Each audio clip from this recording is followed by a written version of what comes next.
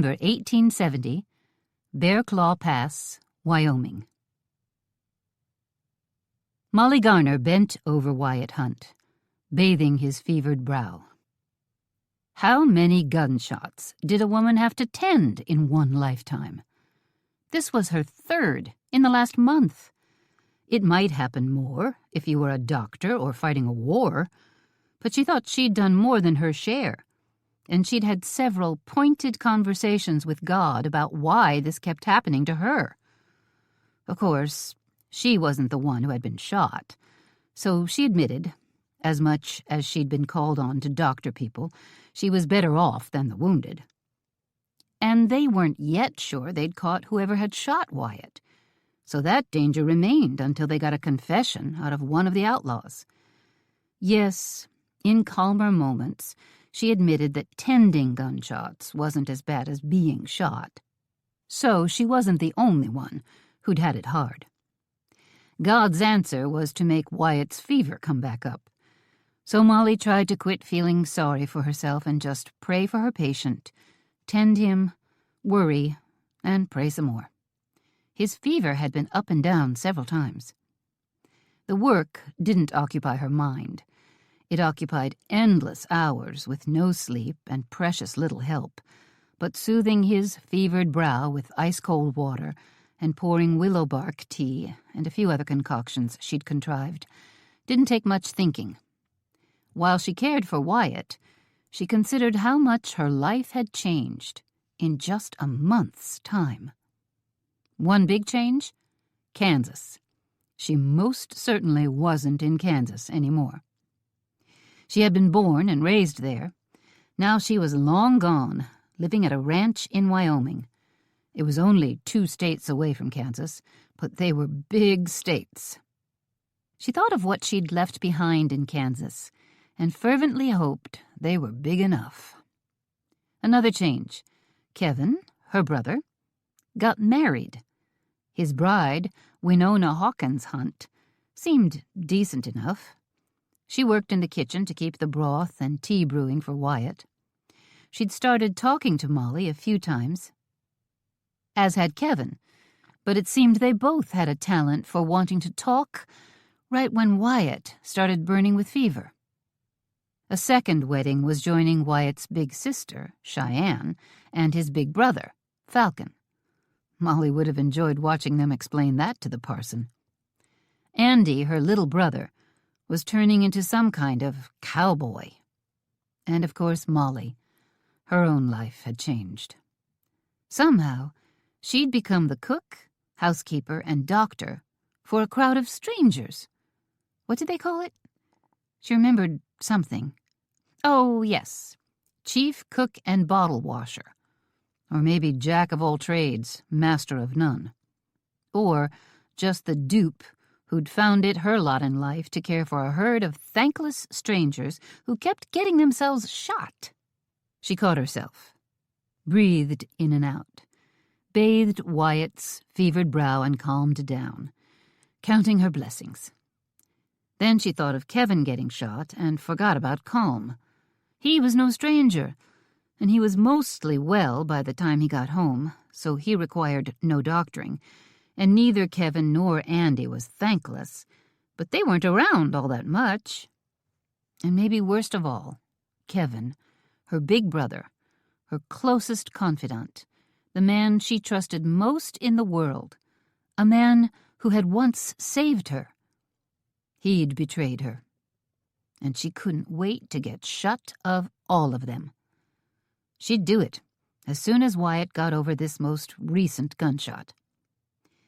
She'd thought Kansas, before, during, and after the Civil War, had been dangerous. They'd called it Bleeding Kansas, after all.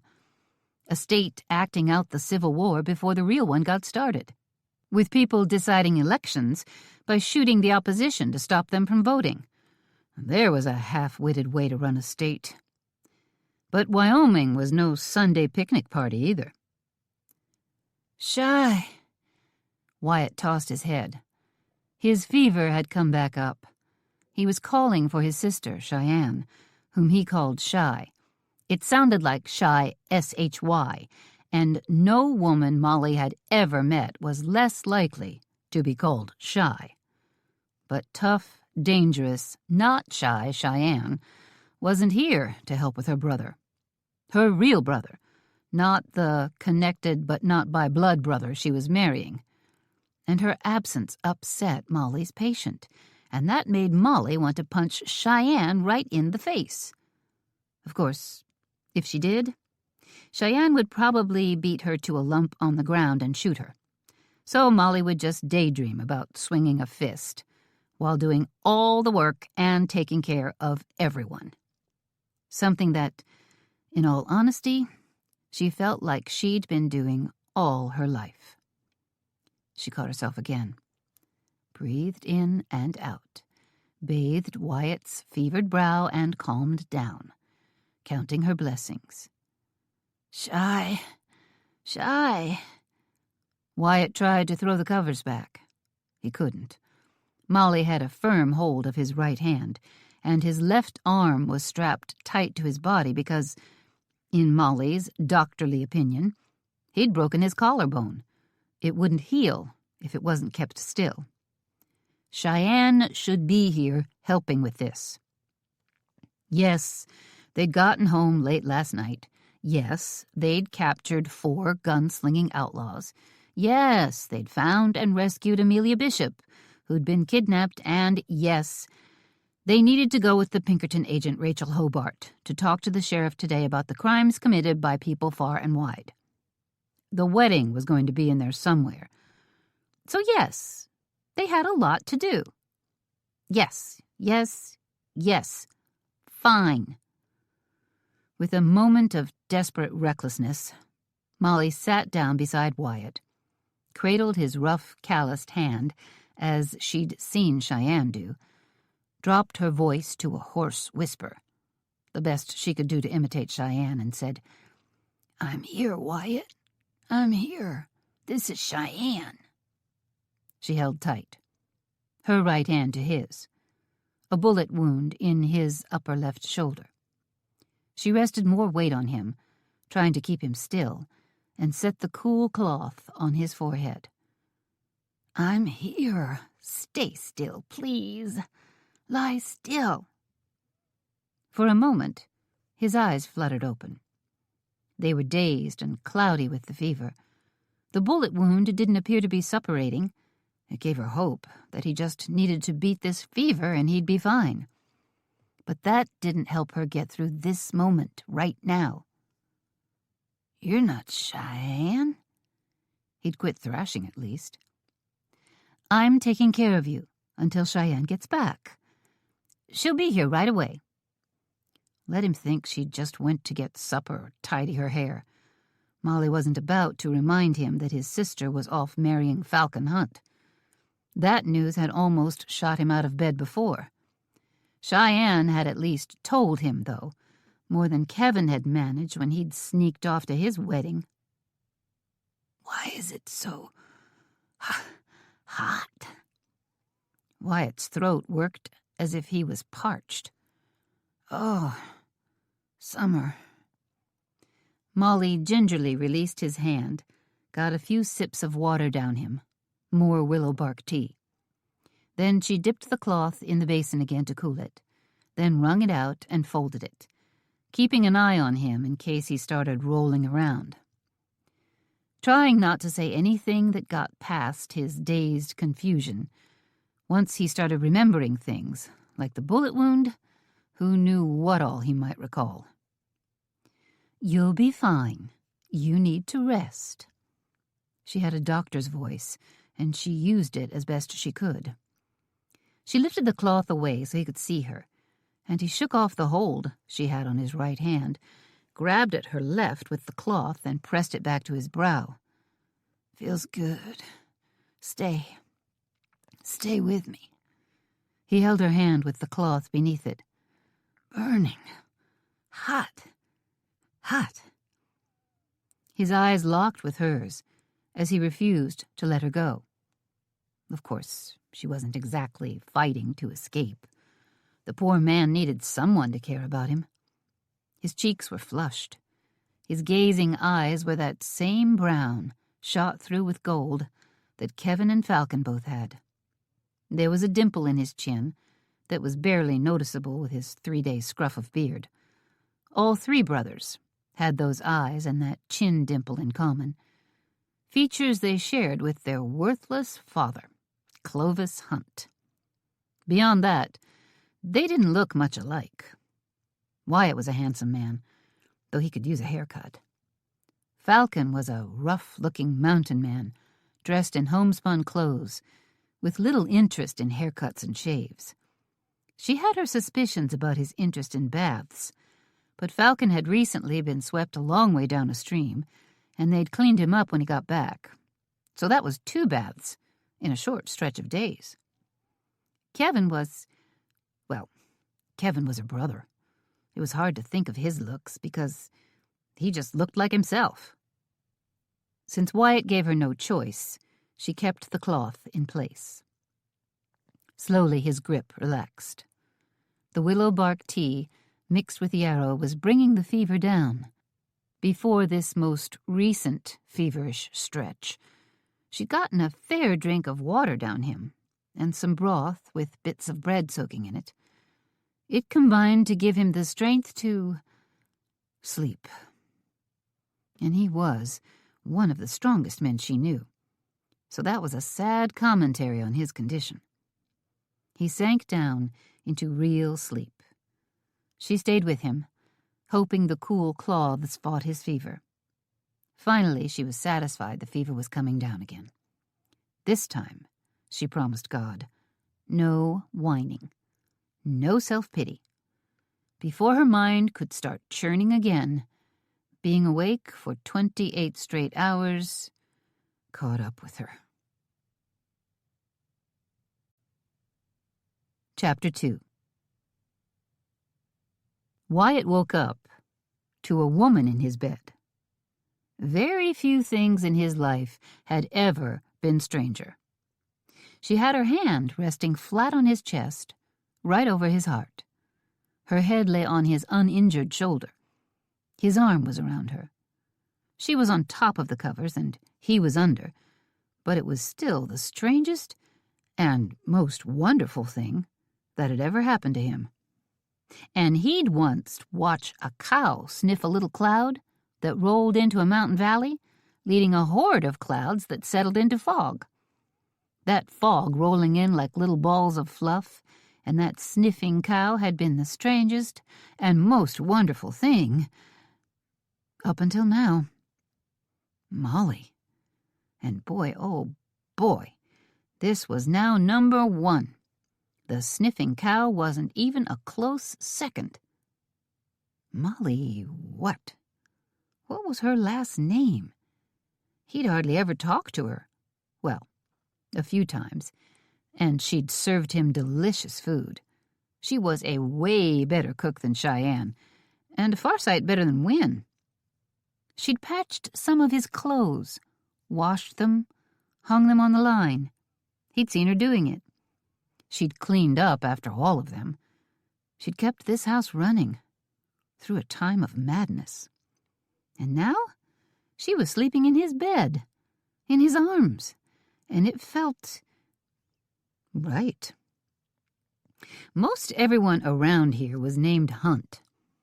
His mind rabbited around to Win marrying Kevin, and then like a jolt of lightning he remembered Cheyenne marrying Falcon.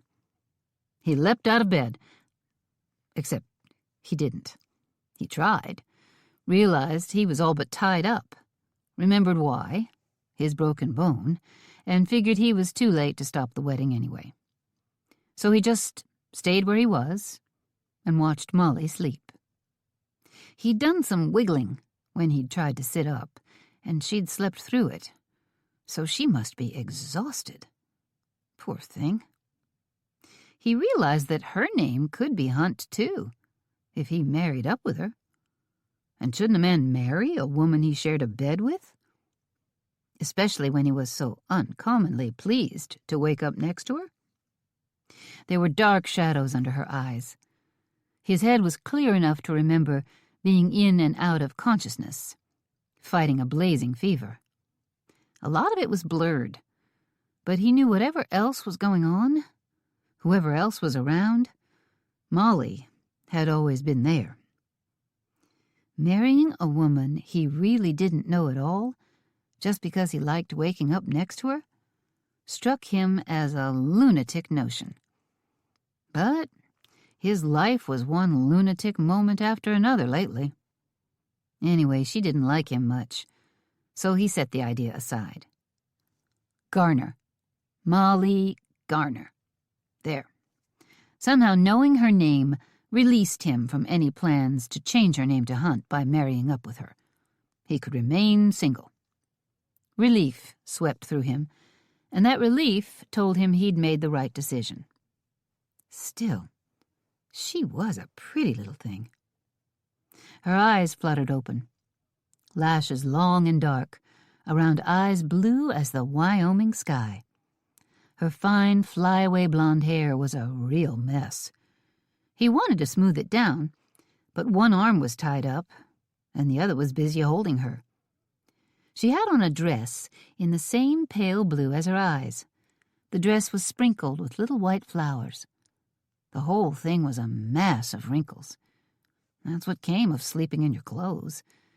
And in fairness, it also came from working, day and night, probably not taking the time to change, and for certain not taking the time to iron her dress. His last clear memory was of morning, and now, judging by how the sun came in his window, it was near supper time. "How long have we been sleeping together?" Some impish impulse made him add that word.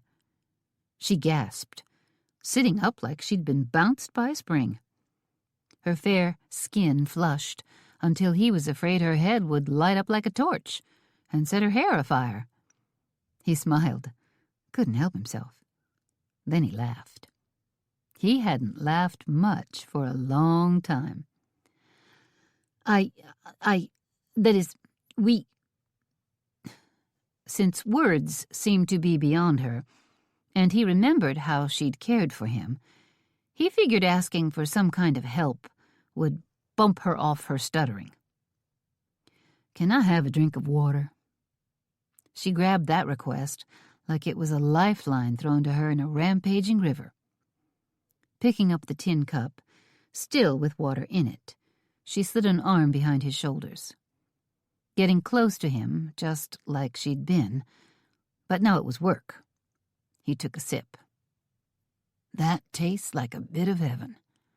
He drained the whole cup, then saw a slice of bread on the bedside table. "Can I have that bread, too? I think my stomach is waking up along with me." The flush was fading as she found work to do.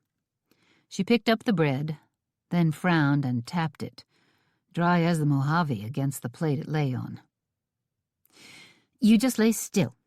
She had a pert little voice, bossy, but in a way so cute, he didn't mind taking orders. Much. "I'll be right back with fresh bread and warm broth."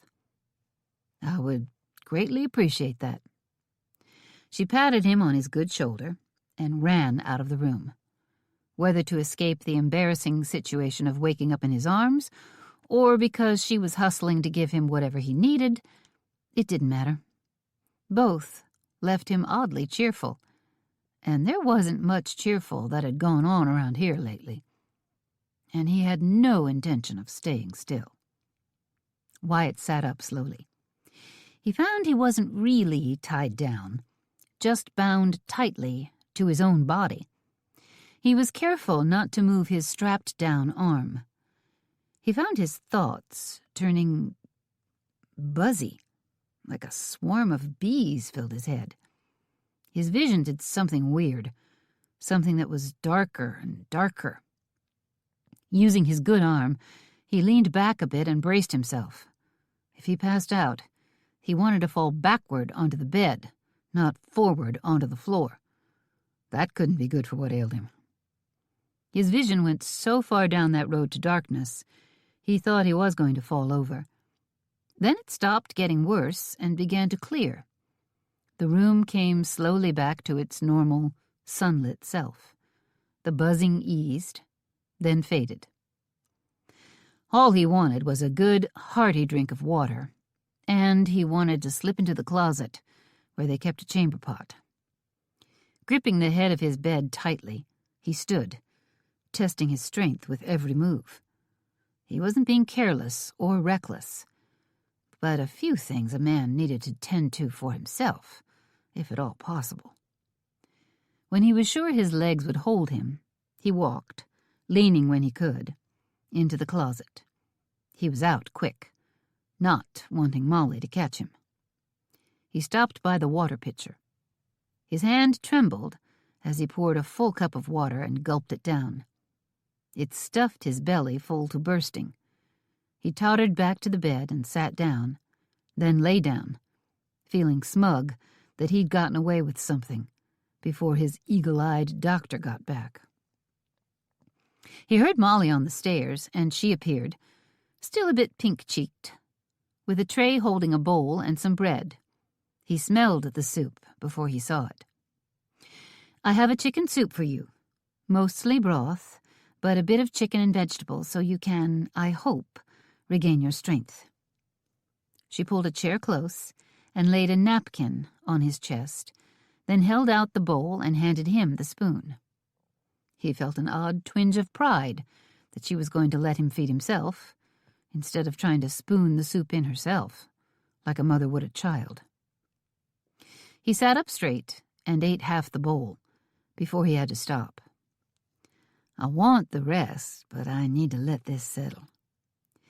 "You'd have had room for more if you hadn't gotten up and had all that water." She arched her brows at him. For just 1 second, he felt like a naughty schoolboy, and he remembered she'd been a schoolteacher, no doubt able to see through floors and walls and read minds as well. "Yes, I did. And use the... that is, I needed a necessary bit of privacy. I was cautious, made sure my head was clear before I stood." She smiled. "And you're a strong man, an adult, fully capable of making such a decision for yourself. No need to sneak, and I appreciated that you didn't try and lie to me. You've got a scolding tone that you use very well. It reminds me of the teacher I had." "Oh? You had a pretty young teacher who cared for you and watched over you, a woman you liked and respected?" Molly sounded doubtful. "I had an old bat who never had a kind word to say and could tear the bark off a tree when she was correcting you." Molly looked a little hurt, which only made it more fun to go on. "I'm lucky I got through a single day without a whack or two with a ruler." "No doubt you deserved it." She squared her shoulders. "Well, there'll be no ruler whacking in this house, nor in my school." She leaned closer to him. "No matter how badly you deserve it." Wyatt lay back as Molly set the soup aside. "Can you tell me what's been going on around here? Is Cheyenne really married?" "They aren't back from town yet, but they rode off with that intention, so I imagine by now they are." Wyatt's hazel eyes met hers. "When did that happen? I know I've been busy with branding, but you'd think I'd have noticed my sister and a man becoming attached to each other." He shook his head. "I never saw it coming with Kevin and Wynne." Molly told him about the betrayal of RHR hired hand, Jeff Wells. He didn't remember that. "He didn't have good cowhand skills, but I gave him a chance. I thought I was doing a good thing." She talked about the Pinkerton agent and the search for Amelia Bishop. "I missed all of that," Wyatt said. "Who's Amelia Bishop, and what's a Pinkerton agent?" Molly explained, to the extent she knew. "I've spent a lot of time tending you. I've missed plenty of what's going on, too. They've found more stolen cattle, another whole pasture of them, besides the ones that had been stolen from the RHR and the Hawkins Ranch. I'm starting to remember some of this. Do you remember that a man from each of the area ranches was among the outlaw band? Wyatt thought hard, but shook his head. It seems there were conspiratorial plans to kill the owners of each ranch and take possession of them. They had a decent chance with Oliver Hawkins, a man alone and no gunman, and possibly with Roger Hanson. Wyatt interrupted. Hanson's as tough as they come. But one man, alone, Cheyenne said.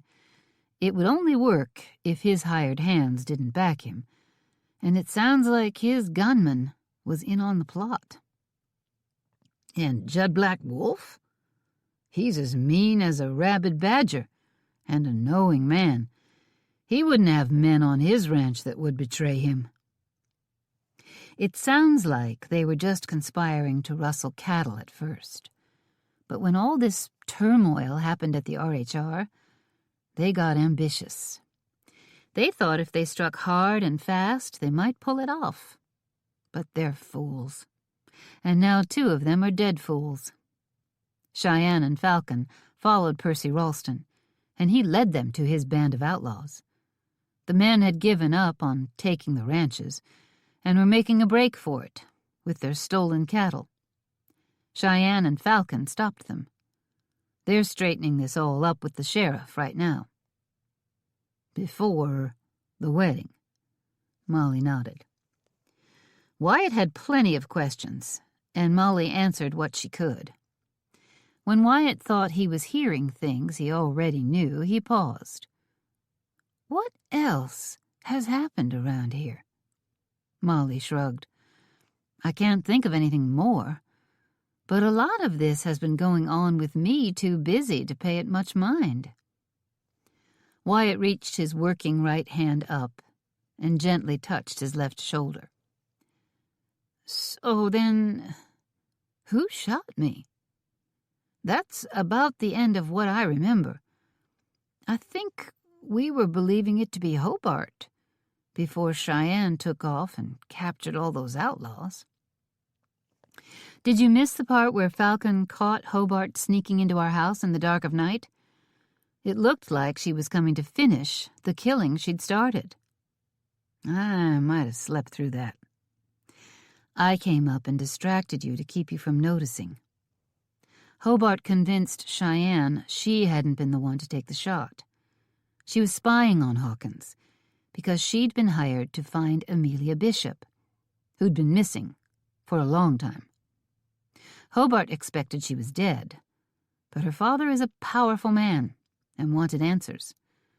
And Ralston was tied up, so he's not who shot you.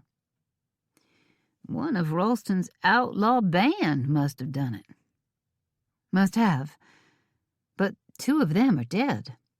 Ralston, one of them. And they haven't got a confession out of anyone yet. Maybe Cheyenne will pound one out of someone before her wedding. Wyatt had to be satisfied with that, for now. Molly helped him eat the rest of the soup, and he ate a slice of bread and drank more water. I feel like I've got some energy from the food. My arm hurts like mad, and it's useless, but the rest of me is feeling decent. In fact, I'm feeling mighty good. Your fever has come up and gone down a few times, but you've never been this clear-headed, nor shown any interest in eating. With a pleased nod, she said, You're on the mend, Wyatt. Can I come downstairs? He cringed a little, because it sounded like he was asking permission. This was his ranch. He ran it. No one told him what he could and could not do, except maybe his doctor. Are you willing to wait until one of the men comes back? I think you should come down. You're up to it, and it might do you some good to get out of bed for a while. But a fall down the stairs might be very serious, and you've only one arm to steady you. She smiled and batted her lashes at him, as if, instead of giving orders, she was trying to sweet-talk him into it. He had the sense that she was mocking him, or at least being some odd kind of flirting girl, only sarcastic under it. But it didn't stop him from doing what she wanted. Truth was, with those pretty blue eyes batting at him, there weren't many orders he wouldn't take from this bossy woman. And he didn't want to fall down the stairs either. "I'll wait." Molly stood and reached for the tray and the empty dishes. Without really thinking, Wyatt reached out and caught hold of her wrist. She stopped and looked at him. "What is it? Do you need something more? You've only to ask." "Thank you," he said.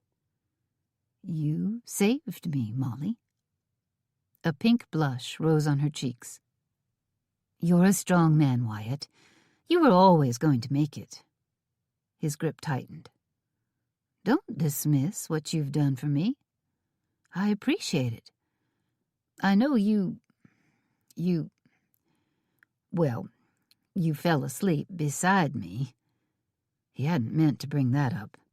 Clearing his throat, he forged on. "You fell asleep out of pure exhaustion." "Yes. Maybe I'd have healed up all on my own if they'd have just tossed me on a bed and gone about their business, chasing outlaws and getting married. But—" Her hand came and rested over his where he held on. "Doctoring you needed doing, and I knew what to do. If I lessened your suffering, or did things that'll help my arm heal straight." She nodded. "Then it was my pleasure to do it, Wyatt. I'm glad you're feeling better." For 1 second, one lunatic second, his hand drew her forward. She didn't seem averse to being drawn. Then he realized his focus was on her lips. His memory was of her in his arms. That wasn't what he should be thinking of. That was no way for a man to truly thank a woman for her care. He let her go and she straightened, her hand rubbing her wrist where he'd held her, the color in her cheeks going from pink to rose. "I'll send someone up for you as soon as they get home. Maybe you could get in a bit more sleep." She snatched up the tray and left so quickly it could almost be described as running away. He smiled as he watched her leave. Then his smile faded. With a full belly and his head clear for the first time in a long while, he settled in to figuring out who'd tried to kill him. Chapter 3. Falcon Hunt stepped into Sheriff Corley's office with 3 women in tow. Every single one of them more bloodthirsty than he was. Strange feeling. Amelia Bishop, who'd shot one of the dead men, Norm Mathers. She hadn't killed him, but she'd opened the ball, taking the first shot, and she'd winged him a couple of times, which sent him to shooting wild, and it looked like in his aimless shooting, Mathers had killed Percival Ralston. Cheyenne, who'd taken the killing shot at Mathers, though not for lack of trying on Amelia's part. But Amelia was shooting with more rage than aim. And the Pinkerton agent, Rachel Hobart. A cool, ruthless character, if ever Falcon saw one. Hobart wanted out. She wanted to take her found alive missing person back to Minnesota, wherever that was. Hobart probably had cash money to collect for the job. Most everyone involved in the search, Amelia's pa, the state senator, her brother, the army general, and Hobart herself, had figured Amelia for dead. So taking her home alive and well, even if killing mad, would make Hobart a hero. Falcon led the 3 women in, hoping to make this quick, because the woman who'd actually killed a man had agreed to marry up with him as soon as they were done. And then it got complicated. Oliver Hawkins showed up. Falcon knew Hawkins had asked Cheyenne to marry him. She'd been sorely tempted when she lost her ranch. Amelia, then later Hobart, had been his housekeepers, though Hobart had been what she called undercover. It sounded like the woman was a liar for a living, but she seemed to have no problem with that. Falcon decided to let that be between her and God, and didn't bother fretting. Hawkins strode into the jailhouse like a proud banty rooster. His eyes went straight to Amelia Bishop. "Amelia? Where have you been? What's going on?" With a quick look between the sheriff, Hobart, Falcon, and Cheyenne, looking for safety, Falcon reckoned, Amelia moved to hide behind Cheyenne. Good choice. But the woman looked plumb scared. There was no sign of the bloodthirsty woman she'd been in the canyon. "Don't you come near me, you foul, lecherous beast." Her voice was high-strung, a woman near terror. Cheyenne's eyes narrowed at that. Amelia had said she'd run away from Hawkins with Percy Ralston because she didn't like her boss, but she'd never said just why. Falcon wasn't sure what a lecherous beast was, but it sounded mighty bad. He shifted, so he stood shoulder to shoulder with Cheyenne. He was inclined to hate Hawkins, just 'cause he'd proposed to Cheyenne. If Amelia hated him, then Falcon would stand between Hawkins and her. Cheyenne edged right next to Falcon, which was mighty nice. She whispered, "What's a lecherous beast?" He glanced sideways at her and shrugged. "It sounds mighty bad." Falcon thought he and his feisty little Cheyenne were going to be about the happiest married folks who'd ever lived. Cheyenne went back to standing straight, scowling at Hawkins. "We found Amelia. She'd run off with Ralston and married him. Now she's going home to her father." "But, Amelia," Hawkins pleaded, "you were the best housekeeper I've ever had. I want you to stay with me." "No, absolutely not, Cheyenne.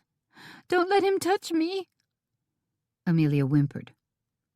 Hobart came over and stood beside Cheyenne. "He will touch you only over my dead body, Amelia. You don't have to be afraid any more." While the women handled Hawkins, Falcon wondered if the two men left of the gang would be hanged.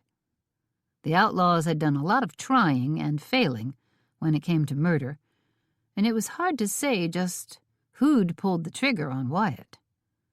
But cattle rustling was a hanging offense, wasn't it? And they were all guilty of that. And which of them had shot Wyatt? He looked hard in the cell, trying to judge. If they were smart, and there was no sign they were, as being a thieving rustler was at its very root stupid, they'd blame it on one of the dead guys. "Amelia doesn't want to be a housekeeper anymore, Hawkins." Hobart spoke loud and clear, more sensible than any of them it seemed. Being ruthless was helping her keep her head. "She wants to return to her father and stay with him." "But, Amelia—" "Enough, Hawkins," Sheriff Corley interrupted. "Your housekeepers have both quit. You need to stop intruding when we've got prisoners to hang." "Hey, I didn't hurt anyone. I didn't even belong to this gang when they were stealing cattle." Jeff Wells from the RHR was a weakling. Falcon considered him for a bit. Weaklings were often willing to do plenty of talking when a noose was mentioned. Maybe he knew who'd shot Wyatt. Cheyenne quit protecting Amelia, which wasn't a real big job. It was unlikely Hawkins was going to hurt her or drag her out of here with, Falcon counted quick, 6 witnesses, including the sheriff. He probably shouldn't count the outlaws locked up, but Anyhow, there were plenty of folks who'd step in if Hawkins so much as touched her amiss. Falcon sure wondered what it was that Hawkins had done to set Amelia so hard against him. He'd noticed Wynne didn't like her pa either. Falcon intended to find out what was going on. Cheyenne said, "Drag Wells out of there, Sheriff. I want to talk to him away from Bender." Corley moved fast. Maybe he thought it was a good idea, or maybe he just knew he had a dangerous woman on his hands. Sonny Bender, the other survivor of yesterday's shootout, shouted, "Wells, you keep your mouth shut, or you'll be sorry." "I've got 2 cells. I'll put you in one of your own." Sheriff Corley had a firm grip on Wells, who showed no sign of resisting. Everyone but Bender went outside. They were far enough from Corley's door not to hear the yelling anymore when a man galloped in with 5 riders. The leader looked like every other cowboy, except his short hair, which only showed around his ears, was midnight black, his eyes black as coal, his skin a shade that didn't come from any suntan. He swung down off his horse with a move Falcon swore to himself he'd learn, as graceful and powerful as a big, dangerous wildcat. "Judd? Judd Black Wolf?" Cheyenne had thought she might see Judd before this was over. She was surprised how nice it was to see the kid, though he definitely wasn't a kid anymore. The fierce look on the man's face faded and turned into a smile. "Yep, and you're Cheyenne Brewster, from the RHR? I haven't seen you in years." Cheyenne strode forward and stuck out her hand. Judd grabbed it and just held it. They'd had enough in common back in the day, with Indian blood flowing in their veins in a world being conquered by the white man, that she'd always felt a strong connection to him. "You found cattle? Stolen from my place?" "I was in on finding it." She quickly ran through enough of what had been going on, then she jerked her head at Falcon, who'd come up beside her. He helped. "We've got Sonny Bender locked up inside." "Bender? One of my cowpokes is in on this?" "Yep, he was in on it. They're forming a jury, and he'll hang. We listened in on a plot to kill you, Hanson, Hawkins, and those of us on the RHR.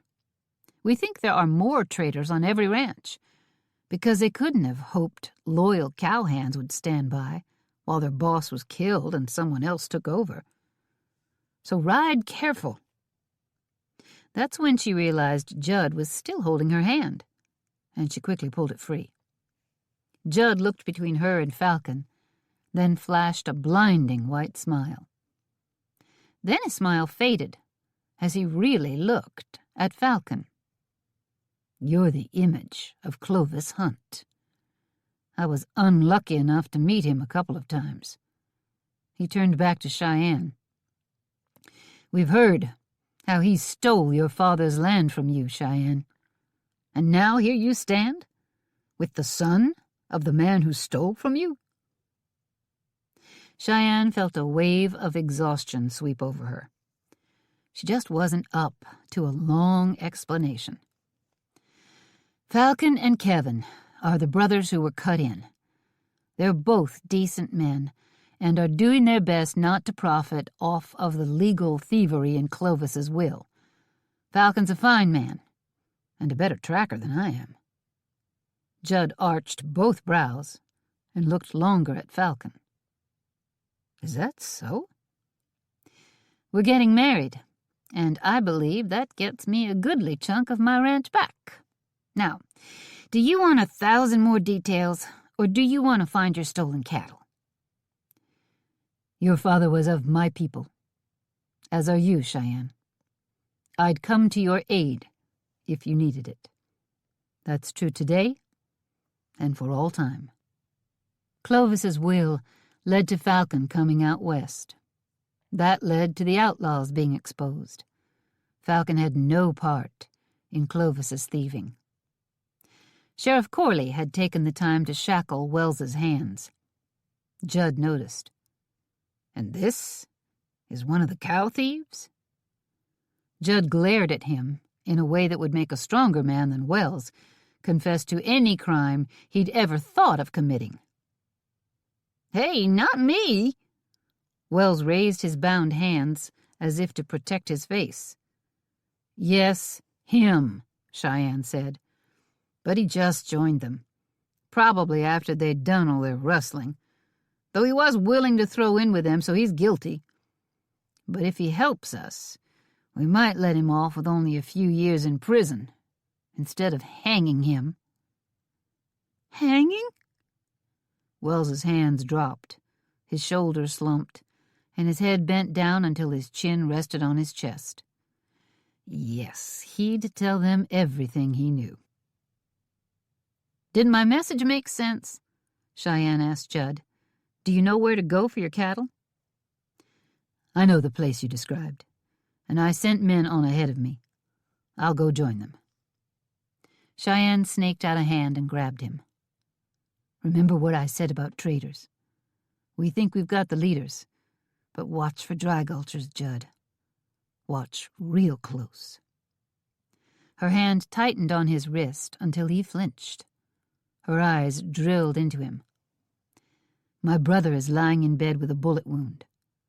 These men are ruthless coyotes, so be on guard. Wells here is the second turncoat we've found among our men, and we thought we could trust them all." Judd nodded, his mouth a grim line. She released him. He turned, leapt on his horse in a way so graceful, Cheyenne felt like she was watching a cougar leap from the ground to a tree branch. The horse raced away, and Judd's men went with him. Behind him. Cheyenne said a prayer for his safety, for the safety of everyone trying to straighten this out. Falcon's arm came firmly around her shoulders and turned her to face him. "Old friend?" She looked into those hazel eyes and smiled. "He is an old friend, and a married man with, I think, 3 children, and I only know that because I've heard it around town.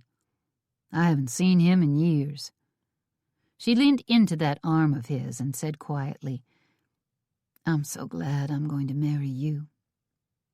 She saw the jealous flare in Falcon's eyes calm, and he relaxed his grip. She turned back to Wells. "If I need to beat a confession out of you—" Wells flinched and didn't seem to have the force of will to break eye contact with her. "I'll just think of my brother, wounded, feverish, only alive through the pure grace of God, and everyone here will need to get in line behind me.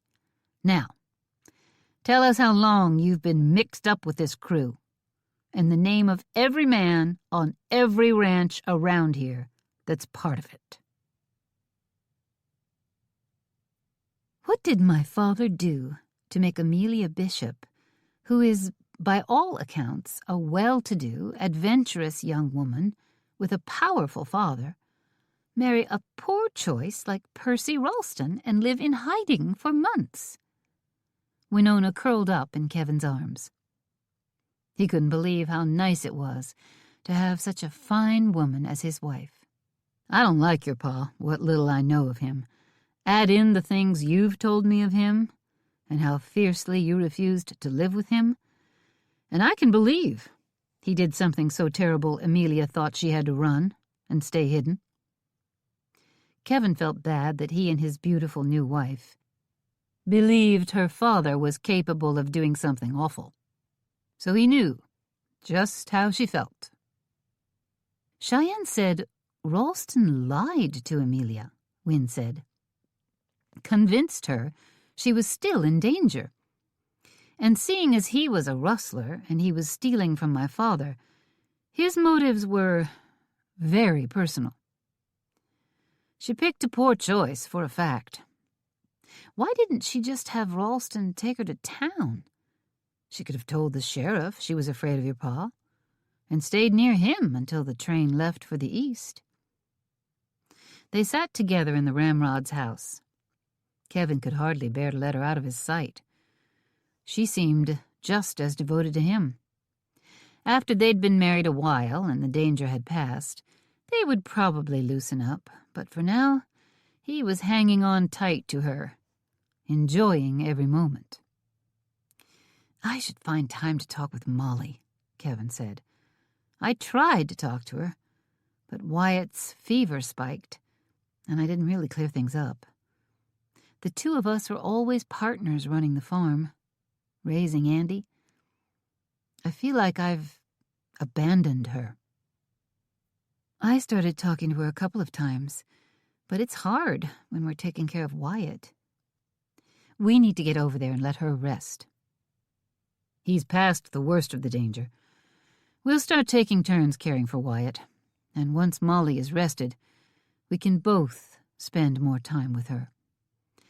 I want her to know this new family I've started with you." He paused to kiss Wynne long and deep. God was truly taking care of him. God would take care of them both. Well, she's part of that family.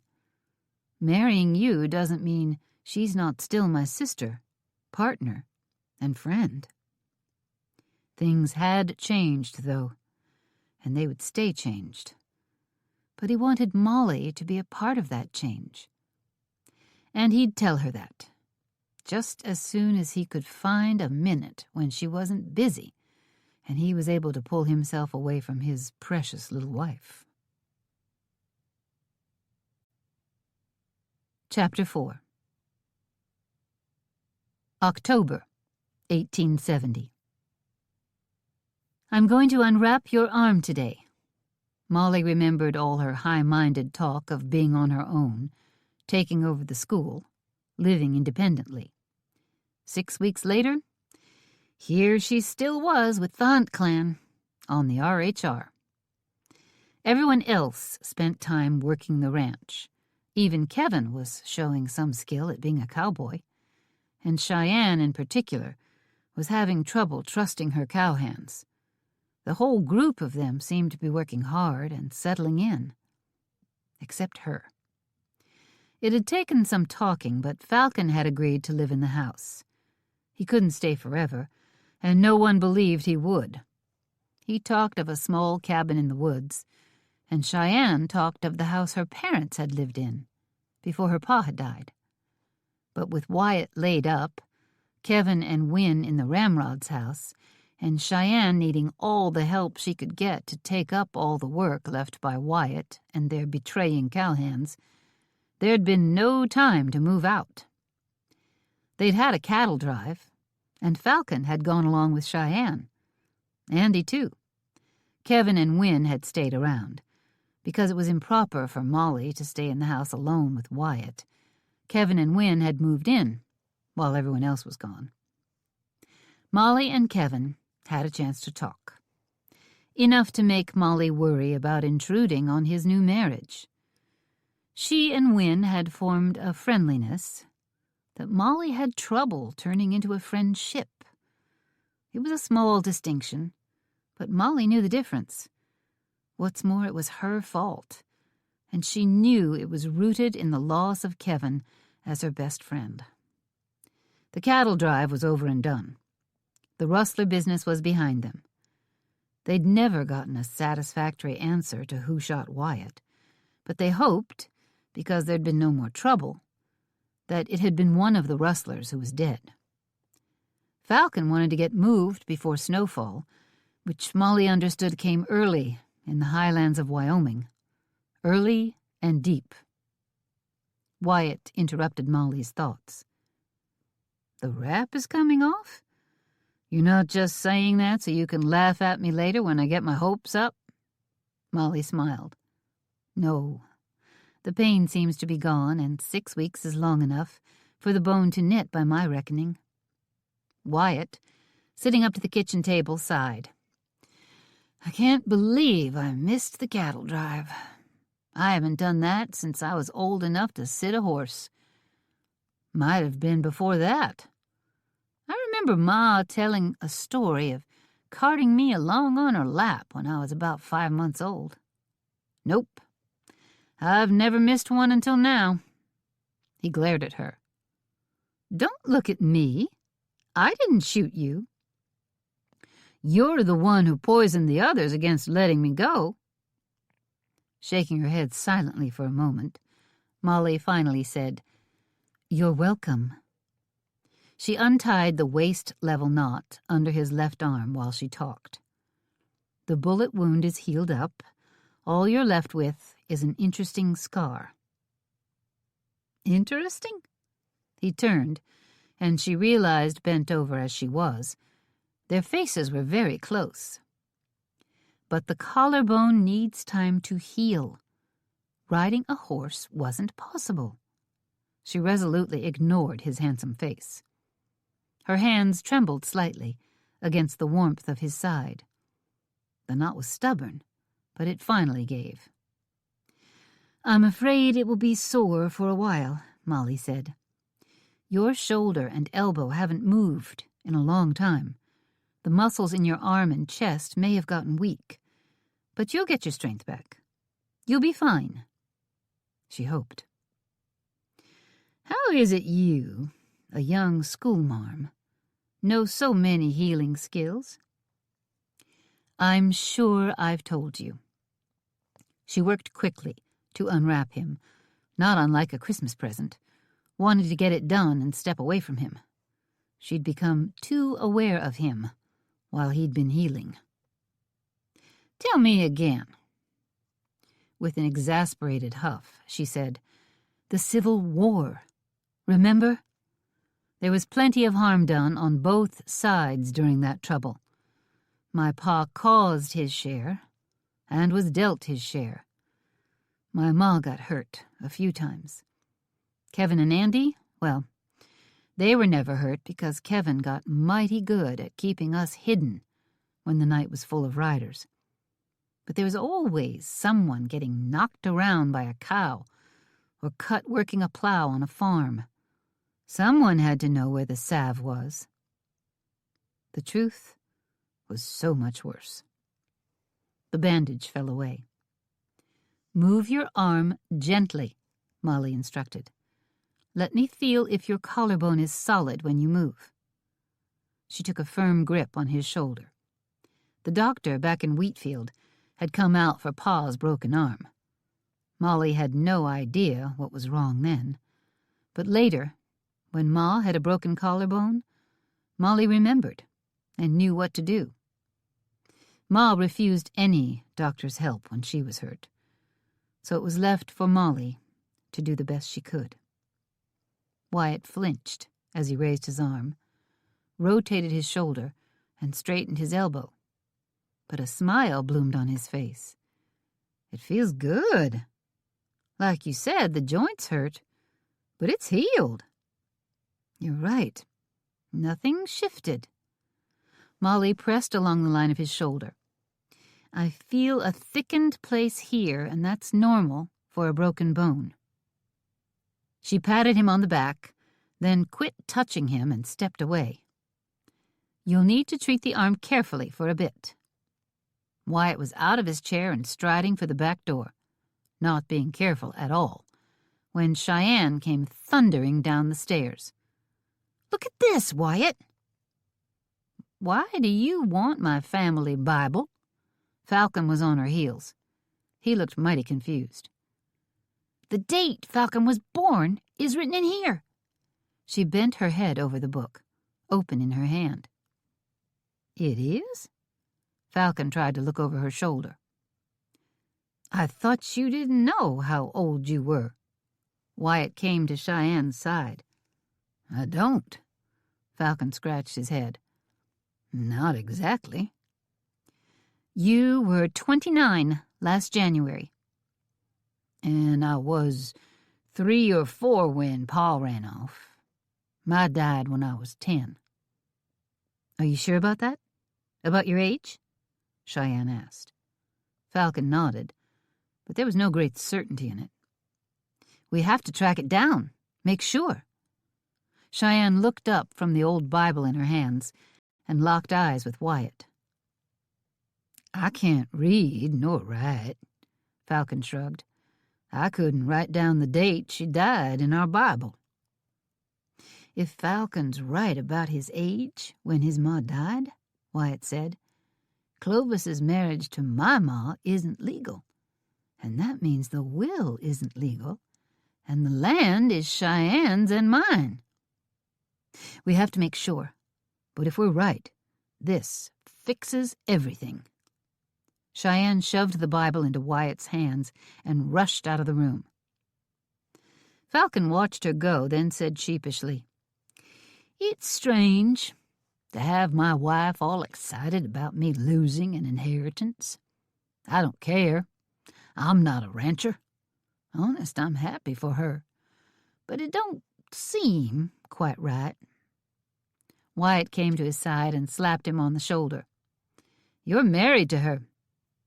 I know from good old Pa that whatever she owns is yours. So instead of owning a third of the ranch, you now own half.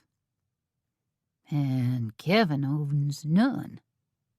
Falcon gave Molly a worried look. He stands to inherit all of Hawkins' ranch, even if he'll never get wind to go near it while her pa's alive, Wyatt said. You were alone in a cabin in the mountains from the age of 10? Molly's heart twisted. I was 9 when my parents died, but I had Kevin. Yep, I was a mighty scared boy.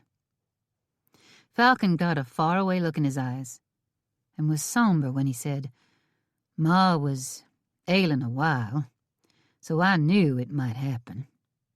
She talked herself blue, trying to teach me to get by without her. I could hunt, and I'd worked the place with Ma since I was no bigger'n a sprout. I could plant and hoe the garden. I could find berries and nuts. There were roots growing wild. I could fetch round a possum or a brace of rabbits, snare a quail, and I sure enough knew how to go fishing. Whatever I caught, I could skin, cook, and eat. I could make leather out of a hide. I knew how to load my gun and hit what I aimed at. I could use a bullet mold. I got by. But I was so alone, my ears echoed like someone shouting down the holler. Molly came to his other side and patted him a lot more gently than Wyatt. Falcon looked to Wyatt on his left, then Molly on his right. It's a whole lot better having family about. Molly nodded, though some days she had her doubts. You got yourself untied. Falcon turned to look at Wyatt's arm. You're well, then? Seems like it. I'm crazy to get outside, saddle up a horse and ride. Want to come? Sure. If we're right, my wife owns half this ranch. The two of them grinned at each other and charged outside. Molly smiled after them. When the back door slammed, her smile faded. She felt, well, Falcon had said it about right. She felt so alone, her ears echoed. She made plans to get on with her life, find a job. Then, plotting her escape, she turned to setting the kitchen to rights. All Wyatt's bandages were scattered about, and there was a noon meal to get. She'd ride to Bear Claw Pass right after she'd cleaned up. She hadn't heard who replaced Wynne for the teacher's job, but she'd make sure to see if they'd found someone.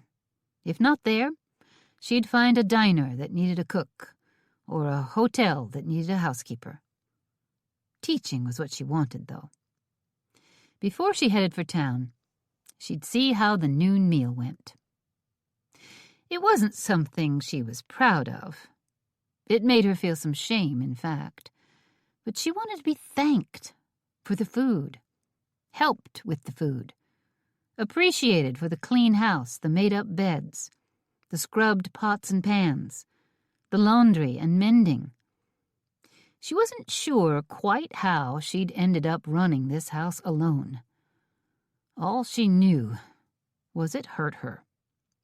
Especially Kevin marrying Wynne, which was an absolutely normal thing for an adult man to do. But he hadn't talked to her before the wedding. They'd always been such partners, and now he had a new one. He'd moved into the life of a completely reasonable adult. She had to do it too, not just hang around here, feeling pitiful and furious. Both feelings, she was sure, were sins, and sins she was committing with great regularity. It had to end, and she'd end it by getting on with living. She turned to her cooking. She'd make the noon meal the best they'd ever had. She was a better cook than Wynne, and a far better cook than Cheyenne. Kevin was probably the second best cook around here. Andy third. The rest of them were nothing to boast about, although she had to admit that Falcon might do wonders with a possum. An unworthy part of herself wanted them to miss her. She'd fry chicken, because she had a knack for that, and she knew just the chickens she'd use.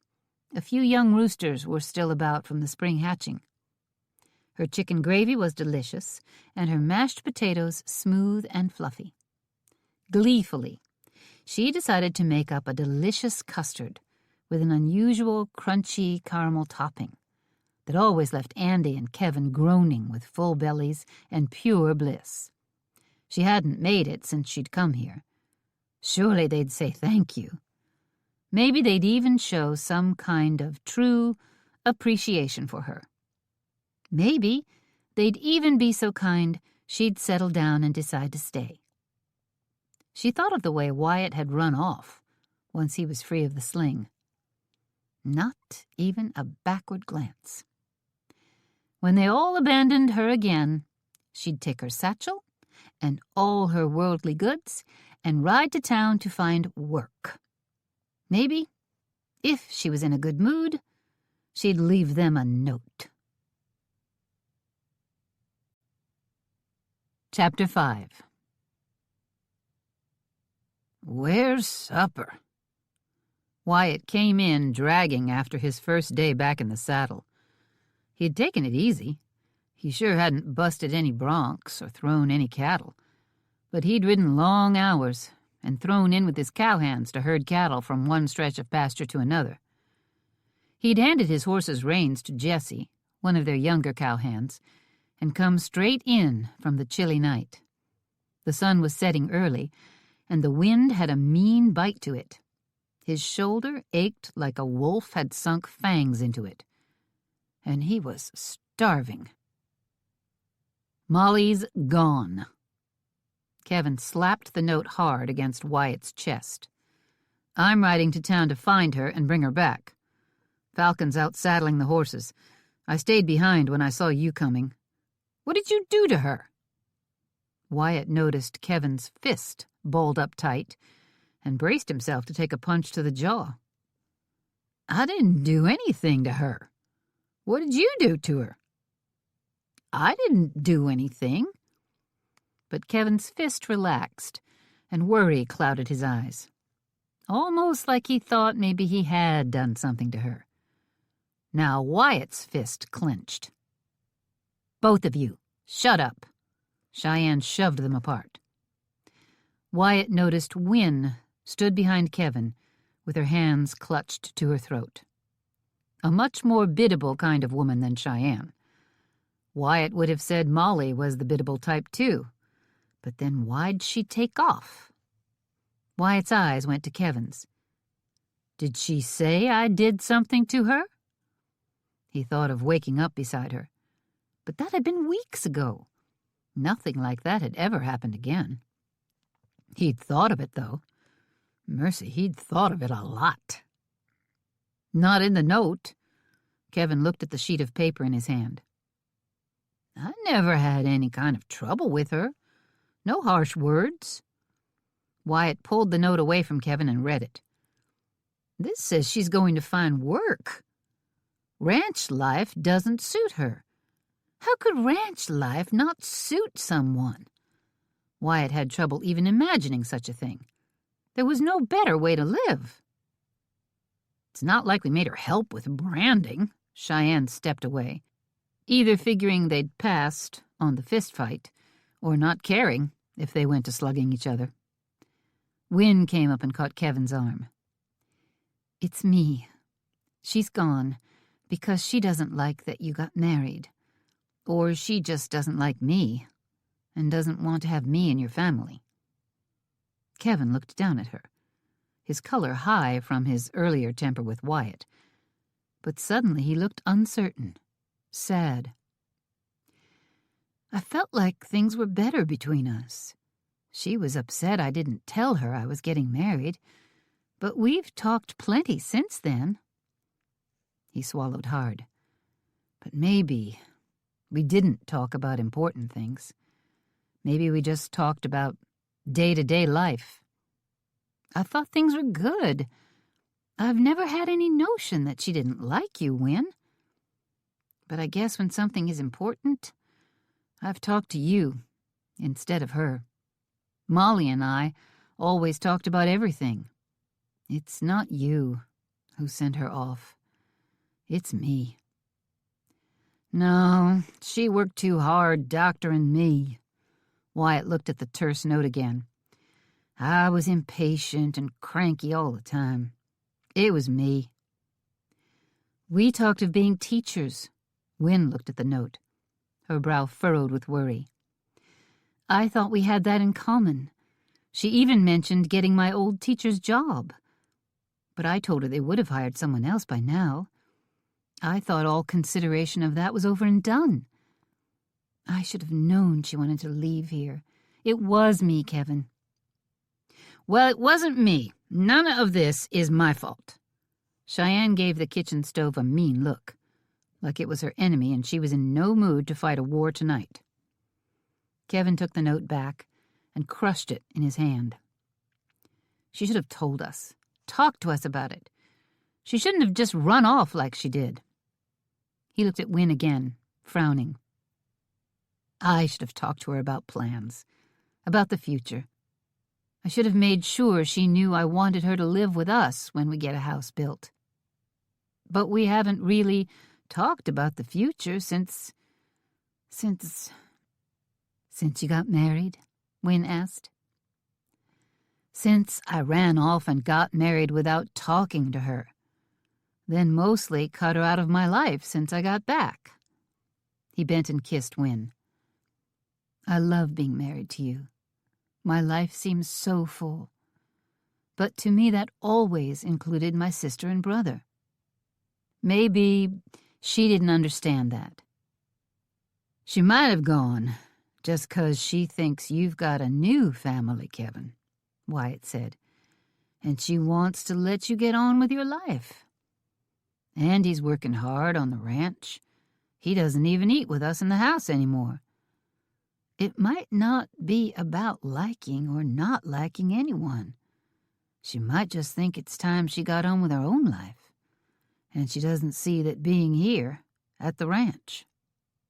Wyatt gave Cheyenne a nervous look. What? She snapped. You've thought of a way to blame this on me? No, but it was this morning that you confirmed Pa probably wasn't legally married to Ma. If it's true, the will doesn't stand, which means Kevin doesn't own any of it. I told you I don't want any part of a stolen ranch, Kevin fumed. Yes, and Falcon said it too, and I believe you. That's real decent of you. Wyatt tried to trace down all Cheyenne had told him. You're still my brothers, and you are welcome to have a home here on the RHR. But maybe Molly didn't see herself as part of that. She has no blood relation to me and Cheyenne. This ranch isn't in any way hers. Yes, but she's my family, even if she's not yours. Leaving has to be— Maybe, Cheyenne cut him off. She just doesn't like cooking and cleaning all day, every day. I know I wouldn't. Cheyenne's shoulders slumped as she trudged over to the stove. She was a schoolmarm back in Kansas. Maybe she just quit a job that didn't suit her to get one that did. Wyatt's exhaustion slid away as worry and regret gave him new energy, pushing him to find Molly. I'll go with you to look for her, Kevin. If you and Molly haven't talked about how she fits into your future, it's a big part my fault, because she's been fetching and carrying for me all day long. I've been so useless with my arm bound. He circled his shoulder and winced. She's done so much to care for me, and I don't know if she realizes how much I appreciated it. Had he said thank you? Or had he complained about being more or less tied up for 6 weeks, and blamed it on Molly and her doctoring, as if she'd shot him and broken his collarbone? Kevin turned to Wynne. You stay here. It's cold. Wyatt turned to Cheyenne. We can't all go herring off and leave Wynne alone at home. It's not safe. And you're right. You've done nothing to be sorry for. It's me that needs to go. Kevin may be part of it, but I reckon she mostly just got tired of me. He thought of her warm and soft against him. And she was too decent to leave until I was up and around. She made the most delicious thing I've ever had for dessert today. Cheyenne patted her stomach. Wyatt thought of that custard. He guessed that'd be what they served for dessert in heaven. He could eat that for 3 meals a day, every day for the rest of his life, though her fried chicken was the best he'd ever had, too. We've got to get her back just so she can make more of that. We told her thank you, real nice, when she served that. Cheyenne looked at the tidy counter. I wonder if there's any of it left. I think I remember licking out the pan, Wyatt said with a shrug. The pain from that motion made him immediately regret the movement. You and Wynne can get some supper on. We can eat fried eggs and biscuits. I hope to be back in an hour, even if we have to throw Molly over a saddle and cart her home like a felled elk. Bearclaw Pass was a half-hour ride if they goaded their horses, so they'd really have to just grab her and run. Hey! Get out here! Falcon called from the outside. He must have the horses ready. Wynne grabbed Kevin's wrist. Maybe you should ride beside her on the way home and have a good long talk. Kevin nodded and kissed her. Wyatt headed out, dreading Cheyenne's cooking, especially when she was in a bad mood. He should have told her they'd just eat bread and butter. Molly was ahead with the baking. Cheyenne seemed to cook at a full gallop, with little care for charred edges and rare innards. Sometimes, after her more rushed meals, he felt like he had charred edges and rare innards. Wynne was a decent cook. She wasn't a patch on Molly, but she was decent. He hoped Wynne could manage Cheyenne and hog-tie a meal. Chapter 6. Molly had a job. They had hired a new schoolmarm after Wynne, but she'd worked through a 6-week stretch of school and was already quitting to get married. It was hard keeping a teacher in a town with 5 men to every 1 woman. Or was it 50 to 1? Molly had gotten hired on the spot, and the school board had walked her over to Parson Brownlee's home. Parson and Mrs. Brownlee had acted delighted to have a new person to live with them. They seemed like lovely people. She'd unpacked her satchel and washed thoroughly, and was out in time to help Ida Brownlee with supper. She ought to make these two a custard. They'd be glad they'd had her come to stay. The evening meal was a fine experience, casual and friendly, not a gunshot victim to be seen anywhere. The Brownleys were good company, older but not elderly by any means. By the time they were done eating Ida's tasty ham steaks with mashed turnips, Molly had learned all about their 3 grown children, 2 sons and a daughter, all married with children of their own, and moved away. The 2 seemed interested in adding someone younger back into their household. Why, they looked willing to adopt her. Molly was just preparing to insist on clearing the table and washing the dishes when someone knocked on the front door.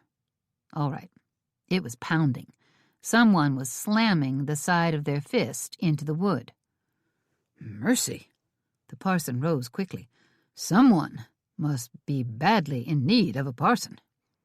He rushed to the door and swung it open. Wyatt stood there, glowering. Molly's stomach twisted. I think they're here for me, parson. Her voice rose so the Hunt brothers, all 3 of them, could hear her. They must have doubts about allowing a self-supporting, intelligent, adult woman to make her own decisions and live her own life. Mrs. Brownlee arched one brow at her. Molly had no doubt her tone wasn't lost on Ida Brownlee. She saw Kevin looking worried. Probably because he had to leave his wife behind for more than 10 minutes. Falcon didn't look overly upset. Wyatt charged in, followed by the other Hunt brothers, but only one of them actually her real brother. Molly slapped her napkin on the table. She hadn't done anything wrong. Are you 3 taking up brotherly outings now? Wyatt glowered like he had been since they opened the door. Kevin's brow furrowed with worry. Falcon grinned at her. She knew, even if they didn't, that their protest was all out of guilt. They didn't really want her underfoot. They were all just bound up by their sense of responsibility. Come and join us at the table, Mrs. Brownlee gestured. Would you like some ham? I made quite a bit, thinking of leftovers, but I'd be delighted to share it with you. The parson pulled 2 extra chairs up. It was crowded, but there was enough room. Kevin rounded the table and shoved a chair in beside Molly, while Falcon and Wyatt sat across from them. Wyatt straight across from Molly. We haven't had supper, Mrs. Brownlee. Wyatt seemed to be very friendly with the couple. I'd be mighty glad to have some of your fried ham. On Sunday, I'll bring you in a couple of our older roosters for your stew pot. That sounds wonderful. We'd appreciate that. Wyatt took a piece of tender sliced ham from the serving platter. I've had your fried ham at a church social, ma'am. It's a wonder what you can do with a slice of pork. Mrs. Brownlee pinked up nicely and passed a bowl still half full of turnips. The men started serving themselves as if... Molly scowled. As if she wasn't there with a hot meal when they came in at night. As if she wasn't there to wait on them hand and foot. And now they were starving and letting some other poor woman do it. It's a wonder, really, Wyatt, that you didn't starve to death before I arrived in Wyoming. Now, Molly. Kevin poured gravy over his turnips and ham. He near to drowned the whole plate. We're here to fetch you home. That is, I don't want you to live away from us. Neither do I, Falcon said around a mouthful of cured pig. You're coming home, and that's that. Wyatt went back to chewing. Maybe he'd come in scowling because he blamed her that he was hungry. We want you out at the RHR, and we feel like... Kevin gave Wyatt a desperate glance. Molly knew it might be best to have this talk strictly between Kevin and her. No one else needed to hear their business. Parson Brownlee said, Sometimes when there is strife in a family, it can help To talk about it with another person present. A parson. And his wife. Ida Brownlee gave Molly a pointed look. Neither one of them was budging, almost like they knew she wanted them to leave. I have a job. I'm sure you were going to ask soon. We heard the last schoolmarm got hitched. Falcon kept chomping away. But we can't spare you. You're keeping us alive, and you're the best cook I ever heard tell of. And that's saying something, because my first wife, Patsy, was a wonder with possum stew. Molly had never eaten possum, nor did she want to, but she tried to keep the disgust off her face. I'm sure you'll be fine. Wynne is a good cook, and Cheyenne, well, she works so hard outside it stands to reason she wouldn't have developed cooking skills. But you won't starve. No, Falcon said, grinning. But we might want to. Ida Brownlee snatched up her pretty white cloth napkin and used it to cover her face. She tried to make it sound like she was coughing, but Molly was sure the woman was laughing. She's your wife. The parson was rubbing his mouth rather vigorously. You might want to be more positive in your comments about her cooking. She's the best wife a man ever had. For the first time that evening, Falcon seemed upset. Whether she's a cook or not, ain't nothing that I'd ever judge her on. The parson nodded, and Kevin went on. We know you got hired, because we asked around town while we were looking for you. And we also learned that school doesn't start until next Monday. Looked high and low. Figured you'd been taken away by some outlaw. Wyatt sounded grim. So please, Molly. Please. Kevin drew the word out for several seconds. Come home with us. We'd like your company until you start school. We honestly want you back to stay, Falcon said. Can you make that custard again tomorrow? Molly balled up her napkin, but refrained from throwing it at him. Falcon smirked, almost like he knew exactly what she was thinking. Wyatt added, Your brother is asking nicely, but you are going home tonight. I don't like seeing you all pressuring her. Mrs. Brownlee lost all trace of humor. Wyatt looked at Mrs. Brownlee. We all feel mighty bad that we weren't kind enough to her, so that now she wants to leave us. It's me, especially. I've been ailing, and all the work doctoring me fell to her. He looked across the table at Molly. Did I ever thank you? Molly heard the guilt in his voice, saw the sincerity in his eyes. She felt herself weakening, blast it all. I've been so impatient to be well. I'm sure I snapped and snarled like a cur dog by way of letting you know you saved my life. Kevin rested one of his strong hands on her back. Wyatt went on. Your knowledge and care are a miracle straight from God. I feel like the worst kind of sinner to have done something to drive you away. To say he hadn't driven her away would make Kevin blame himself. To say he had driven her away would make Wyatt feel awful.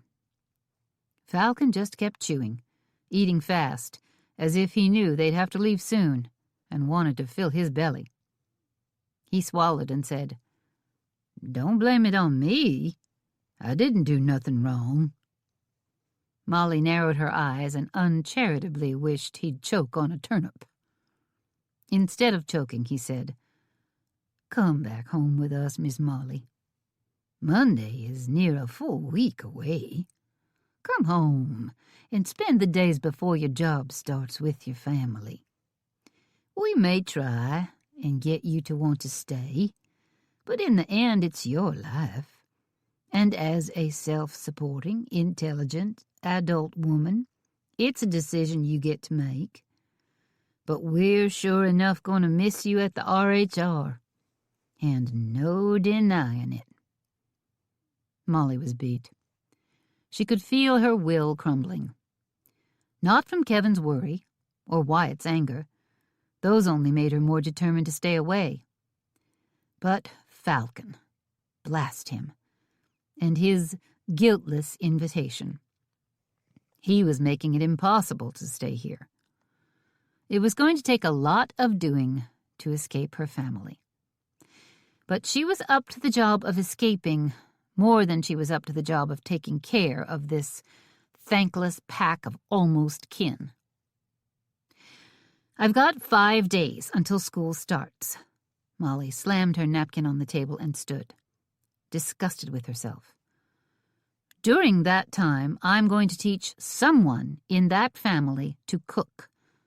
If I do, none of you will ever notice I'm gone. Wyatt's eyes flashed. Kevin's brow furrowed. Falcon grinned.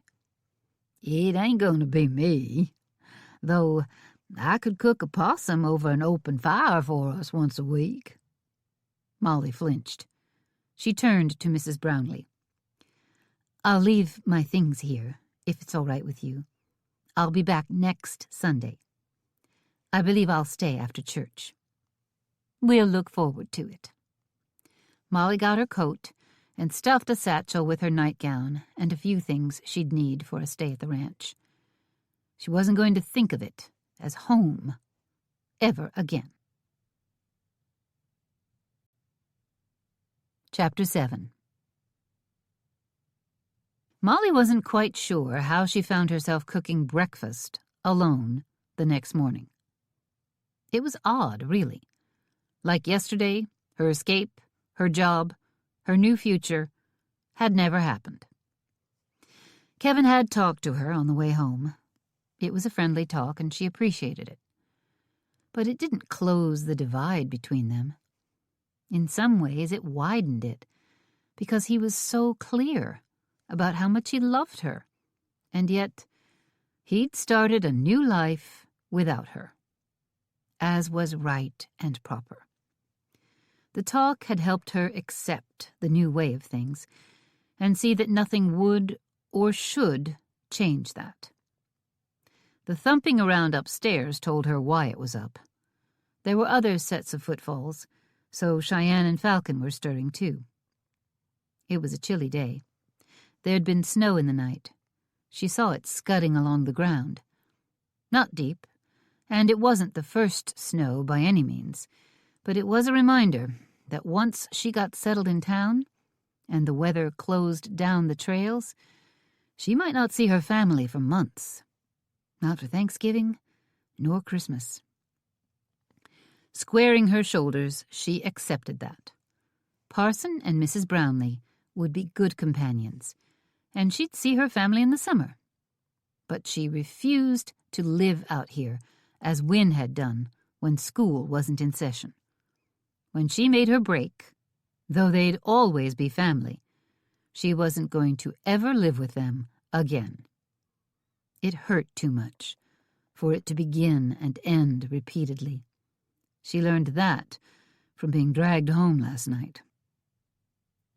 Turning her thoughts away from being separated from Kevin and Andy, as if she weren't already, she stirred a skillet full of scrambled eggs, just as footsteps sounded on the stairs. She scraped the eggs onto a platter, with the sharp sound of her metal spatula on the cast-iron fry pan. She set the eggs on the table as Wyatt came in. He went straight to his chair and sat. The bacon was done and keeping warm on the back of the stove. She set that beside him. Then she pulled her drop biscuits from the oven. She'd grated some cheese into them and seasoned them with garlic, which she'd brought along from Kansas. She'd learned to grow it and loved what it added to a meal. She slid the perfectly browned biscuits into a small cloth-lined basket and set it on the table. Wyatt grabbed the first one before she let go of the basket. She added a ball of butter to the table, along with sparkling purple jelly that she'd found in the cellar. It must have been made from wild grapes. She'd have to find where they grew next summer and make more. Then she caught herself. She didn't intend to ever live here again. Fine. She'd make jelly for Mrs. Brownlee. Cheyenne and Falcon came in next, and they all ate, singing her praises. They were acting like they wanted to make up for whatever had made her leave. Molly cleared the table with so much help they were in each other's way. Then Cheyenne said, "We don't know how long we'll be gone." Molly turned from the sink and saw Falcon's back as he followed Cheyenne outside and swung the door shut. Blinking at the sudden departure, she turned to Wyatt, who was standing there looking like a man who was afraid he'd say the wrong thing and make Molly move out again. He held a towel and a dripping plate, but he wasn't wiping. He was staring wide-eyed at her. "Where are they off to? More cattle to move?" Molly asked. And what did she mean by not knowing how long they'd be gone? I always make plenty for meals, so it doesn't matter if they turn up at mealtimes. Wyatt seemed to come out of whatever strange mood of fear he'd been in. With a somewhat desperate grab at something to talk about, he said, "The house Cheyenne was born in sits on the border of Ma's land and Grandpa's. We've used it as a line check." What's a line check? Ranching was eyeball deep in odd phrases. "We have such a far-flung holding. We send a man or two out to cabins we've built on the far edges of our property line. They live out there and can check the cattle nearby." And Cheyenne and Falcon might be moving to that cabin to live? Molly went back to washing dishes, only to find out the cast-iron skillet in her hands was the last. Wyatt made her nervous for some reason. She'd prefer to keep busy. "They're thinking of it. It's a nice cabin. Not nearly as big as this, but Cheyenne's pa was a good builder, and we've kept it in good repair. Not sure why they can't just stay here with me." Wyatt frowned. It was his little brother frown, and Molly had felt a little sister version of it before on her own face. She suspected it had been on there near full time since Kevin got married. She rinsed the skillet and handed it to Wyatt, then poured the basins of water down the handy drain hole in the kitchen sink. This really was a nice house. Thinking desperately of what to do, she filled a pot with water from the hand pump that came right in the kitchen. Then she used that to refill the wells on the stove while Wyatt dried the skillet. She forced herself to think of the noon meal. She had a nice elk roast Falcon had brought in. While she poured the water carefully into the wells, Wyatt reached past her to hang the skillet from the nail on the wall behind the stove. She felt him too close to her as she poured and stepped aside, splattering water on the hot stove. It sent a hissing blast of hot steam straight up toward Wyatt's reaching arm. He yelped, dropped the skillet with a loud bang, and jumped back. "Oh, Wyatt, are you burned?" He pumped the handle for water a couple of times, and cool water flowed out onto his wrist. He let the water soak his shirt sleeve, then sighed in relief. "No, it's not bad. Sorry to fuss like that." Molly took over the pump handle and kept the water flowing. Wyatt kept his arm there, so she knew it must hurt. After a few more seconds, Wyatt said, "That's probably enough." Molly quit pumping. He pulled his shirt sleeve up, then the sleeve to his long handles. "It's red." Molly leaned close. "But no blisters. They sometimes raise later." She thought of the time her pa, in a temper, had thrown a full coffee pot of boiling water on her ma. Molly had doctored those burns and knew the different levels of seriousness. You need to keep something cool on it for a while, though, until all the heat goes out of it. It will make the burn less serious. She grabbed a towel off a nail and soaked it quickly, wrung it out, then wrapped it around Wyatt's arm. He allowed it, which surprised her. He'd often snapped at her when he was hurt and wanting to get out of his bandages so he could get to work. "Does it hurt bad? I'm sorry, I was so careless." Her right hand rested under his left arm, holding it still, while her left hand held the cool, wet towel pressed gently on the burn. "It's not bad. I shouldn't have crowded you like that." He shifted, so her back was to the sink, to keep her from leaning against the hot stove, probably. Then he shifted a bit more, and darned if he wasn't crowding her again. She looked up, and their gazes held. She had his arm, and that was all the space between them. Molly, I've wanted to say thank you." "No, that's not what I wanted to say. Of course, I am thankful, but what I wanted to say is..." His voice dropped to a whisper. "Waking up with you beside me, well, I have to admit I think about it now and then."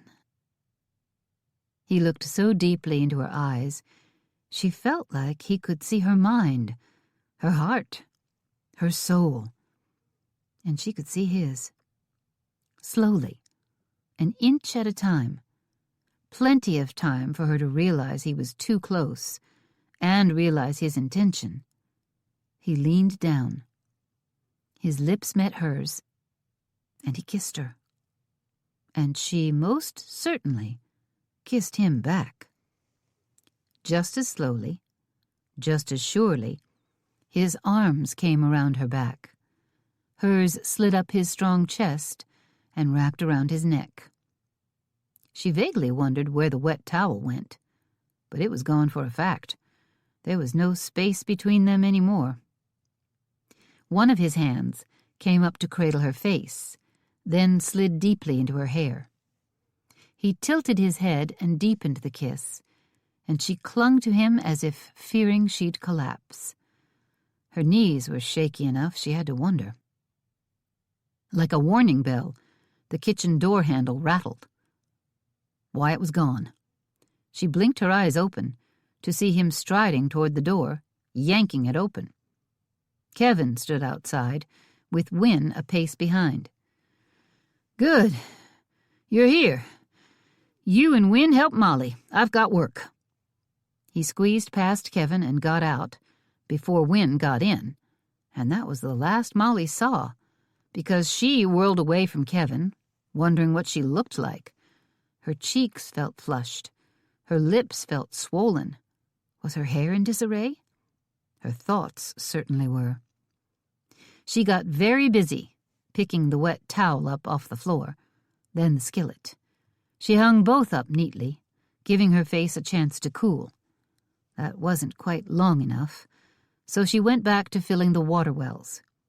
The stove would keep the water hot, and they'd have a ready supply of it all day.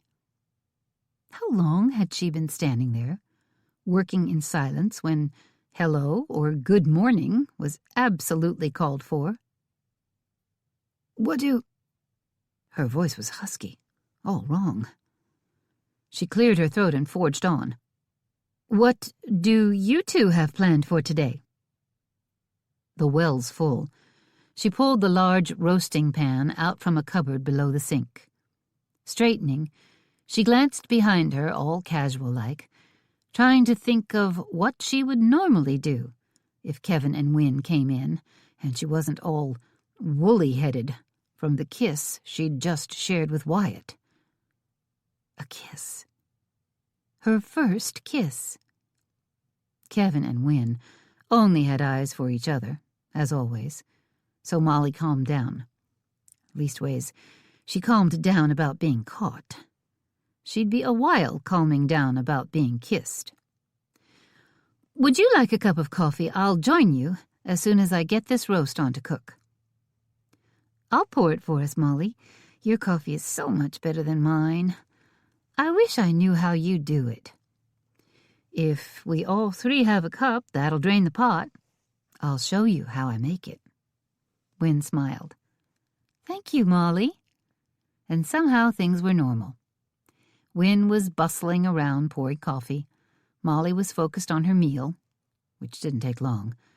Then they sat at the table and talked like one of them hadn't just done the stupidest thing she'd ever heard tell of any woman doing in the history of the world. Chapter 8. His first kiss.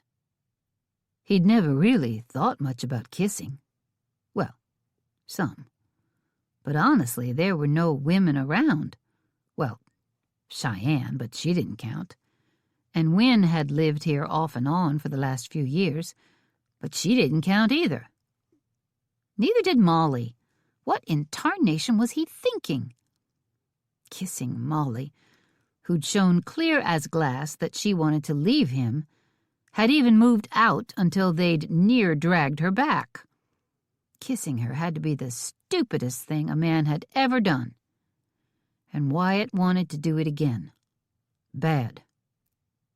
The cowhands were so used to running the place without him while he'd been healing up from being shot that they'd spread out to do whatever needed doing without even talking to him.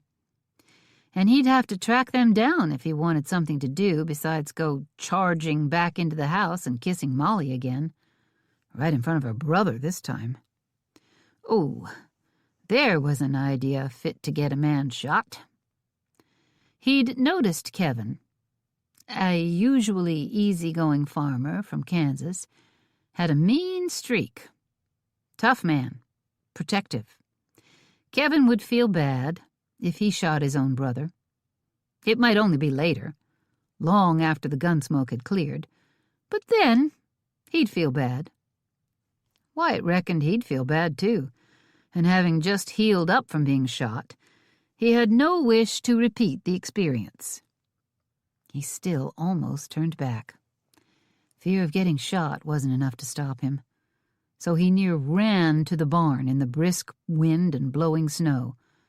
None was coming down now, but what was already on the ground danced, as if it were thrilled to be here on earth. He saddled up a pretty sorrel gelding and rode hard for Cheyenne and Falcon's cabin. It wasn't far, which was the thing Wyatt liked most about it, but still too far, because they should have just stayed put. Stayed right there in the house, instead of leaving Wyatt all alone with beautiful, yellow-haired Molly. But Cheyenne was gone with her husband, reminding Wyatt he'd lost his place in his sister's life, just as Molly had lost her place in her brother's. It made sense that he and Molly could find what they'd lost by turning to each other. But he didn't know how to make her see sense. He had two brothers. One of them had talked the prickliest woman in the whole territory of Wyoming into marrying him. The other one might shoot him just for bringing up his worries. It was easy to choose Falcon to talk to. Kevin would probably be cheerful enough about Molly marrying Wyatt and staying at the ranch, but he might not like all that went into bringing her around. Wyatt was well and truly chilled by the time he got to the line shack. He hadn't been over this way for a while. Looking at the cabin as he rode up, he was struck by it being really small. Cheyenne was used to a fine house. This cabin had a main room that Nate Brewster had built in his bachelor days. Then he'd added on a single bedroom when Ma had married him. Grandpa had lived in a house of similar size. After Nate died, Grandpa built the big house and welcomed Ma and little Cheyenne home. There was a little entry room. That room slowed down the wind and kept the cabin warmer. The cabin was tightly built. There were sturdy shutters on the few small windows, a good wooden floor, cupboards, and a dry sink inside. A windmill spun like mad in the late fall wind, and a small barn stood behind the cabin, with room enough for a couple of horses and leather. A corral was tacked onto the barn. That was it. Wyatt heard chopping in the nearby woods that grew on a slope, heading up the hill behind the cabin. Falcon must be fetching kindling for the fire. Instead of seeing if Cheyenne was in the house, he circled the house wide enough so that Cheyenne wouldn't notice him and rode toward the sound of the chopping. "Falcon?"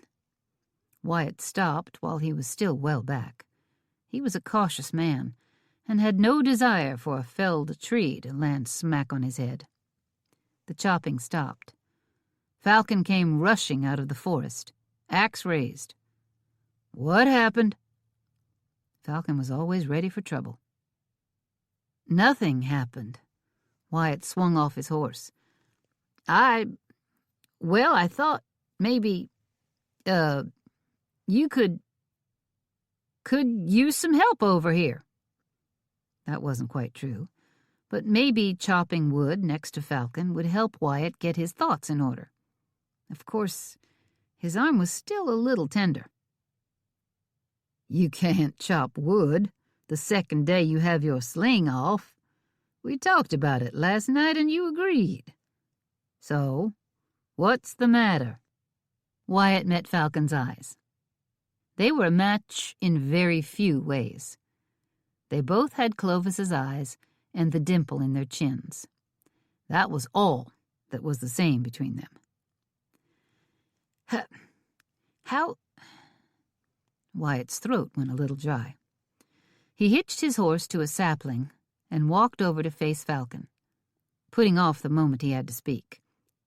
He wasn't much for talking about his troubles.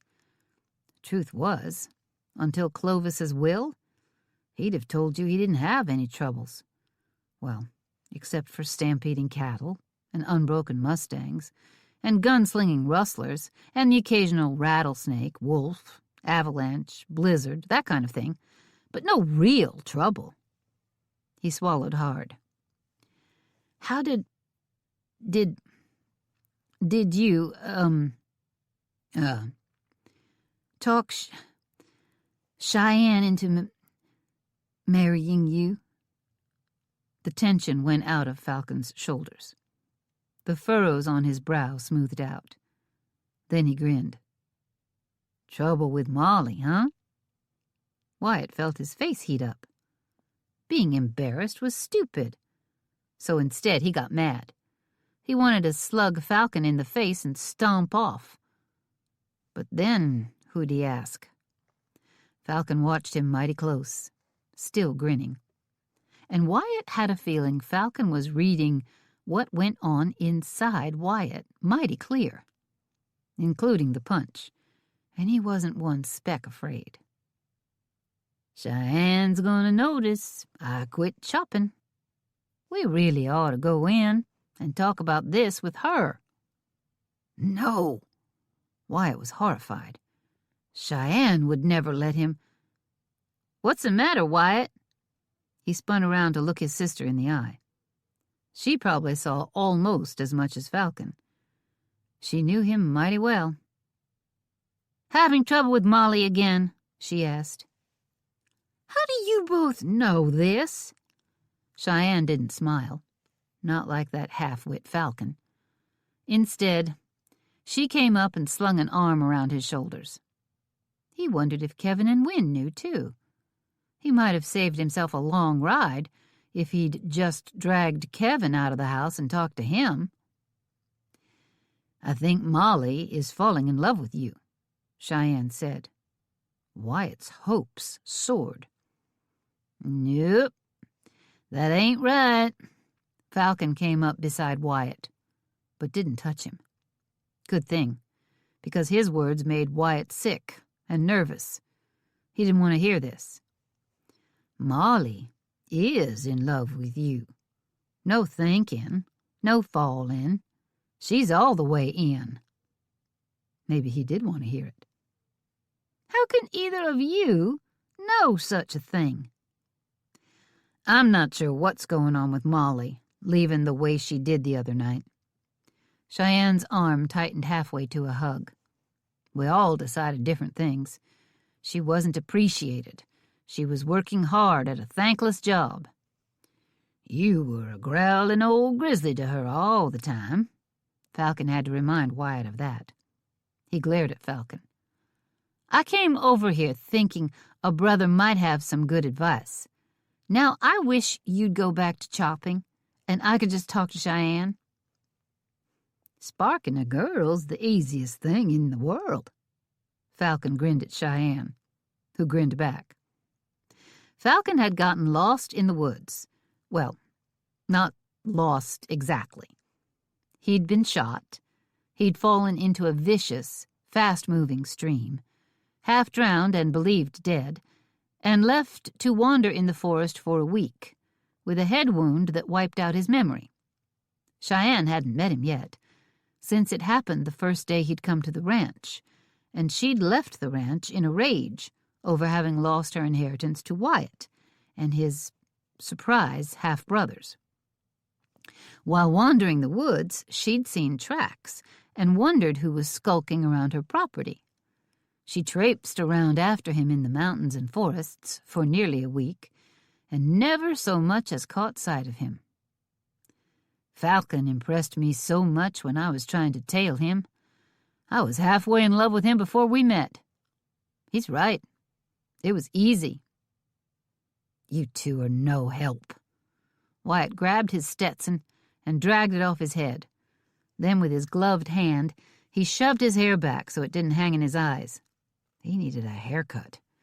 He clapped his hat back on and decided to ride to Bear Claw Pass to the barber. Anything to get shut of these two. And no, he wasn't going to ask the barber what to do about Molly. He took one long step. Cheyenne grabbed hold of him. Wait, don't leave. You're right. We're a bad example of how to spark a woman. I sparked Patsy back home, my first wife.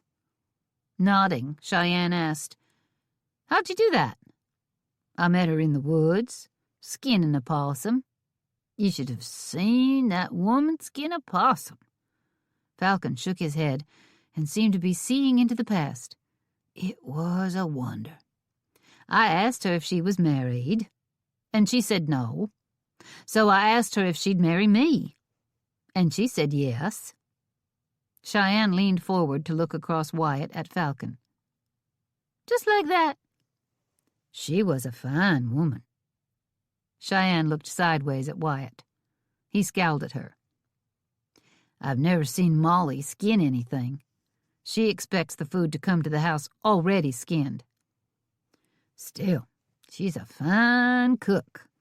Falcon patted his stomach. Wyatt expected Falcon and Cheyenne to show up for most meals back home, unless Molly moved away. Then they'd all starve. Just go back and ask her to marry you. That ought to fix things up. But I can go trap a possum for you if y'all want to test her first. Falcon's southern drawl was a perfect echo of Clovis Hunt, their worthless father. Of the three brothers, Falcon resembled Clovis most.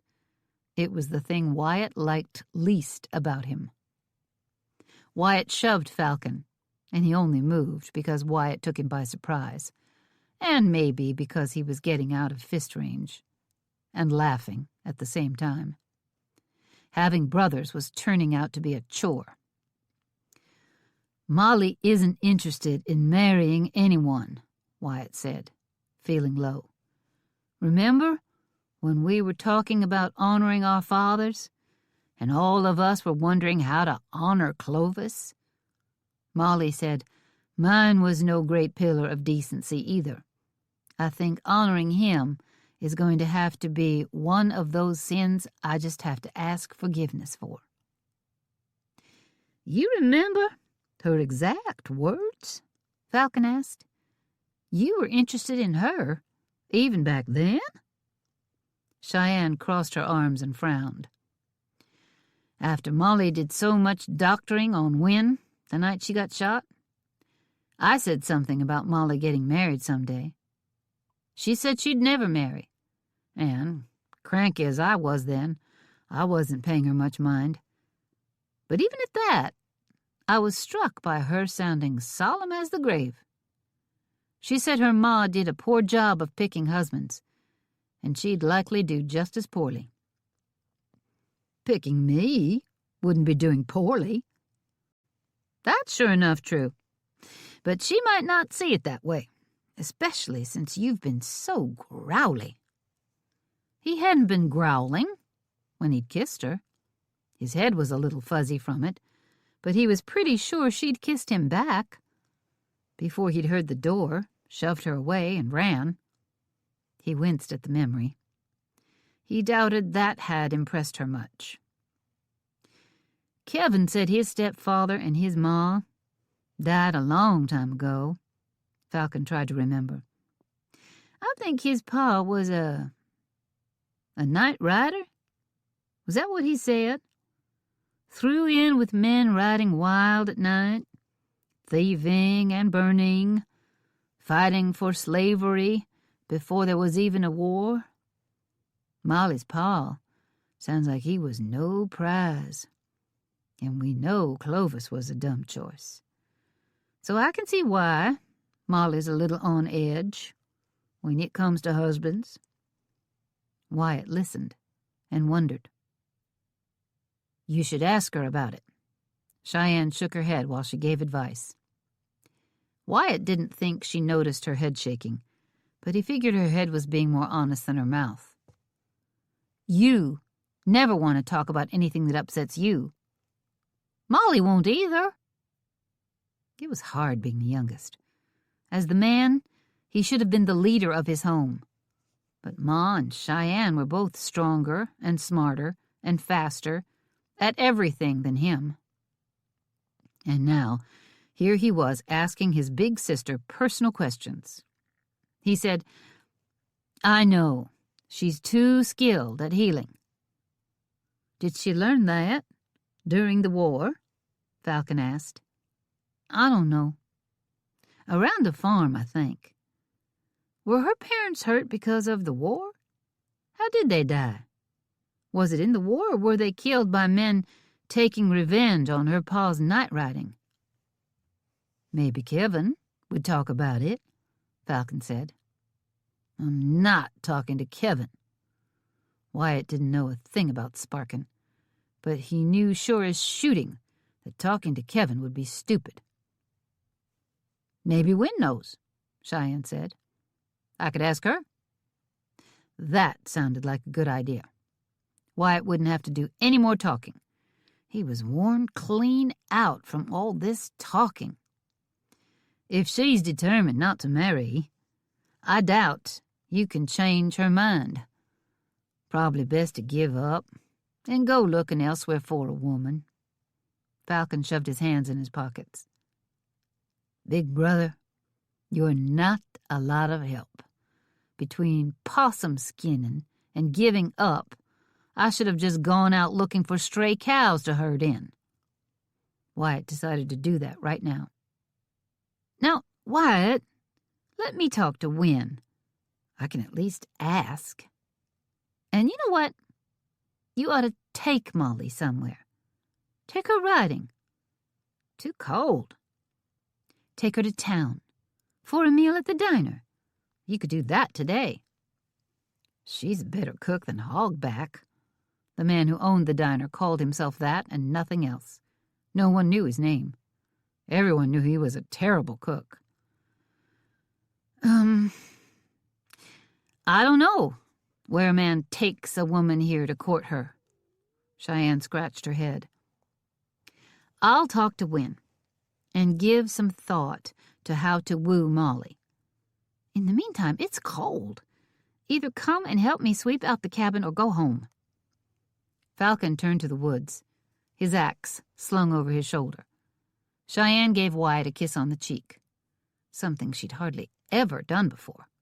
Well, maybe when he was little, and maybe when he'd been shot, but he'd been mostly out of his head with fever, so he wasn't sure. You're going soft, Cheyenne. He kissed her back. He heard her chuckling softly as he swung up on his horse. She was halfway back to the cabin by the time he rode out of the yard, back to the home he'd just run away from. Molly's parents. Her pa was no great pillar of decency. What did that even mean? Then he thought, if he asked her about her parents, she could ask him about Clovis. And Clovis Hunt was a sidewinder if ever there was one.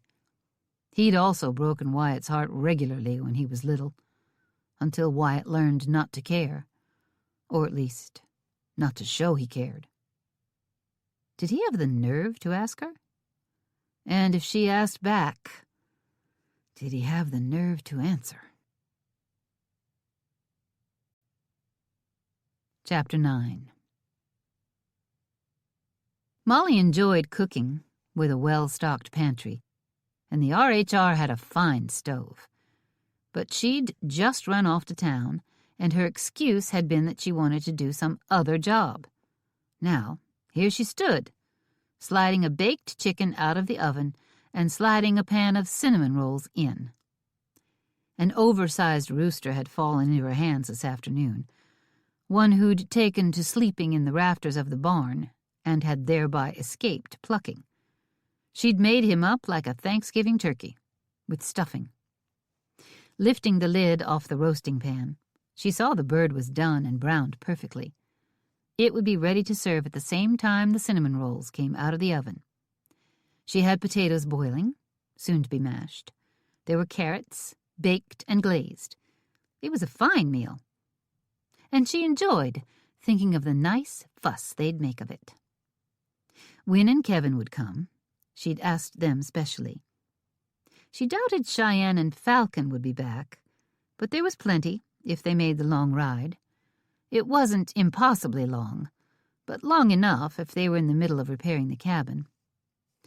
Andy, he liked it too much with the working men. And Wyatt.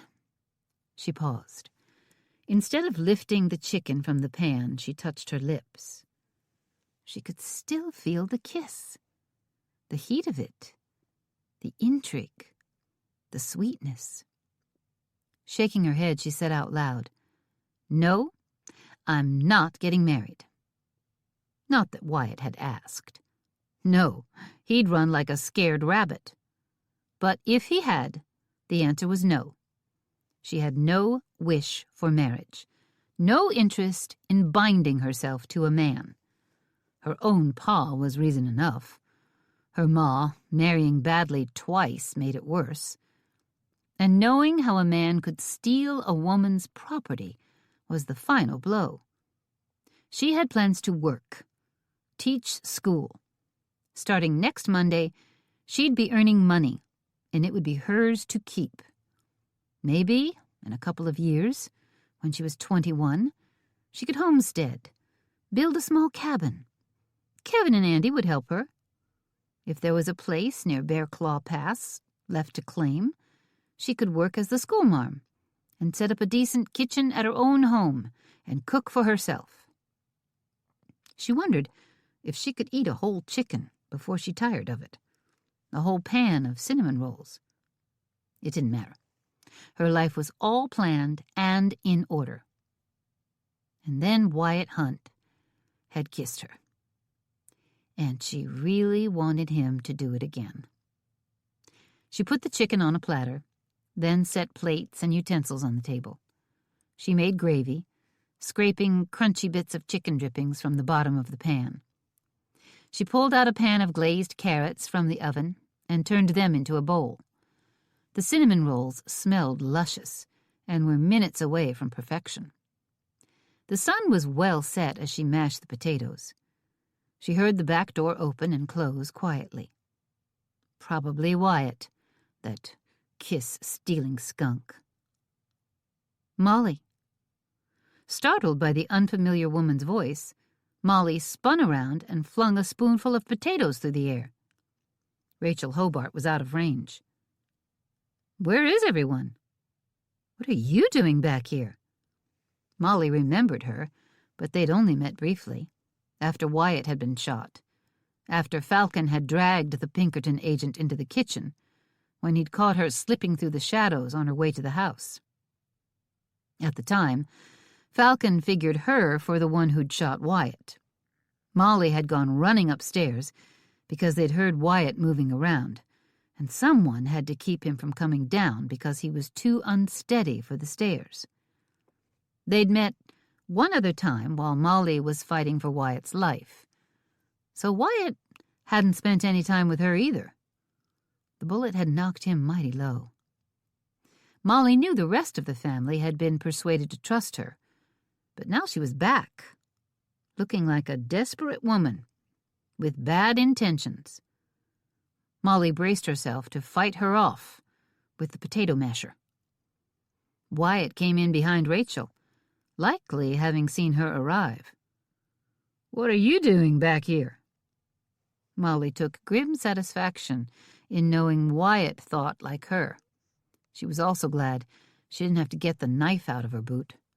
She liked to keep it a secret. She and Wynne had both taken to carrying one. Cheyenne, of course, already did. "You're Wyatt, right?" Rachel Hobart stuck out a hand. Very manly. Wyatt blinked. He hesitated, but shook. Molly didn't like it. "Answer my question," he said. "That's exactly what I'm planning to do." Rachel looked from Wyatt to Molly. "Where's Falcon? And Cheyenne?" "They aren't here," Wyatt said. Rachel's jaw firmed, and her eyes flared with annoyance. "I got Amelia Bishop returned home to Minnesota. We had a long train ride to talk, and we compared our experiences with Oliver Hawkins.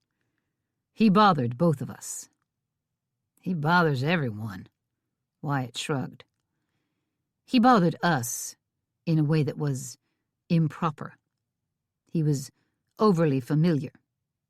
As a single woman employed in his house, I can promise you he said and did things in an increasingly disturbing way. Amelia's experiences very closely matched mine. You weren't in town when Hawkins saw Amelia had been found, but it was clear she was frightened of him, and it was clear he wanted her back. On our trip home, she said a big part of the reason she ran off and got married and lived in hiding was because she was afraid Hawkins meant her harm." "Harm?" Wyatt's brow furrowed. "You mean he put his hands on her? Against her wishes?" "I mean, Amelia's experience and mine aroused her father's suspicions to the point he asked me to continue investigating." "But how can you investigate the way he treated you and Amelia when neither of you is still in his household?" Molly asked. Rachel's eyes narrowed. Her mouth a straight, grim line. She said, "I've heard of 2 other housekeepers that worked for Hawkins. They disappeared without a trace. They had no influential, wealthy family, so no one sent an investigator. It's sad for the families left behind, but there was nothing done to find those housekeepers. After all, the West tends to swallow people up." Molly knew it had swallowed her parents in one big, ugly gulp. "Checking up on Hawkins led me to checking on those missing housekeepers, and that led me to his wife." "She died birthing a child," Wyatt said. "Everyone knows that." "What everyone knows doesn't line up with the truth. In fact, I suspect he's a killer." The door swung open. Wynne came in. Kevin was a pace behind her. Wynne's eyes went straight to Rachel. All the color drained from her face, and Molly wondered if she was going to faint. "You collapsed before when we spoke." Rachel had a shrewd look in her eyes that Molly found cruel. and that look was aimed right at Win. Molly didn't like that Win had stolen her brother. That made Molly feel unfair, unreasonable, and petty, and Molly didn't like feeling that way. But what Molly really didn't like was that right this moment she realized Win was her sister, and no one was going to upset her sister. "Well, what are you doing here?" Win reached for Kevin, missed him because her eyes were locked on Rachel. Kevin stepped up quickly and grabbed her hand to steady her. "I'm here to ask you some questions you're not going to want to answer, Mrs. Hunt." "What kind of questions?" But the tremor in Win's voice made her sound like she knew. "Questions about your father and his unpleasant history with women." Win nodded, the tiniest nod, the most reluctant show of agreement Molly had ever seen. Still holding tight to Kevin's hand, Win walked to the table and sat rather heavily in a chair. "Supper's ready." Molly thought eating might as well go on. "There's plenty for you, Rachel. Please join us." Honestly, Molly would have preferred to boot her out of the house. But Rachel had a stubborn look about her. Molly figured the woman was here to stay. Another plate was added to the table, and Molly swiftly set out platters and bowls. Then they all sat down, said a prayer, and Molly braced herself for talk of murder. Chapter 10. "I need to ask you questions about your father, Winona." Hobart picked up the platter of sliced chicken, served herself, and passed it to Wyatt, who sat at the head of the table. He felt like he needed to guard his family from her, protect Win, protect everyone. Taking the chicken, he added it to his plate with some stuffing. Just the smell made his mouth water. He was sure Molly had again prepared an unusually delicious meal. "I suspect your father of being a murderer." Hobart picked up the bowl of glazed carrots. "I think he killed your mother." Molly's quiet gasp drew Wyatt's eyes. He handed her the chicken platter, and he had to hold it for far too long. She wasn't paying attention to anyone but Win. Kevin's arm came around Win. He said fiercely, "You don't have to talk to her, Win." The way Kevin said it sharpened Wyatt's attention. From his earliest memory, Win had always stayed here, a little, motherless girl. Then she'd vanished off to boarding school for years, and never once came home, even for summers. When she had finally come home, she spent her free time here, not at her pa's house. Wyatt had never considered why.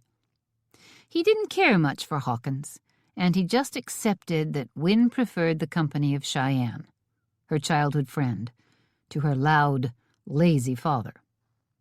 Now, he asked himself if there was more to it than that. He wondered at Molly's reaction, too. It was a shocking statement by Hobart, but Molly seemed to be struck hard. "I am blunt, Winona. I don't apologize for it. Yes, your husband is right. You don't have to talk to me.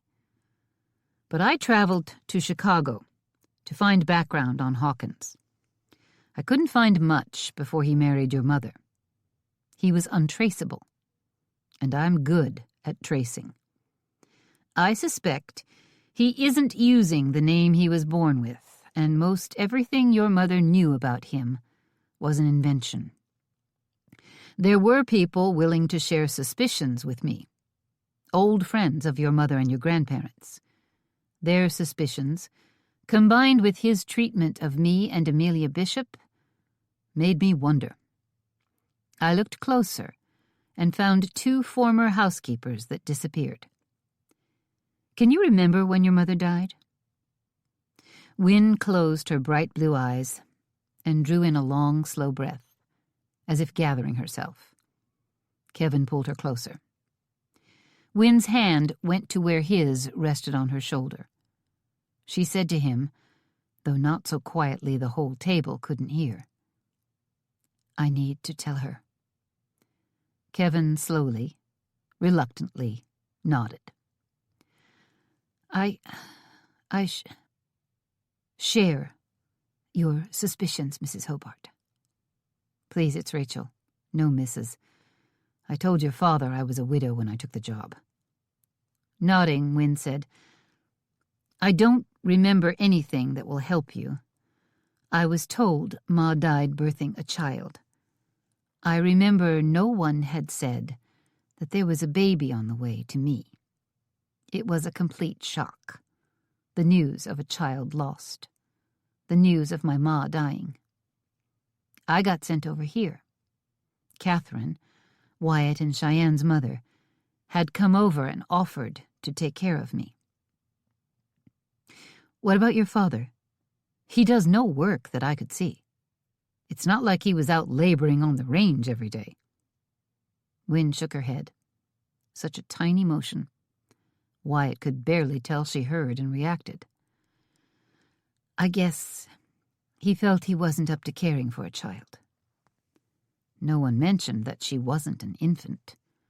She didn't need care so much as love. Wyatt was glad she'd come over here, where she had a chance to find it. "I stayed here for a few years until I was old enough for boarding school." "In St. Louis, not Chicago." "That struck me as strange," Hobart said between bites of stuffing. "Why not send you back to the town where you were born, where your parents were from? Hawkins could have much more easily contacted someone there to ask about schools." "I have few memories of my grandparents, but I met an elderly lady in St. Louis who'd known them. I found out they were wealthy, influential people in Chicago. They were completely against my parents' marriage. My ma, my grandparents' only child, had been a bright, socially active woman who loved people and dancing and pretty gowns. After she married, she all but vanished from society. She had a child, and people didn't think it was so strange that she'd stay at home for that. But then there were rumors that she'd become frail, melancholy. After my grandparents died, my parents moved out here. This woman in St. Louis was a good friend of my grandmother. She still carried all the worries grandmother had shared with her around like weights. I should have looked into the circumstances of their deaths, Hobart muttered to herself. Wynne gasped. She swallowed hard and went on. My pa wanted to be a land baron. Wyatt made a particularly rude noise before he could stop himself. No one looked away from Wynne. Then Ma died. Since I talked with that woman in St. Louis, I've begun to remember things. Ma crying, loud shouting, bruises. It's all dim and muddled by the years and my youth. Wynne's eyes came up and locked on Hobart. I can hardly bear to be around Pa now. I've wondered if I'm being fair to him, but there's something there, something in his eyes. Maybe I'm imagining it, but he scares me. Hobart's jaw tightened. I know that look. I've seen it, directed at me. Amelia knows that look, too. Molly asked, Can a person still be arrested or hanged for something that happened so long ago? Hobart studied Molly's face for so long, Wyatt wanted to grab Molly and drag her away from the woman. Finally, Hobart said, Have you heard the term statute of limitations? Wyatt looked around the table. Statute means law, I think, Wynne said. Yes. There are laws that limit how long a person can be arrested for crimes, Hobart explained. Different crimes have different lengths of time, and most states and territories have their own limits. If you rob a bank and they don't catch you for 7 years, you got away with it.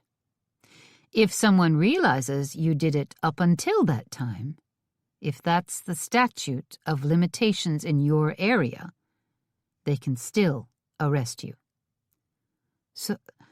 So what number of years is it for killing someone? Molly had taken food onto her plate, but Wyatt noticed she hadn't touched it. Hobart looked at Molly, then Wynne, then back to Molly. She said quietly, "There is no statute of limitations on murder." Molly asked no further questions, and she didn't eat a bite.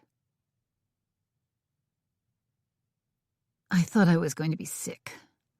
Wynne rested her head on Kevin's shoulder. She shook, deep inside, her soul trembling. To have said out loud the deepest secret of her life. I still don't feel steady, but it was right to talk to her, wasn't it?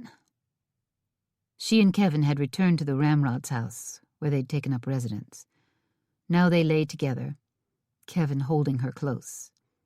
A very present help in times of trouble. There was a psalm that spoke of God being a present help in times of trouble. Wynne thought it described her husband right now, too. She prayed to God and clung to her husband and trembled. I think... Kevin was silent for far too long. I think one of the reasons you've never spoken of it is because you saw no way to prove what you suspected. It would just be a young woman who'd listened to gossip back in St. Louis. Your pa is a wealthy man. It would put you in a terrible position to have spoken of your worries under those circumstances. But now, with Hobart here investigating, it was right and good that you spoke up. Wynne snuggled closer. Kevin had such strength, and she leaned into every bit of it. She whispered, "Did you see how Molly reacted when Hobart talked about there not being a statute of limitations on murder?" I saw. Kevin spoke as if his jaw was clenched tight. Molly and I have never spoken of how our parents died, but I could see her fear. I came in and found them dead, and Molly bleeding. I hid the bodies, and we never spoke of them again. Ma was a near recluse, due to Pa's hard fists and her shame over the bruises. Pa was a man who lived recklessly, running straight into trouble all the time. They were never missed. It would be good for her to talk about it. After all these years, we've managed not to talk about it for so long. To break through that would be so hard for her. For both of us. I remember when I first told you how terrible it was to say it all out loud. It would be hard. I can feel myself shaking as if I've exposed something terrible to the whole world, as if I've taken a huge risk, as if fear has me in its grip.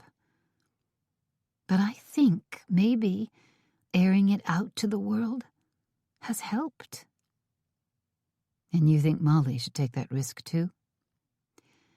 I think if she doesn't, she's never going to know true freedom. Whatever she witnessed when your parents died, and whatever her part was in it, keeps her chained to the past. She's a solemn young woman who isn't happy here, and maybe can't really be happy anywhere, until she breaks those chains. And if she does speak of it, She could hang for murder. That's one brutally heavy chain. Chapter 11.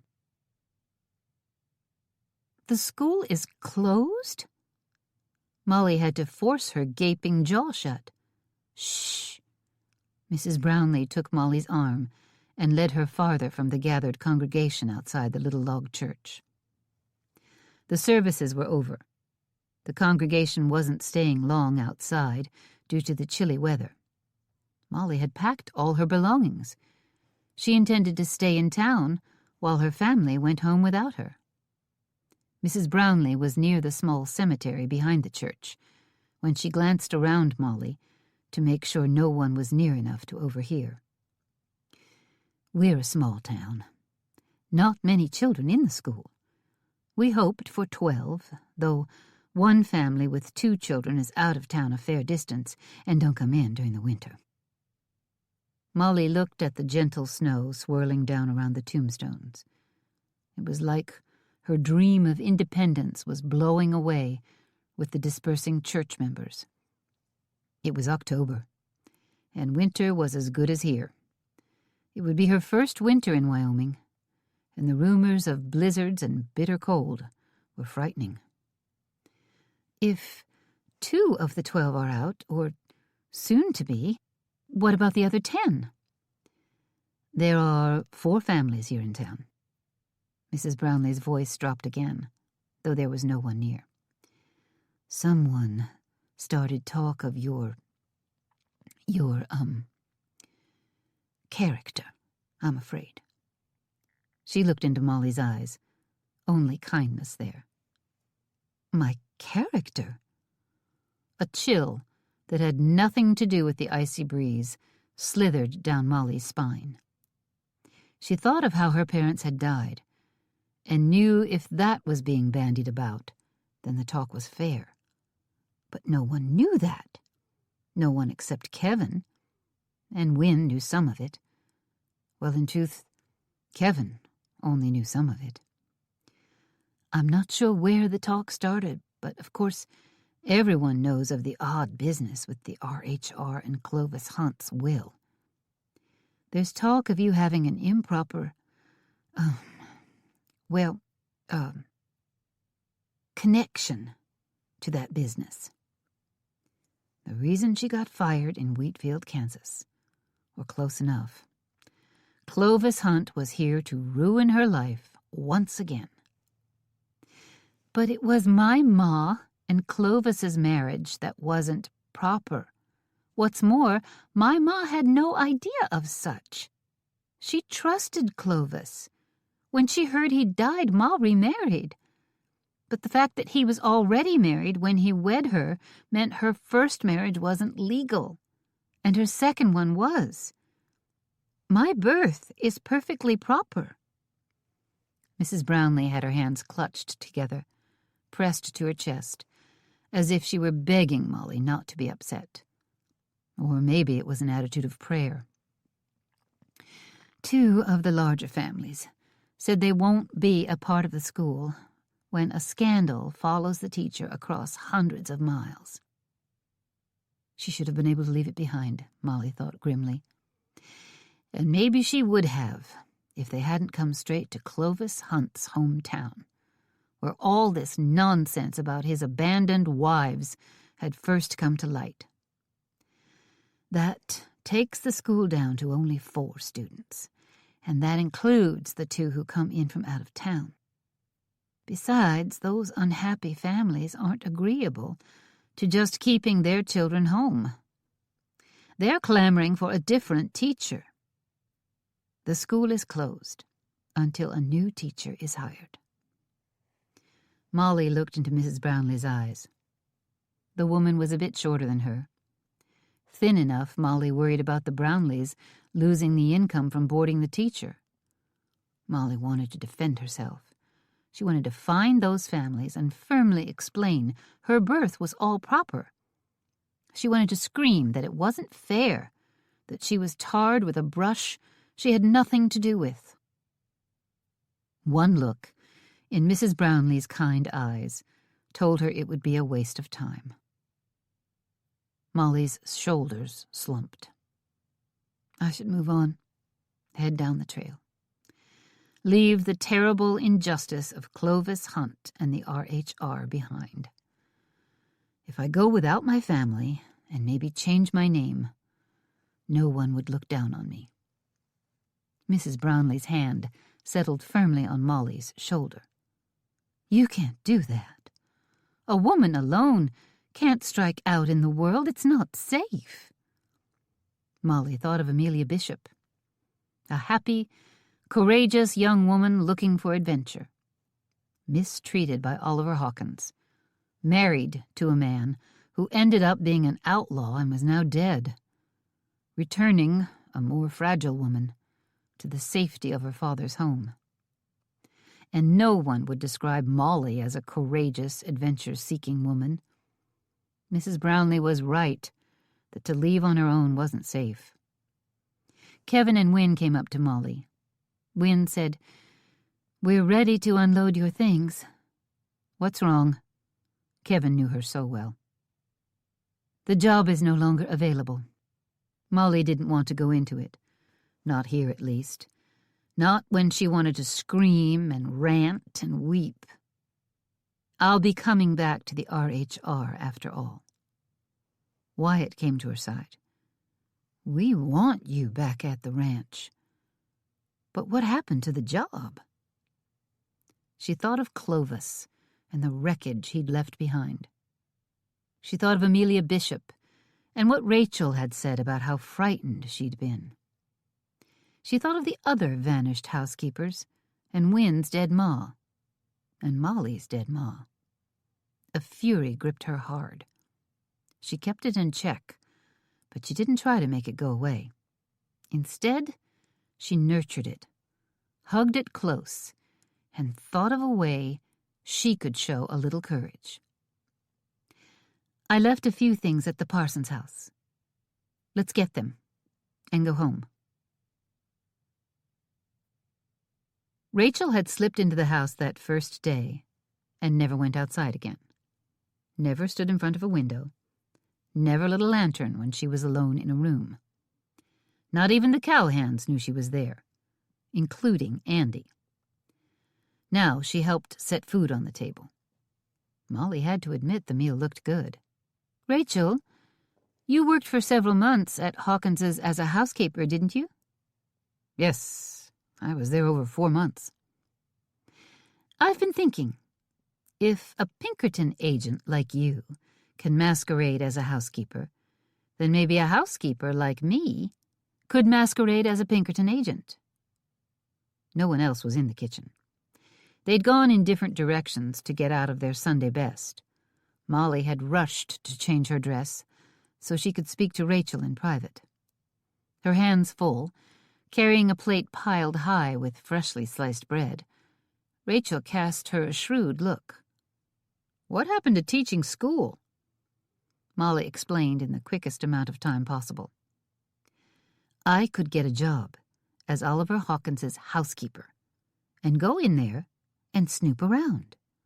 You were searching for evidence of Amelia Bishop, but now that we know of other missing housekeepers and what happened to his wife, well, a housekeeper is in every room of the house. She dusts shelves, tidies up desk drawers." Molly found the first smile since she'd been fired. She suspected it wasn't a nice smile. "You don't know how to be a Pinkerton agent, Molly." Molly came to Rachel's side and clutched her arm.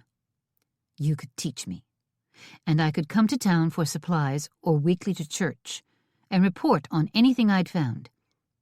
And I could see how Oliver treats me.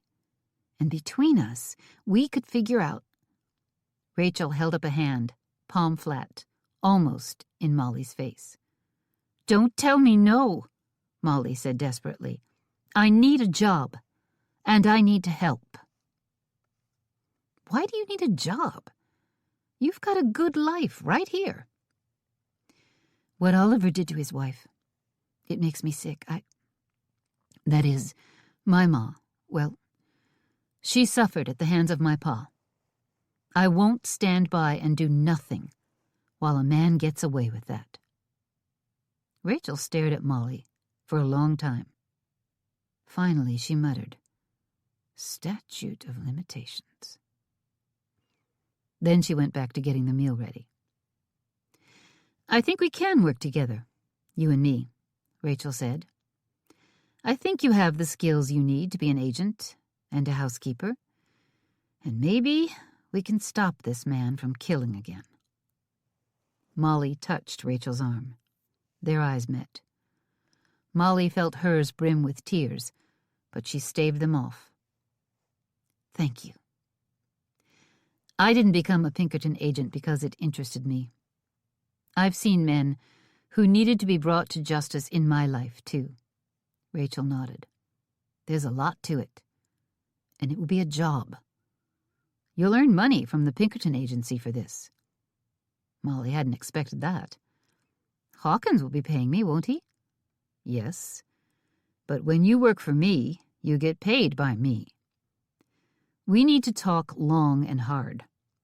I can tell you Hawkins has a safe I was never able to crack, and I believe he has another hidden, but I was never able to find it. But I did find—" Wyatt came down from changing. His eyes flicked back and forth between the two women. "Now what's happened?"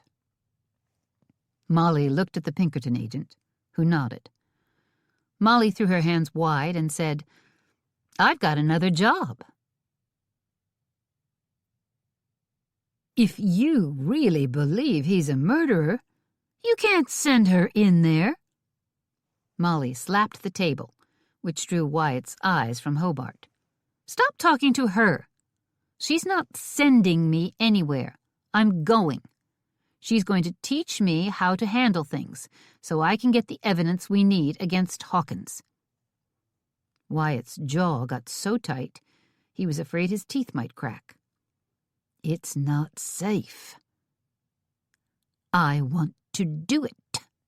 Molly, usually quiet, occasionally snippy, but never loud, yelled. "It makes me sick to see a man get away with hurting a woman. Somebody needs to stop him, and there's no one else to do it." "He won't believe you'd work as a housekeeper. He'll be suspicious." "I was going to teach school, and that fell through. Why would he not believe I'd take a different job?" Wyatt wasn't going to be able to stop her. He saw a determination in her eyes that was tinged with perhaps a hint of desperation. But the thought of her over there, defenseless, living with a possible murderer? What's more, winter was coming on. "The weather's going to turn bad. You won't be able to leave. I won't be able to come if you need help. You're going to get snowed in over there, as everyone does eventually in the Wyoming hills." Rachel has already searched as much of the house as she could. She thought of a few more places she should have checked, looking for some proof of what he's done. "I'll look there, and I'll find what I need and be out of that house within a matter of days, before winter slams down. And the safe—" Fists on the tabletop. Wyatt thought frantically. He needed to stop her. He couldn't stop her. So he'd... "Most of Hawkins's hired men were in on the plot against him," Wyatt said. "Nearly all the honest hands had moved on, leaving only the dishonest ones. Ralston was stealing money and cattle, but nearly all the hands stood ready to let Ralston take over when Hawkins was killed. We got a list of names from Wells, to the best he knew them, and all those men were arrested or have run off. Hawkins is short-handed. I know that. Add to it, he does none of the work himself. I'm coming with you. I'll get a job as a ranch hand." Molly opened her mouth, closed it, opened it again. It reminded Wyatt of a trout he'd landed last summer. "Why would Hawkins believe you'd work for him?" she asked. "Why would the owner of a neighboring ranch come looking for a job?" Wyatt narrowed his eyes as he sorted through a plan. "I might be able to just move into his bunkhouse and never tell Hawkins I'm there." "The other cowhands would notice," Hobart said. "But they don't talk to Hawkins. If you told them you were hired, whether they believed it or not, they probably wouldn't go to Hawkins. Ralston gave the orders, and Hawkins mostly spent his days in the study with his feet up. I had to dust around the lazy half-wit." "I could say I'm not living here anymore," Wyatt said. "I could claim to be upset about the new brothers, now married to Wynne and Cheyenne, that I felt forced out of my own home, just as Molly does. We could say we got tired of living here and came up with the idea of working for him. He made me clean the whole stupid house, except for the 3rd floor, which is kept locked. I felt lucky he didn't insist I go up there and dust, but I wanted to search it if I could figure out how to get in there without flat-out knocking down the door. I couldn't pick the lock and never found a key. But near as I could tell, it was pure empty." Pulling her cup of coffee close, Hobart said, "And he has a safe, hidden behind a picture on the wall of his study, but I never got into it. I did sneak down there in the night many times, and finally found a combination to the safe.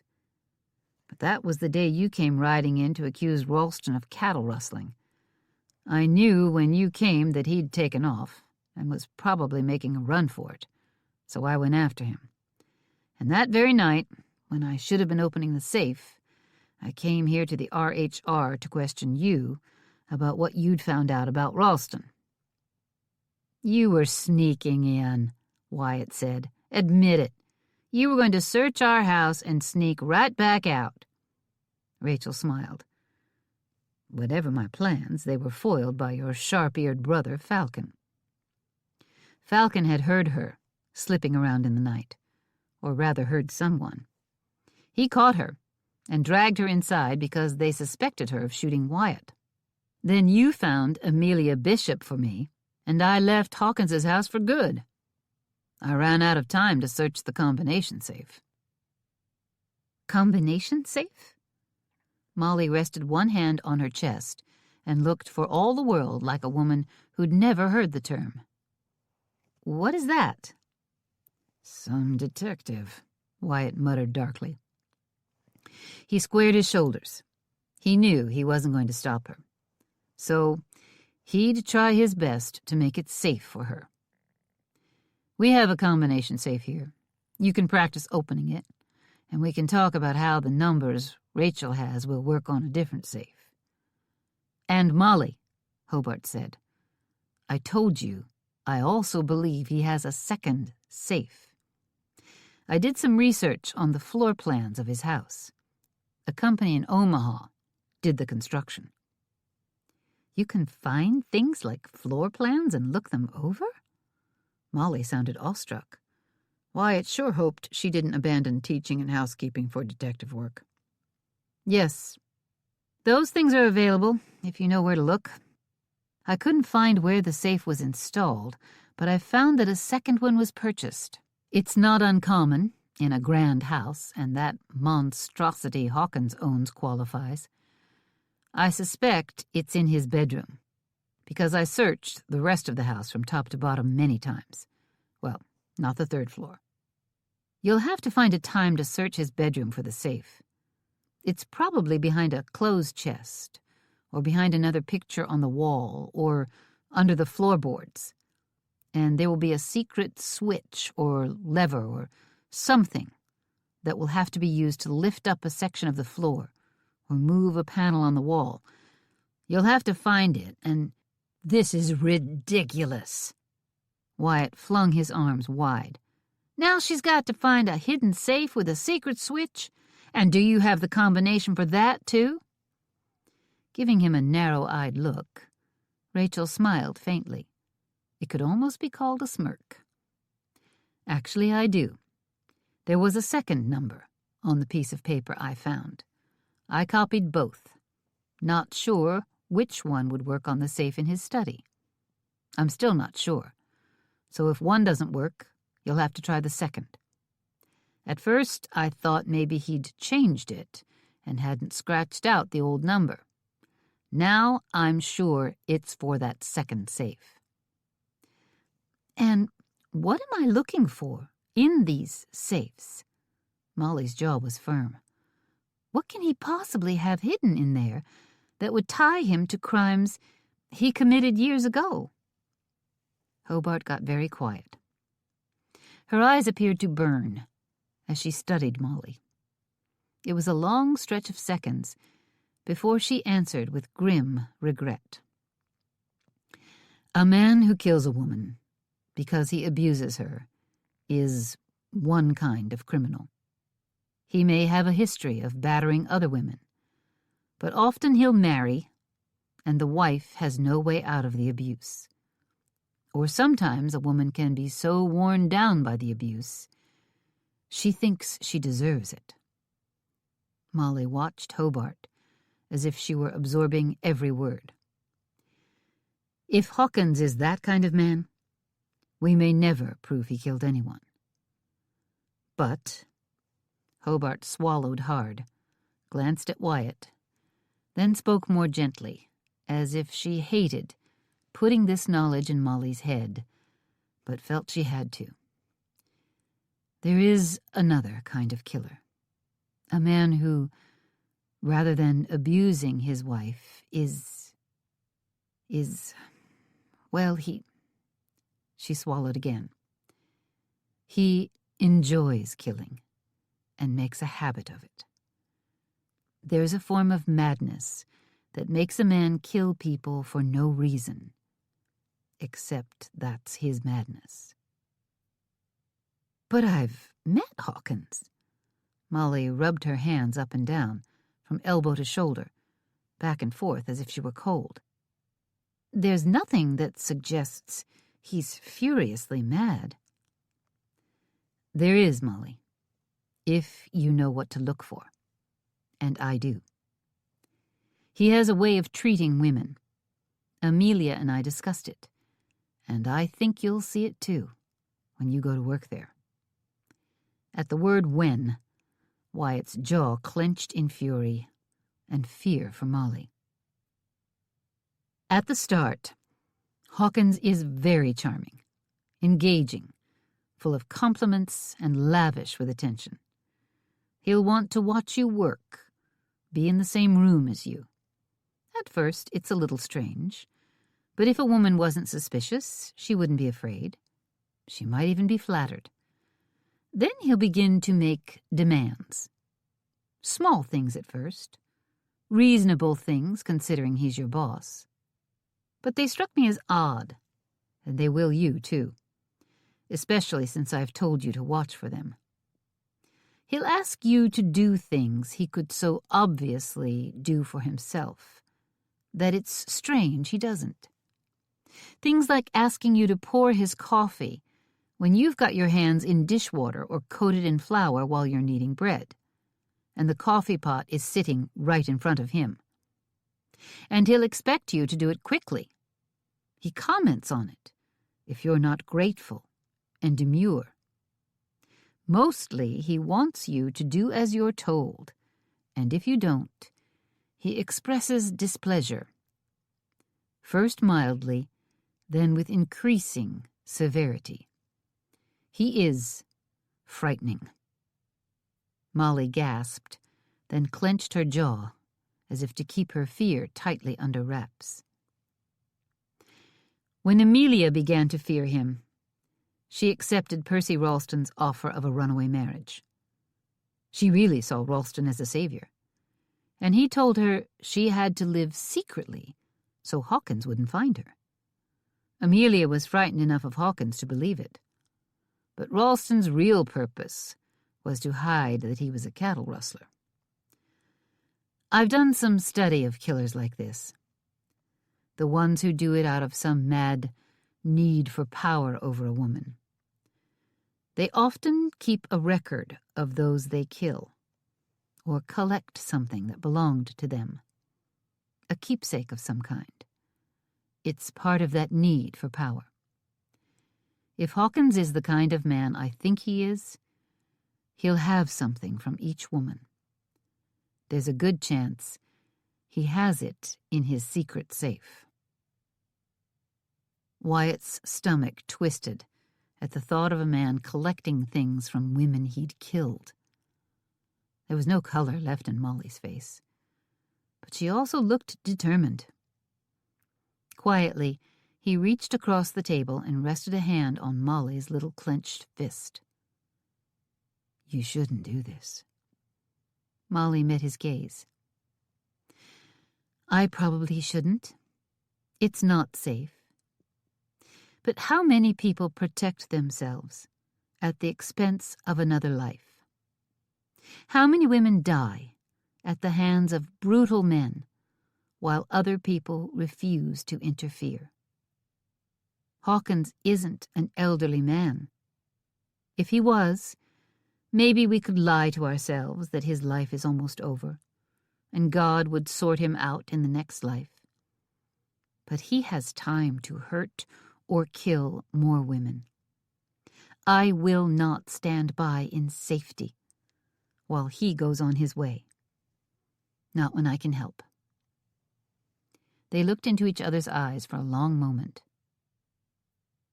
"You're going to have to leave Molly alone, Wyatt." He snatched his hand away and glared at Hobart. She didn't even flinch. Wyatt had to admit, to himself only, that he had a sneaking admiration for Rachel Hobart. He'd made more than one man back down with his glare. She looked right back at him and never wavered. If she's to do any true detective work, part of her job is observing the way Hawkins treats her. He'll move slow, but he will move. He did it with me. In some ways, it's a shame Cheyenne found Amelia because Hawkins's behavior was becoming alarming. Then why was it a shame you got out of there? Molly asked. Hobart's teeth clenched. Because I wanted him to try to hurt me, so I could make him sorry. I wanted the pleasure of fighting him when he attacked. I'm not some helpless young miss who doesn't know how to protect herself. When he finally acted with violence, I would have come back at him hard, and I would have won. And he'd have hanged by now. Admiration burned in Molly's eyes. Wyatt had thought Molly might end up married to him.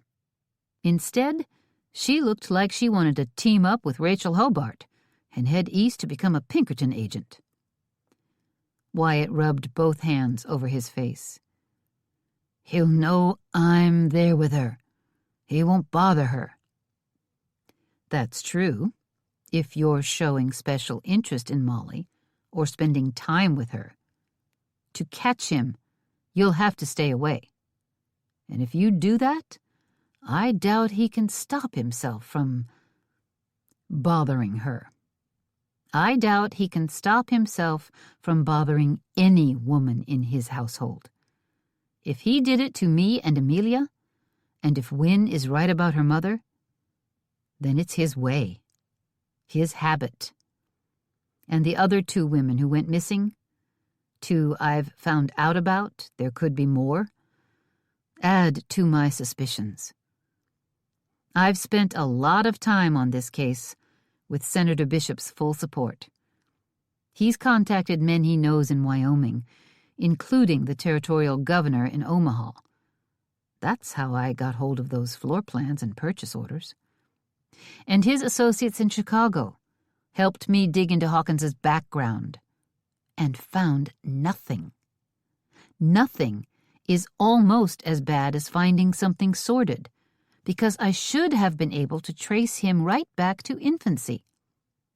Senator Bishop opened doors I'd have never gotten through so I could look into this. If I'm right, then Oliver Hawkins is a man who badly needs to be stopped. Molly nodded, looking straight at Hobart, as if the woman were writing law right before Molly's eyes. I'm going to be the one to stop him. Her voice rang with zeal. As sick with fear as this made Wyatt, he admired her courage. He also knew there was something else going on here. The depth of her fervor, the gleam in her eyes, told him she wasn't doing it for justice, to fight for right and wrong, nor because Hobart had inspired her. Those things were part of it, but Molly had personal reasons, and they had to be rooted in her past. Molly had said loud and clear that she never intended to marry. She'd said her pa was no great pillar of decency. Molly had been hurt. She was grabbing her chance to fight back. Wyatt intended to find out who'd hurt her, and while he was learning, he'd be close by to protect her. Chapter 12. Are you out of your mind? Molly's hair nearly blew back in the face of Kevin's outrage. No, Molly. Wynne leapt from the table. You can't. This isn't right. You could be harmed. She came around the table and threw her arms around Molly.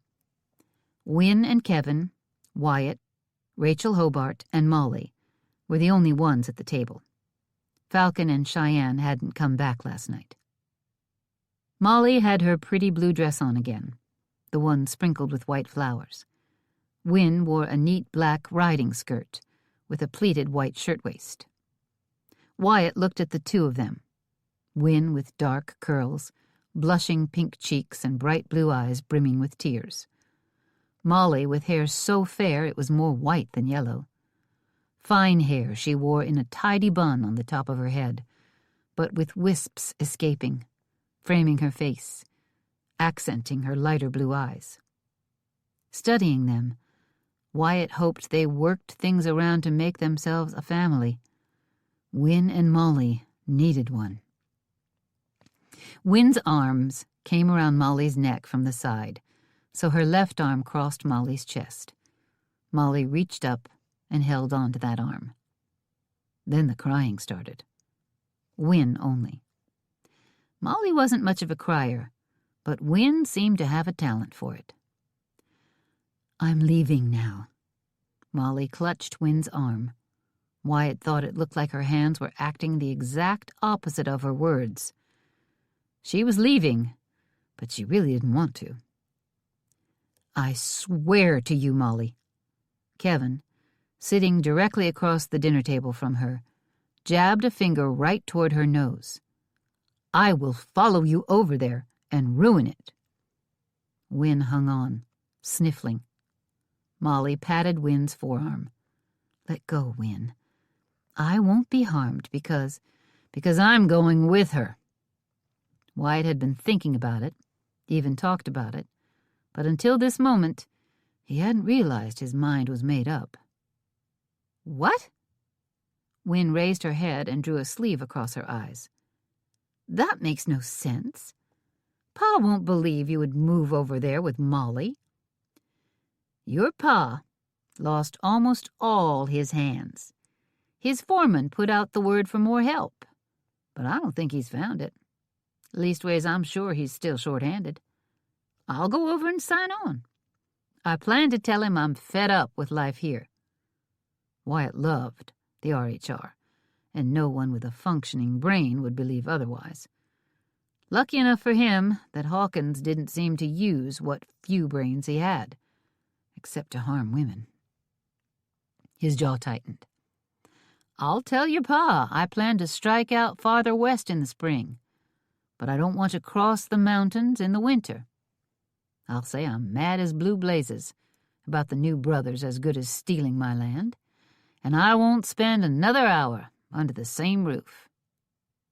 We didn't steal your land, though, Kevin said. We need to... He snapped his fingers and pointed at Rachel. We need to hire one of you Pinkertons. See if you can find the exact date of Falcon's ma's death. If Pa was still married to her when he married Wyatt's ma, the marriage isn't legal, and neither is the will. We haven't told anyone that yet, Wyatt said. We settled it amongst ourselves, but the will needs to be struck down legally. I haven't spoken to Carl Preston since you got here, and we probably ought to get his lawyer involved. I figured Pa's will being illegal made Ma's legal, and we're just going back to splitting things in half. He stalked out of the room and could be heard thundering up the stairs. Kevin scowled at Rachel. This is your fault. You came in here and stirred up trouble for my wife, making her relive an ugly worry she's wanted to escape from. And now you're putting my sister in danger, while you hide here in the house. Molly rose from the table and began clearing breakfast dishes. She'd waited until morning, until right before she left, to announce her plan, in order to lessen the wear on her ears. She knew Kevin wouldn't like it. You won't change my mind, Kevin, and you can't ruin it. Come over and make your accusations to Wynn's pa, and I'll just act like you're lying to keep me from working. He'll know we've got suspicions. Then I'll be in even more danger, thanks to you. She made short work of cleaning up the kitchen. Wynn fell in and helped her. It was a good reminder that all this was going to fall on Wynn from now on. You two move into the house. Wyatt came downstairs with a satchel and bedroll. Then he said grimly, Maybe we'll be back in a couple of hours. Maybe Hawkins won't hire neither of us. But if anyone talks of it, remember, we've had a bad falling out. And ride over to see Cheyenne and Falcon and tell them, so they don't trip up. Tell Cheyenne she's in charge of this place. They'd probably best come back here while I'm gone. I'll tell Reuben I'm leaving. I trust him enough to be at least mostly honest. He'd never believe I'd abandoned the ranch. Molly went for her things, came back, pulled on her coat, then hugged Kevin goodbye. Whispering, just for his ears, she said, You know why I have to do this. She pulled back, meeting his gaze, her heart almost trembling with memories and pain and shame. He knew how she felt.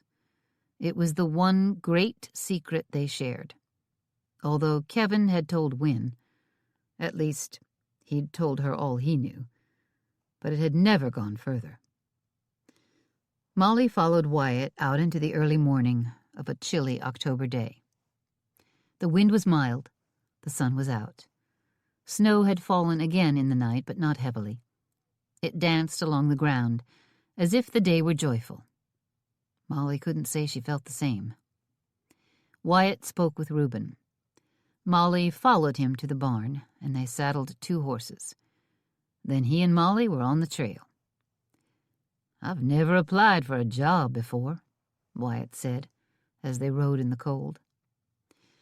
He'd be a fool not to hire you, even if he thinks it's strange. It sounds like you're a better cowpoke than anyone he has. Do you remember everything Hobart told you? I think you'd better call her Mrs. Hobart, should her name ever come up in front of Hawkins. You'd do well not to sound like you know her enough to be casual. Molly thought about another way into her soon-to-be new employer's business. Has Hawkins found someone to take over all the bookwork Ralston did? Not that I know of. Wyatt glanced at her as they galloped along the rocky trail, heading southwest. Hills came up beside them. They rode through a herd of magnificent, shining black cattle. Do you think he'd let you do his bookkeeping for him? Why not? It sounds like he's a lazy man. I know my arithmetic from teaching school. If I work it right, he'll think he's asking me for help, when really he's letting me get a close look at his finances. Ralston died without telling much. There's a good chance he was stealing Hawkins's money besides his cattle. Has anyone searched the cabin he took Amelia to?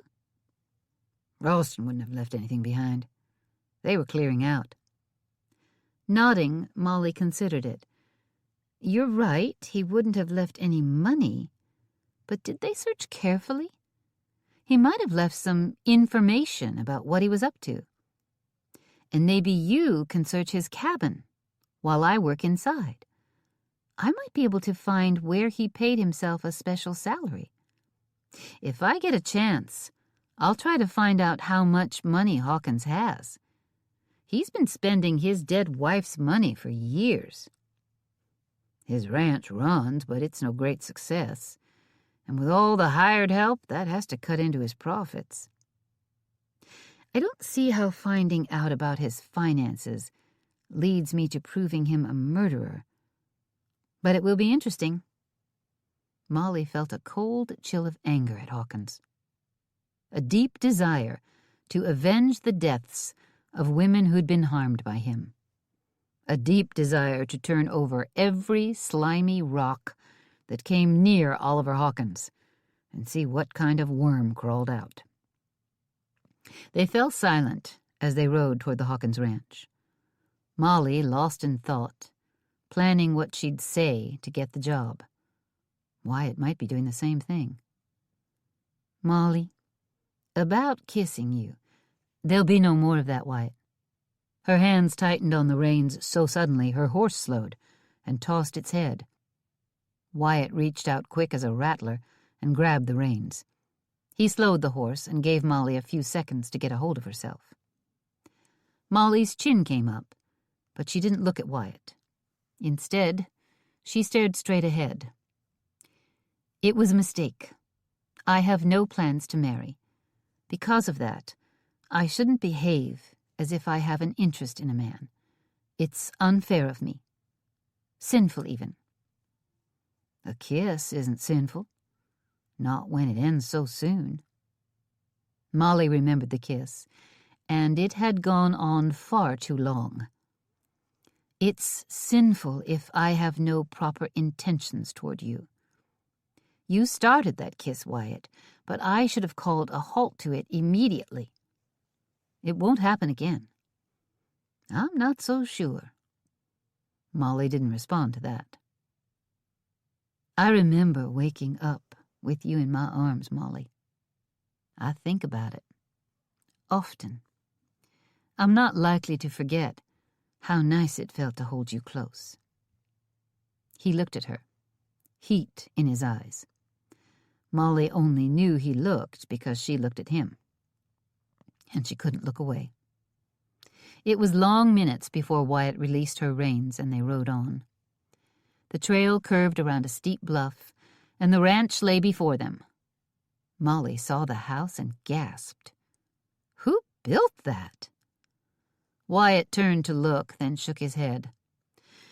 Like everything else, Hawkins hired someone to do the work. And remember, this was nearly 20 years ago. There was no train. There was no sawmill, so no boards. He had the wood shipped in from a lumber mill somewhere. He hired men out of Omaha to travel with the fancy work, the doorknobs and glass. There are marble fireplaces inside. All sorts of outrageous flounces. When you see it, you'll wonder if Hawkins is a fool or a madman. He could be both. If he's killed women, then he's a monster on top of it. Be careful in there, Molly. You packed a gun, didn't you? And a knife. I'm just a shout or a shot away. And then they rode into the ranch yard, and there was no more time to talk. No one's gonna believe Wyatt rode off, mad at everyone, and took a job being a cowpoke at another ranch. Cheyenne dragged her gloves off her hands and slapped her leg with them. She glared at Kevin, wondering who came up with this stupid plan. Kevin had ridden to the cabin Cheyenne and Falcon had moved to. They had come outside, hearing a rider approach. Then Kevin had told her of Wyatt and Molly. It's too late to stop him. Wyatt is gone. He's hoping Hawkins is too badly in need of help to ask many questions, And he says you ought to come on home until he gets back. You're who should be running the ranch. I sure enough can't do it." Wynne sat on her horse beside Kevin. Cheyenne was struck by the way these two were always together. Of course, she was most always with Falcon, too, but that was different. She turned to look at Falcon. "We've got the cabin ready to be lived in. I like it here." He smiled that rugged smile. His hazel eyes sparked humor and more. "Let's go keep your brother's ranch running until he comes home. Then we'll get back over here. I like it here, too." Falcon turned to face Kevin. "And Hobart is staying at the house now?" "Yep. And Wynne and I were told to move into the big house. But if you're coming back, we'll stay where we are." He turned to his wife and smiled. She smiled back. "We've gotten settled in there." Cheyenne was bothered by that private smile. Wynne and Kevin had gotten the better of the deal, having the Ramrod's house to themselves. It didn't matter if it bothered her or not. She had no choice but to go back. Someone had to run the ranch. "While we're there," Cheyenne slapped her gloves into the palm of her hand, "we can talk to Hobart about what's involved in hiring a Pinkerton to find out the details about your ma's date of death, or how she thinks we need to proceed. We don't dare talk to anyone local, not while Wyatt and Molly are at Hawkins's place. He might get wind of it and be suspicious of Wyatt's reasons for leaving." She frowned. "I'm sorry. I act like I'm overly interested in the date. Losing your ma had to be a terrible thing. I was an adult when my ma died, and it was so sad, so shocking." Falcon shrugged.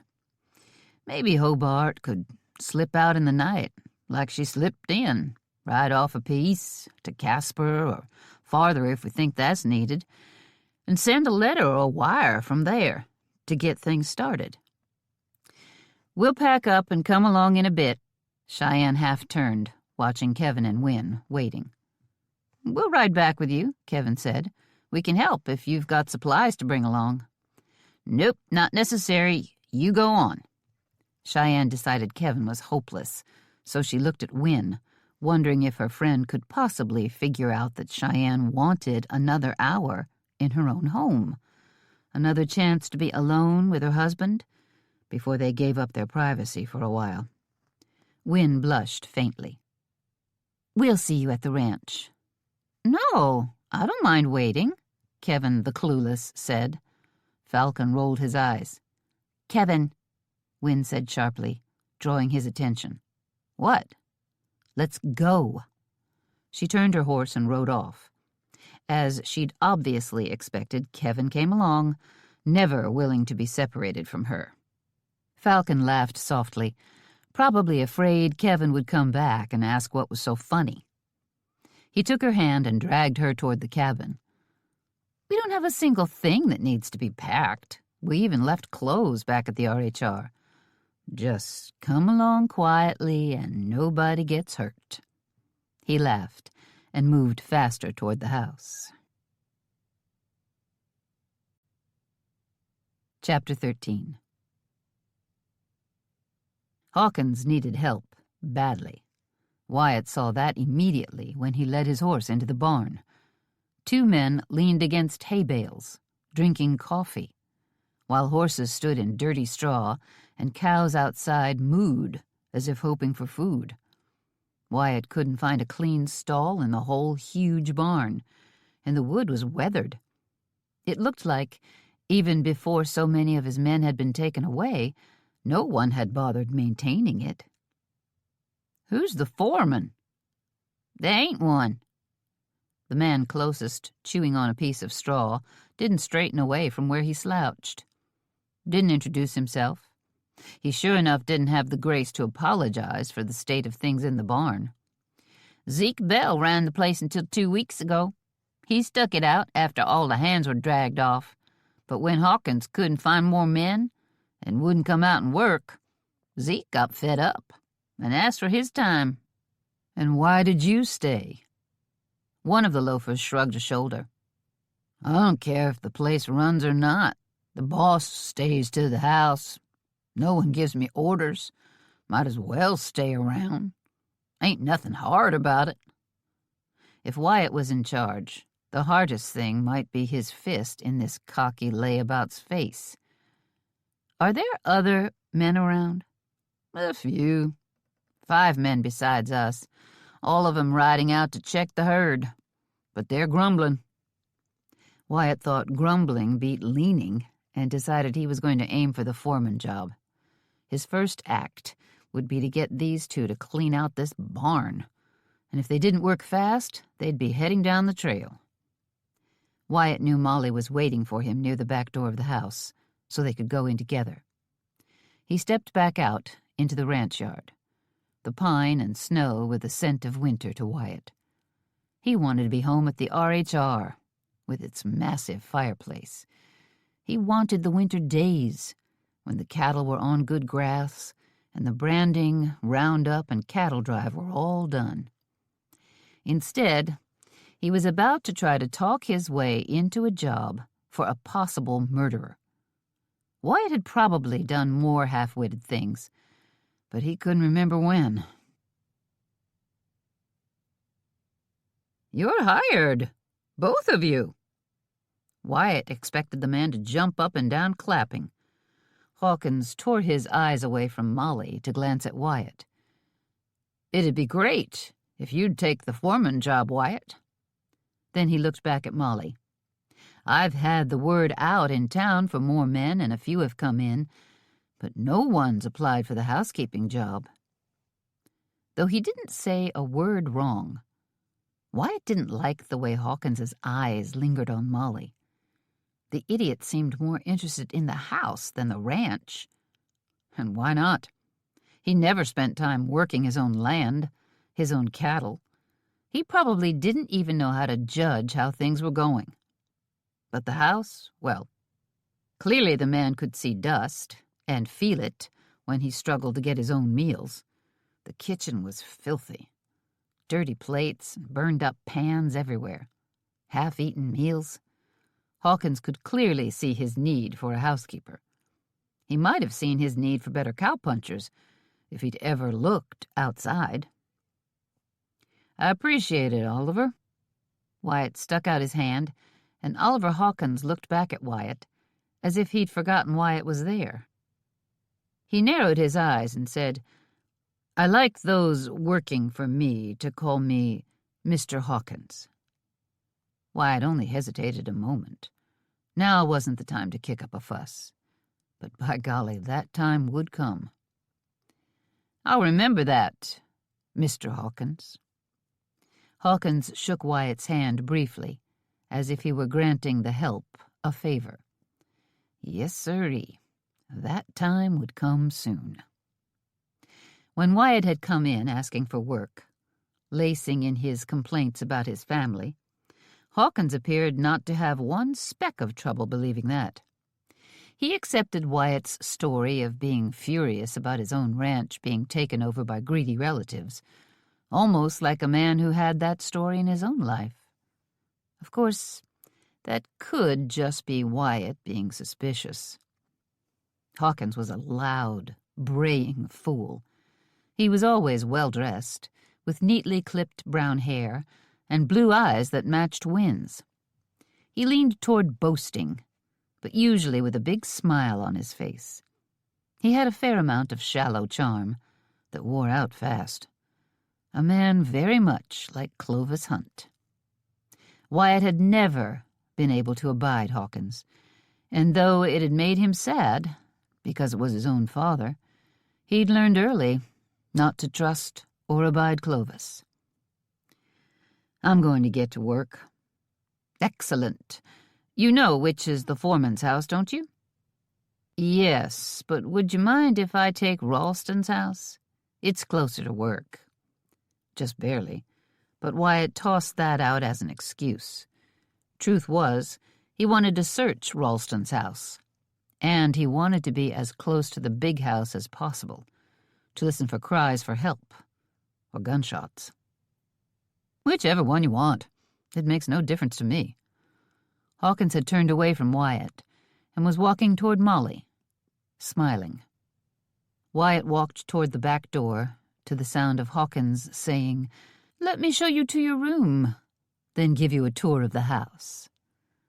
Wyatt and Molly had worked out a way to communicate, using a lantern at each of their windows, but that only worked at night. It took every drop of his self-control to go on outside and leave Molly alone with the man they suspected of murder. Chapter 14. Molly set a lamp in the window of her bedroom. She was on the side of the house near the barn and near where Wyatt would sleep. Wynne had suggested that. She'd known every bit of the house. The housekeeper's quarters were 2 nice-sized rooms. After a week of working for Mr. Hawkins, she'd been just as sternly instructed to call him that as Wyatt had. She'd learned her way around. He'd ridden out twice, once to town because he carried home a few supplies, and once he said he just liked to ride. He didn't say where, and she didn't ask. When he was gone, she had the run of the house, and she'd found the safe behind a picture in his office, but couldn't find one in his bedroom. There was an entire 3rd floor in the house, and Mr. Hawkins had told her to leave it be. Just as Rachel had said, Molly was so relieved not to have to tackle another full floor of cleaning that she'd just gratefully acquiesced. But if she couldn't find that safe in his room soon, she would have to expand her search to that floor. She was dreading it. She'd heard strange, rustling noises from the 3rd floor. She wondered about rats or squirrels being in there. But in truth, it gave the house a haunted feeling. Despite practicing on Wyatt's safe at the RHR, she couldn't get Mr. Hawkins's office safe open. Last night, she'd signaled for help. Wyatt had come to her window and they'd planned. Tonight, he was coming in to help her. A lantern light shone back at her, then blinked out. Wyatt's signal that he was coming. Molly doused her lantern, nervous to let him help with the search. It was worrisome to think of Mr. Hawkins catching her wandering at night, but she'd never be able to explain letting Wyatt in. And besides that worry, when she'd crept around the house at night, she'd worn her nightgown. In the event that Mr. Hawkins came down and found her, it would be easier to use the excuse of a sleepless night. Tonight she did the same, but it felt so wrong to greet Wyatt in her nightgown that she wore her dress beneath it and a robe over it. Since the dress barely fit beneath the nightgown, she felt as puffed up as a stuffed turkey. Wyatt tapped on the glass. Her heart pounding, listening for any sign Mr. Hawkins was awake, she slid open her window and let Wyatt in. He clambered in, and she shut the window to keep out the cold night air. He took 2 steps, and his heavy boots creaked loudly on the floor. He froze. "Take them off and leave them in here," she whispered. Nodding, he pulled them off and set them under the window. They slipped out of the room, through the kitchen, down the hall, and into the office. It stood empty. The fireplace cold, not a spark of light anywhere. Molly moved carefully around the furniture in the room and closed the heavy drapes, then lit her lantern. Without speaking, she pushed the painting aside. It swung easily, and she held it there to reveal the safe. The painting was large, a landscape signed by someone named Thomas Moran. Mr. Hawkins had told Molly how valuable the painting was, how important the artist was. He went on and on. But as he did that about near everything, she assumed he was boasting. It was a beautiful picture, but for heaven's sake, no picture could cost that much. Wyatt had a slip of paper in his hand, the safe combinations Hobart had given them. Working silently, he turned the dial this way and that, then he reached for a handle and twisted. Something clunked, and the safe began to open. A board creaked overhead. They both froze. "Douse the lantern," Wyatt whispered. Boards creaked again. It might have been the sound of a foot on one of the stair treads. Wyatt swung the door shut, spinning the dial he'd used to open it, and slid the picture back into place before grabbing her hand and rushing for the study door. "We have to get you back to your room, in case he checks on you for some reason." Molly hurried along on Wyatt's heels. She breathed a prayer of relief that Wyatt had shed his boots. They'd have never been able to move silently and quickly if he had them on. They reached her room as the footsteps on the stairs became steadier. Mr. Hawkins made no attempt to be quiet. And why would he? He wasn't sneaking around anywhere. "Get in bed." Wyatt rushed for the windows. "No, he'll notice the cold, even if you get out and get it shut." Wyatt's face was visible in the moonlight, and he took a frantic look at the door. She took off her robe as the footsteps came steadily for her room, leapt into bed, dragged the blankets over her, and rested her head on the pillow. "Take your boots and hide." Wyatt grabbed them and dove around her bed. She heard a solid thud, not unlike someone hitting their head on the underside of a bed. A firm knock sounded at her door, and Wyatt quit moving. Near as she could tell, he quit breathing. She saw lantern light beneath her door. The knock sounded again. "Molly, I'm sorry to wake you." But for all he said he was sorry, he'd sure enough done it. Had he heard her moving around? What could he possibly want? "I'm afraid I'm having a bit of trouble sleeping." He snored like a bull. He'd been fully asleep. And why did he think sharing his sleeplessness with her was a good idea? "I'm coming." She donned the robe again, still over her nightgown-covered dress. She tied the belt in a firm knot and hurried to the door to swing it open just a couple of inches. A sleepless night can be upsetting. She didn't know quite what else to say. Was that why he'd shared this news with her? He didn't want to be upset, alone? "I have a tea that helps me sleep. The chamomile in the white tin canister. Brew me a cup and bring it to my room." He said neither please nor thank you, and he didn't apologize again. Instead, he turned and headed straight back upstairs. She frowned as he headed away, taking the light with him. She was supposed to brew tea for him? As if he were incapable of that? And bring it to his room? Molly thought of what Rachel had told her to expect. He'll ask you to do things he could so obviously do for himself that it's strange he doesn't. Things like asking you to pour his coffee when the coffee pot is sitting right in front of him. And he'll expect you to do it quickly. He comments on it if you're not grateful and demure. Mostly, he wants you to do as you're told, and if you don't, he expresses displeasure, first mildly, then with increasing severity. He is frightening. "You're not going up there." Wyatt had somehow gotten up and come to her side. He spoke in a whisper, but that didn't disguise his anger. "You're not going into his room in the middle of the night in your nightclothes." "No, I am most certainly not." She considered what it might mean to defy Mr. Hawkins. "I'll take it and set it on the table that's just outside his door. I'll knock, tell him it's out there, and leave." She said it all, outraged at Hawkins' nerve, as she stood there beside Wyatt, in her nightclothes, in her bedroom. "You go on. I'll tell you what—" "I'm not leaving until you're safely back here. And while you brew tea, I'm going to go back and search that safe." He slipped past her, and was gone. She couldn't exactly yell after him.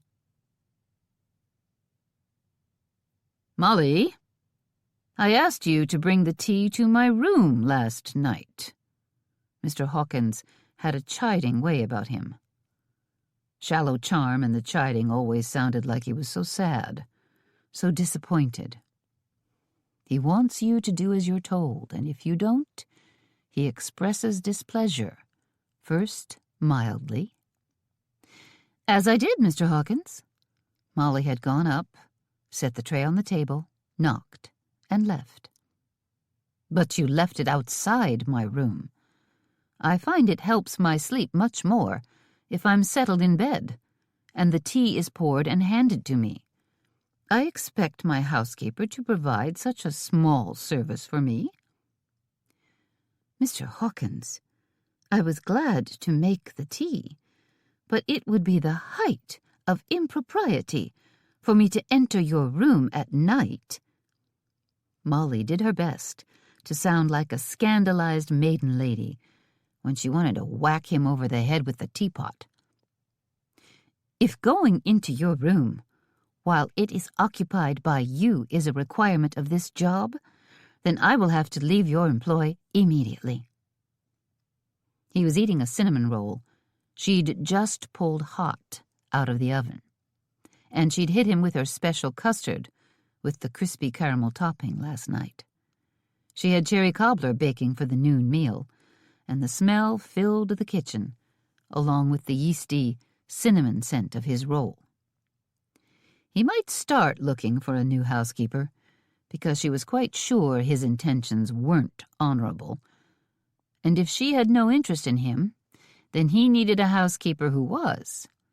But he'd never fire her until her replacement was at hand.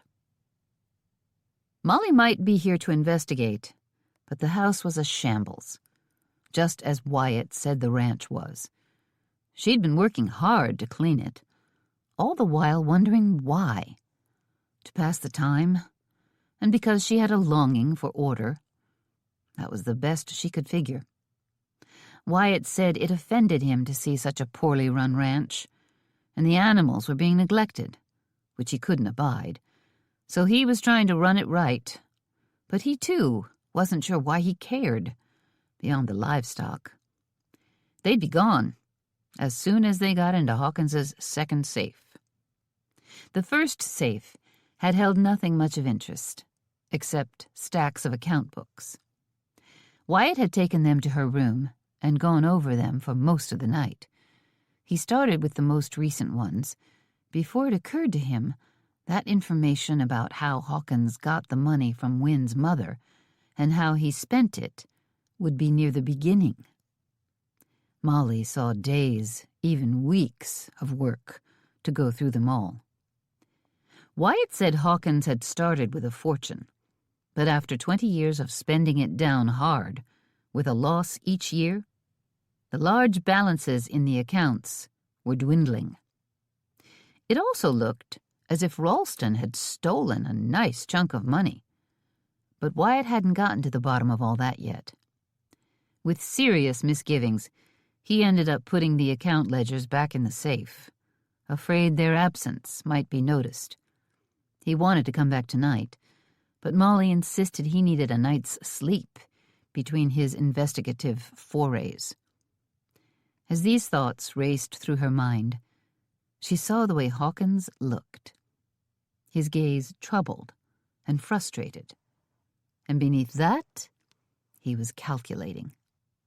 He didn't like the line she'd drawn, and now he had to decide whether to fire her on the spot or find a new way to get what he wanted. She hoped he at least gave her time to find and break into his second safe. Molly had searched his bedroom when she'd gone in daily to make the bed and sweep, dust, whatever was required.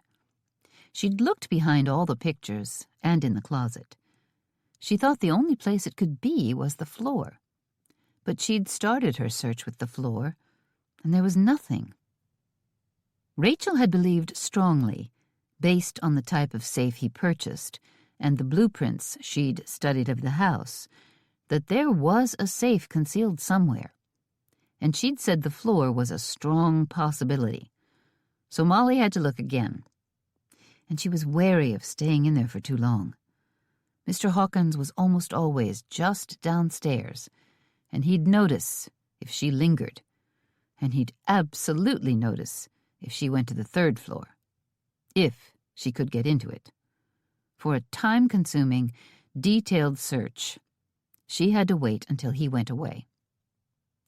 All of the searching was overwhelming. She hoped Hawkins didn't take her demand to fire her or behave to heart. She needed more time in this house. Hawkins scowled, then relaxed his expression, back to the charm. It was so easy, after a week in his presence, to see how false that oily charm was. She shuddered to think of the man being married to Wynn's poor mother. He eased back in his chair. She could see he wasn't going to push this now. Not because he knew he was behaving badly, but because of his belief in his own powers of persuasion. She could also really see him as a man who might have killed someone who frustrated him, who didn't give in. Or maybe that wasn't even right. Maybe he killed women whether they frustrated him or not. Maybe he just killed women he had access to. Molly thought of her father. She knew firsthand that men existed who hurt women, and no one much interfered. At first, she wasn't sure that was Hawkins, who had seemed lazy more than evil.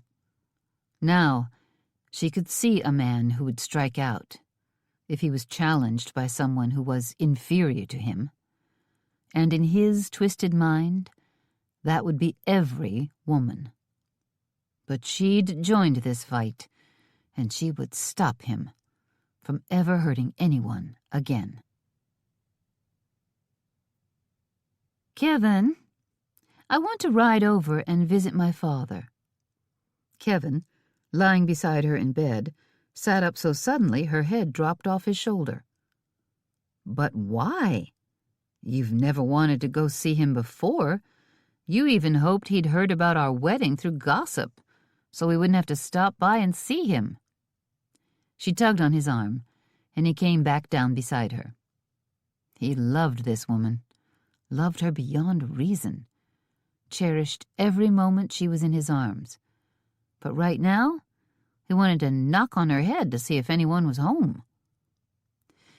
"Remember, we talked one night at the table, all of us, about honoring our parents?"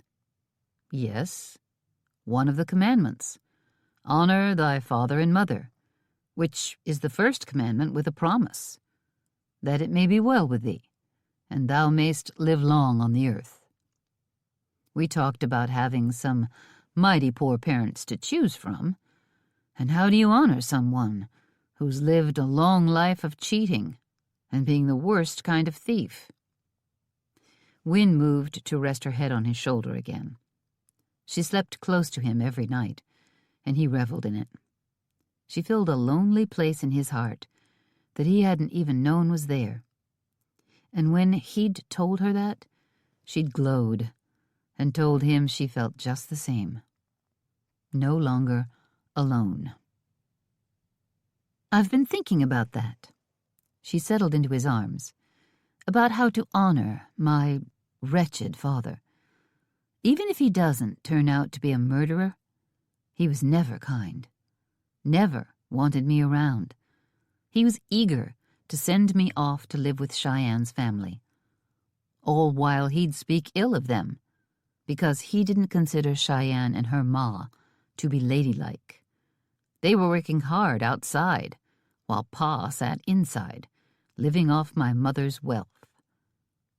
So how do I honor a man who never cared about me, never gave me any time or love or kindness, was never, in any real way, a father to me?"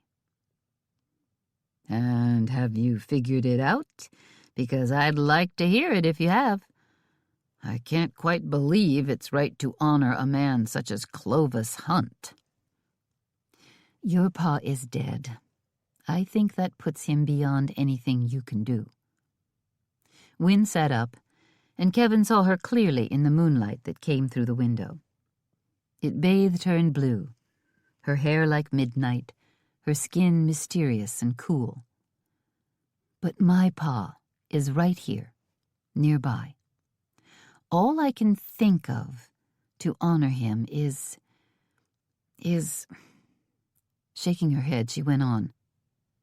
"It's not enough. Maybe it's not even right. But I think I honor him by not being like him, by praying for him, by talking to him, if he gives me a chance." "You'd have to be careful not to warn him, or make him suspicious of Molly." Nodding, Wynne lay down again. "I can't have a really frank talk with him about how he's hurt me, not now. But I can pray for him. I can be courteous and go see him, and when this is over, assuming he's locked up tight somewhere, I can treat him like Jesus treated those in prison, those who were lame or sick or hungry. I can confront him with the truth and give him a chance to be honest with me." "Where's there a prison around here? It might be hard to go visit." "I can write him letters." She reached over and patted Kevin on the arm. "But before we lock him up, I can begin honoring him as I see fit. And to do that, I have to go see him. You'll get to see Molly, maybe even pull her aside and speak to her.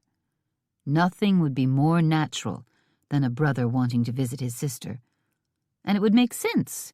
You'd step away just a bit from Pa to have a quiet talk with her." "That won't work, because I'd never leave you alone with him." That got Wynne's attention. "You really think I'm in danger from my own father?" Kevin hesitated before he said, "I think, that is, I'm afraid that, yes, maybe you really are in danger." "Well, maybe you can step out of the room with me and Pa, but not go far." "Maybe." He pulled her close to sleep, glad he had someone so perfect in his arms. Wyatt dug a pitchfork into a pile of old straw and heaved it into a wheelbarrow to carry outside. He had the stalls all cleaned, and he'd gotten the 7 men who worked there to get busy. They were lazy, but not so much they wanted to head down the road. He thought he might be able to turn them into real cowhands, given time. The barn was almost cleaned out. The horses and cattle were now being cared for. A chicken coop had eggs being gathered regularly. The place was shaping up, and it burned bad to be clearing things up so well for that lazy, half-wit Hawkins. But he did it. Part of it was simple honesty. He was earning good wages. He'd give an honest day's work. Part of it was caring for the animals. Wyatt couldn't abide seeing an animal in pain or hungry and ailing if it was within his power to help it. And mostly he did it thinking of Wynne. This would be hers, someday, and seeing as how Wyatt intended to see Hawkins hanged, that day was coming soon.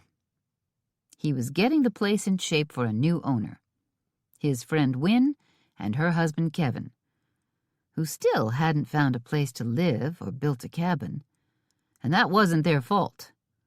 They kept being needed at the RHR. With Clovis's wedding to Wyatt's ma, now strongly suspected by the family to be bigamous, Kevin had no ownership of the RHR. Of course, to break the will, they had to prove the wedding was a sham, and they'd been mighty busy rounding up outlaws and investigating crimes. Kevin hadn't asked for much, 100 acres that'd grow a crop.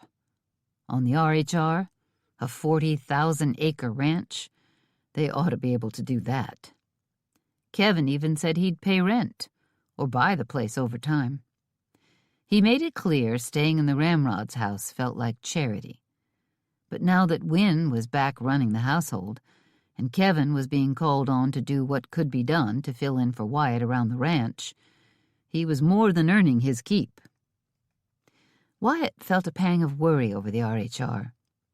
He hoped Cheyenne had moved home. They always worked with a skeleton crew over the winter, so the hands that didn't wander off were hard-pressed to get things done. Cheyenne could handle things, and maybe she'd encourage Falcon to find some cowboy skills. Reuben had trained Andy, and he had several cowpokes to help him. But Kevin was a raw beginner. Jesse, one of the newer hands, had seemed eager to work with Kevin. Wyatt sure hoped someone could teach Kevin to like ranching, because he was probably going to be stuck doing it the rest of his life. It made Wyatt grind his teeth in frustration to wonder how things were going at the RHR. He hadn't heard a word from anyone at home since he'd come over here. With satisfaction, Wyatt plunged his pitchfork back into the straw, enjoying the crunch of digging out the old to make way for the new. No reason this couldn't be Kevin's land. Wyatt intended to see Kevin and Wynne settled in here. He worked out the day, keeping at it long after the rest of the hands turned in. He ate with them in the bunkhouse, returned to his work, then finally went to his cabin for the night and waited for the lights to go out in the big house. "We have to wait until Molly and Wyatt get back." Rachel was adamant. And yes, Cheyenne had gotten to calling her Rachel. Truth was, Cheyenne liked the woman. Rachel was ruthless. She wanted to crush an evil man beneath her boot heels. She wanted to earn a living. Cheyenne couldn't find anything in that to object to. "It'll take a day, that's all," Cheyenne insisted. "You can ride out after dark. You can't send the telegram from Bear Claw Pass, nor Casper. Too many people know what's going on around here. The will, the rustling, the name of my ranch, and they may remember your involvement in all of it, Rachel. Word could get out. It could reach Hawkins, and that would put Molly and Wyatt in danger. You'll have to use White Rock Station. That's the next place east that you can send a telegram. You can reach it by riding overnight. If you send the wire in the morning, include a notice to expect a letter explaining everything in detail. Mail travels fast now, so it should reach your agency in a matter of days. The wire will give them enough information to be ready to move when details arrive. Your agent can get ready to travel. Unless they have agents in Tennessee?" Rachel shook her head. "I've never heard we had agents that far south. But I'm not sure. There may be other private investigating agencies we can work with. But even if no agents are there, they will have some closer to Tennessee than Chicago." With a nod of satisfaction, Cheyenne said, "Good. An agent will have time to pack and prepare to travel as soon as a letter arrives. If Wyatt comes running on that day, saying they have what they need to arrest Hawkins, and I'm not here—" "This can wait, Cheyenne." Kevin wouldn't cooperate. "There's no rush to settle the estate." "There'd be no rush to set the investigation in motion before winter crashes down, if I could just go to Bear Claw Pass," Rachel said. "But until we have evidence to take to the sheriff about Clovis, I don't dare trust the telegraph operator not to talk. And in Casper, with Randall Kingston, that lawyer Clovis hired to make sure his will was airtight, living there, I don't trust him not to hear about it. Any news about the RHR would draw his interest. Word could get back to Hawkins." Cheyenne couldn't believe she'd considered marrying that man. She felt embarrassment creeping every time the memory swept over her. She was fairly dark-skinned, so she hoped a blush didn't show. But she was tired of the back of her neck getting hot. "So, we'll do it in the spring." Kevin acted like it was all settled. Rachel shook her head. "By spring, we'll have let almost a year go by, especially when you add the time it might take to run our investigation. When these legal matters have dragged on that long, a judge might consider them settled and not overrule it.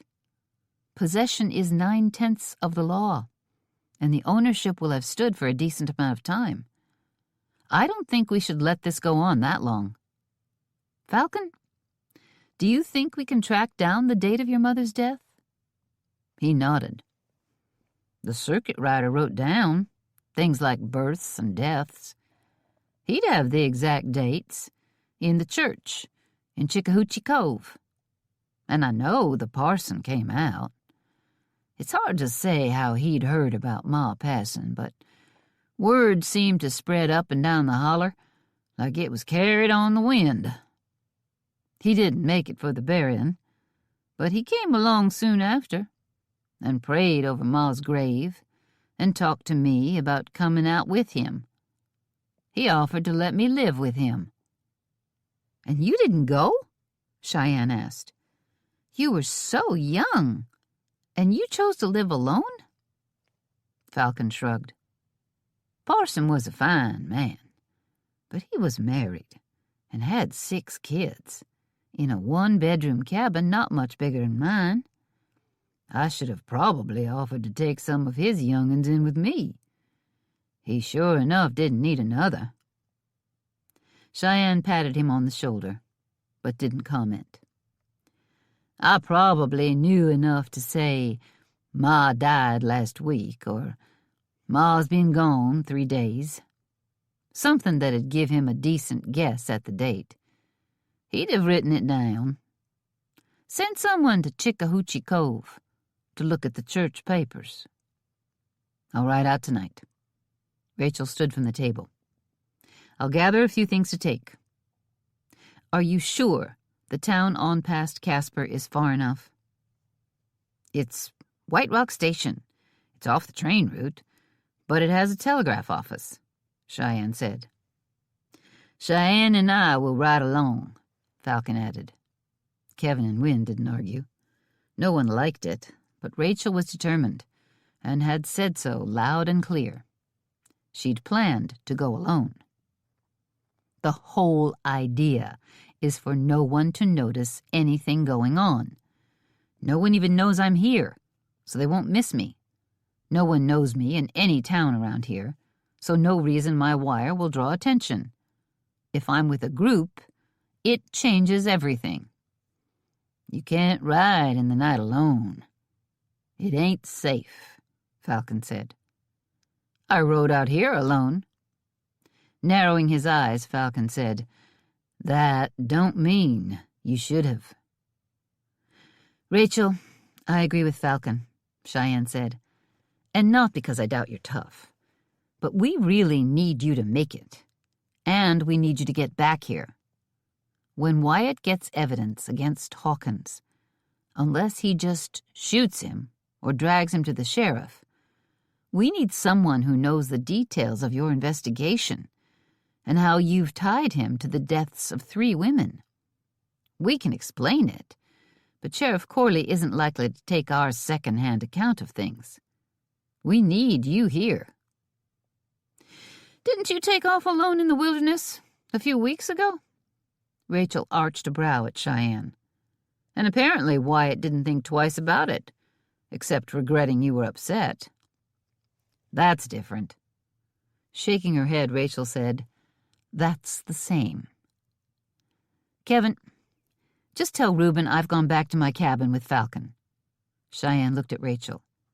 "But I can't be gone 1 minute more than necessary.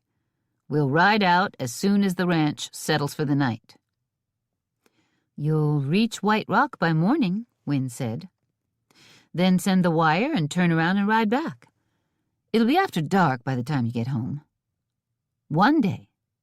Rachel shouldn't be gone a minute longer than necessary either. And if you've got a letter to write, you'd better write it now." The man listened at the window, noting every detail. Then he slipped away and got a message sent, as he'd been instructed. They thought their trip would be made in secret. They thought that stranger hiding in their house was still a secret. But he knew everything, and so did the man who was paying him. Finally, Molly set her lantern in the window, her signal for Wyatt to come, and he hurried across the shadows on the snow-covered yard and climbed in through Molly's window. After his first night examining the account books, and after the way Hawkins had tried to get Molly to come to his room, Wyatt came over every night, as soon as the lights went out. He wasn't leaving Molly alone in that house. It was hard enough in the daytime, but impossible at night. He couldn't search every night. It was too exhausting, considering the long, hard days he was working, trying to clean up the horrible mess around the ranch. But he came over and slept. The ridiculous house was so large, he could have taken over the whole third floor, half the second, and the cellar, if he'd wanted. Hawkins never went in most of the house. But Wyatt picked a place close to Molly. He'd picked a pantry near Molly's rooms, laid a pallet of blankets on the floor, and slept in there. She'd greeted him at the window in her ridiculous robe nightgown dress get-up. She looked to weigh about 20 pounds more than usual, and he wanted to tell her how cute she was, all properly bound into 3 layers of clothes. He didn't, because tonight she had news. "I found a loose floorboard in Mr. Hawkins' bedroom when he went out riding today. I'm sure there's something strange about it, but I couldn't get it lifted out. I'm afraid to take time to work on opening it when he's here, even if he's in his study. He's so aware of where I am all the time, and he tends to come and ask me questions. I'm being extra careful not to be in his bedroom when he comes around." Wyatt's jaw went tight to think of a fine woman like Molly having to put up with such unpleasant behavior. And unpleasant described it only if Hawkins wasn't something far worse than unpleasant. Wyatt couldn't figure out a way to be in the house during the day. He had a few excuses lined up, things to talk to Hawkins about, but he needed to save them for when Molly needed time to get into the safe. But maybe. The men say he rides out quite often. "He's done it a few times since I've been here. Now that I've found the floorboard, I'm afraid we'll just have to wait until he goes out again."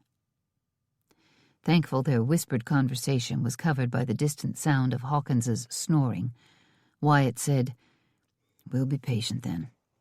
I wasn't around when he saddled up and left, so I didn't know about it and didn't come in to help." "You couldn't come in anyway. The men would talk." "I don't care about gossip."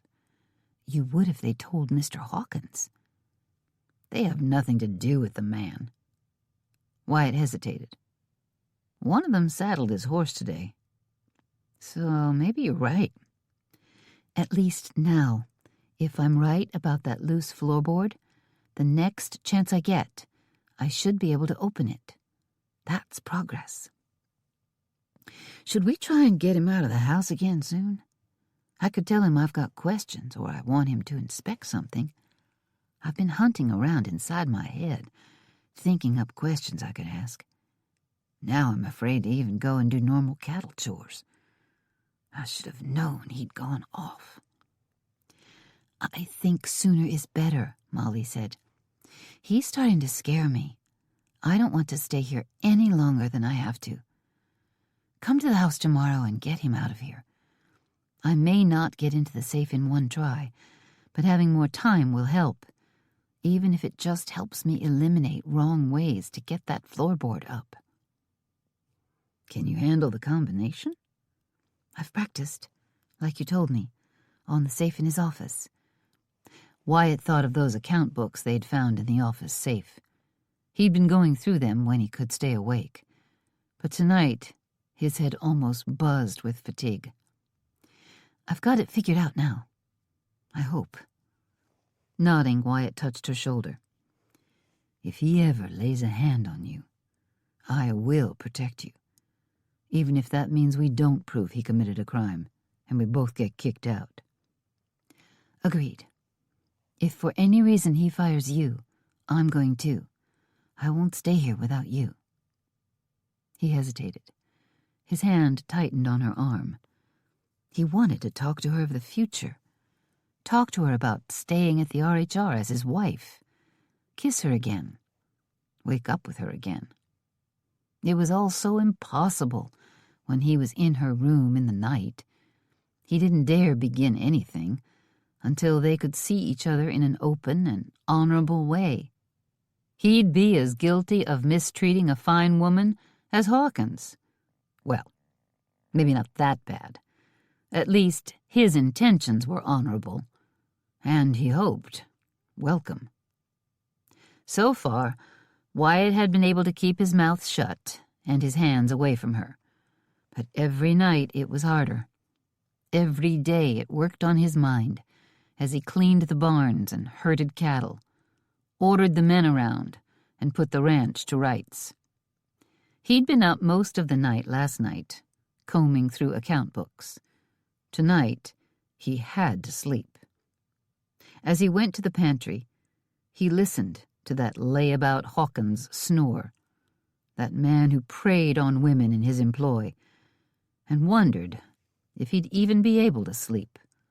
A possible murderer overhead, a beautiful woman next door, a few thousand underweight cattle who needed help to survive the winter. Worry circled in his head, but he'd been up all last night and the night before. Worry chased him into sleep. Chapter 15. They rode hard, all night. The sun broke over the eastern sky, and Cheyenne, near to falling asleep on her horse, knew they'd make it. They hadn't followed the main trail, which would have taken them to Casper. Cheyenne wanted to stay well clear of it. Her riding into Casper wouldn't matter much, nor Falcon. That could all be explained somehow. But Rachel was unknown, and people would wonder about her. They'd ask the telegraph operator, who would know too much and share it all. There was still a good stretch to ride, but sunlight helped keep her head from nodding. Cheyenne was in the middle. Once she'd found the right trail, she'd let Falcon lead. Looking back, she smiled at Rachel, a hardy woman who seemed tireless. Rachel smiled back, her blue eyes flashing in the rising sun. Looking on past her, Cheyenne enjoyed the sight of her beloved mountains, rising up in the distance. They were on a narrow path that wound around a steep uphill grade. Trees rose up on the right side, a solid wall of rock on the left. Cheyenne turned to face forward to see Falcon dive off his horse toward the wooded side. Cheyenne didn't even think. She just moved, taking her rifle with her. The gunfire split the air as she hit the ground, rolling to a crouch. Falcon was running for her. He saw her down and alive. Then they both spun to warn Rachel, only to see her slam backward off her horse, who crow-hopped, spooked by the shot. They reached her as she landed on her back in a puff of dust, a bright crimson star blooming on her chest. Her horse startled the others, and they reared, enough ahead that Cheyenne didn't have to dodge hooves. One hard look at Rachel made her turn to Falcon. He saw the same thing she did. Rachel was hit dead center in the heart. No one survived a shot like this. The rifle took up firing, and rained bullets down as fast as someone could cock it and pull the trigger. A branch, inches over Cheyenne's head, was shredded by bullets. We're out of his sight, down low. Falcon crouched and dragged Rachel around the curve of the trail, farther out of range. The shooting stopped. Falcon got all three of them up against the rock wall. He pressed his back to it, gun drawn. Cheyenne left him to guard and turned to Rachel. She was shocked to see Rachel open her eyes. Not dead yet, but she couldn't last long. Take this. Rachel dragged a letter out of her coat pocket and shoved it into Cheyenne's hand, then a piece of paper. The code. Contact Pinkertons. Don't put my name in the telegram. They'll know I'm dead, or in terrible trouble. Someone will come. Her eyes fell shut. Her grip on the letter and paper trembled. Then her hand went slack, and she released both. She passed out. Cheyenne pulled back Rachel's thick coat, then opened the top buttons of Rachel's dark red shirtwaist. The bullet was high on her chest. Better than Cheyenne had feared. It had missed her heart, probably missed her lungs. Maybe it wasn't deep enough to sever her spine. Maybe Rachel had a chance. Taking frantic assessment of the bleeding wound, Cheyenne dragged her knife out of the sheath at her waist, cut a strip off Rachel's black riding skirt, and formed a large pad. She pressed it to the wound and felt the hard lump of the bullet. It wasn't in deep. Looking away from the trail, Falcon's eyes flashed with fury. I didn't see anyone until a rifle moved. Aimed. They hit exactly who they wanted to hit. I think they'd have killed us too, and not minded when they were firing after that first shot. But we weren't the targets. She was. Even knowing that, we don't dare round that corner. We have to go back. With one jerking nod, Cheyenne said, "Bring me your knife. It's got a better edge on it. I can feel the bullet. I can almost judge the distance that dry gulcher was from here, because that sounded like a Henry rifle. I know its range, and this had to be near the end of it for the bullet not to have gone in farther." Falcon whipped out his knife and extended it to Cheyenne. She took it and probed the wound, and heard the sickening scrape of metal on metal. It's barely beneath the skin. Falcon, she may make it. Cheyenne was surprised by the sigh of relief. Hold her still, in case she takes a notion to wake up while I'm doing my ham-handed doctoring. They were both silent, while Cheyenne gritted her teeth and dug the bullet out. Rachel groaned once and tried to roll away from the pain. Falcon held her in place. The bullet came free and the wound bled faster. Cheyenne pressed the pad of cloth hard against the entrance wound. While she worked, she glanced up at Falcon, who wasn't looking at her. Instead, he kept his eyes on the trail and the woods around them, on guard, as wary as a wild creature.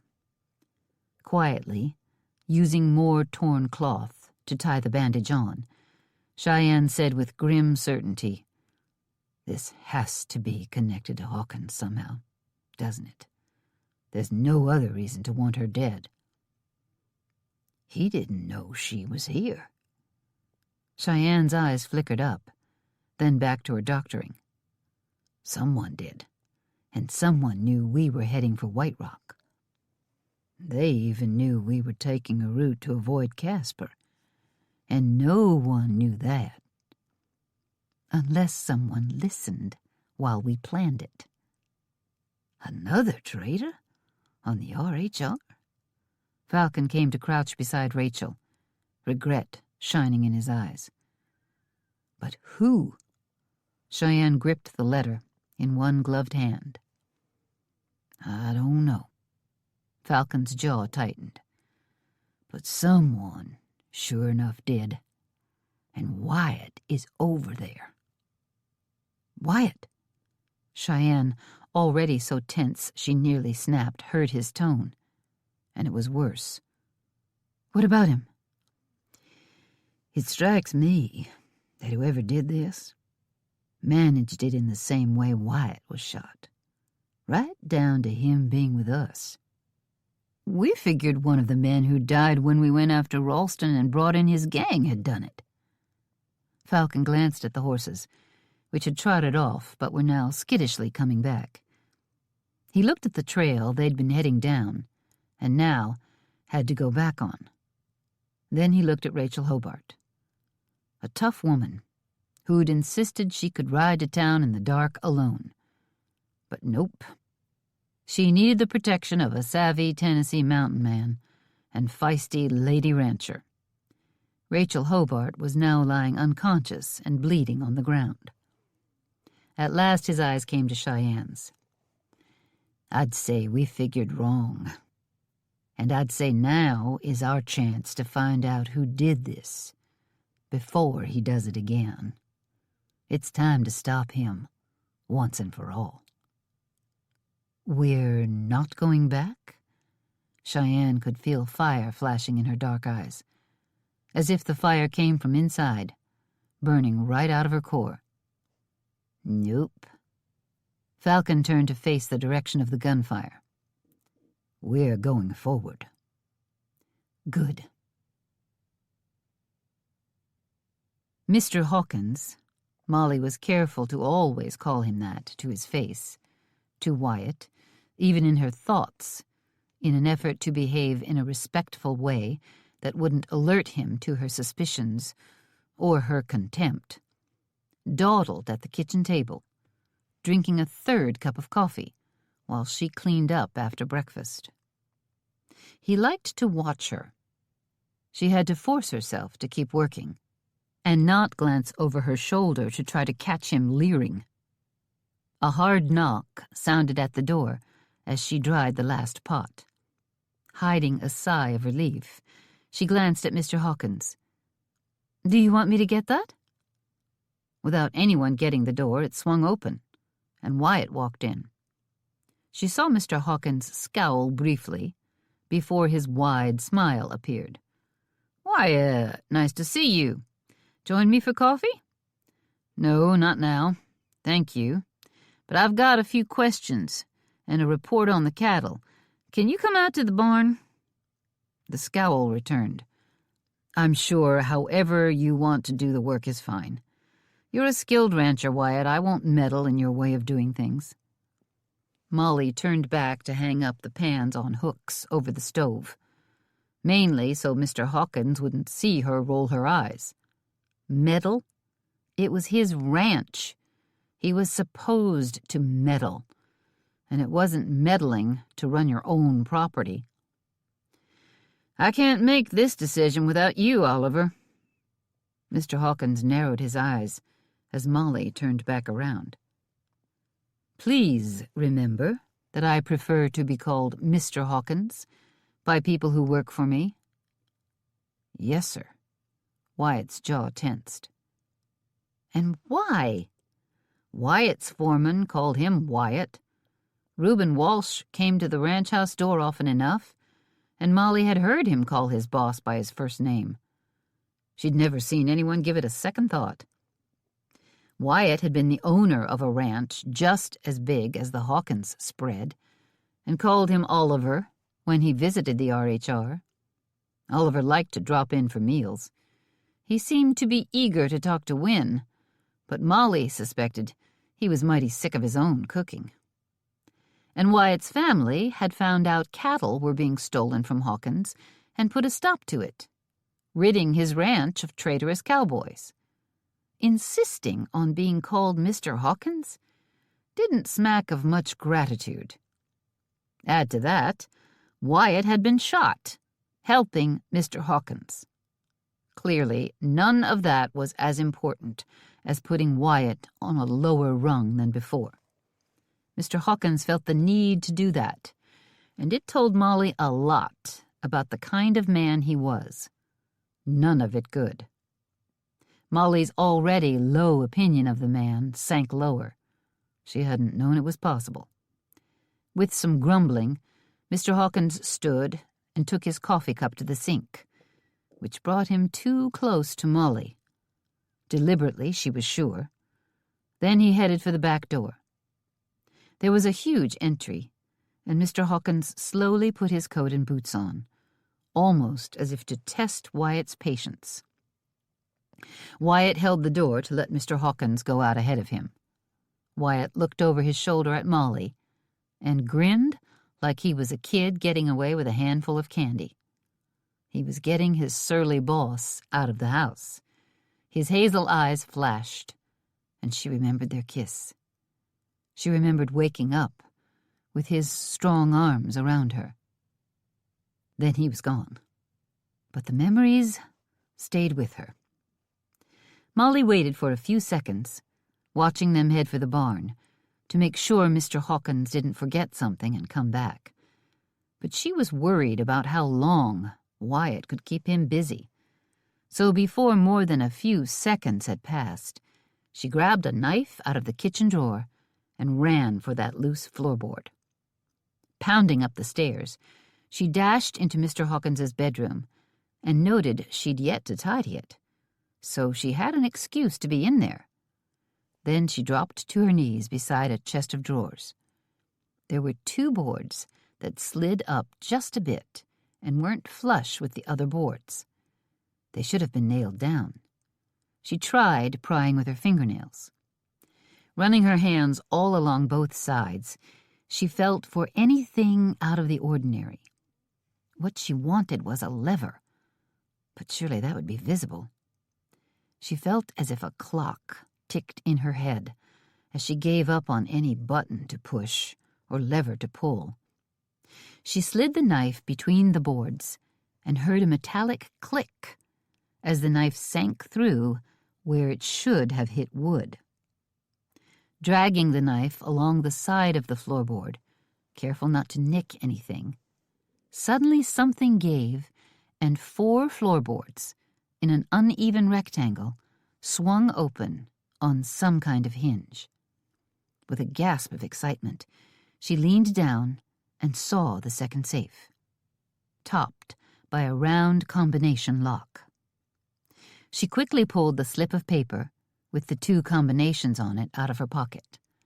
Molly carried it with her at all times, afraid if she left it somewhere, even in her room, Mr. Hawkins might find it, or she might need it, just like now.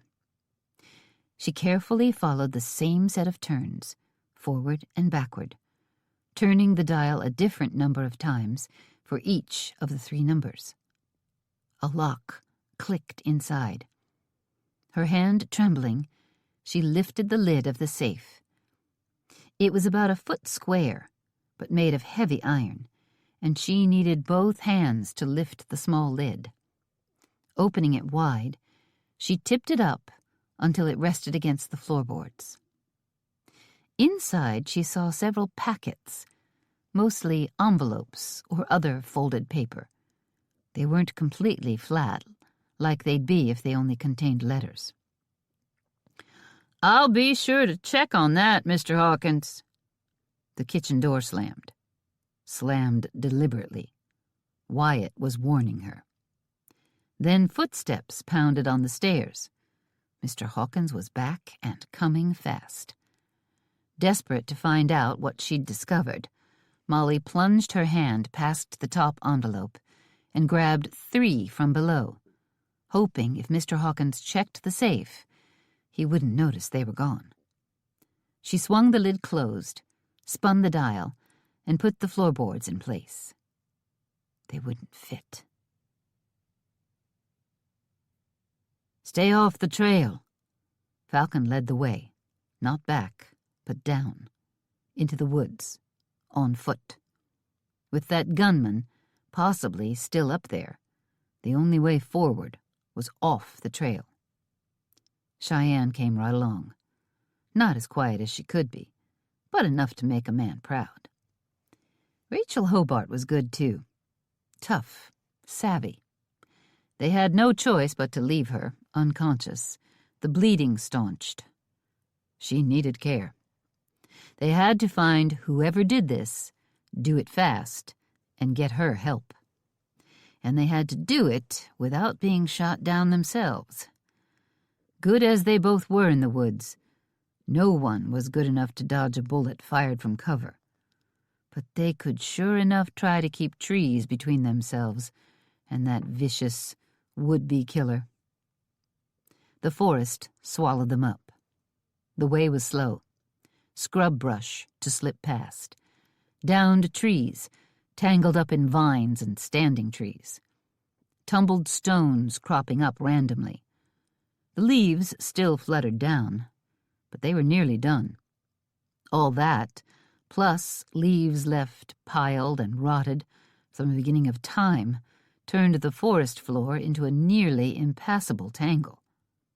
Falcon was used to that. A glance back showed his wife keeping up with no trouble. Where had that shot come from? Falcon had seen movement. Late. Far too late. But he'd thrown himself off the horse and sprinted for Cheyenne even as the gun fired. And he had one moment to fear the most important person in the world to him might have died. Then he had her, alive and unhurt, and Rachel hit the ground, bleeding. Now, he sorted through all those rapid-fire thoughts and knew right where he'd go to find this evil dry gulcher. Forging on, each step chosen carefully, his eyes never resting, Falcon kept trees between him and any gunman who might be coming or waiting. He reached a point where he thought the gunman, should he still be in place, might be visible. Falcon doubted the killer was still there. It was the way of people who fired from cover to run after the deed was done. But he might think the trail was covered from where he sat. He might be content to watch and wait, and kill again, given a chance. Reaching from behind, Cheyenne's hand came into his. He looked back and tipped his head toward the massive oak tree right in front of him. Cheyenne nodded and stayed still. Falcon eased forward, considered. Saw himself peeking around the trunk of this tree and getting his head blown off. Nothing to like in this situation. Instead, he looked overhead and saw a heavy branch within grabbing distance. He had to launch himself upward, but that was no problem. Catching hold, he swung himself up, hooked his knees around the branch, then swung around to sit. He climbed to his feet. The branches were thicker, closer together up here, and stout enough they didn't shake under a man's weight. Hopefully, even if the shooter was still out there, he wouldn't be looking for trouble coming from the treetop. Falcon fetched his rifle around and, with his hand on the trigger, pointed it up so the muzzle wouldn't be visible, then leaned enough to get one eye around the tree. Studying the area with eyes as strong as a flock of hawks, he searched back and forth, up and down. There, maybe 50 paces up the mountain slope. Falcon fought down the surge of triumph and rage. Calm, steady. He didn't want this man dead. There were too many questions. But he wanted him stopped, and stopped hard. The man was on the ground, behind a waist-high boulder, his rifle resting on the rock. He was sheltered and all but hidden from the trail, but from where Falcon was, his whole left side was exposed. Falcon faltered as he realized who the man was. What could he have to do with the Pinkerton investigation of Oliver Hawkins?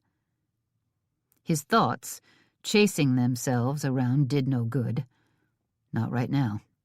Right now, he had a would-be murderer to catch.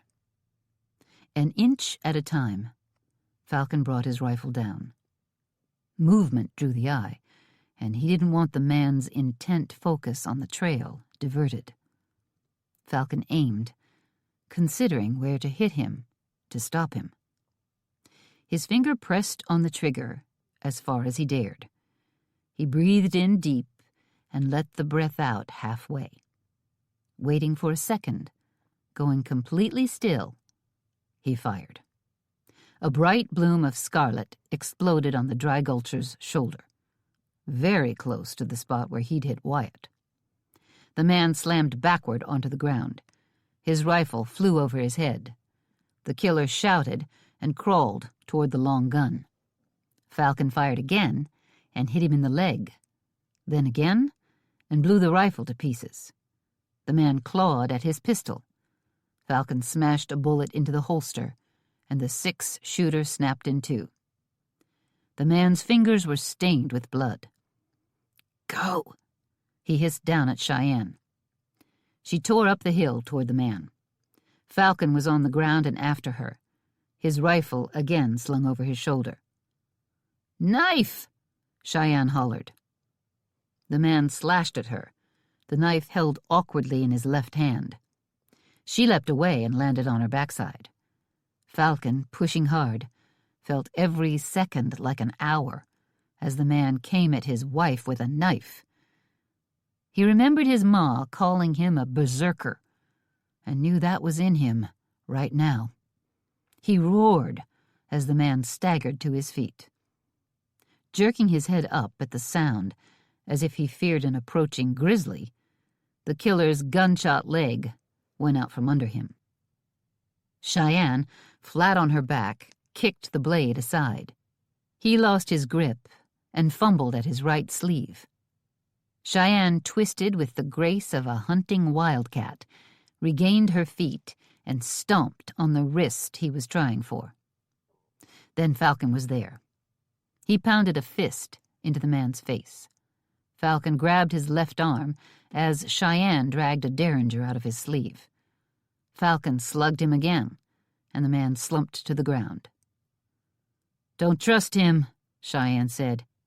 "He acts like he's passed out, but I don't believe it." She held up the tiny 2-shot firearm. "Nice gun. Maybe I can keep it." Cheyenne pulled a length of leather off her belt. "I must say I admire a woman who is always prepared to tie up a prisoner." She grinned at Falcon, but it didn't last. "You really think this man might have shot Wyatt?" Falcon studied him. "We'd just be guessing, unless we can get a confession out of him. But he sure as certain shot Rachel, and fired at us, and came at you with a knife. Attempted murder on 2 women ought to be enough to hang him. If they do, or if they just lock him up, we'll count it for Wyatt, too." "Who in the world is he?" Cheyenne threw him onto his stomach and pulled his hands together behind his back. "I know him." "Really?" Cheyenne stopped tying. The man made a sudden, wild leap forward. Cheyenne brought the derringer down hard on the back of his head, and he went still. This time he was really out. She tied him up tight anyway. "Remember when I came out west? I stopped in Casper to talk to the lawyer who sent me the information about Pa's will?" Cheyenne shrugged as she finished binding. "I can't remember you saying that, but we got a wire from him telling us you'd be on that morning's train."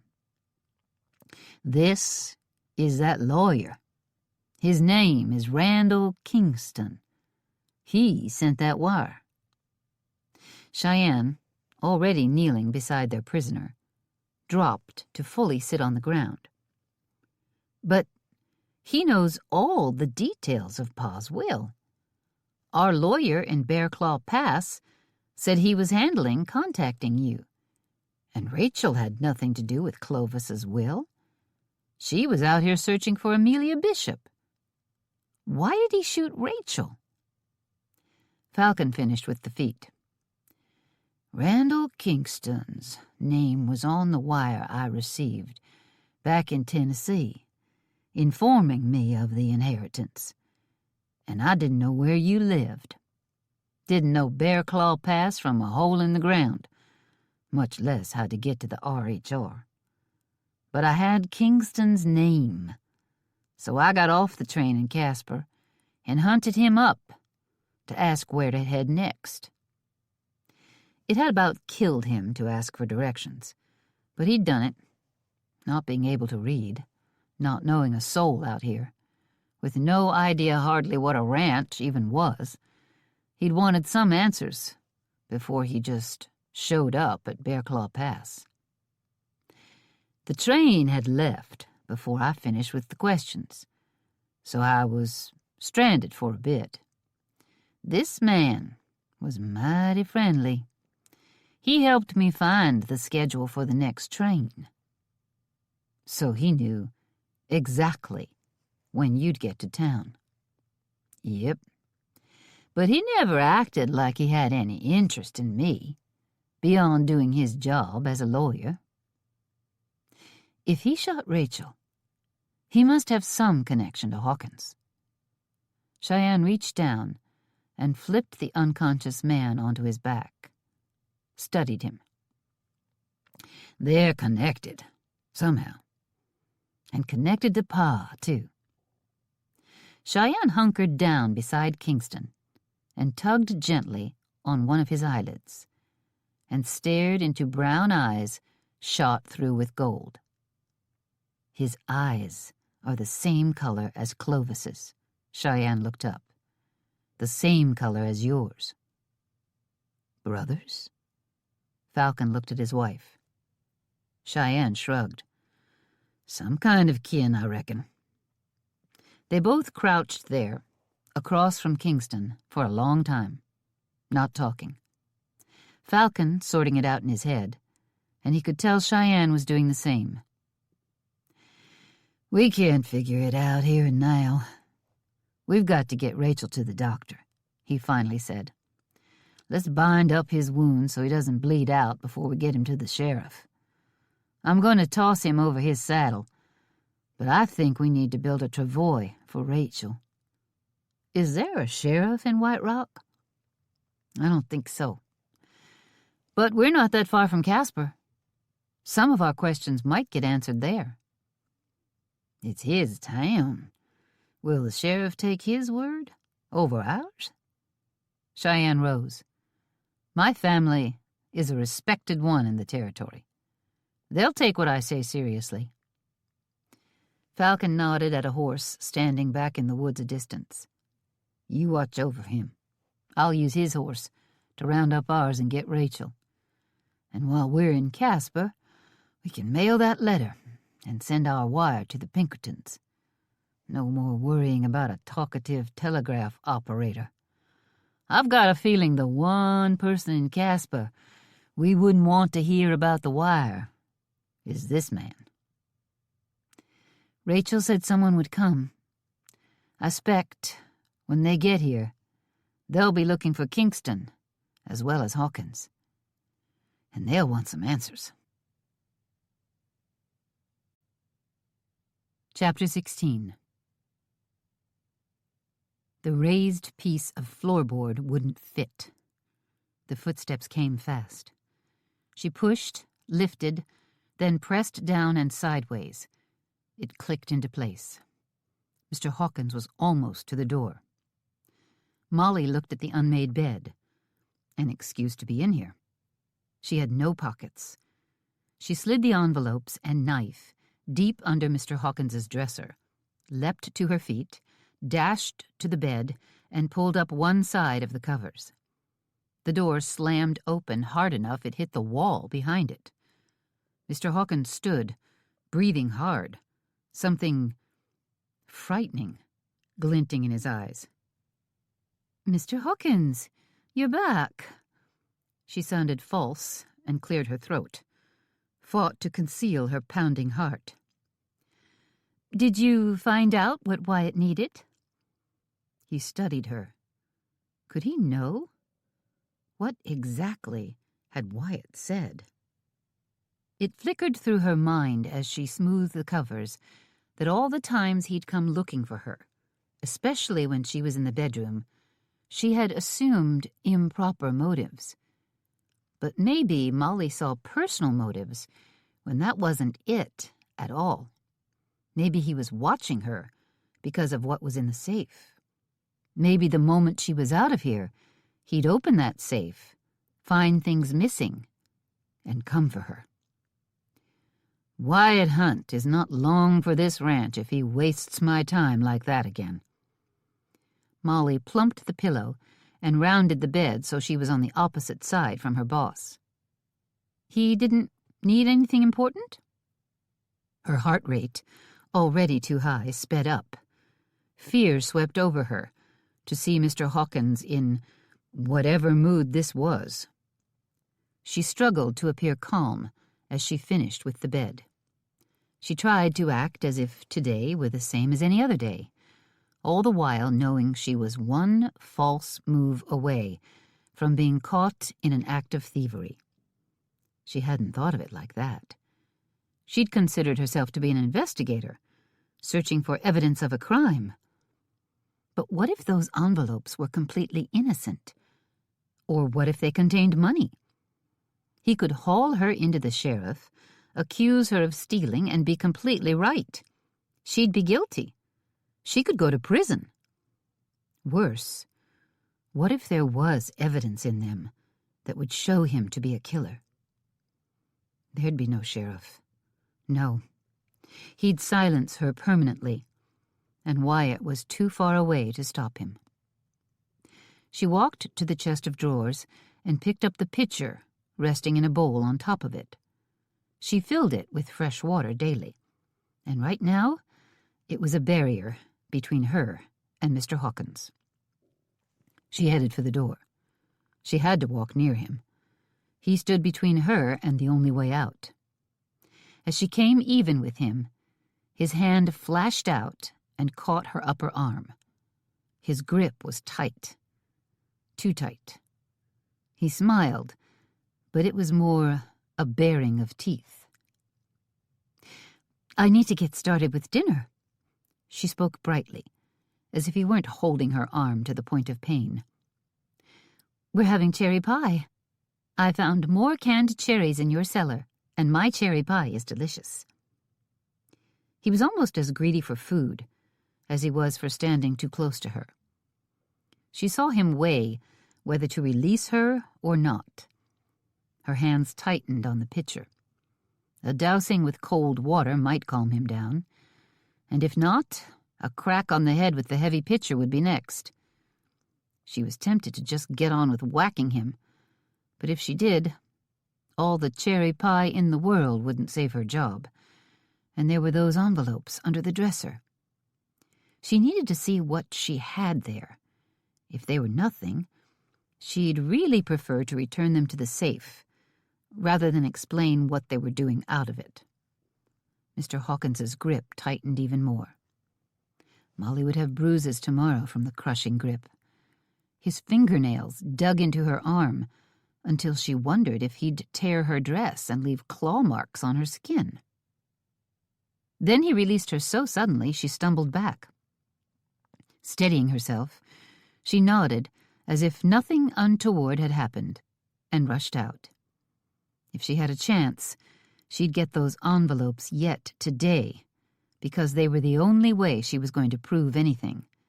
She'd get them, and either they'd contain evidence she could somehow use, or she'd admit defeat, because she was getting out of here. He didn't follow her. Was he opening the safe? Her heart thudding, she knew there was nothing she could do about it. Not right now. She rushed to the kitchen, refilled the pitcher, then looked at it. Her excuse. She had to take it back up. At some point. Her heart pounded with fear as she pictured herself in that room again. She certainly wasn't going to do it while he was in there. But later. She only needed a moment. Whisk in, grab those envelopes, get out. And maybe She sloshed the pitcher so the front of her dress was wet, then went to her room and changed into one she had with good-sized pockets. Hanging the wet dress from a peg in her room, Molly admitted she was so worried about Mr. Hawkins she wanted proof she'd gotten her dress wet, lest he'd check and catch her in a lie. She heard him coming down the stairs. As she pulled on her dress, she looked at a red, swollen spot on her upper arm.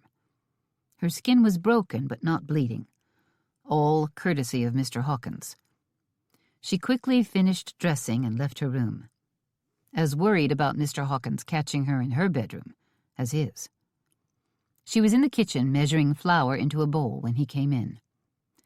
Silently, she swore she would put vinegar in the pie if he so much as touched her. He stood in the doorway. She heard him, but didn't look up from her work. His presence there was like a looming vulture. As she measured in lard, she felt the vulture leave. With a sigh of relief, she focused on preparing the noon meal, and wondered when she'd have her chance at those letters.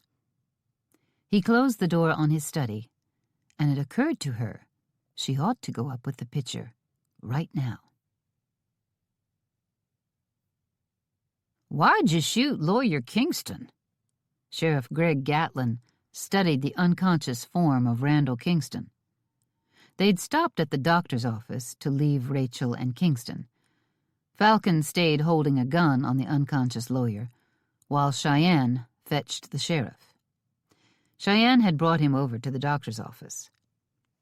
"He shot Rachel Hobart." Cheyenne pointed to the Pinkerton agent. "Shot her from cover." "Did you see him shoot the woman?" Falcon's stomach twisted. He'd been afraid there might be trouble in Casper. Kingston was a known man in this town. Falcon was a stranger. "Greg, you know how good a tracker I am," Cheyenne cut in. Falcon did have a hideout weapon, though. His wife. The sheriff nodded. "We were riding along, strung out on a narrow trail. Rachel, third in line," Cheyenne said. "He picked her to kill. It was deliberate, and the bullet hit her chest dead center. Only because of the distance and Rachel's layers of clothes is she still alive. We ducked for cover and then worked out where the shot came from. And Falcon is an even better tracker than I am." Gatlin glanced at Falcon, looking impressed. Falcon didn't smile, but it made a man feel mighty fine to hear his woman speak highly of him. And Cheyenne didn't like admitting anyone could out-track her, so it was a real compliment. It seemed Sheriff Gatlin knew that, too. "Really? He's better'n you?" He pulled off a dirty white Stetson and scratched a thatch of gray hair. Then his eyes turned to Falcon. "That's saying something, mister." "We slipped around and found him, still aiming at the trail. After that first shot hit Rachel, Cheyenne and I made for the forest while he fired more times. I think he stayed there, covering the trail just in case he got another chance at us. But Rachel Hobart was clearly his main target.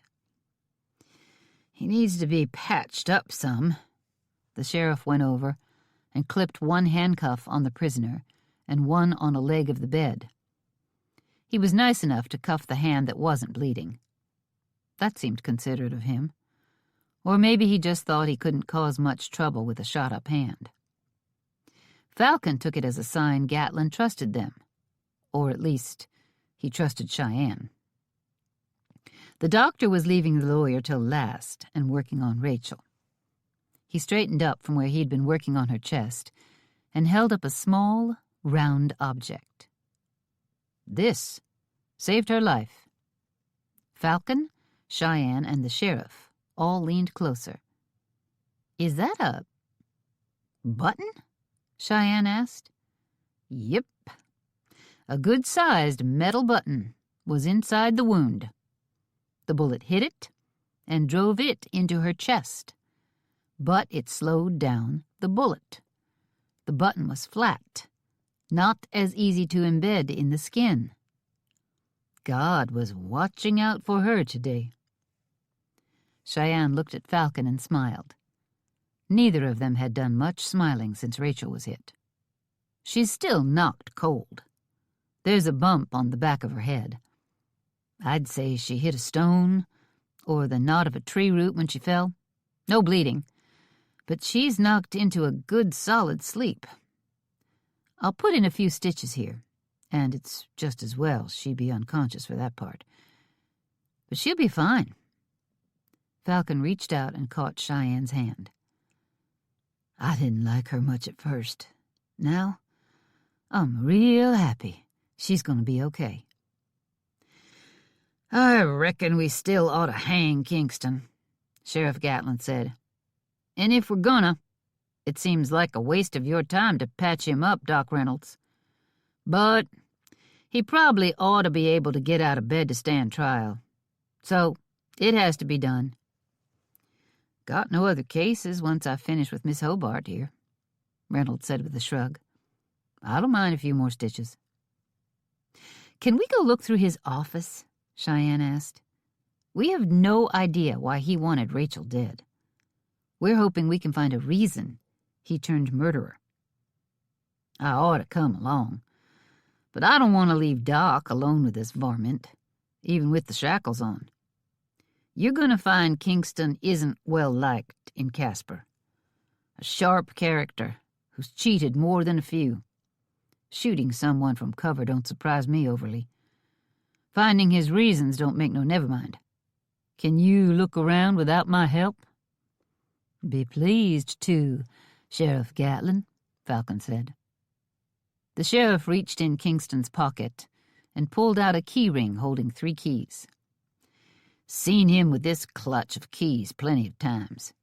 He had a habit of tossing them up and catching them while he'd stand talking. His office, the rooms above stairs where he lived, and the third one, I don't know.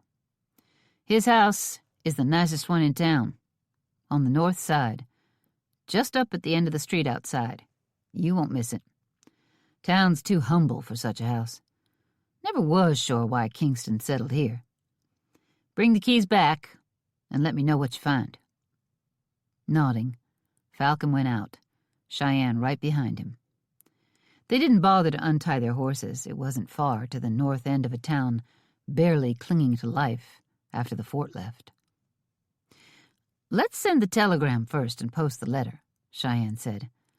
Asking the Pinkertons to look into your ma's death doesn't seem so important anymore, but it needs to be done, and the Pinkertons need to know what happened to Rachel. Cheyenne thought a moment. She told us not to mention her name, but I think she was afraid she was dying. With the man who shot her arrested, do we still keep the details a secret? Considering it carefully, Falcon said, I'd say we better do as she asked. If we don't hear anything from the Pinkertons, we can write them again. Tell them straight out what happened.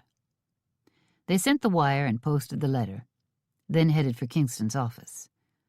It stood off by itself, looking more like a house than an office. A mighty grand building for a small town.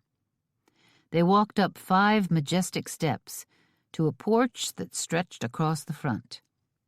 The biggest key fit perfectly. Chapter 17. Molly picked up the pitcher and walked upstairs, making as little sound as possible without actually tiptoeing, for fear Mr. Hawkins would notice that. She recognized that she was making mental excuses, practicing explanations, in case Mr. Hawkins asked her what she was doing. This was how a fearful woman behaved. Young as she'd been, she remembered her ma acting this way, trying to avoid her husband's wrath. In the end, Ma hadn't been able to. Molly walked straight to his room and set the pitcher in place. Moving fast and listening for Mr. Hawkins to come upstairs and bother her, or worse, she crouched and saw the envelopes still in place with the kitchen knife beside them. She grabbed all of it, tucking the envelopes deep into her pocket and hiding the knife in the folds of her skirt. Then she rushed out of the room. She caught herself before she broke into a run. Back in the kitchen, she replaced the knife and continued cooking, trying to decide if she needed to peek at the envelopes first or just flat out quit. Walk out now, find Wyatt and ride for home. Open the envelopes when they were safe. She wished Wyatt would come to the back door again. Talk to her. Make a plan. He would come to her window tonight. If she didn't just up and leave before then, she'd wait for Wyatt, check what she had, then they'd leave together, in the night, after Mr. Hawkins went to sleep. Evidence or not, she was done here. She agonized over whether to keep the envelopes in hand and fear the crinkle of paper as she moved, or hide them in her satchel. She didn't want to let them out of her sight. She found a solution she could live with. She hid the envelopes in a place Mr. Hawkins could expect a fat lip if he touched her. Then she went back to her baking, slid the pie in the oven, no vinegar because she planned to have some herself, got potatoes on and sliced ham to fry. She couldn't do much of anything fancy because her hands tended to start shaking. Mr. Hawkins came to the kitchen early for dinner as usual, to watch her work. She smiled as she poured him a cup of coffee. She'd learned his preferences. Bring the cup to the table, then get the pot and bring it to the table and pour. He said he liked it piping hot, and that helped. But in truth, he liked her standing near him. While he sipped coffee, she got the table set. Next, the pie was out of the oven, the potatoes were mashed, and the ham was keeping warm on a platter on the back of the stove. Setting the table, she was surprised when Mr. Hawkins rose. He seemed to like to sit and be served. She half expected him to ask her to cut his meat and fork it into his mouth. "Everything's ready, Mr. Hawkins. I'm just bringing the coffee pot over." She reached for the big pot on the back of the stove, thinking of how she'd liked the idea of having the big water pitcher between them. Even better to have the boiling hot coffee pot. Before she got hold of it, Mr. Hawkins caught her arm and pulled her away from the stove. Startled, she squeaked as he turned her to face him.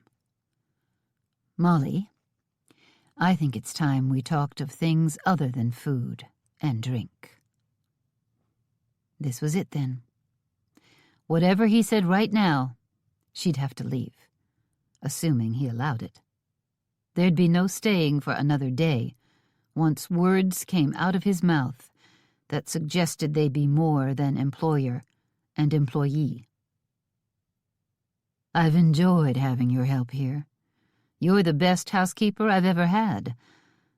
But my feelings—" A sharp rap on the back door made him back up a few steps, just as the door swung open. Molly looked, hopeful it would be Wyatt, but glad for any interruption. "Hi, Pa. Kevin and I thought we'd stop in for dinner." Wynne waved with a big, if somewhat phony, smile on her face. She came on in and headed for the table. Kevin was right behind her. "Oliver, good to see you and Molly." Kevin walked straight to her, his expression mild, pleasant, but his eyes were sharp, and he clearly wanted to know how she was doing. "Kevin!" She lost all control of herself and threw her arms around her big brother. Catching her by the waist, Kevin lifted her to her toes. "I've missed you, little sister." He gave her too tight a squeeze, and close to her like this, he whispered, "I want a chance to talk to you before we go." She hid the flinch when his squeeze hurt her arm, but maybe she didn't hide it well enough, because his eyes narrowed. Molly got a hold of herself and said brightly, "I've made plenty of food. Let me add plates to the table." With the first genuine smile she'd managed while Mr. Hawkins was in the room, she hurried around, setting places for them. Mr. Hawkins was at the head of the table, as always, and Molly sat at the foot, closest to the stove, should she need to fetch anything. Wynne got busy pouring coffee and talking lightly with her father. Knowing how Wynne felt about her pa, for them to come for a visit gave Molly a sweet rush of love for her sister-in-law. She had to stop mourning the loss of a brother and start celebrating that she'd gained a sister. The food was dished up.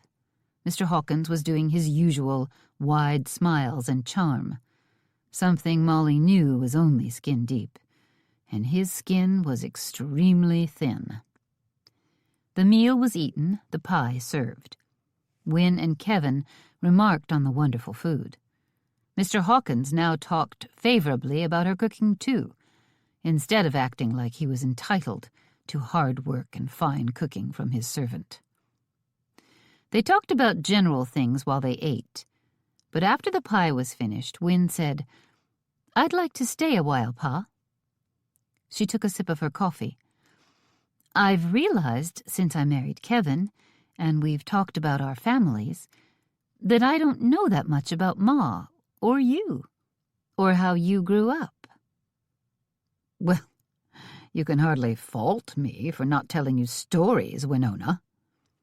His voice had a sarcastic edge. "You left before you were old enough to remember much, and since you've come home, you're never here." "You're right, but I'd like to change all that." Color bloomed high in Wynne's cheeks, but she clung to a smile and a pleasant tone. "Now, as an adult woman, a married woman, I'd like to learn more about your childhood and Ma's. I'd like to better understand where I came from. I have faint memories of Ma's mother, and I knew of Grandpa, but I can barely remember their names. I know we came from Chicago to here, but what did Grandpa do in Chicago? What work did you do back there? And I'm sure I've never heard a thing about your family. I'd like to know more. What were Grandma and Grandpa Hawkins's names? What did Grandpa Hawkins work at? Do you have any pictures?" Molly watched Mr. Hawkins during Wynne's friendly chatter. She saw a glint in his eyes that reminded Molly of how he'd looked at her upstairs, while he'd held her arm tight enough to bruise it.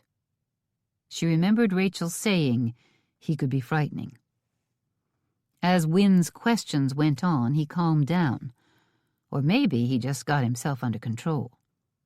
He said in his usual falsely charming voice, "Well, now you're right. We've never spoken much of my family. It's odd to think of that. Strange that you don't know about either of your sets of grandparents at all." Mr. Hawkins rubbed his chin, as if thinking of old memories, but it struck Molly that instead he was thinking whether to tell the truth or lie. Or maybe he didn't hesitate over it at all. Maybe he was concocting the lie. "I don't have pictures of them, nor pictures of myself or your mother." He fell silent for too long. At last he said, "I may have some of your mother's parents. I haven't had them out in a long time. I might be a while finding them, but come into my study. That's where they'd have to be. We'll have a look. Oliver, I'd like to visit with my sister. Catch up. I haven't seen her in a while. I'll be right in to look at pictures, though." The way he said it, letting Mr. Hawkins know he wouldn't be alone with Wynne for long, sounded almost like a threat. For sure a warning. Mr. Hawkins left the room with Wynne, the two of them talking as if they'd always enjoyed each other's company. As soon as they left, Molly frantically unbuttoned the top 3 buttons of her dress, pulled out the envelopes, and hissed, "Hide these." check on them with Wyatt before you leave the property." Kevin arched a brow as Molly, quickly rebuttoning her dress, looked past his shoulder to make sure Mr. Hawkins hadn't come back. Kevin had a coat hanging in the entryway. He strode to it, thrust her small collection of evidence deep in a pocket, then came back. She hissed, "It might be something to use against—" Her eyes shifted to the door Mr. Hawkins had just walked out of. "If it's not, then I have turned thief, and I want a chance to put those envelopes back in the safe in his bedroom." Then, on an impulse, she threw her arms around Kevin's neck and said, speaking normally, "I've missed you." He hugged her gently. Then, setting her back so their eyes met, he asked, "Are you safe here?" There was only silence. Molly couldn't lie and claim she was safe, but neither could she say the words that would make Kevin yank her out of here. But her very silence was an answer. "You're leaving with Wynne and me." "No, not yet. I want those envelopes opened, without them looking like they've been opened if possible. There may be something in them that, once I see it, would lead me to something else here in this house. Once I leave, we'll never get anyone back in here." She held up the flat of her hand. "I'm leaving very soon. I very much doubt I'll still be here tomorrow morning. I don't like being here, and—" She barely moved her lips, hoping not to be overheard. "Rachel was right. Mr. Hawkins is frightening. Open the envelopes so I know what's in there. I intended to do that after Mr. Hawkins went to sleep tonight. Wyatt comes to my bedroom every night and—" "He does what?" Kevin's voice wasn't a bit quiet on that question. "Hush!" Molly shoved Kevin's shoulders. "Nothing wrong is happening between us. He comes to my window to see if I've found anything. Then he sneaks through my room." She checked for Mr. Hawkins again. "And sleeps in a nearby pantry, so he's close enough to hear me if I need help. But today, I decided I'm done." She gripped Kevin's wrist tightly and thought of how Mr. Hawkins had gripped her arm. And what had he been about to say when Wynne and Kevin had arrived? Yes, there was no more decision to make. Her time here was up. "I haven't been hurt, but he's a frightening man. I'm going to go find Wyatt and give him these envelopes. We'll look at them right now. Can you go into the study with Wynne and Hawkins? I don't want her alone with him." "He won't like me in there. I'd be forgetting my place. He's very particular about how he treats servants." Her eyes grew wide. "You should hear how he talks to Wyatt." Kevin's brows arched. "And Wyatt puts up with it?" "Go and get back here. I'll take coffee in. I think he'll accept me coming in to serve him." Kevin kissed her on the cheek. "I'll be back in 5 minutes. I didn't see Wyatt when we rode in. If he's not to hand, I'm not going hunting." He ran out of the kitchen. Molly picked up the coffee pot and set it on a tray. She added delicate china cups and saucers, white with blue flowers, as pretty as anything Molly had ever seen. Then she headed for the study, determined to interrupt, even if nothing was going on. "Pa, can I have these pictures?" Wynne looked at the small portraits of her grandmother and grandfather. She recognized her grandmother. It shocked her to realize she'd held the memory of the fine old lady all these years. Her heart warmed until it was nearly hot. "Yes, of course you can. I should have given them to you years ago." "How about Ma? Do you have pictures of her?" "I don't remember having any. I'd be willing to sort through more old papers to see if they turn up, but I'm not sure where to start. Maybe that's a task I can give myself in the near future." At least, Wynne was sure she remembered her mother. A picture would have been a cherished possession, but her memory was keen. "Tell me about yourself, Pa. Your childhood. Where did you grow up?" Her father's eyes sharpened. He smiled easily enough, but it went no further than his lips. "I grew up in Chicago. Lived there all my life, until your ma and I headed west." "Tell me about your parents." She saw his gaze shift. He looked down to the left, and she could almost feel him creating a story. She knew what he'd say next was a lie. He talked of his father, a lawyer, a successful one, and his mother, a lovely society matron.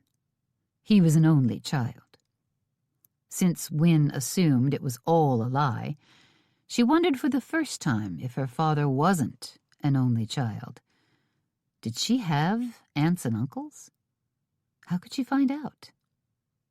He went on, talking about a happy childhood, a fine school that made him want a finishing school education for Wynne. On he went, and Wynne prayed as she listened to a made-up life, so grand and pretty it was only fit for a fairy tale. "Lord, how do I honor my father? Is there a rule in the commandments that allows a believer to abandon this one commandment if there is only dishonor in the parent?" She'd told Kevin that honoring was not to let her father's lies and mistreatment, possibly even to the extent of murder, go on to the next generation. She would honor him by not living as he did, and she would honor him by being honest. That was the hard part. To honor him by speaking truth to him and giving him a chance. He might change his life. He might become worthy of honor. But she couldn't do that as long as Molly was in his house. "God, is that right?" "It has to be right, because there is no way, as honor is traditionally understood, to honor such a man." Her pa talked of meeting Ma, and she wondered if there was truth in that. Even if he wasn't the well-connected young man he pretended, he might have lied his way into Ma's social circle, charmed a pretty young woman, married her while keeping the falsehoods alive. These lies might be of long standing, lies he'd told in his youth and clung to even now. As she wondered what to say, what to do, what to believe, words pressed to be spoken. The truth. She needed to speak the truth. She'd be honest, then she'd leave here, Molly and Wyatt with her. She had to challenge his stories, and she felt God goading her to speak right here, right now. She opened her mouth to do it. Molly walked in, and Wynne's mouth snapped shut. Had God been goading her? Or had God sent Molly just in time? "I thought coffee might be welcome. Kevin will join you soon, but I didn't wait for him." Molly got very busy setting the tray up, pouring the coffee. She didn't sit down. Molly was as good as a sister now, and yet Pa didn't invite her to join them, and Molly hadn't brought a third cup. She knew she wouldn't be welcome. She hadn't brought a cup for Kevin either. Wynne wasn't sure what that meant. Molly?" Wynne ransacked her mind for some topic of conversation beyond the only one Wynne could think of. "Have you proved my father is a killer yet?" "Look at these pictures Pa gave me." Molly came and looked. Wynne felt her father stiffen at the invitation. He'd been able to accept the intrusion when it was nothing but a servant bringing coffee, but to join the conversation annoyed him. What's more, Molly knew. Wynne saw a slight tremble to Molly's hand as she reached for the pictures of Wynne's grandparents. They were small, and Wynne knew Two prominent, wealthy Chicagoans would have had full-sized portraits painted. Large, well-done portraits. And there should be paintings of her mother, too. Possibly even one of Win as a small child. Where were all those pictures? Had Pa burned them? He'd dug deep for these in a book in a forgotten corner of his study. Possibly he'd meant to burn them, and neglected these small portraits, and had only remembered them when Win asked. A poor family setting off across the continent, hoping to homestead 80 or 160 acres, might be forced to leave valuable family heirlooms like portraits behind. But a wealthy man like her father, who had moved luxuries across 4 states? If those portraits were gone, it was an act of spite. Win couldn't help but wonder if he'd forced Ma to watch him burn them. It seemed like the kind of thing her pa might do. Maybe she couldn't speak truth to her father today, but she could demonstrate right and wrong, at least as Win saw it. "Molly, go get another coffee cup. Get 2, one for Kevin and one for you, and join us." "Now, Win," her pa began. "Molly is my sister." Win cut him off before he could say whatever unkind thing he was preparing to say. "Sister-in-law," he corrected her. "And she's my housekeeper. You can't expect me—" "I do expect it, Pa." Win met his gaze. As their eyes met, she realized how rarely she'd done it. Every lifelong reflex she possessed pushed her to look down, look away, and mind her father. Don't provoke his wrath. But in this way, she could truly honor him, by expecting honor of him. "I lived with Molly, so I know what a hard worker she is. What a fine cook." Win looked at Molly and then reached out to grab her hand and hold on, when Molly might have left the room. "You are blessed to have such a fine housekeeper. But that doesn't mean she's not my sister. We will include her. I'm sure when Kevin comes in, he'd be shocked not to find Molly with us. He'd find it terribly wrong, and so do I." "Don't take that tone with me, Winona." Something burned in Pa's eyes that Win knew, as an adult woman, was frightening. She'd always known this was part of him, but before, she'd looked at him with the eyes of a child. She'd avoided him and been polite and lived away from him as much as she could manage. She squared her shoulders and stood to face her father. "The only tone was to ask you to treat Molly as my sister. I expect it of you, and what's more, I demand it of you. I won't slight her." "You'll do as I say. You're my daughter, and my word is law around here." "Your word isn't above God's, Pa." She softened her voice, wishing she could reach him. She doubted it was possible, but honor demanded she try. "Pa, God calls me to honor you, but the only way to do that is nearly the same word, honesty. I have to tell you honestly that you need to humble yourself before God. I need a father who is worthy of honor, and you are not." The burn in his eyes turned to a raging fire. Win braced herself to be slapped. Chapter 18. "Look at this, Falcon." Cheyenne held up a picture she'd found buried in a drawer in Kingston's bedroom. Falcon came to her side and stared at the picture. Cheyenne tapped on a mostly grown boy in the front row. "That's your pa." Falcon leaned close. It's like looking at a picture of myself. That has to be Pa. And look at who he's standing behind. That has to be Randall Kingston.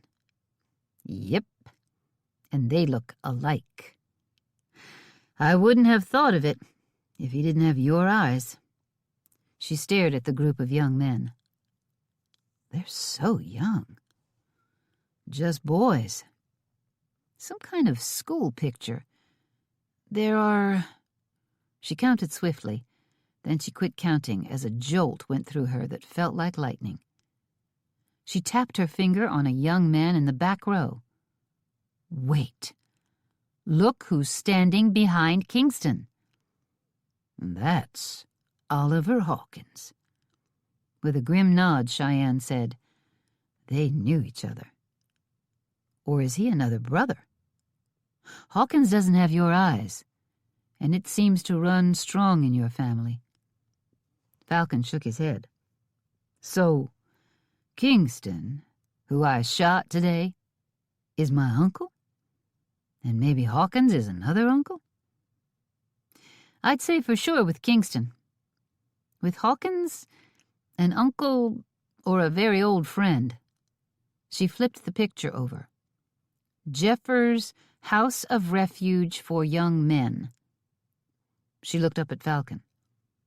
What is a house of refuge? Falcon shrugged. Then she tapped another line of words.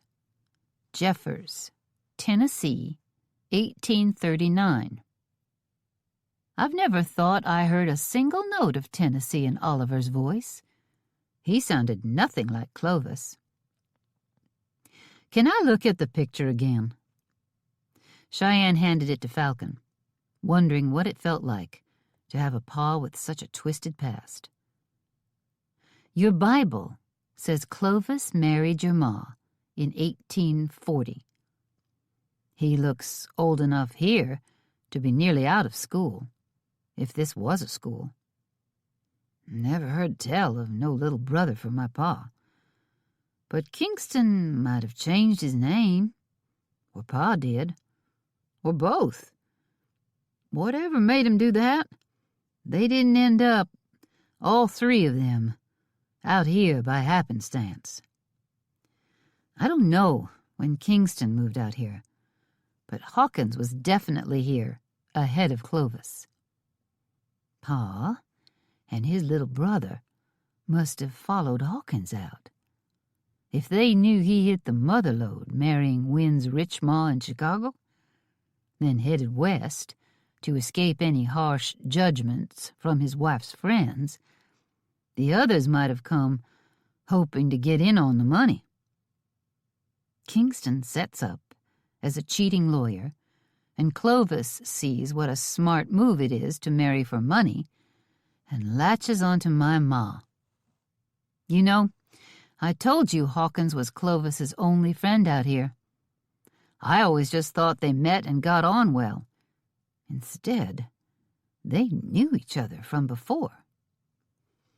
Jeffers' House of Refuge for Young Men. That sounds strange, Falcon said. Refuge from what? What kind of school is it? I don't reckon it matters, but this connects three men at the center of a lot of trouble. Falcon reached out and caught Cheyenne's arm. And if Kingston knew about Rachel, then Hawkins does too. And if he knows about her, he's likely to know Molly and Wyatt are up to something in his house. Cheyenne's eyes locked on Falcon's. We've got to get them out of there. She found something? Wyatt's eyes flashed with excitement, and maybe relief when Kevin handed him the envelopes. She said to open them carefully. If there's nothing criminal in them, then she'll try and slip them back in his... Wyatt tore open an envelope, shredding it in his hurry. Then he looked up at Kevin and grinned. Sorry, big brother. I can't get too upset about how I treat Hawkins. While he talked, he dragged out a white, embroidered handkerchief. Spending time over here has been a mighty fine lesson in how to treat animals, hired hands, women, and probably God. Just do the exact opposite of Oliver Hawkins. He handed the handkerchief to Kevin and looked in to find a single sheet of paper. Wyatt read it aloud. Dear Hannah, too many days have passed since I last saw you. No better woman has filled my days, and no one can take your place. If only you had been as good to me as I was to you. Now I must go on alone. Kevin held up the handkerchief, a delicate, lacy thing with an embroidered corner, a single letter. H. Who's Hannah? Kevin glanced nervously at the house. I've got to get back in there. Maybe one of those other housekeepers Rachel said was missing. She said a killer of the type Hawkins might be would keep some token or memento from a victim. That kerchief would qualify. Wyatt tore the second packet open. This one made of brown paper, like that used to wrap parcels at the general store. A jeweled pin fell out, like the kind that could be fastened to a woman's dress bodice. There was another note. This one read, Dear Lydia, with your vibrant red hair, you called out to me from the first moment. Wyatt jerked his head up. There's more here, but the end is the same. Now I must go on alone. Kevin had the third and final envelope open. This one flat and lightweight. There was nothing in it but a sheet of unlined paper. He read, Dear Amelia. That's all it says. It must be a note he began to Amelia Bishop before she vanished. Kevin's eyes met Wyatt's for a single grim second. I'm going to pack my things, Wyatt said. This isn't much, but I'm through here and so is Molly. I'll saddle the horses Molly and I brought over, then I'll come to the house and tell Hawkins I quit. We're taking Molly with us, whether she agrees or not. They'd already next thing to kidnapped her from the Parsons house. They were getting good at it. I think she'll agree. She wants out. Kevin handed his letter to Wyatt. You hold on to all of these. I'm going in. Wyatt wished they had better evidence than odd poems. Only one of them with the name of a woman they knew had worked for Hawkins. I'd like to have more proof to take to the sheriff, but we'll show these to Rachel. Kevin clapped him on the shoulder. That's right. She knows the names of the two missing women. These poems, along with what evidence Rachel has, might be enough to bring Hawkins in for questioning. Then the sheriff can go through that safe. Having left any other letters in there might be better proof than if we have them and the sheriff has only Molly's word where they came from. I'll be ready to leave with the women when you get up there. Kevin turned for the house. Wyatt watched him go at a run. Wyatt's heart sped up as he thought of how close they were to stopping a murderer. And if they didn't accomplish that, at least they'd be getting out of here. Chapter 19. Cheyenne didn't want Rachel alone with Kingston, even if alone included the sheriff and the doctor. They might not be suspicious enough. She was running by the time she reached the doctor's office. Rachel lay unconscious, a good bandage covering her dress that the doctor had cut open. Her coat hung next to her, blood-soaked too, but it would serve for modesty. As soon as she wakes up, we're going home, Cheyenne said. Kingston has connections back near Bear Claw Pass, and my brother and sister may be in danger. The doctor stopped working over Kingston and turned to listen to every word. The sheriff came up out of his chair, his brow furrowed. Tell me what you've found that's upset you so much. Cheyenne took turns with Falcon, telling them every detail. She'd brought the picture along, too. "I'm going to send a few wires," Gatlin said. "Track down this school. If you're right about him being a brother to Clovis, then that school ought to be able to tell me his real name. I can see if there are any wanted posters. I can also see if there's any proof he ever studied the law. And maybe that'll help me figure out how he paid for that big house. He had to have come here with money, because he sure as certain never made enough money working here in Casper to pay for it." Cheyenne went to Rachel's side. Her face was pale as milk. Her eyes remained closed. She breathed steadily. "You stitched her up, right, Doc?" "Yep. She's really not bad hurt, except for that bump on the head." The doctor abandoned Kingston. Cheyenne got a strong feeling the doctor, like the sheriff, had little use for the man. He bent over Rachel and tugged on one of her eyes to lift the lid. He stared for a few seconds, then shook his head. "She's out stone cold. We just have to wait." Cheyenne saw Falcon rub the back of his head. He'd been clipped by a bullet there, and it had knocked him out hard enough he woke up without any memory. Wynne had heard of such a thing and said it was called amnesia. Falcon knew a knock on the head could do plenty of damage. "We can wait." Cheyenne couldn't stand to. "Doc Reynolds," Falcon said, "would it be dangerous for her to come along with us? We don't have a wagon, but—" A train whistle cut him off. "That's it." Cheyenne looked out the window in the door to the doctor's office. "We can catch the train. Load our horses. We'll be home in an hour. Can she make it, Doc? We have a decent doctor now living at the RHR. "I suppose." Dr. Reynolds didn't sound that happy about it. "And will Kingston stay locked up?" Falcon asked. "We can come back in a few days, but he's dangerous." "I take Cheyenne's word for what happened. You're a second witness, Falcon. And I saw Miss Hobart brought in, yes. That's enough to keep him locked up. I'm going to investigate him a bit, and then I'll wait for you to come back and testify.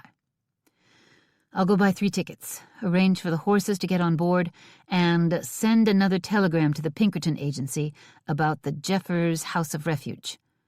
Cheyenne turned for the door. "You bring Rachel. The train usually doesn't stay in the station long, especially not in a town this small."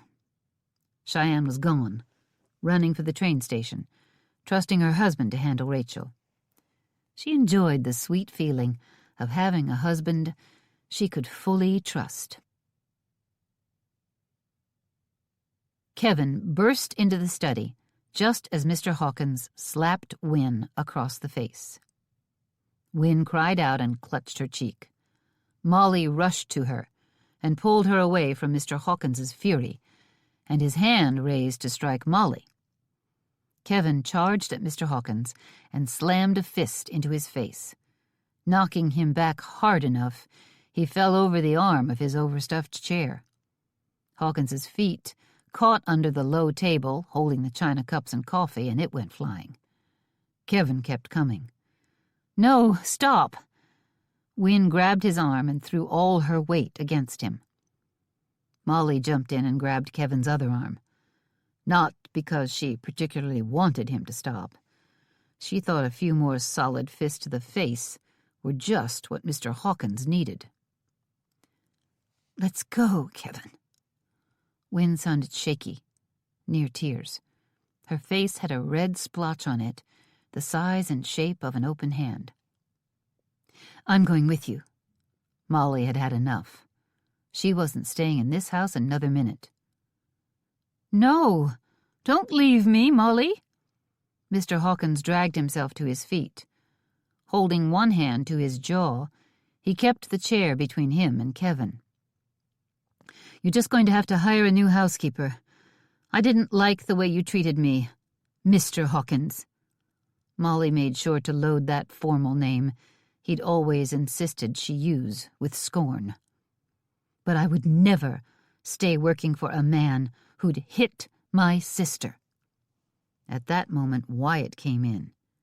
He hit Wynne? Wynne gave Molly a desperate look across the breadth of Kevin's chest. Molly let go and plowed into Wyatt as he strode toward Mr. Hawkins. They collided hard enough, she almost went over backward. She clung to him, face to face, her arms tight around his waist. I just quit. I'm leaving with Kevin and Wynne. Maybe you'd like to join us? Her eyes met his, and though they flashed with anger, a tiny flicker of humor shone. He shook his head a few times. His fist relaxed. Molly! Who will feed me?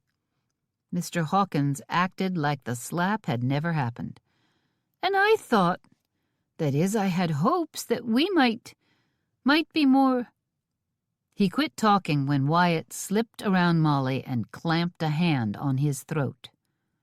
Wyatt had gotten away, and Molly had to admit she'd wanted someone to stop Mr. Hawkins's horrible words. Mr. Hawkins clawed at Wyatt's hand. His face turned an alarming shade of red. A gurgling noise was the only sound he could make. Did you really just slap your daughter's face? Wyatt released his grip. Wheezing, Mr. Hawkins said, I'm her father. A father's got a right to discipline his child. Wyatt's hand clamped again. Molly tugged on Wyatt's arm, not the one he was choking Mr. Hawkins with, and she reckoned if she were really serious about stopping him, she'd have grabbed that one. Wyatt escaped her grip and caught her by her upper arm. She gasped and flinched. Wyatt, still strangling Mr. Hawkins, noticed and looked away from his current victim. Did I hurt you? His brow furrowed. His eyes shone with regret. No, it's nothing. She couldn't quite control her eyes, which slipped to Mr. Hawkins, then away. Wyatt ran a hand up her arm, gently. He felt the swelling. Did he hurt you? Wyatt jerked his head at Mr. Hawkins. I'm not going to discuss it, she said. That means yes. Wyatt's regret turned to fury. Let him go, Wyatt. She admitted privately she wasn't doing her best to pull him off the man. A father might swat a child's backside for disobedience, but your daughter is a married woman. You lost any right to discipline her long ago, and slapping her so hard you left a mark on her face doesn't count as discipline by anyone's reckoning. Then, speaking slowly, as if addressing a very stupid and slightly deaf man, Wyatt said, And as for Molly, there is no time ever when it's right to leave bruises on your housekeeper. Wyatt shook him, just a little. You and Molly are not now, nor are you ever gonna be more to each other. You should abandon all your hopes. Oliver. Wyatt let him go with a tight shove that made him stumble back. Mr. Hawkins coughed and covered his neck with his own hands. He backed farther away until the couch was between him and the rest of the room. He didn't speak, didn't protest, or try to grab anyone again. But his eyes, all pretense of having hopes for something between them, all pretense of a boss treating his employee correctly, was gone, replaced by pure hatred. Molly would see his loathing for the rest of her life. The only real trouble was that he wasn't looking at her with loathing. He was looking at Wyatt. This man, who lived near where Wyatt had been shot. Controlling a shudder, Molly tore away from watching him. "Molly, do you have things to gather?" Wyatt asked, never looking away from Mr. Hawkins. Molly was almost completely packed, having had plans to slip away tonight. "I won't be but a minute." She rushed out of the room, partly hurrying to get her things, partly running away from the deadly glare in Mr. Hawkins's eyes. She grabbed her satchel, stuffed the few things in it that were still left out, and met her family in the kitchen. Her family. Kevin, yes. Wynne, after only a second of hesitation, she thought, yes, Wynne is my sister. Wyatt? Her heart warmed as she thought of how he'd cut off what might have been humiliating words from Mr. Hawkins. And that's when she realized something that made her eyes spark with pleasure. Kevin was ahead of her, ushering Wynne out the back door. Wyatt was behind her, but close enough he noticed the spark. What can you possibly find to like in this mess? Then they were outside.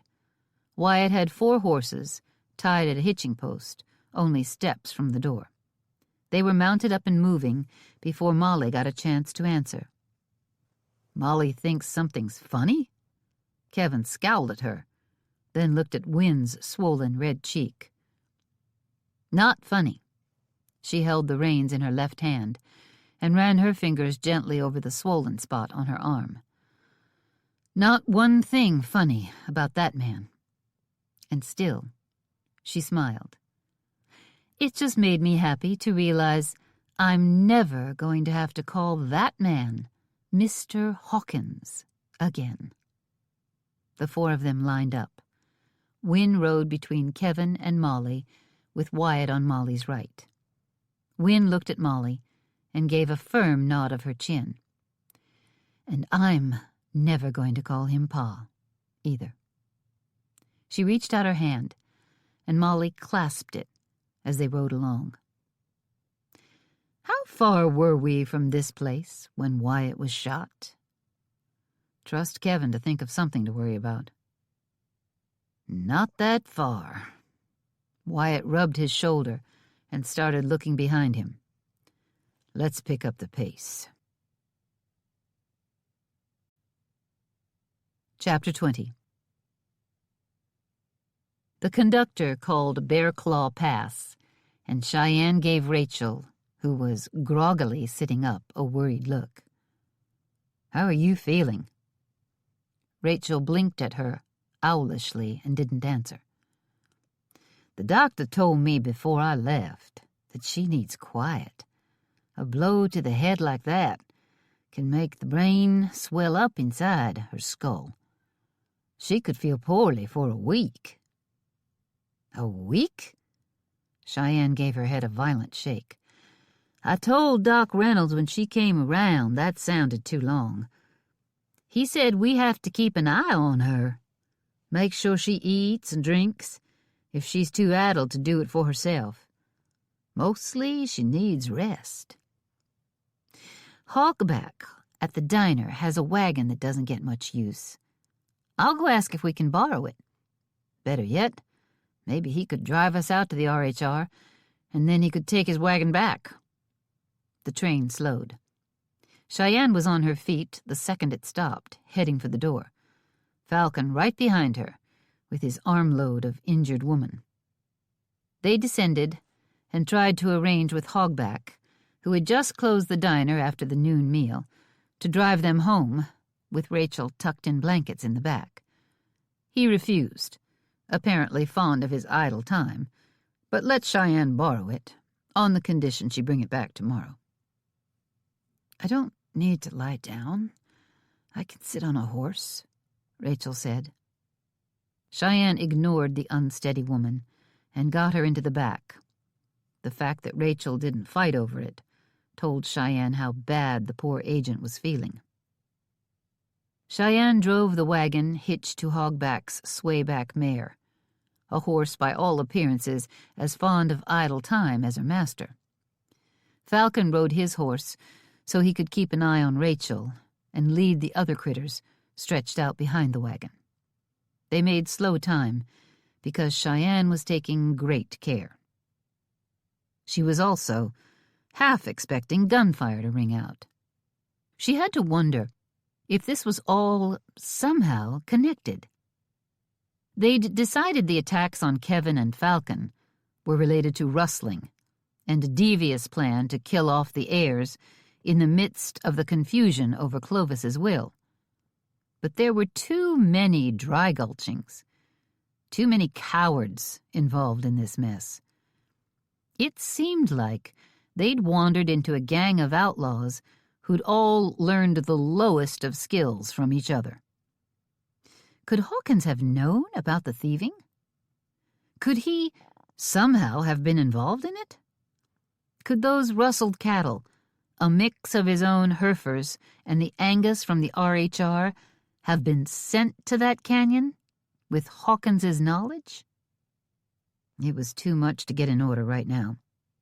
She had to get Rachel home, set Kevin up to guard her, then ride to find Wyatt and Molly and get them out of the Hawkins ranch before something terrible happened.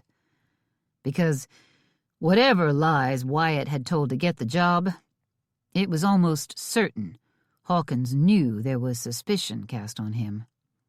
The attempt on Rachel's life by Hawkins's old friend Randall Kingston proved that. They were a good stretch of the way home when they heard thundering hoofbeats approaching. "That's the direction of the Hawkins ranch. Be alert." Falcon flashed her a huge smile, which was a simple reminder that her husband was always alert. Then he produced his gun with lightning speed and turned to watch who was coming up beside them. "It's Wyatt and Molly." Falcon holstered his gun. "And Kevin and Wynn." Cheyenne, the reins of a plodding single horse well in hand, twisted around to look, and a huge smile broke over her face. "They're leaving the Hawkins ranch. They must be." The foursome caught up to Cheyenne. "Rachel?" Wynn looked in the wagon, which never stopped its steady forward march. Wynn's brow furrowed with worry as Rachel struggled to sit up, then resigned herself to making the trip flat on her back. "What happened? Is she badly hurt?" "We've got a lot to tell. We were going to get Rachel home, then come and get Wyatt and Molly out of Oliver's clutches. Rachel's been knocked unconscious, but she's coming out of it somewhat. We hope she'll be all right." "And shot," Falcon added. "What?" Wynn shouted. Grimly, Wyatt watched their back trail. "Rachel had to write down the names of the missing women somewhere," Molly said. Falcon rode up beside her. "She didn't carry much with her, but maybe she's got notes tucked in her satchel." "We'll look," Wyatt said. "But unless we can find something, until we know names, and hopefully they're the same names as what we found in Hawkins's safe, I'm not sure what to do next." "You got in the safe?" Cheyenne kept driving. Nodding, Molly said, "We've got a lot to tell, too. And then we've got a lot to sort out. We're going to need a lot of good luck to put it all together." "What we need," Wyatt said, studying Rachel, "is a Pinkerton agent." They all looked at Rachel for a time, but she'd settled in to sleep. Cheyenne was relieved to have all three brothers watching all around. 3 skilled men, feeling fully threatened, watching out for trouble. They'd eased up some when they reached a wide spot in the trail. The forests far enough back no coyote looking for an easy kill would be lying in wait for them here. "Like I said, there's a lot to tell." Cheyenne set out to tell what had happened, including the connection from Kingston to Clovis to Hawkins. Wyatt told the tale of what had gone on at the Hawkins ranch. Cheyenne eyed the shadow of a bruise forming on Wynn's face and scowled. "Let me see your arm, Molly." "Not out here, for heaven's sake. I can't pull my sleeve up far enough to show, so you're just going to have to wait." Cheyenne didn't like to admit it, but Molly had a point. It stewed and boiled inside her to see how bad hurt Molly was, and Cheyenne wanted to hurt Oliver Hawkins even more.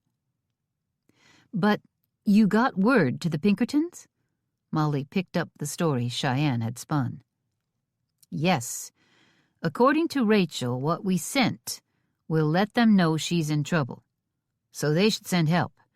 And we've set in motion the investigation of Falcon's ma." Cheyenne looked at Falcon regretfully. The importance of knowing the date she died seemed unfeeling, all about land and money and ownership. But she thought of how young he had been, left alone in a cabin, his ma needing to be buried. It didn't bear thinking of. She wanted to hold him and offer him comfort. The RHR came in sight, and Cheyenne's heart lifted. So much going on. And now she was home. Home. The law might not say so at the moment, but in her heart, this would always be home. "I think I figured out what God meant when he said, 'Honor your father and mother.'" Wynn pressed her hand over her swollen cheek. They all turned to look at her. It was a question they'd all wrestled with. "I think God calls us to honor them, but he's given us the 10 Commandments all at the same time. When you consider how many of those commandments our fathers have broken, have sneered at every day of their lives, God, well, he wants honor. He wants a soul turned to him and a life lived faithfully and honorably. I'll pray about this, and I'll continue to show honor to my father, but only as an example to him. I will live with honor myself. I hope it's with God's understanding and support that I admit I'll never trust him. I know him too well." Kevin reached out. He was on the same side as the bruised cheek, so she had to uncover the bruise to take his hand. Their hands clutched each other. Their eyes met with love and trust. It was a private moment, an intimate one. Cheyenne felt as if she was intruding by watching them.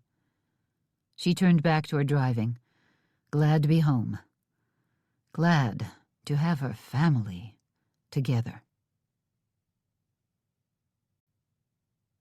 Chapter 21.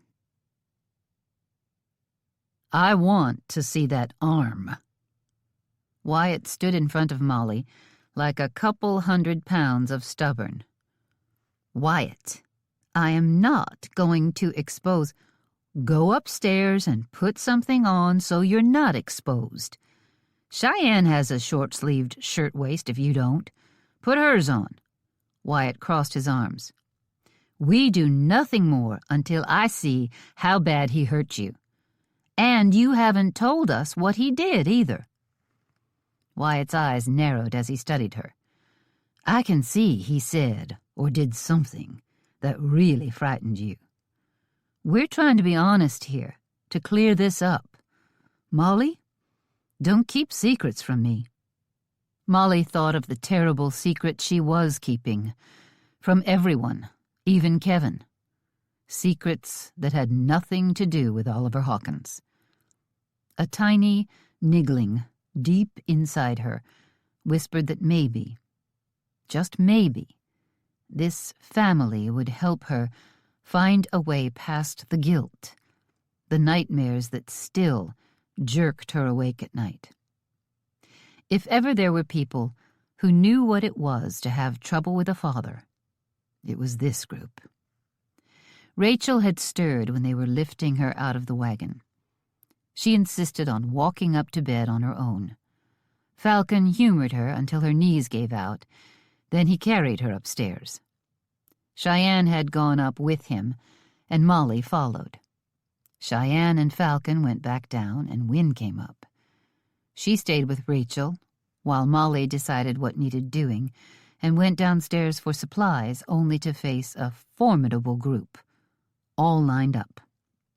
Kevin, whom she trusted completely, which made her years of lying worse, because he deserved better. But honestly, her deepest lie was in part to protect him.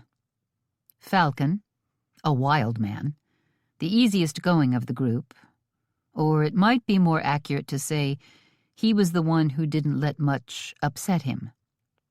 He'd also be the first to tear someone's throat out. Cheyenne, a dangerous woman. And that's what Molly liked best about her, since she seemed to be on the same side as Molly. And Wyatt. As soon as she stepped in the kitchen, Wyatt said, "I want to see your arm and hear what Hawkins did to you. Now." Giving in, since she had little choice, she said, "I've got a dress with buttoned cuffs on the sleeves. I can push those sleeves up high enough. I feel ashamed that he hurt me, and my impulse is not to talk about it, pretend it didn't happen. But I will. I know this isn't my fault. I'll run up and change." She was back in a few moments, wearing her blue calico dress sprinkled with white flowers. She came into the room to find them all standing there, muttering to each other, no doubt planning to bury Mr. Hawkins. No, Hawkins. His Mr. days were over. They all turned 4 in a row to face her when she came in. Cheyenne with her arms crossed, angry on Molly's behalf. Wyatt with his fists clenched, with only one person he wanted to punch. Falcon with both hands shoved in his front pockets, looking mild-mannered, a complete deception. Kevin, his lips moving silently, she hoped it was in prayer. This mess could use some prayer. "It just happened this morning, and he's never put his hands on me before," Molly said. "I can tell you straight out, I was holding a heavy glass pitcher of water in my hands when he grabbed my arm, and I was fully prepared to smash him over the head with it if he didn't let go." She'd left the buttons of her sleeve undone. She slowly rolled it up, revealing a bruise just above her elbow. Black, in the exact shape of Hawkins's fingers. The skin so swollen it was shiny. 4 curved slits had broken the skin. They oozed clear liquid. No blood, but they were ugly. Cheyenne growled. Kevin gasped. Falcon's eyes narrowed. Wyatt took 2 long strides to reach her and gently cradled her arm. His hands, so much bigger than Hawkins's, so much stronger, and yet Wyatt had never touched her except with gentleness. "It looks awful, doesn't it?" She'd seen it while changing, and frankly, she'd been shocked. "I'm going to kill him." Wyatt slid one hand gently over the ugly bruise. "Let's see if we can hang him instead. I'd like the law to handle this," Molly spoke lightly, hoping to calm Wyatt's savage anger. "It looks worse than awful." Cheyenne's lips formed a grim line. "You're the doctor. Is there anything we can do to treat this? Or at least reduce the pain?" "I'll put some ice on it later. I need to see to Rachel." "Wynne is with her. Let's get that ice on it now." Wyatt let her go. "I'll get it." He turned and ran outside. Kevin was next. He slid an arm around her waist. "Molly, tell us what happened. Are there other bruises? Did you fight him? Did he try to... Kevin gave her a helpless, furious look. Molly was glad Wynne was out of the room. This was hard enough to talk about without her knowing her father had done it. Wyatt came storming back in with what looked like a snowball, which was a pretty good idea. Cheyenne got a towel. Wyatt put the snow in the towel and spread it into a flat layer. He folded the towel over the snow. As they worked, Molly said, "He grabbed me, but nothing more, which doesn't mean I need more than this to judge him as a brute. There are no more bruises, but believe me, this one is enough." She thought of how Hawkins had begun to talk to her before Kevin and Wynne came in. She didn't mention that. "After he released me, I went and changed my dress because I wanted one with pockets so I could hide those envelopes I found." She'd told them how she'd found them in the safe. "I'd stuck them under the dresser in his room when I heard him coming. When I changed, I saw that my upper arm was red and swollen. The bruise hadn't started to form yet. I was already disgusted with him and frightened of him before I saw how much damage he'd done. I'd already decided not to spend one more night in that house. I intended to leave, whether Kevin and Wynne had come or not." She looked at Kevin. "But you came at just the right time. Delivered to me by our faithful Heavenly Father, just as Wyatt came in earlier and lured him away to give me a chance to find that safe in his room." Wyatt brought the wrapped snowpack to her and pressed it around the bruising until her arm was wrapped. Only then did she realize her arm wasn't just sore. It was hot. "That really helps." She looked up and met his eyes. I think I'd like to sit for a while and let the ice soothe the pain. Then there's so much to do. I need to get dinner and see to Rachel, then—" Wyatt rested the tips of his fingers on her lips. After a long moment of silence, he tore his gaze from hers and looked at the witnesses all around them. "Can you let me talk to Molly alone for just a few minutes?" "Why?" Kevin's brows lowered into one straight line. Cheyenne grabbed him by the arm, nice and tight, but Molly knew there would be no bruising. Cheyenne dragged Kevin out of the room. When he resisted, Falcon helped by shoving him, then muttering something to him Molly couldn't hear. Kevin stretched to look over Falcon's broad shoulder and gave her a shocked look. Then he was out of the room. She turned back to Wyatt. Still holding the wrap on her arm, he slid his hand along her back and urged her toward the table. "Sit down, please. I had no idea he'd hurt you so bad, Molly." She sat, and Wyatt crouched beside her.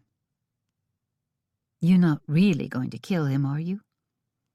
Wyatt's jaw went tight. "No man should harm a woman. In the West, we know that a woman is a rare and wonderful thing, a precious thing. That he would do this to you?" His chin moved, as if the words he wanted to say were fighting to get out. "I want the law to handle this, Wyatt. And not just because I don't want you killing anyone, but because Hawkins deserves to be punished by the law for his crimes." She rested her palm on his cheek. "And killing someone leaves a scar on your soul, Wyatt. I don't want that for you." Wyatt leaned his head to press his cheek to her hand and closed his eyes. She saw him battle to control his anger, and she saw him win. Finally he opened his eyes. He looked calm and kind.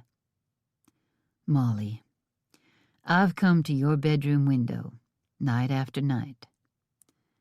Knowing you were coming made the days bearable." A faint smile curved his lips, but his expression remained solemn. "I've wanted to talk to you of how I feel.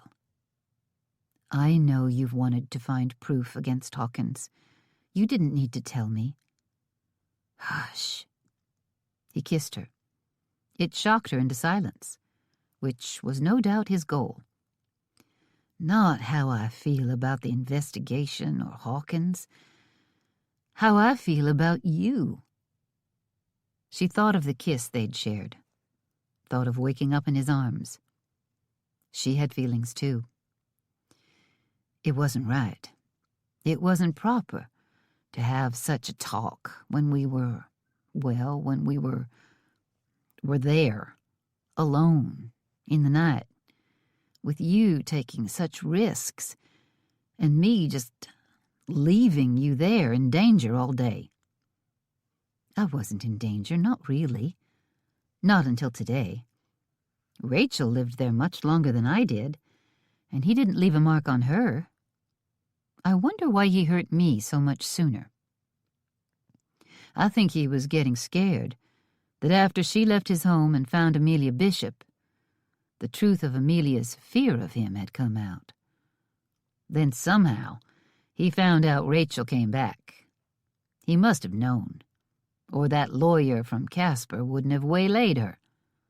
Hawkins is cruel to women all the time, but it just came out meaner and faster when he was under so much pressure. Wyatt leaned close and kissed her again. She really had to tell him to stop doing that. But maybe not just now.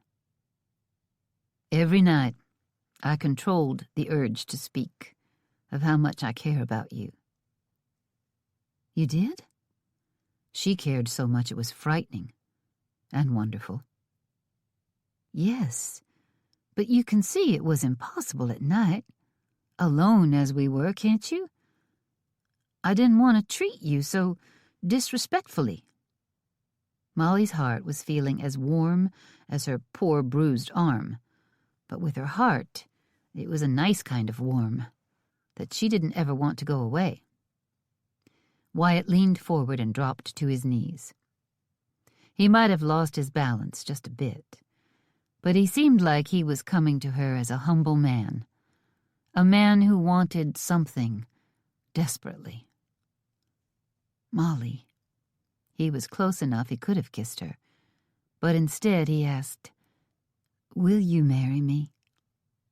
She gasped. After a wild surge of hope, common sense returned. "No. I've decided to never marry." "You said your pa was unkind to your ma, and you didn't want a man to rule over you. But, Molly, I would be good to you. You've known me long enough to believe that, don't you? And if I ever overstepped into unkindness, well, Kevin's right there to beat on me until I behave better." A laugh escaped her lips, which trembled with the longing to say yes. "And if I ever overstep into unkindness toward you," Molly reached out and took his hands, "Cheyenne is here to beat on me until I behave better." Wyatt grinned. Their smiles matched for a time. Then Molly's faded. "You don't know me, Wyatt. You don't know the woman you're proposing to." "I don't believe there's anything I could find out about you that would make me change my mind." She reached a hand to brush the dark hair off his forehead. Her fingers shook. "There are things you should know about me before we decide to marry." "I'll listen. We can talk about anything you want." Closing her eyes, Molly drew in a deep breath, let it out, and looked at him again. Now isn't a good time to talk, with everyone one room away and probably listening at the door. "Then we'll talk later." Nodding, Wyatt added, "We don't have to run to town and get married tomorrow. Just because everyone else around here went from not even courting to deciding to marry to the wedding in about one day doesn't mean we have to." "Thank you for doing me the honor of asking me. It really is a fine thing to be asked by such a good man." We do need to know each other better. And not because I hesitate to say yes to you, but because I'm afraid that once you know me better, you might regret asking."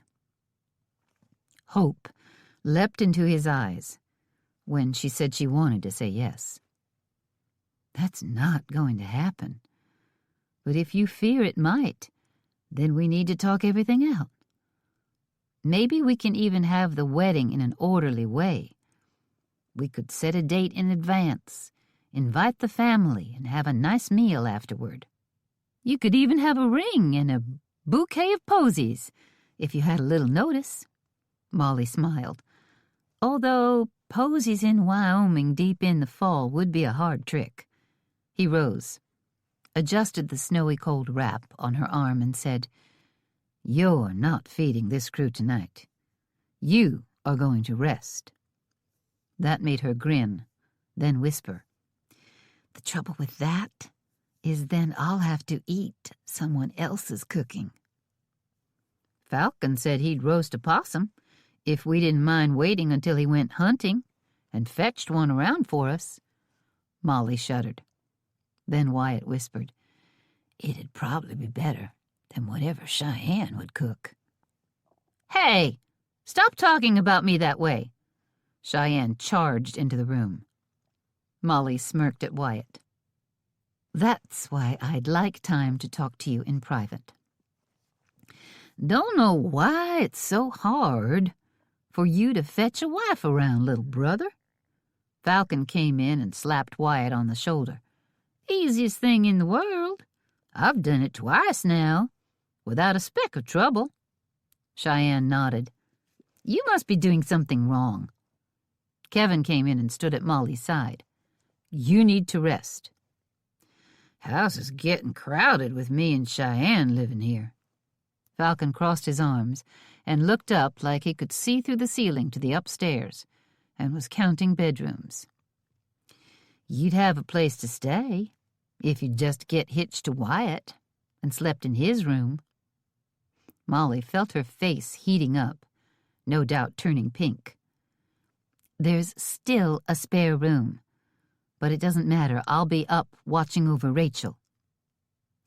Since Molly didn't get all that much sleep in this house, especially when someone was wounded, and it seemed like there always was someone, she couldn't worry overly about it. Chapter 22. It had been 4 days. "Why is she so addled?" Wynne asked, as Molly came in with a tray carrying a small bowl of broth. She kept it warm on the stove at all times, ready for Rachel, in one of her wakeful moments, to take even a sip. Wynne shook her head. By now they worked well as a team. Wynne sat on one side of the bed, slid an arm behind Rachel's back, and lifted until she nearly sat up straight. Molly spooned broth into her mouth. Rachel had spells where she was more awake than asleep. Molly stayed with her day and night, because it was during these moments they could get a sip of water into her, or a few swallows of broth. Molly and Wyatt hadn't yet found time for that badly needed talk. She had to make sure he understood that marrying her could ruin his life. They hadn't even found time for less important things. Nothing passed between them that could be called any sort of courtship. There just wasn't time. Wyatt had hovered around for 2 days. Finally, Cheyenne had dragged him off to get some ranching done. Falcon went along. He said he was curious about what there was to the job. Kevin stayed close, because Wynne did. Right now, he was downstairs making the evening meal, as the short days of October faded to an early dusk. Molly and Wynne had gotten a ham roasting and a baking of bread ready to slide in the oven, but Kevin was handling everything else. Although they all requested Molly to come in at the end and make the gravy. Kevin leaned overly toward lumps. Molly had several nice visits with Wynne, and she was coming to respect and enjoy her new sister. She loved that. But honestly, that wasn't the person she cared to talk with most. They'd heard nothing from the Pinkertons, and they'd heard nothing from Oliver Hawkins. Molly could set her gut to burning, just tormenting herself over whether Hawkins had found those envelopes missing. And she'd rage at herself for not taking more of them. The fitful sleep she was getting on a pallet on the floor beside Rachel was haunted by dreams of digging through that safe and Hawkins bursting into the room, over and over. Sometimes she'd find awful, ugly things in that safe. Her father was there a few times, her mother once. Sometimes she'd find custard. Any of those jerked her out of sleep, and each time she woke up, she was grateful. Exhausted, but grateful. Her arm was feeling better. The bruising was still tender, but the swelling had mostly gone down.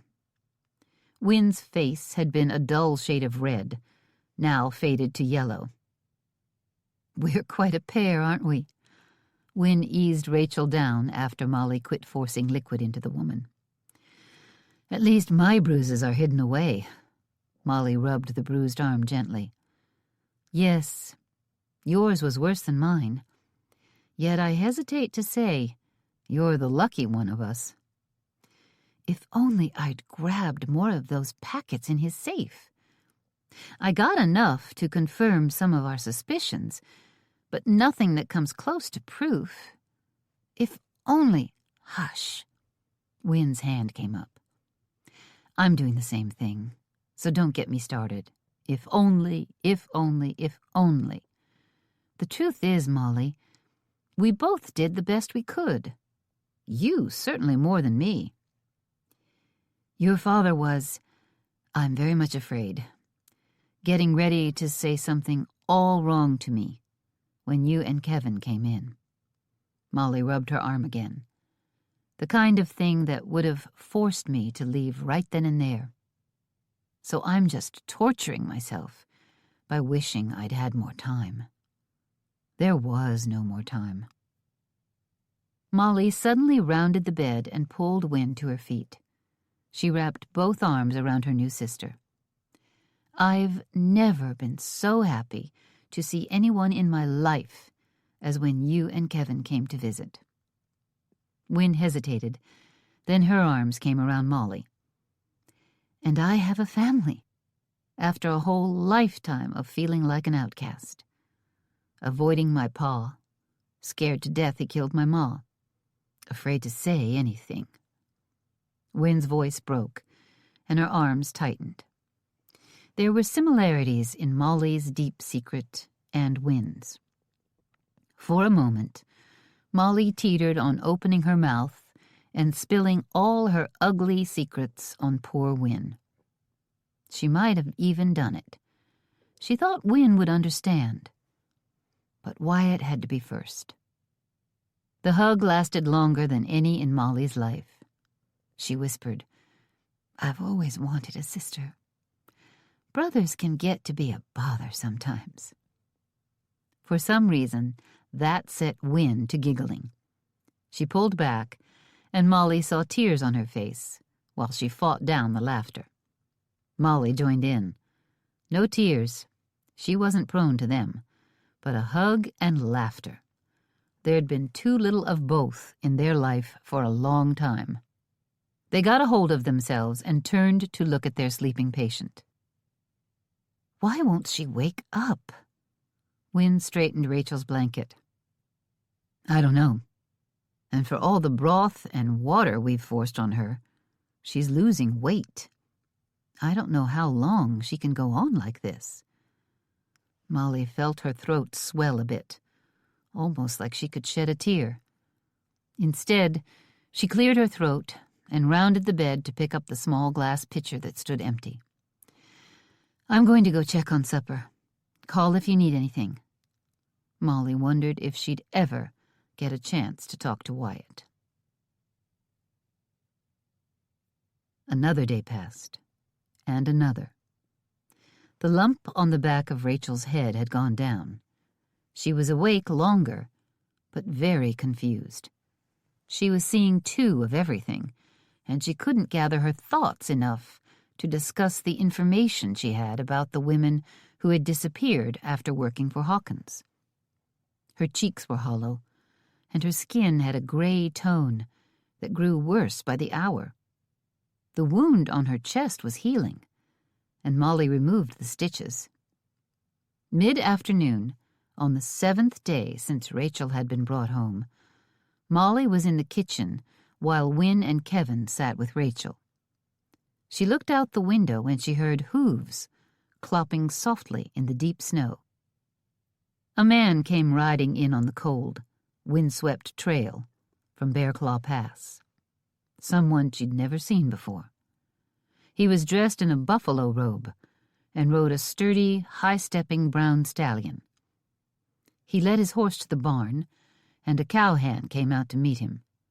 They talked a bit, and the newcomer handed his horse over, then came to the house. Calling upstairs, she said, "Kevin, someone's here. A stranger." Her brother's heavy boots pounded down the stairs. She stepped aside, and Kevin went straight to the door and had it open before the stranger could knock. Without bothering with polite greetings, the man said, "I've come because of the telegram we received from Rachel Hobart. I'm a Pinkerton agent. I'm John McCall, from Nevada." Molly stepped up behind Kevin and looked around his shoulder. She saw cool competence in the man's ice-blue eyes. "Come in," Kevin said. "We were hoping the agency would send some help." "Is Rachel dead?" From McCall's tone, Molly was sure he knew Rachel and felt grief over the question he'd asked. "She's not dead." Molly stepped back as McCall came in. A wave of relief crossed his face that made it hard for her to tell him the rest. "But we're worried sick about her." Molly poured coffee while Kevin got the notebook they'd found among Rachel's things. "Her notes are in some kind of code," he said. "We couldn't make much out of them, and she's somewhat addled from a blow to the head." McCall took the pages and studied them. "It's a type of shorthand. We're all taught it at the Pinkerton agency, though often an agent only uses it on certain cases when they're undercover." "So you can read it?" "Yes." "Here are the letters I stole from Hawkins's floor safe, the one Rachel told me to search for," Molly said. "She found evidence it existed while she was there. She'd narrowed her search and told me where she suspected it was. Hawkins was coming, so I grabbed a few, hoping he wouldn't notice they were gone." McCall nodded, intent on listening. Then he took the envelopes, read the odd poetry, and switched to reading Rachel's notes. Before he was done, Wyatt came charging into the house. When he saw Molly and Kevin sitting at the table with Agent McCall, he stopped so suddenly he skidded. McCall whirled around, a man ready for trouble, it seemed. "This is the agent the Pinkertons sent out, John McCall," Molly said. "Agent McCall, this is Wyatt Hunt. He was living at the Hawkins ranch, working foreman while I worked as Hawkins's housekeeper." Wyatt blinked. "You got here that fast?" "Wyatt Hunt." McCall nodded brusquely. "I was told the Hunt family was at the root of this. I live in Nevada, and I work very select jobs out near Virginia City, and I get sent to cases that are near me. The code Rachel had you include in her telegram to the Pinkerton agency was something an agent would only send through someone else, and only if they were dying or too badly hurt to send the wire themselves. They wired me instructions, and I came here, afraid I'd find Rachel had died. She's an old friend and a solid agent. It's not like her to run into this kind of trouble. It came from a very unexpected direction. Wyatt stepped back into the entry, hung up his coat and hat, tossed his gloves on the floor under them, and came back in. Molly was up, pouring him coffee. He always came in deeply chilled after long hours riding his land, working his herd. "Have you shown McCall your arm?" Wyatt asked. McCall's blue eyes went sharp. "What's this?" "Hawkins hurt her, and Wynne." He grabbed Molly's arm bad enough it was swollen and bruised. After a week, I'd reckon it still looks bad. Molly refilled everyone's coffee cup as Wyatt told about Hawkins's treatment of her and the connection between Hawkins, Clovis Hunt, and Randall Kingston. "Your telegram to the agency mentioned that connection and the school. The Pinkertons notified me that the Jeffers House of Refuge for Young Men is a prison." "What?" Molly almost dropped the boiling hot coffee pot on Wyatt's lap. He dodged the pot, took it from her, and set it firmly on the stove. "Tennessee, like a lot of states, started opening special prisons to keep the younger criminals separated from the adults. The rule had been to just toss them all in together, but it's an ugly business putting youngsters in with adult men.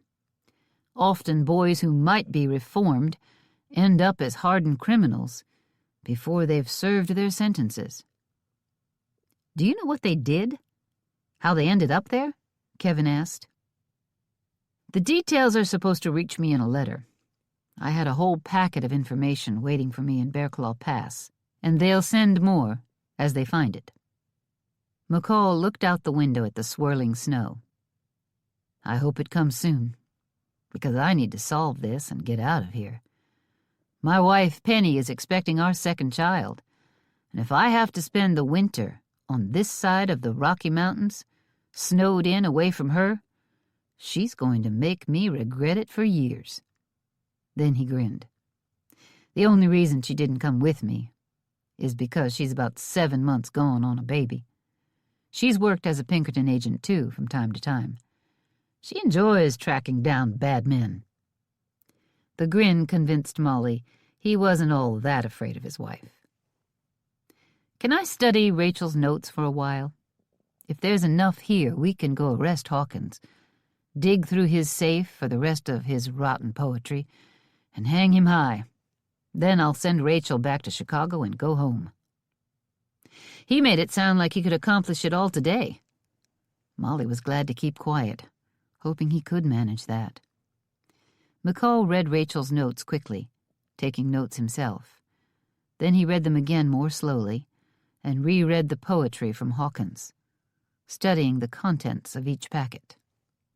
Cheyenne and Falcon came in just as McCall set the notes aside. They stared suspiciously at the newcomer, while Wyatt introduced them and caught them up on the Jeffers House of Refuge. "It's time to bring the sheriff in on it and arrest Hawkins," McCall said. "We can do it tomorrow morning, and anyone who wants to ride along is welcome." Everyone wanted to come.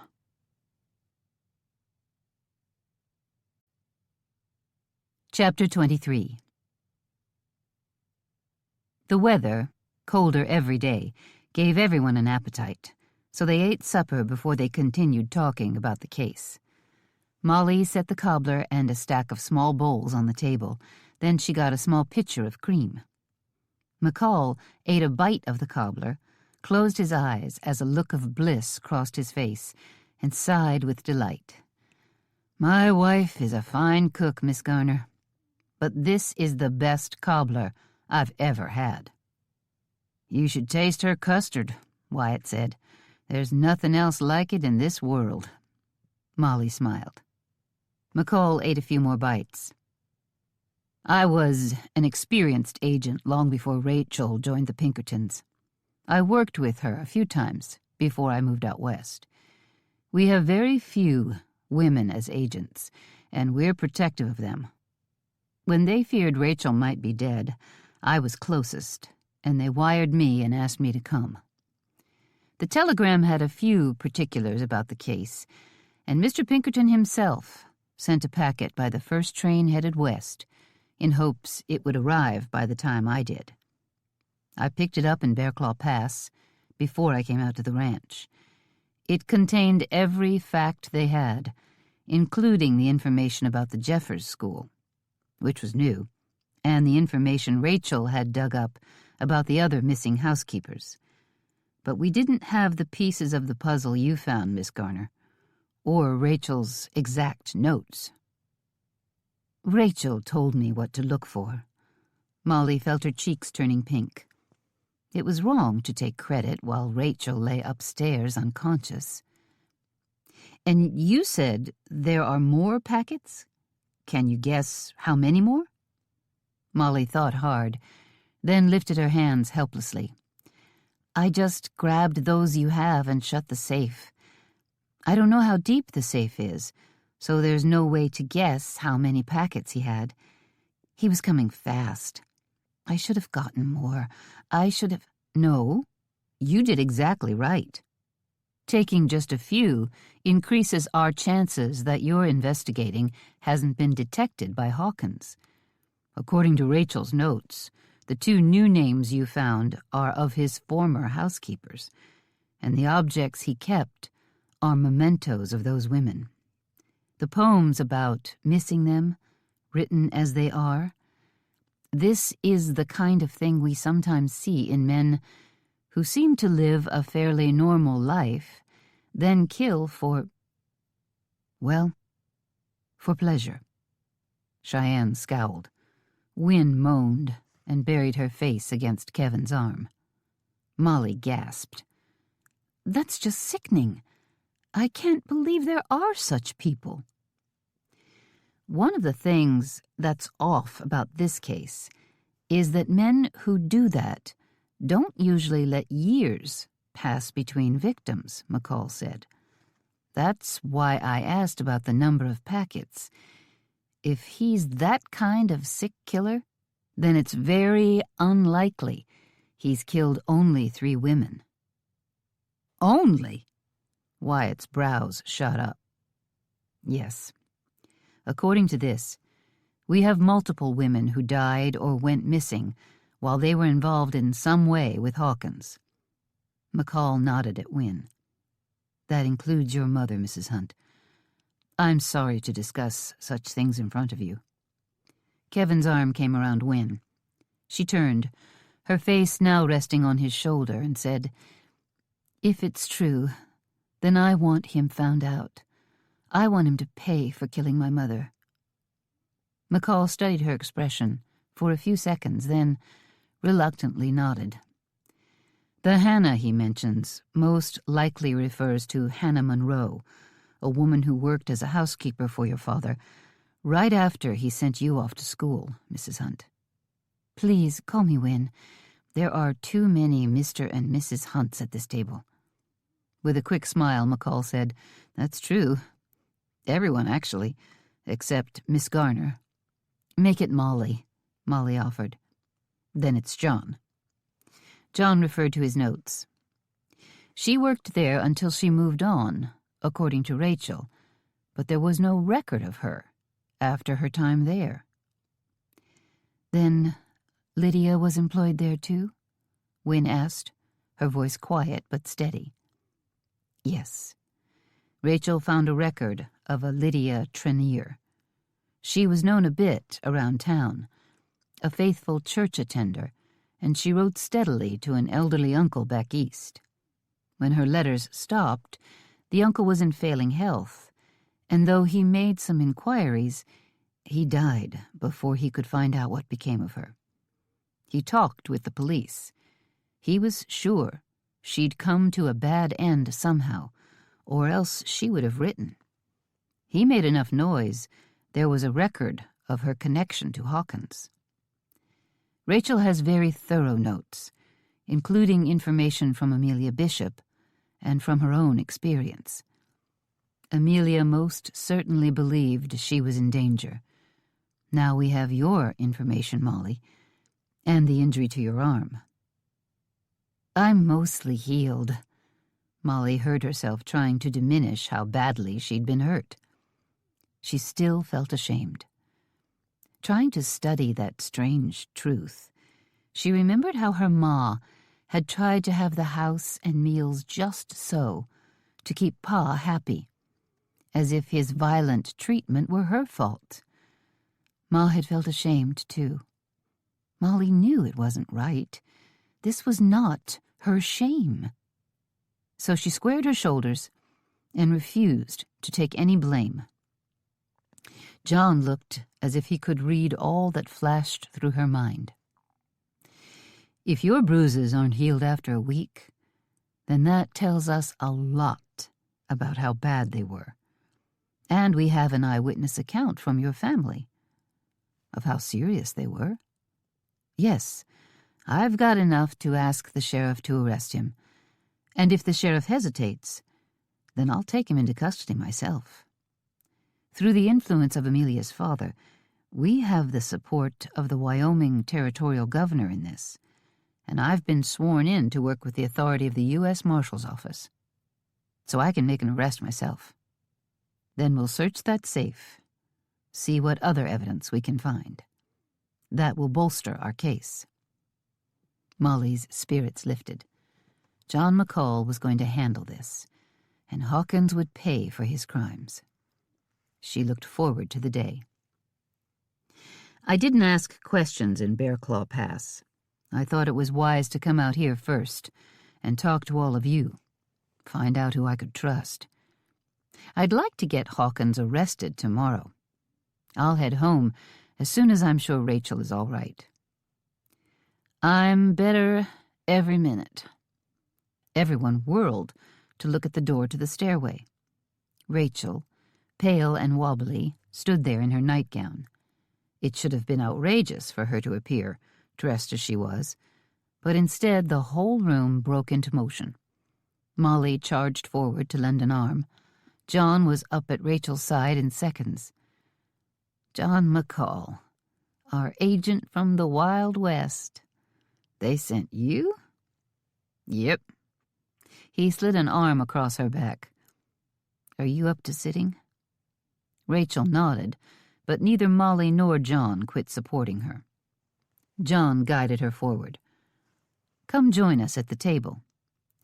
The food smells wonderful, Molly. If you think I dare risk it, I'd love some. You're long overdue for a good meal, Molly smiled. Her relief was matched only by her delight. Come and join us. We had chicken stew, which is just a bit up from chicken soup. I think you can have some. Rachel sat down in the chair John had been sitting in. I've been on a train, and now at the table for so long it feels good to stand, he said. He quickly ran through all he'd found again. Rachel listened and added a few details that she hadn't yet written down, especially about Randall Kingston. He's being held in Casper, Cheyenne said. They already arrested him for shooting you, but they were waiting to see if the charges would rise to the level of murder. Rachel paused her eating and scowled for a bit. Glad I couldn't accommodate them about the murder. But I'd like to know how much he knew about Hawkins. We might be able to question Kingston in a way that makes it possible to charge him as aiding in all of Hawkins's crimes, including murder. Silence fell as Rachel ate. John retrieved his cobbler and leaned against the kitchen wall. Into the silence, Molly asked, So, which one of those men shot Wyatt? That got everyone's attention. I've sort of figured it was one of the outlaws Cheyenne and Falcon shot, Wyatt said. 2 men died when they brought those rustlers in. They weren't all accounted for when we were hunting Ralston. I thought so too, Cheyenne said. It'd be real tidy if the man who shot you was dead. But the way Kingston shot Rachel was so similar to how you were shot, it really made us wonder. If Kingston and Clovis are brothers, Kingston should have been loyal to Wyatt, John said. Clovis managed to have 3 sons, and he cared enough about you all to leave you land. Why would his brother try to kill you?" "Did Pa really care?" Kevin asked quietly. "Or did he want to flaunt how he'd fooled everyone? What better way than, after he was dead, to let his big secret out of the bag? It was a way to hurt Cheyenne, too. And take a big old gouge out of Catherine Hunt, his 3rd and final wife, who made no secret of her contempt for him." "So Clovis left the land to his young'uns," John said. "That still doesn't explain why they'd hurt Wyatt, or which one of them did it." "My dislike of my pa was no secret. Could that be enough?" Wyatt asked. John came to Rachel's side of the table. "You're one of the best agents we have. How do you read this?" "Kingston might admit to my shooting under questioning. Shooting a woman is a serious business out west, and nowhere more so than in Wyoming territory, where women have the right to vote. If we convince him he's going to hang, he might be willing to admit to a second shooting, again with no one dying, to escape the noose. And especially if we can prove he knew about Hawkins being a murderer and covered it up. Those would be hanging offenses." John took his last bite of cobbler. "He might turn on Hawkins to keep from having his neck stretched." Falcon looked at Wyatt, at Kevin. "We've all been shot in this mess." "But you and Kevin were shot by the rustlers." That gained another lengthy silence. "Hawkins couldn't have been in on rustling his own cattle, could he?" John asked. "Except, did he rustle his own cattle? Or were the bulk of them from the RHR, and he just ran some of his cattle in with them?" Wyatt asked. "Or maybe he turned a blind eye when his men did it, as long as they left his main herd alone." Shaking his head at all the pieces that needed to fit together, John said, "We'll arrest Hawkins tomorrow and see about bringing Kingston over here to face charges. While Hawkins is in jail, we'll search his house and see what else is in that safe." Rachel finished her chicken stew and managed a small bowl of cobbler. Then she said, "After a week in bed, it feels foolish, but I need to get some rest." "Let me help you back upstairs," John said. "I'd like a moment of time talking in private." Kevin and Wynne began washing the dishes. Molly cleared the table and wondered what John McCall didn't think he could say in front of all of them. Chapter 24. Wyatt hitched up the buggy the next morning. They didn't use it often, because they usually either rode horseback or needed a wagon to bring home supplies. But Rachel, worn down but determined to go, needed the easiest ride they could find for her. When they arrived at Sheriff Corley's office, Wyatt was surprised to find him talking to Sheriff Gatlin from Casper. Both men greeted them in a friendly way, but whatever they were talking about ended. "We've got an investigation going that concerns Randall Kingston, the man who shot Rachel Hobart," Sheriff Corley said. Gatlin's eyes shifted to Rachel. "I'm glad you're doing well, miss. Real glad." "How's Kingston?" she asked. "That's what I'm over here for." Gatlin nodded at the jail cell. Stretched out, sleeping like an innocent child, was Randall Kingston. "We would have come back to talk to you, Greg. You didn't need to haul him over here." Cheyenne stepped forward and offered her hand to Gatlin. "But I'm glad you did. We've got some serious questions for Kingston, and they concern our interest in having Oliver Hawkins arrested." Wyatt noticed both John McCall and Rachel eased back and let Cheyenne do the talking. It was smart of them. Let the locals, who were well known to both sheriffs, open this ball. Hawkins.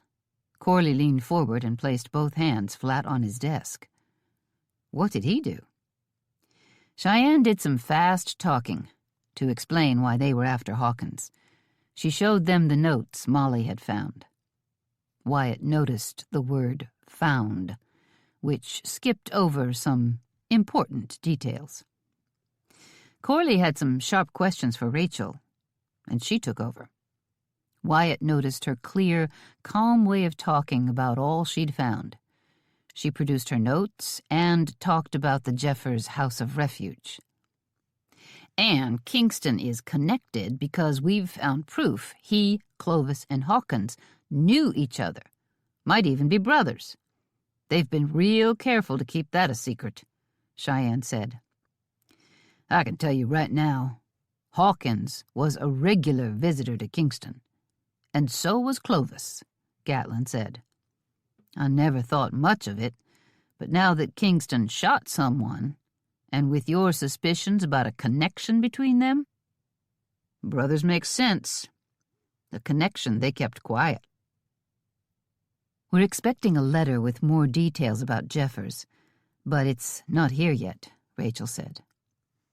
We haven't checked this morning. I'll go. John darted out of the building. The letter will tell us what sent them to prison as youngsters. What we do know is that they filtered into this country one at a time. Hawkins first, with his young wife and child. Rachel gestured at Wynne. Then Clovis, who took up with Catherine Brewster and married her faster than was wise. And a while later, Randall Kingston, with his wealth and no real ability to explain where it came from. Their goal was to cheat people, and all three of them have been real successful at it. Kingston was much liked in Casper, Sheriff Gatlin said. Finding out he's gotten his money in a dishonest way wouldn't surprise none of us. John came in, carrying a packet of papers. I've been reading as I walked, and found out Clovis and Randall Hunt and Jethro Purvis were brothers, sent to the boys' prison. And make no mistake, that's what it was, not some school for orphans or such. Purvis? Wyatt asked. One of the brothers had a different name? Looks like it. It doesn't say why. Jethro must have changed his name to Oliver, Falcon said. You said Randall had eyes that matched Pa's and ours, Kevin said. I bet we'll find out their Pa married a woman with a son. Oliver doesn't look like the other two. Randall was a known thief in his small town, John went on reading. Clovis had cheated a few honest folks, and they'd forgiven him. But all three of them got arrested at once when it was... John looked up. His eyes locked on Wynne. Go ahead. Wynne squared her shoulders. I already believe the worst about him. Your pa killed his parents. Wynne turned away. Kevin pulled her against his chest and held on tight. A line of furrows appeared on John's brow as he looked between Wynne and the letter. We need to hear the rest of it, Kevin said quietly.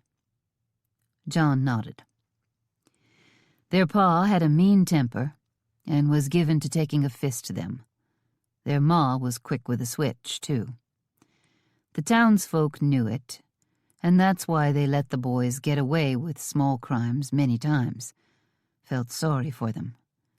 But when their parents went missing, folks noticed because their pa was always at the saloon. He swept up in there and kept his family fed, but only just. How long were they missing?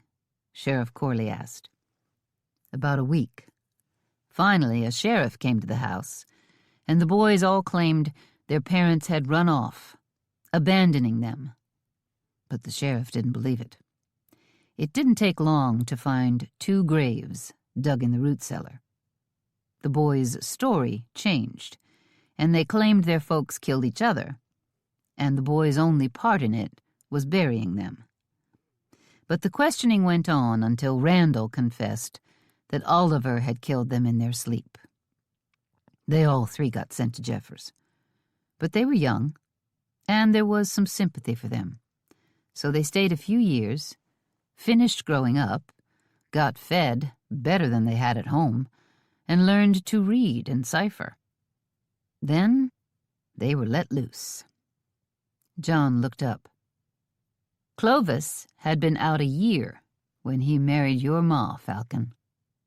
Randall and Oliver left the area.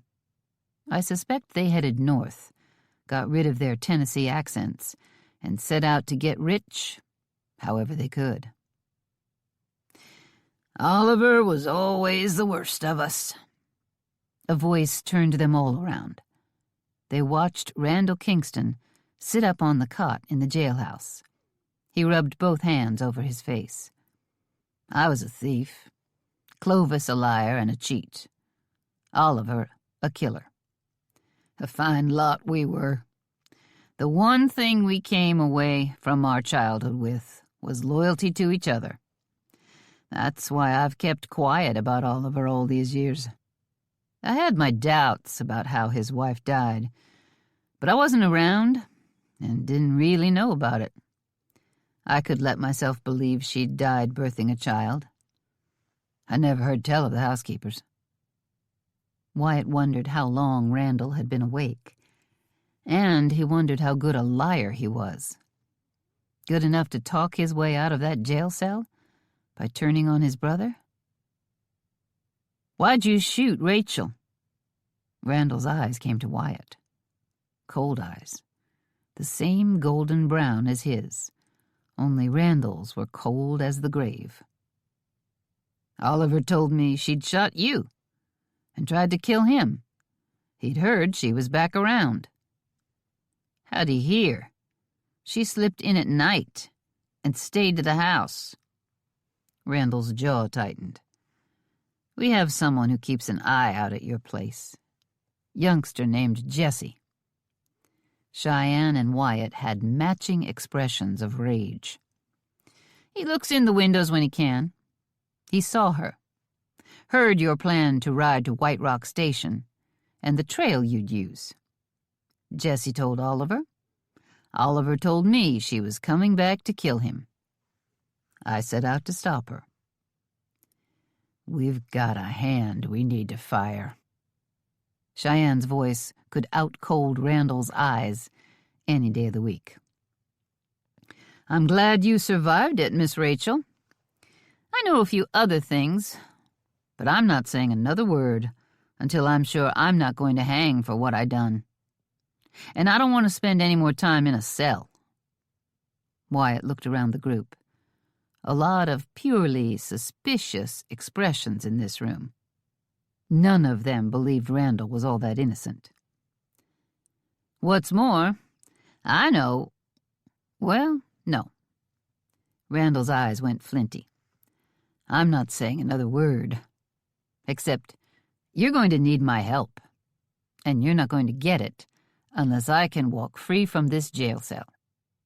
Randall glared at Sheriff Gatlin for a long minute. Then he turned sideways to lie down on the cot. Despite questions, he refused to say another word. Chapter 25. They didn't all go charging out to the Hawkins ranch. Molly had to go, because she knew exactly where the safe was. Wynne stayed behind, because she couldn't stand to be part of it. Kevin stayed behind because he couldn't leave Wynne alone and unprotected, and he didn't count Sheriff Gatlin, who stayed behind to guard Kingston and protect Wynne. Rachel stayed because the ride to town had worn her out. Wyatt knew exactly how many hands were working out there and the caliber of men they were. He'd assured everyone There'd be no shooting trouble from the cowhands. They were too lazy to fight for the brand. None from Hawkins either, unless there was a chance to do some back shooting. Molly bent low over the saddle, the horses' hooves pounding as they galloped at full speed.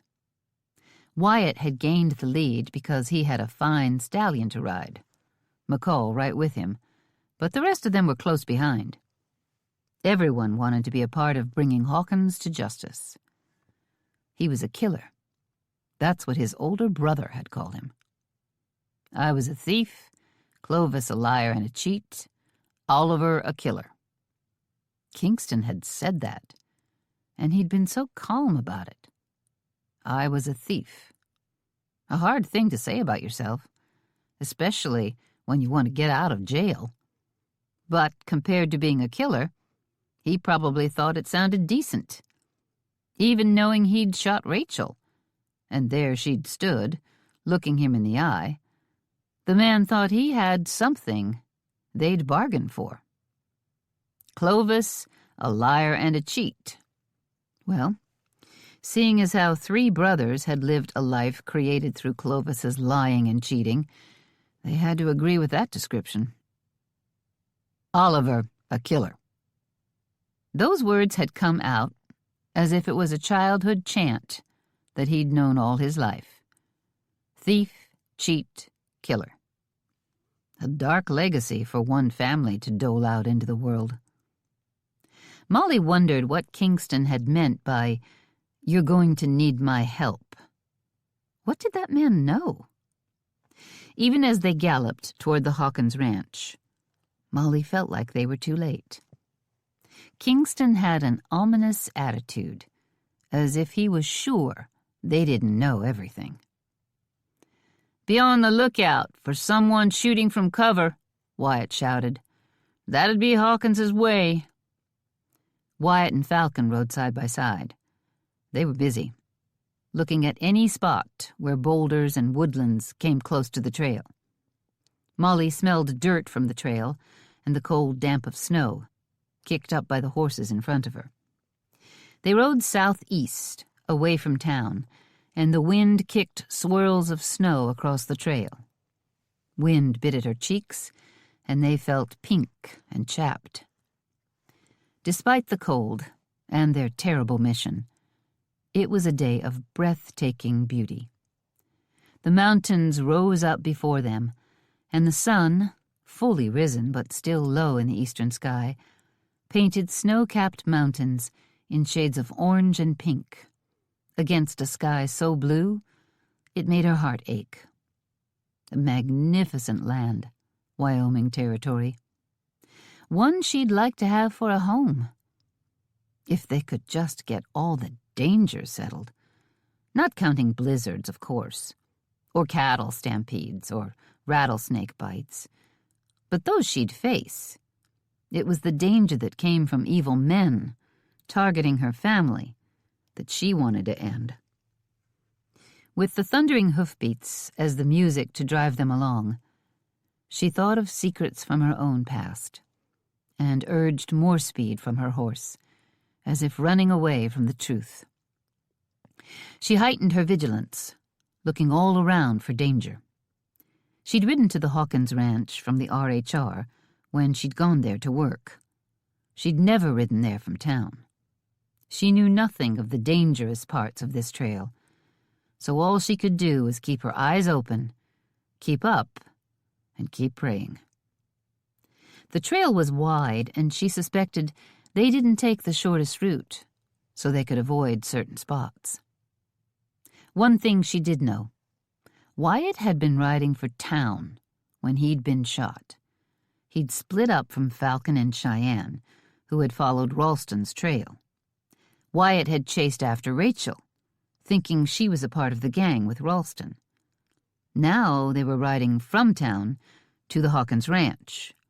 The place Wyatt had been shot was around here, somewhere. They kept moving fast and were going at a full gallop when they charged into Hawkins's ranch yard.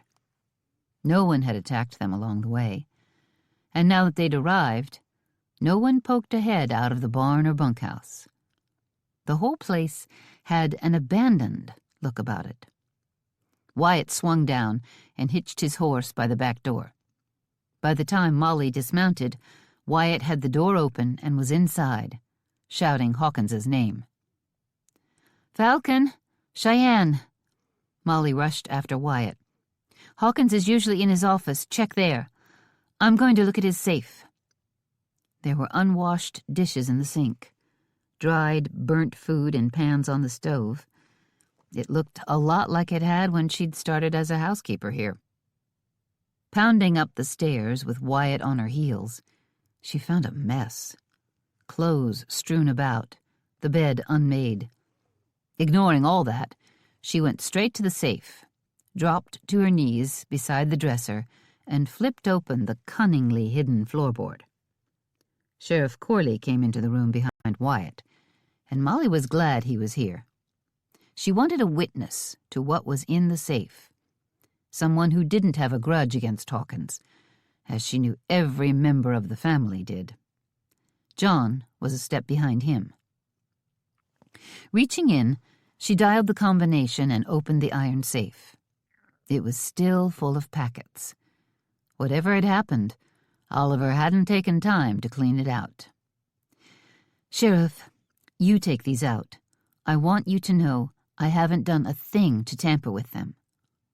The sheriff knelt beside her and drew out envelope after envelope.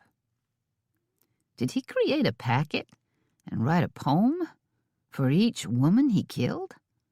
Wyatt crouched beside the sheriff. But there are a dozen or more of them." Molly eased back. She pressed her hand to her twisting stomach. To think of so many murders. "The top one says your name, Miss Garner." The sheriff held it up for her to read. "And there's one for Miss Hobart. Those show he intended harm, but didn't do murder." "Because we got away," Molly said grimly.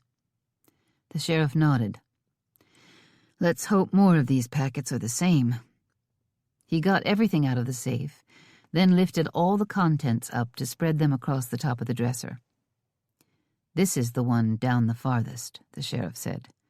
"It's got 2 names on it, a man and a woman. Last name, Hunt." "He kept a record of his parents' murders?" Molly didn't look any more. The rest of them, save Falcon and Cheyenne, who hadn't come up yet, began combing through what they'd found. "The next one has his wife's name on it." Wyatt tore open the sealed letter and pulled a small painting out. He held it up, a small oval painting about 2 inches wide and maybe 3 high. "The woman in this picture looks a lot like Wynne. And there's a poem. My beloved wife, my betrayer. My heart aches for what she made me do. No greater serpent have I nurtured to my bosom, save my own mother. Do not ask my forgiveness, for you are not worthy. Now I must go on, alone." He's blaming her. John reread the poem with a cynical scowl on his face. "In my work, I've found it's typical that an abusive man blames the woman. Whatever he did, however she ended up dead, he blames her for it. Hawkins makes no mention of his wife dying, birthing a child," Wyatt added.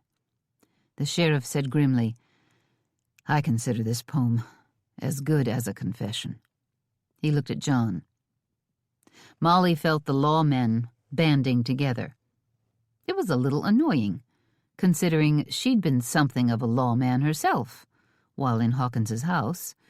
Plus, she'd found the safe and now opened it. She wasn't going to be left out. "We should search the house. I've always wondered what's on the 3rd floor. And we should take his account books." Wyatt sounded like he didn't like being left out either. "If he's run away, where would he go?" Molly wondered out loud. Could he have a hideout? Right here in the house? Rachel looked at the floor plans and talked to one of the men who helped build it, John said. She hasn't specifically said there isn't a hidden room, but she'd have mentioned it if there was something like that on the plans. And she found both safes, so they knew she was wondering what he might be hiding. I'm surprised the builders talked that much, Sheriff Corley said. I asked Rachel about that, and she said Hawkins was tight-fisted, slow to pay his bills, and, in the end, cut back on what he paid by complaining about shoddy workmanship. Everyone took a moment to look around the oversized bedroom. The house was splendid, and still standing in very good shape 20 years after it was built. Yep, Wyatt muttered. I'll bet they didn't mind gossiping about him. The account books are a good idea, Wyatt, John said. I'm going down to fetch them. Wyatt handed him a strip of paper. The top number is the combination to the downstairs safe, and there was more in there than just account books. I'll bring everything. I'll look through his desk, too. Wyatt told John which picture to look behind. John went downstairs. The rest of them went to the door to the third floor. Molly remembered the sounds she'd heard from up there, the feeling of the house being haunted. Could Hawkins be upstairs? Molly, more curious than honestly believing Hawkins was there, tried the door. It was locked. After fiddling for a few seconds, Wyatt pulled his gun and shot the lock off. The door opened on a narrow flight of stairs. As her head rose to the level of the next floor, she heard a strange sound coming straight for her and ducked so hard she fell backward. She shrieked, then Wyatt's strong arms clamped around her, steadying her. Glancing over her shoulder, she said, "There's something up there." He plunked her on her feet, drew his gun again, stared up into the stairwell for a long moment, and then holstered his gun. It's a pigeon. Molly was a step above him. They were the only two that had come up this far. He's got a pigeon? In a house this well built? Maybe there's a broken window. There was no wind, but the small peaked attic was cold. Of course, it was unheated, in Wyoming, in October. Wyatt slipped past her and went on upstairs. John McCall appeared at a run at the base of the closed staircase. I heard a gunshot, then a scream. Trouble? Molly smiled down to see him putting his gun away. No, the door was locked and Wyatt shot it open. There's a pigeon up here. It startled me. I'm sure it's a pigeon. John came up the stairs at a jog. Molly heard the distinctive coo of a pigeon. Wings continued to flutter in the space overhead. Molly hustled to get to the top of the stairs because John was coming fast. He seemed fascinated. Molly had no fondness for birds diving at her head. One got out of its cage, but there are more. Wyatt pointed at the window in the east wall. John strode toward an elaborate wire bird cage with many small coops sized for one bird. Once Molly looked there, she saw several more pigeons. Then she looked around the attic and saw crates and trunks, stacks of unidentifiable things. What looked like massive, shrouded pictures leaned against a wall. Molly wondered if Wynne knew these things were here. A light pattering sound drew Molly's attention from the stacks of things lining the attic to see John throw something. The pigeons got very busy eating. He had pet birds? Molly glared at the poor things. And he just abandoned them when he ran? That's awful. John tossed what must be feed on the floor, and the flying pigeon went for it fast. as hungry as the others.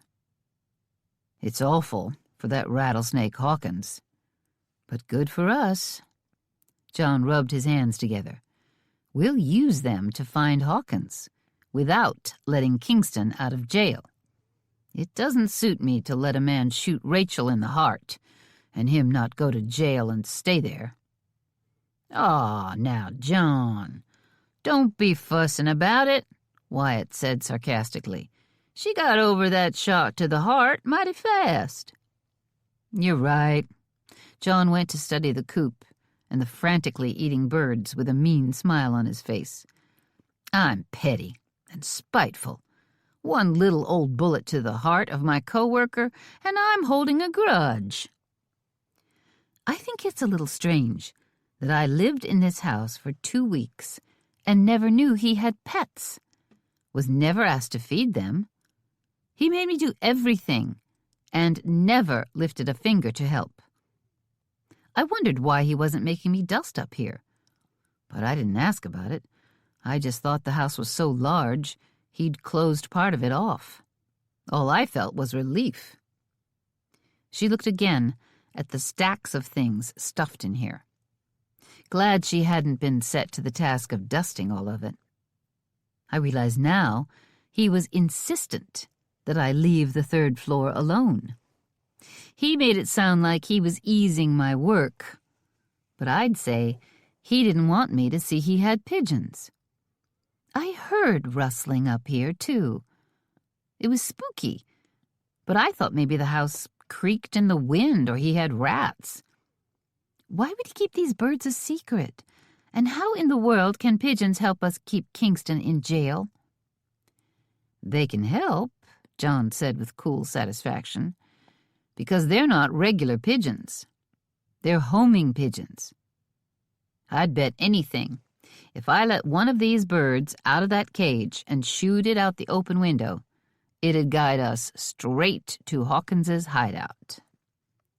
You're assuming he's got a hideout, and these birds would know to fly there. Wyatt looked skeptical. What I'm assuming, John crouched by the pigeons, studying them, is that if 3 brothers lived within a few miles of each other, and no one ever realized they were connected, they had to have a place to meet. Sheriff Gatlin said they were seen together in Casper, Wyatt reminded him. Yes, and the fact that no one mentioned them being brothers when they got together over there is all the more proof that they had some other way to communicate. It makes sense, I guess. Molly tried to fit it all together.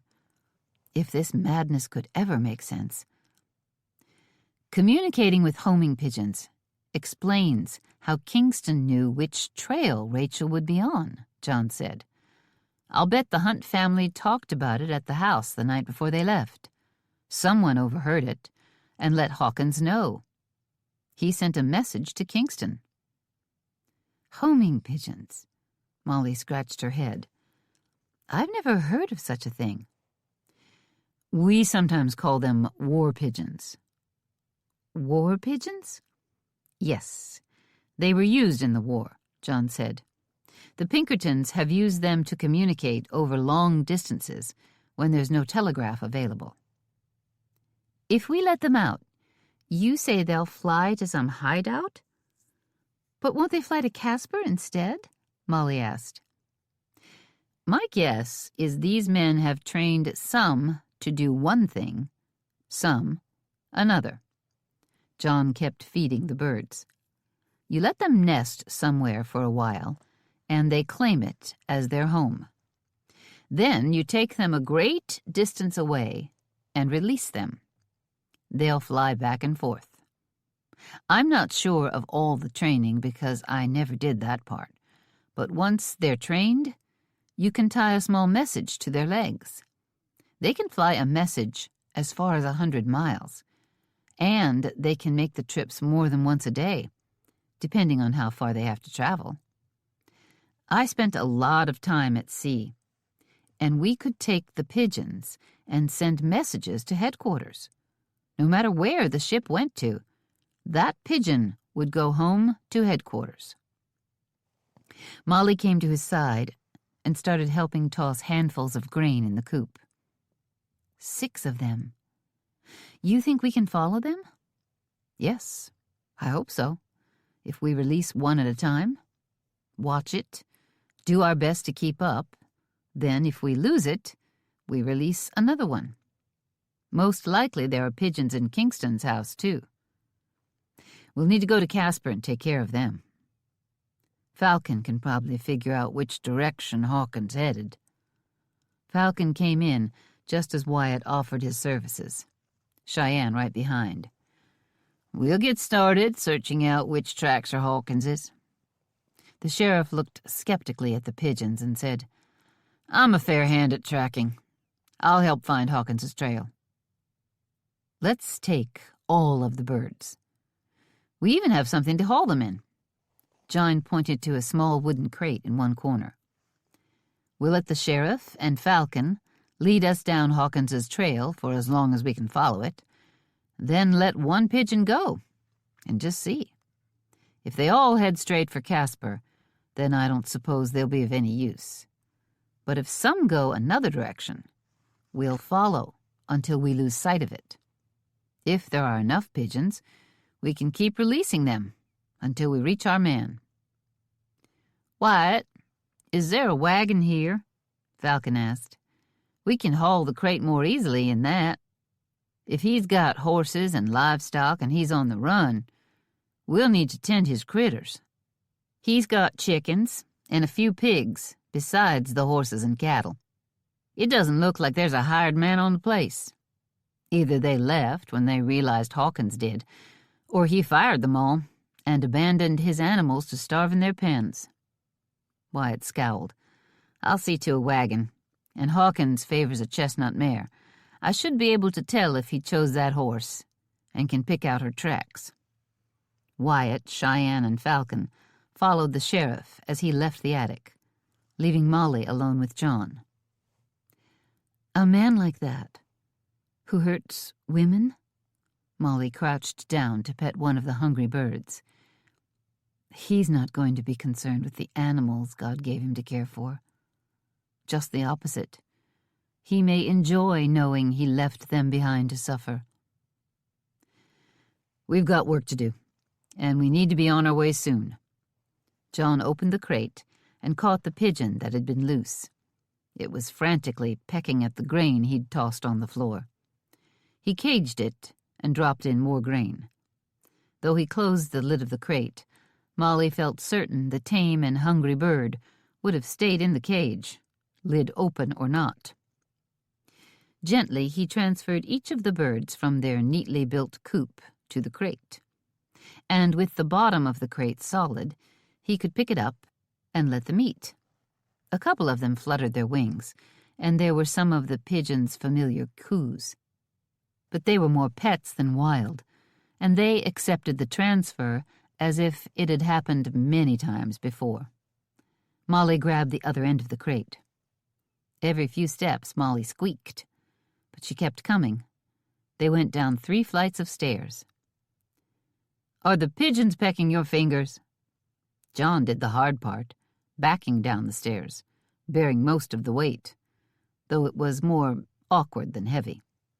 Molly grinned. I've been ignoring it the best I can. I'm sorry about the squeaking. But my first reaction was to drop the crate, and I didn't. Consider yourself lucky. I wanted to drop it too, John said with a smile. But I managed not to drop it or squeak. So I'm feeling pretty good about myself. Molly laughed. She liked the Pinkerton agent and wondered about his family. How did they all manage such an unusual career? They got outside just as Wyatt pulled a small buckboard up in front of the door. Falcon came running in from the north, silent in his handmade moccasins. The chestnut mare, Wyatt mentioned, headed northwest, away from Bear Claw Pass and Casper. We can follow Hawkins's tracks for now, and only release the pigeons if we lose the trail. Chapter 26. A bullet crashed through the window of the jailhouse. Sheriff Gatlin flew backward, slammed into the wall, and sank to the floor, a bright patch of crimson blood blooming on his chest. Kevin grabbed Wynne as another bullet exploded. Spinning to protect her, he felt the bullet hit. Thinking only of her, he dragged her to the floor as Rachel dove behind the sheriff's desk. Falling, he covered Wynne to protect her, but his weight was out of his control. Everything was. Then blood trickled past his face as it dripped from somewhere. He was foggy.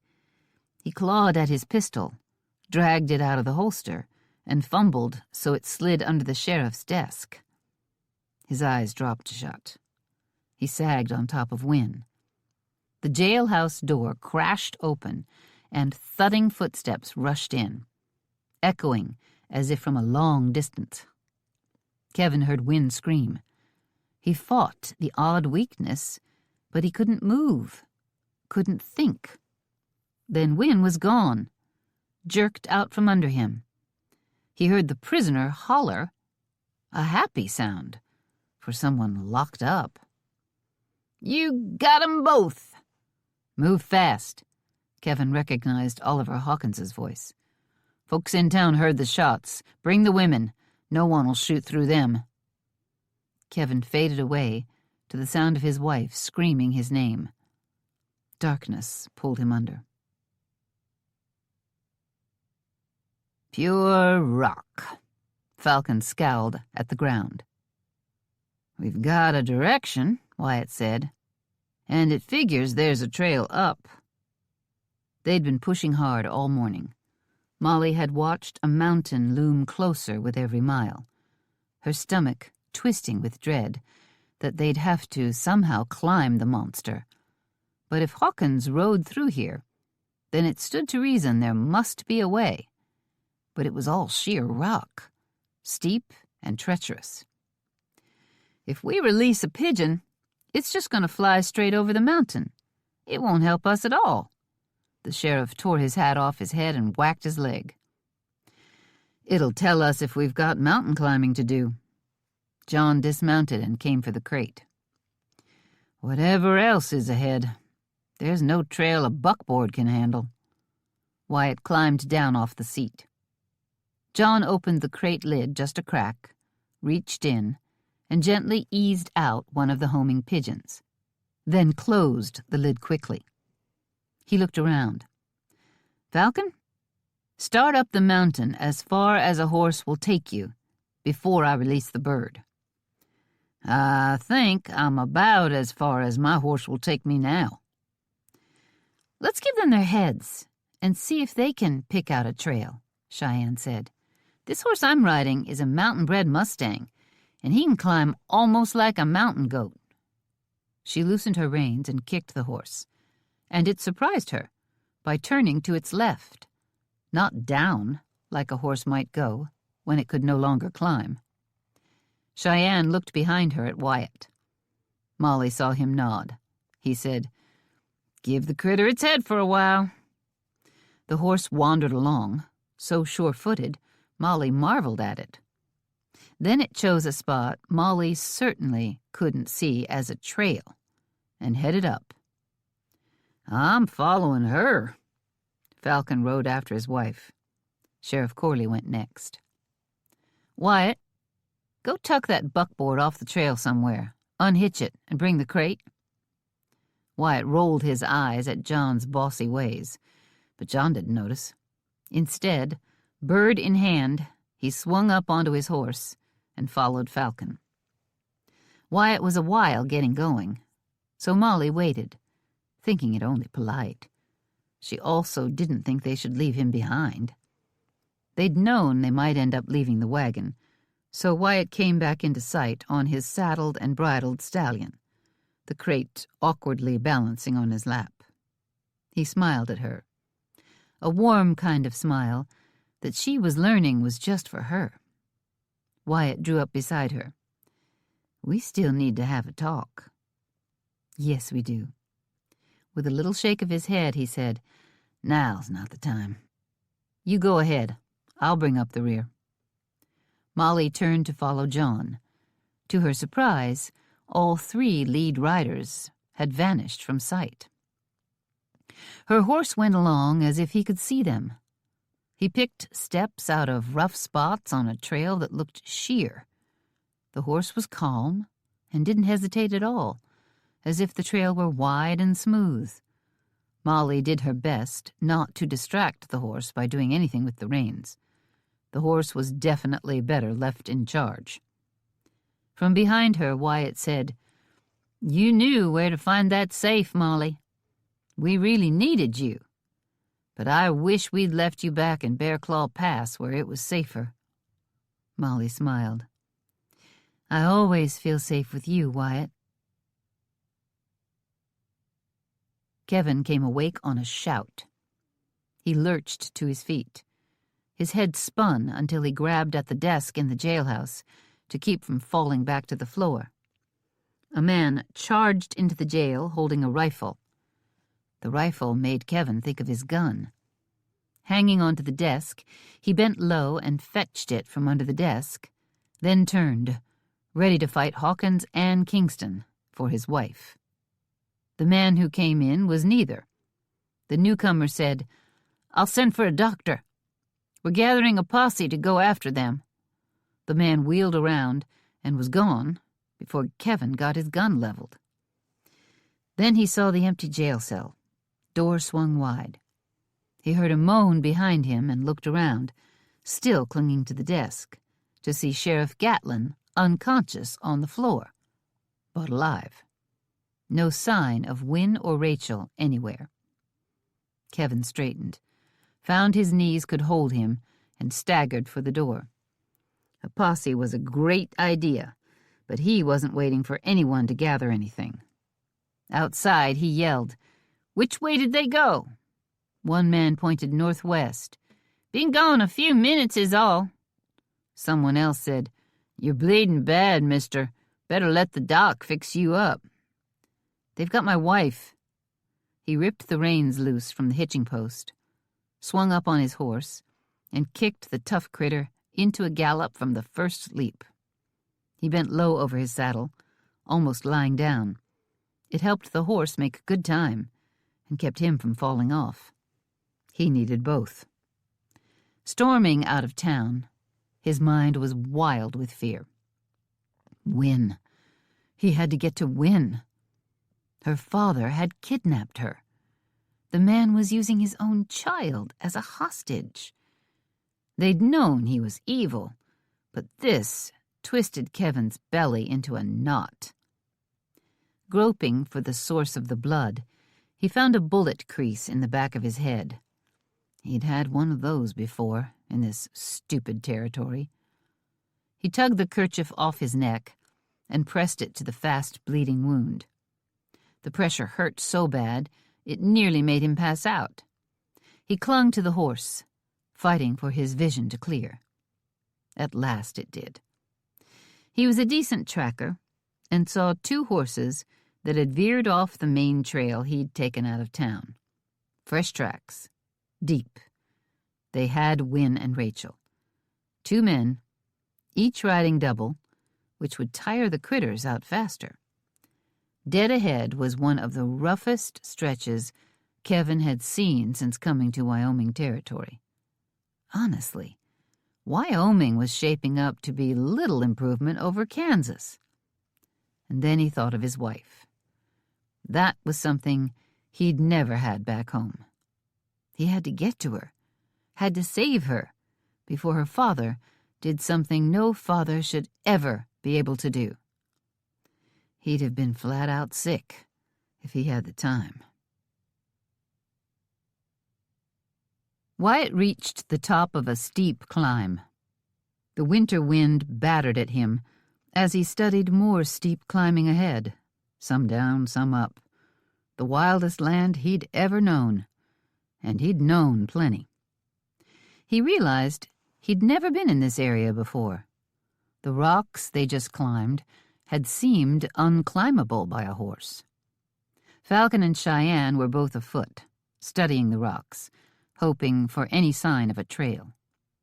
Looking up from where she'd hunkered down, Cheyenne said, "My horse just stopped. I hoped it'd keep going, maybe follow the scent of another horse that had passed this way. Instead, it balked, and I knew not to push it. I might get it going in the wrong direction." Falcon rose, shaking his head. "It's solid rock, in every direction. The snow swept clear." "We're going to have to release a pigeon." John lifted the bird, which had settled contentedly on his lap for the whole climb. "Are we ready?" John asked.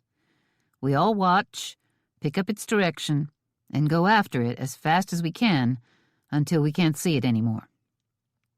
Wyatt looked around at the rugged land. Straight ahead, it went down some, then climbed again. To the left and right, they'd be skimming along some invisible trail, hoping their horses could walk on tiptoes. Wyatt gave his chin a jerk of agreement. "Let it go." John released the pigeon, and it just stood there, content with the ride. We might have a defective pigeon." John picked it up and tossed it in the air. It fluttered a bit, then took off like an arrow, straight ahead. "It might not be far, as the crow flies," Wyatt said, watching the bird. Cheyenne and Falcon were after it, John next, their horses picking their way. They weren't going to do any galloping, that was for sure. "We couldn't be less like crows."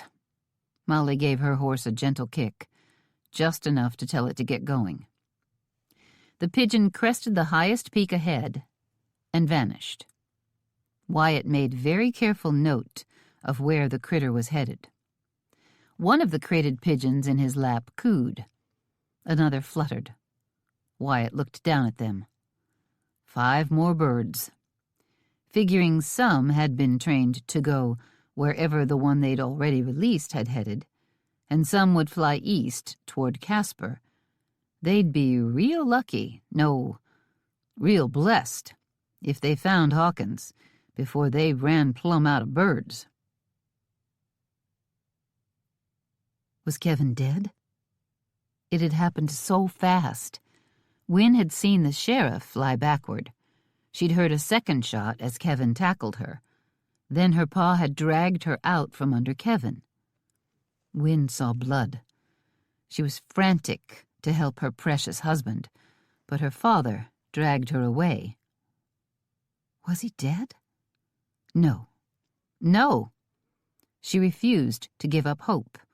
He'd survive, and he'd come for her.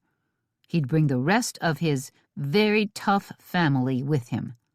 She just had to stay alive. Surely her own father wasn't planning to kill her. But he'd given her to Kingston. Maybe that was his way of saying he didn't want to kill her himself, but he'd stand by while his brother did. Her pa held Rachel, who'd gone gray and slumped back against him. She looked unconscious. She hadn't been out of bed long enough for this harsh, pounding ride. Wynne had no idea how to help herself. Try to snatch Kingston's gun? Throw herself to the ground? That might work, but not now. Not while Kingston was so alert and on edge. But she'd be prepared and take any opportunity that opened. Maybe she could find out where they were going. A prison break. 2 men shot. There would be help coming. A posse, if Kevin wasn't able to come. The thought sent a sob from deep in her chest, and she fought it. No time to cry. Now was the time to be alert and be ready. Maybe talking would help. At least she might find out what was going on. "So you're my uncle, is that right?" Wynne asked. All she could think of was that the blood of outlaws flowed in her veins. Her father, a killer. Her uncle, a thief. And was Clovis Hunt, my uncle, too? Sick, she realized that made her and Kevin first cousins. Was a marriage between first cousins even legal? Was it wise?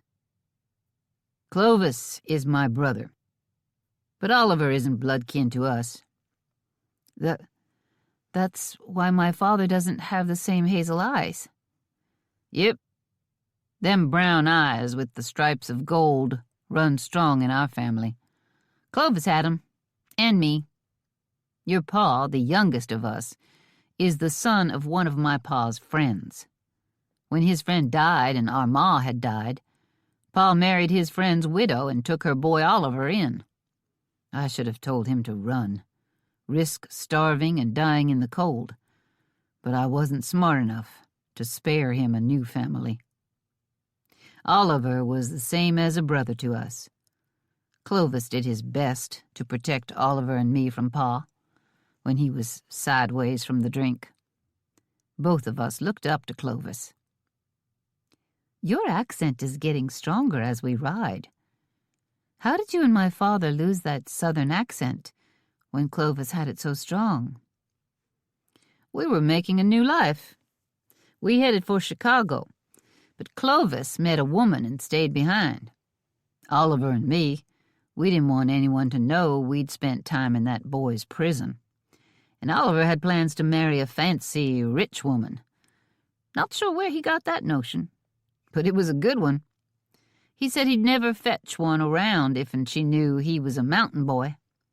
So we made ourselves into city toffs, invented an education and a background. While we were at it, we didn't mention being brothers. Is your name really Kingston? Or Hunt? Or Hawkins? Clovis and I were named Hunt. We were half-grown when our pa took Oliver in. Your pa's real name is Jethro Purvis. We both chose new names, wanting to sound more like city folks. And because there were records of you being in prison under your real names. Kingston grunted. If I was going to name myself, by golly, I'd pick a royal name. I kept Randall and settled on Kingston. But Oliver's name was Jethro. With a shake of his head, Randall said, Jethro Purvis. He was never going to get a fine woman to marry him with that name. So he went about calling himself Oliver Hawkins. So I'm really Winona Purvis? The name made her want to cringe.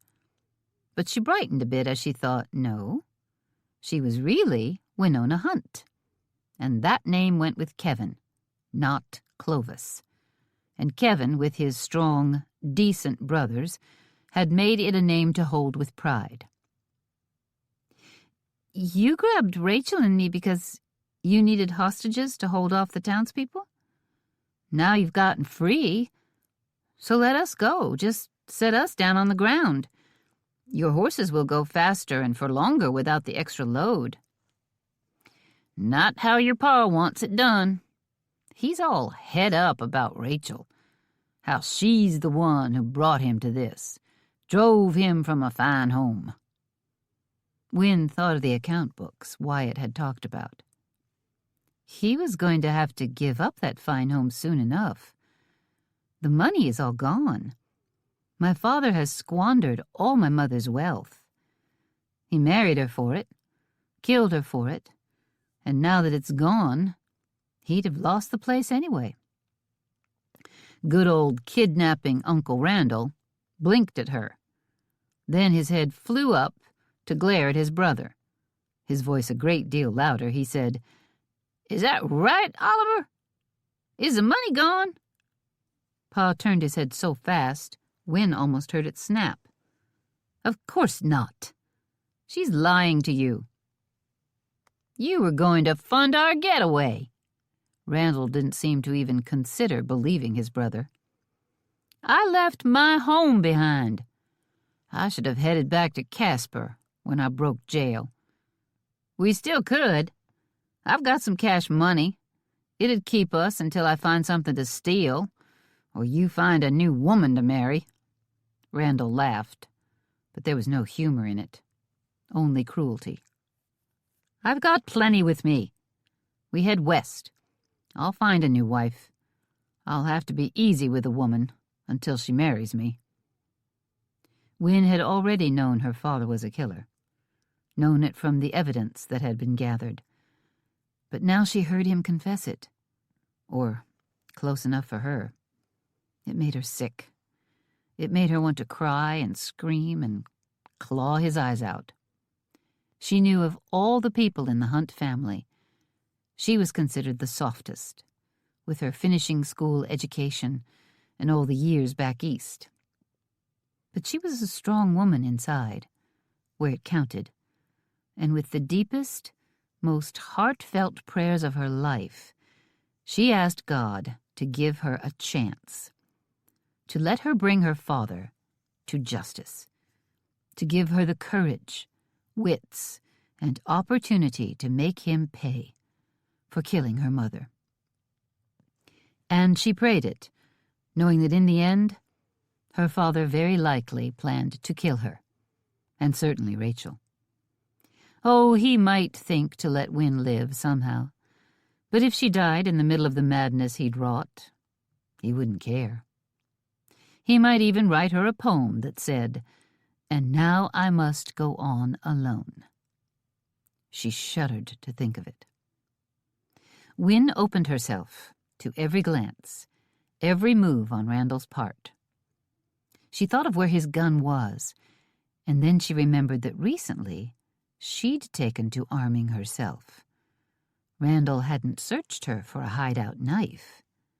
She had one, slipped into a clever little sheath inside her boot that Kevin had helped her make. Apparently all his family carried knives as a family tradition. And from what she knew of his family back in Kansas, Wynne could hardly blame them. She certainly didn't reach for it now. She just kept it in mind. When she got her chance, she'd be fighting with more than just her wits. She came back to the first and most awful thing that pounded in her head, harder than the horse pounded as it galloped along. Was Kevin dead? She itched to reach for her knife. Chapter 27. They were a long time reaching the peak the pigeon flew over. They looked all around, but no sign of a hideout. No sign of Hawkins. No sign of a pigeon. There were trails, but none of them more worn down than others. The country was higher, and snow sifted down. The trail they were on crested above the tree line, then led down to sickly, bent trees, nearly too high to grow, then thicker trees that towered overhead, even though from where the group stood, they looked down at where the trees grew. If they went down, they'd soon be swallowed up in dense forest. "Remember how many people have been shot from cover since we've come out here?" Molly thought of the evil men pursuing them, as she, Kevin, and Andy were sleeping on the ground, still a day out from Bear Claw Pass. The three of them had crawled into the darkness, away from the firelight, and watched two men unload their guns into the abandoned blankets. A fine welcome to Wyoming territory. Wynne had been shot, though they assumed the bullet was aimed at Kevin. Then Falcon had gone to track the would-be killers, and he'd been shot. Later on, Wynne and Kevin were attacked again. Then Wyatt, then Rachel. No one died, but they'd come too close. Too many times. Molly looked down at the steep descent. A likely place for an armed man to hide. They'd better ride easy. Or uneasy in this case. "Do we release another pigeon?" Wyatt had one hand resting on top of the pigeon crate to balance it. John rode over to him. "Yep. No way to know which way to take from here." He opened the crate while Wyatt steadied it, slid another bird out of the door and quickly closed it. "Keep a sharp eye." Everyone nodded. He released the bird. It flew straight east. The only direction without a trail, and a direction at odds with where the other bird seemed to be heading. "That one's going to Casper," Cheyenne said. "Let it get out of sight." Falcon rode up close. "I don't know if a homing pigeon might follow its friend, but in case that could happen, let's wait a spell." The bird vanished from sight. "I envy that bird its fast wings," Molly said, mostly to herself. She'd ridden up on Wyatt's left, while John was on his right. Falcon and Cheyenne were a few paces ahead of them on the trail, Sheriff Corley at their side. Wyatt rested one gloved hand on her back, drawing her eyes from the spot where the bird had been lost in the distance. He smiled. They really did need to have that talk. John reached for the crate. He tossed the friendly bird gently into the air. It spread its wings and went flapping east, too. A third pigeon headed east. "Two left," the sheriff said. "We're running out of chances." Molly said a quiet, intense prayer for the Lord to lead them all, including the pigeon. John released the second-to-last bird. It soared like an arrow in flight, heading north, the center trail, into the thickest woods. They watched to pinpoint where it flew out of sight. There was a long trail downward and another peak beyond. The bird went on north, straight and steady, beyond the next peak. They were a long time riding down, then back up. Everyone was wary. Molly found her nerves taut as she tried to look for hidden gunmen. There were too many likely places for an outlaw to stand guard over the trail. At the top of the next peak, the mountain was white with snow, but not above the tree line. The trees held the snow better than the last barren peak. It was growing colder by the moment. The icy wind penetrated Molly's coat, and no one else could be much better. The way was impossible to guess. No obvious tracks. The snow was packed and slippery. Trees seemed to surround them, and snow fell heavily enough they couldn't make out a trail anywhere. A stream gushed out of a crack in the mountain nearby. Despite the cold, it was a stunning place. The stand of evergreens with their lush needles was broken here and there by the bare branches of an oak, or cottonwood, or a copse of aspen trees. Molly looked at the beautiful, forbidding forest. The snow had turned to needles of ice, and her fingers were numb with cold. They had one bird left. John looked each of them in the eye. "This is it. We'll follow it as far as we can, and if we don't find it, or find some trail that gives us a way to travel, we'll have to go back. And probably have to make a deal with Kingston," Sheriff Corley said bitterly.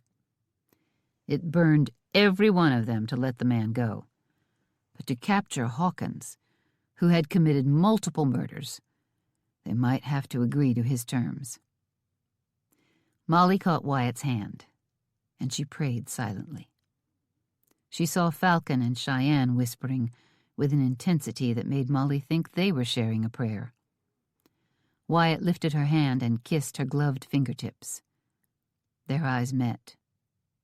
John quietly said, "Amen." He reached in the cage for the last pigeon and tossed it in the air. It took off like a shot straight north. At least it wasn't going to Casper. They all watched, all hoping and praying. The bird didn't soar onward, over the next peak and out of sight. Instead, it landed a long way down in a thick stand of trees, but it definitely found its stopping place. It had gotten home.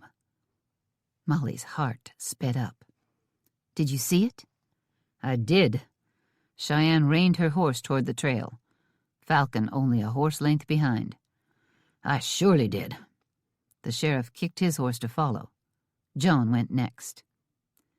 Wyatt, his eyes sharp and ready for trouble, said, "I'll bring up the rear."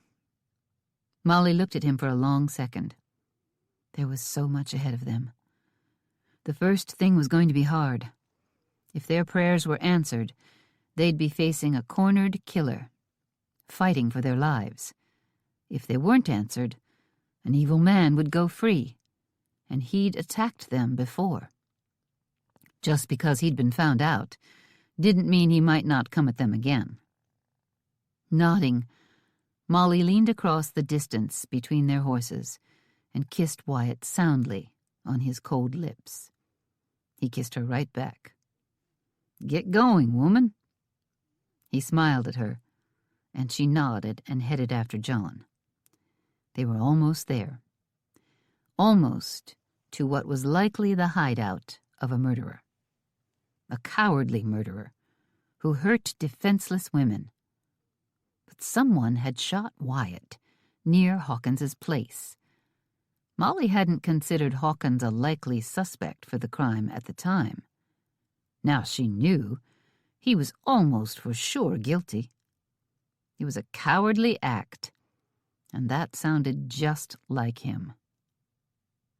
Though they rode bent low, every one of them kept a sharp eye out, and not a shot was fired. They reached a clearing, and a tumble-down cabin stood there, brush grown up close to it on all four sides, a shanty of a barn behind it. "Hawkins, come out!" John surprised them all with a powerful voice. Threatening, furious. No one stirred. The snow came down heavily, twisting and dancing on the wind. "It's empty." Cheyenne clucked to her horse and rode it straight toward the cabin. "Cheyenne, no! Wait!" Falcon pulled her up when she wouldn't have stopped for too many people. "What is it?"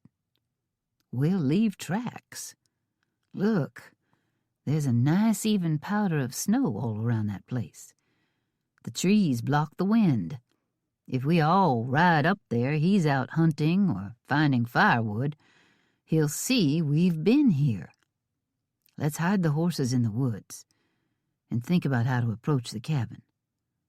Maybe I could walk in from the back, pick spots where the snow is swept away, then hide in the house to wait for him. The rest of you hide in the woods." At that moment, one of the pigeons fluttered up from the back of the house and flew to them. A second one came soon after.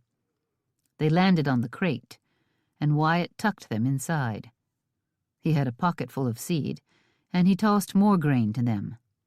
They happily cooed and fluttered as they pecked it up. "It looks like a one-room cabin. No one's in there, but it's the right place. The pigeons prove that." John swung off his horse and led it into the woods. "Let's see how this fool likes someone coming at him from cover. Let's get off the trail quick and hope any tracks we left are covered by snowfall." Cheyenne went toward the opposite side of the trail. "I watched our back trail. With the wind and the rocky path, there's not much to see." Falcon followed his wife. "And Falcon," John said, "I can tell you're a fine tracker, but if one of us goes in that house alone, I want it to be me. I'm a trained investigator, and I might see something in there you'd miss. Clues aren't always obvious." "I need to get in there too," the sheriff said. "This is in my territory, and I'm the only recognized lawman here." Falcon didn't reply. John vanished from sight into the woods to the east. Falcon went to the west, the sheriff hard after him. "You go in on the same side as John, Molly," Wyatt said. "I'm going to take a few seconds and fill in some hoofprints and footprints with snow." The woods weren't easy to walk through. The trees were shouldered against each other. Old oaks and heavily needled pines, their branches weighed down with snow. Young trees growing spindly in the shade of their elders. Ancient tree trunks broken off, almost impossible to get around. Prickly scrub brush filled in all the empty spaces. Molly picked her way, following John's footprints. By the time he had his horse tied, she was there, and he took her reins and hitched her horse beside his. Then Wyatt came. She watched him smooth out the snow with an expert eye. But as he came close, well out of sight of the trail, he quit. "I'm going to circle around and come in from the back." John slipped away, leaving Molly and Wyatt alone in the cold forest. Snow came down on their heads, light but steady. The wind had let up enough that their coats kept them warm. "Let's get closer to the trail so we can see if anyone is coming," Wyatt said. Molly followed. He picked a hiding spot wisely, a boulder with bushes around the front of it. They were covered, but the trail was close enough to see easily. Settling in behind the boulder, Wyatt crouched so he could watch. But for how long?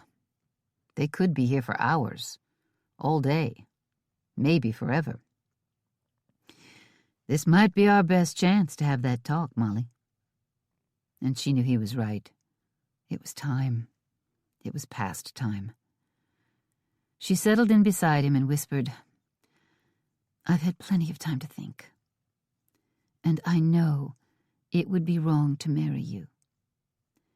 "Before you start," Wyatt slid an arm across her shoulders and pulled her close to kiss her. His lips were cold. His nose brushed hers and she shivered. But a nice kind of shiver. When the kiss ended, Wyatt said, "I expect something awful happened to you. I want you to know it's not going to change a thing." She wished desperately that she could believe him, but she couldn't. "It will change everything when your wife is hanged for murder." "Where are you taking us?" Wynne had never been out this way before. It was the most rugged country she'd ever seen. "Shut up." Uncle Randall was a worthless excuse for a relative, but Wynne didn't say so because she didn't trust him not to hit her, and she needed to think clearly and be strong enough to fight when her time came. Information might be useful later, though. "What were you in the Jeffers school for? If my father killed your parents, why did you all go?" "We had no one to watch out for us. We'd all been in trouble. So when Oliver went, they scraped together this and that little crime and just pitched me and Clovis in with him." "This and that little crime?" Wynne said it, but didn't expect an answer. And she didn't get one. Instead, Randall went on with his story as if it were a fond memory. "Killing Ma and Pa. Oliver set us up on Easy Street with that. The school gave us the only education we'd had, fed us, and kept us warm in winter and dry in the rainy season. Ma and Pa's house hadn't done that." "And only at the price of your parents' lives," Wynne said. Again, she spoke mostly to herself. But this time Randall slid the hand he had around her waist to her opposite arm and twisted it. "Ouch, stop!" She deliberately said it loud enough her father could hear. She was curious what he'd do. "Leave my girl alone, Randy. She'll be easier to tote along if she's not hurt." Randall loosened his grip with a cruel laugh. "The girl's never had a switch taken to her. She's got a mean mouth, and I don't like it." Might not be too late to teach her some manners. Pa's eyes met Wynn's, and there was only evil. I've a mind to take her along with us. She can do the cooking. Be a proper daughter, now that she's a widowed lady. Ignoring those words to keep herself from crying, Wynn looked at Rachel, unconscious this whole time. It struck Wynn suddenly how unlikely that was.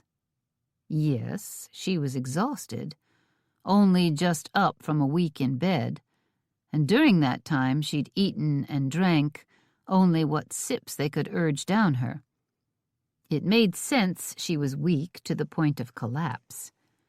A normal woman would be. But Rachel was tough, the type of woman to carry a knife in her boot, and maybe worse. The type of woman to dig deep and stay conscious, and also perhaps to feign unconsciousness, waiting for her chance to fight. Wynn faced forward, so no one would see that suspicion and hope on her face. With or without Rachel, Wynn planned to fight these men who had hurt Kevin. God, please, please, please, let him be alive, she prayed. She very much hoped it was with Rachel, but Wynn would fight, nonetheless. The horses were slowing. Wynn suspected it was because they were tired, but she also noticed the wide trail into the rough country had narrowed and was climbing. She was watching intently, wondering if a spot in the trail would take all Randall's attention, and she'd have her chance to leap from the horse and vanish into the woods. She saw a bird fly high overhead. It looked like a pigeon. After a few minutes, she saw another, flying in that same straight arrow direction. Trying not to draw attention to herself, she quietly waited and saw a third one. Then no more. Strange, but she wasn't sure why. Maybe the birds flew hard and fast straight east, but it wasn't uncommon for birds to fly in a straight line, was it? But 3 of them? Spaced out like that? And pigeons? She'd seen some roosting in the barn at the RHR, but she couldn't remember seeing one out in the wild. Where did pigeons roost out here? But it stood to reason that they did. Dismissing it, she hung on and waited for her chance. Chapter 28. Falcon slipped through the woods to the back of the house, Sheriff Corley close behind. Just as he came around from the west, McCall came from the east. Their eyes met, and John's narrowed, but he didn't say a thing. The need to be silent won the day. The back of the ramshackle cabin was close enough to the woods that there wouldn't be a long line of footprints. Falcon figured he could smooth them out without much trouble. Falcon found a few bare spots blown clear of snow. Lightly, he covered the distance to the back of the house and heard fluttering and cooing from inside. John came up behind him. Falcon glanced back and saw that John had stepped in the same spots as Falcon. Less of a trail to cover. The sheriff came last and was covering their tracks with decent skill. "We found more pigeons." Falcon smiled at John, who nodded. They went into a small back entry, just a little wider than the door. A small slit in the east wall let the pigeons in. There were neatly built coops here, a smaller set of only 4 coops, but otherwise they were like the coops at Hawkins's house. There were 2 pigeons inside, and 2 more coops with their doors open. Falcon led the way into the main cabin, and it was the work of 2 seconds in the single room to see it was empty. "He's been here." The sheriff pointed to a few unwashed dishes sitting on the table, a skillet on a small pot-bellied stove. The sheriff went to the stove. "The fire has burned down, but there's still some heat. He must have slept here last night." There were 3 cots in the room, one on each wall except for the side with the fireplace. The entry door was pushed far to one side of the building, so a cot would fit. All 3 of them must have met here. Falcon looked around, but there wasn't much else to see. Wyatt said Hawkins was known to go off for a few days now and again.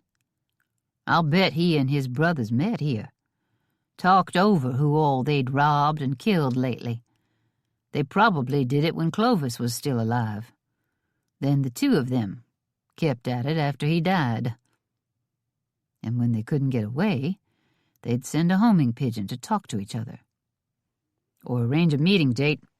The sheriff rubbed his hand over his mouth as he considered it. I told Cheyenne I'd be waiting inside, waiting for Hawkins to come.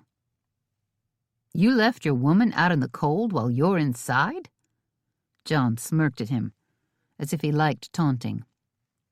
Yep, she's a tough woman, and she knows I'm better at finding a trail than her, and better hiding one. I'm married to a tough woman, too. John's smirk changed to a genuine smile.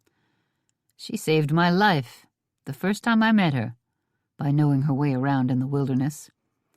She'd have stayed outside, too, if we decided it was best. John studied the room. Not much here, but let's look under the cots, under everything. If I was going to stash information about my law-breaking, where better than a secret hideout? Falcon headed for a crate on the floor, shoved under the closest cot. It looked to hold a few clothes and not much else, but he had to start somewhere. Wyatt didn't let go of her, and she desperately needed him to. I don't know where to start. Molly tugged away and faced the trail. Wyatt rested his hands on her upper arms and pulled her around to face him. When she met his eyes, she felt a chill rush down her spine. Somehow, right now, being held was like being taken prisoner. It was like the sheriff and his shackles, the prison door swinging shut. Please let go. I can't tell you this if we're touching. She swallowed hard. When I'm done, you may not want to touch me ever again, and it will tear me apart to feel your hands leave me in disgust. He let go. What happened, Molly? What could a sweet little woman like you do to... I killed my father. She shoved the words out. Words she'd never spoken aloud before. Not even to Kevin. She covered her face with both hands, so she couldn't look at Wyatt, couldn't see what was in his eyes. A bone-deep trembling that she couldn't control threatened to break her apart. Her face felt flushed. Her head, her whole body, felt as if a fire burned inside, as if her great, dark secret was consuming her. I vowed. Her teeth chattered until she couldn't speak. She'd kept fear inside for years and years, and now she'd said the truth aloud. Now she might hang. She deserved to. I vowed to never speak those words. I've prayed for God to forgive me for what I've done and protect me from the punishment I deserve. But it's like holding in terror that builds until it has the pressure of a steaming kettle. Now that I said it, I can feel that it's been grinding inside me from the moment that gun blasted and my pa clutched his chest, dropped to his knees, and pitched forward next to my ma's body. She stopped speaking again and covered her face more tightly with her trembling hands. It was still as vivid as the moment it happened. She could remember the roar of the gun, the way Pa staggered back, looking at her with stunned eyes. She could smell the blood, smell the sulfur, the stench of the smoking gun. "You killed your father?" Wyatt's voice sounded as if he were far away. His question helped her go on. "Yes, I shot him dead. I came in to find Ma on the kitchen floor, bleeding, unconscious. Pa turned on me, and it wasn't the first time he'd done it. But he never hurt me like he hurt Ma. This time, though, there was such fire in his eyes, such a love of hurting Ma, and now those eyes were on me. He swung a fist, and I lurched back, hit the wall. There was a gun belt hanging from a nail behind the door. I was so afraid and so angry. He'd hurt Ma so many times." "That's where you learned healing, doctoring your Ma." She nodded, glad Wyatt had interrupted her story and taken her out of that room full of death. After years of cruel beatings, he'd finally gone too far. But I didn't know that yet. I'd seen Ma on the floor, not moving, plenty of times before. I fumbled that gun out of the holster and aimed it. He laughed, taunted me. "You gonna shoot your lovin' papa, little girl?" She thought of those words, that ugliness. I pulled the trigger. If I'd done it because I was afraid, only afraid, I believe it was self-defense. But I hated him. I'd hated him for so long. I know in my heart how badly I wanted to kill him. She started shaking again.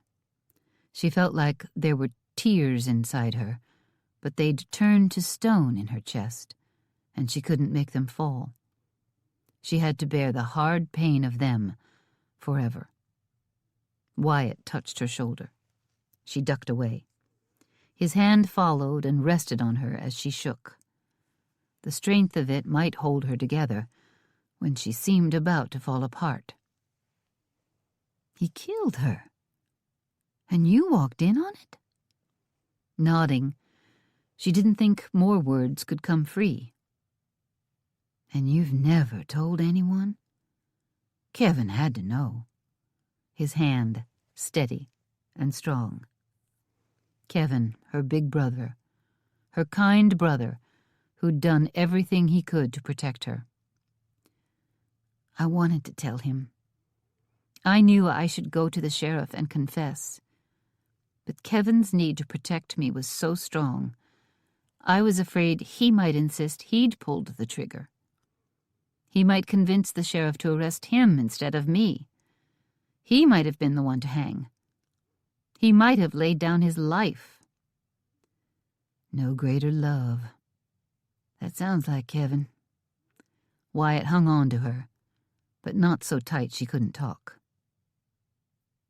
He came running in from outside only seconds after it happened. He'd heard the shot. I was standing there, holding the gun. Pa, dead next to Ma. I didn't know she was dead then, but Kevin checked. Inhaling a jagged breath, she said, "He said, 'I'll bury them. Don't let Andy see this.' And then he dragged them outside. I heard Andy and rushed to keep him in bed. Kevin loaded Ma and Pa over 2 horses and rode away. I never saw them again. Once Andy settled back to sleep, I cleaned up the blood, and that was the end of it." "Kevin never asked about what happened? And he never told you where they were buried?" Shaking her head, she said, "He had to guess I'd shot Pa. But it was like those bodies. We buried it. We never spoke of it. No one missed them or asked after either of them. Ma never went to town. Pa was hated and feared because he rode with the night riders. No one even knew they were gone. Molly slid her hands into her hair. It's too much like the story of Hawkins's parents. And we're talking about hanging him. Wyatt's arms closed around her, and it brought her back from the ugly past. She couldn't decide if he wanted her still, or if he was comforting her before he said goodbye. If he didn't say it, she would. Chapter 29. Molly, Wyatt started, but then shoved her away. He took 1 second to see she was devastated, but there was no time to explain. He heard hooves on the trail, but not the one right near them. The sound came from the side of the cabin. Hush, someone's coming. He got on his knees behind the boulder and saw Cheyenne across from him down the trail a ways, just before the clearing. Their eyes met. She nodded and jerked her head toward the cabin to tell him she heard the riders too. Then they both ducked out of sight. Molly had a gun. He now knew she was familiar with them. Shuddering, he wondered what it did to a woman to carry that kind of secret for so many years. He wondered if she was capable of loving a husband. She was on her knees, gun drawn, well below the top of the boulder. Her eyes open, ears listening, but staying out of sight to any riders. The clopping of horses. 2 critters, Wyatt was sure. 2. How did Hawkins find someone to partner up with? One brother, Clovis, dead. The other, Randall, locked up. Wyatt slipped sideways to peer between the thick but leafless bushes, then gasped and jerked his head back. He clapped his hand over Molly's mouth when she looked at him in wild confusion. He shook his head and touched the muzzle of his gun to his lips, then released Molly's mouth, as if she were the one who'd made a noise. The horses came on. Wyatt stayed down. He'd considered jumping out as they rode into the clearing, getting the drop on them, trusting Cheyenne to do the same. But that was before he'd seen who it was. 4 people. 2 of them, Wynne and Rachel. Though Hawkins and Kingston rode easy, they both had a gun in hand, and no threat of "stop or I'll shoot" would be believed when that put Wynne and Rachel in the crossfire. The horses came around to the hitching post at the front of the house. Wyatt peeked out on the side of the boulder toward the clearing. He just didn't know what to do. He should have attacked. He should have shot both of them in the back once they'd turned their horses to hitch them. The bullet probably wouldn't go through them to hit the women who rode in front of them. Shooting someone in the back was the act of a coward. But he should have done something.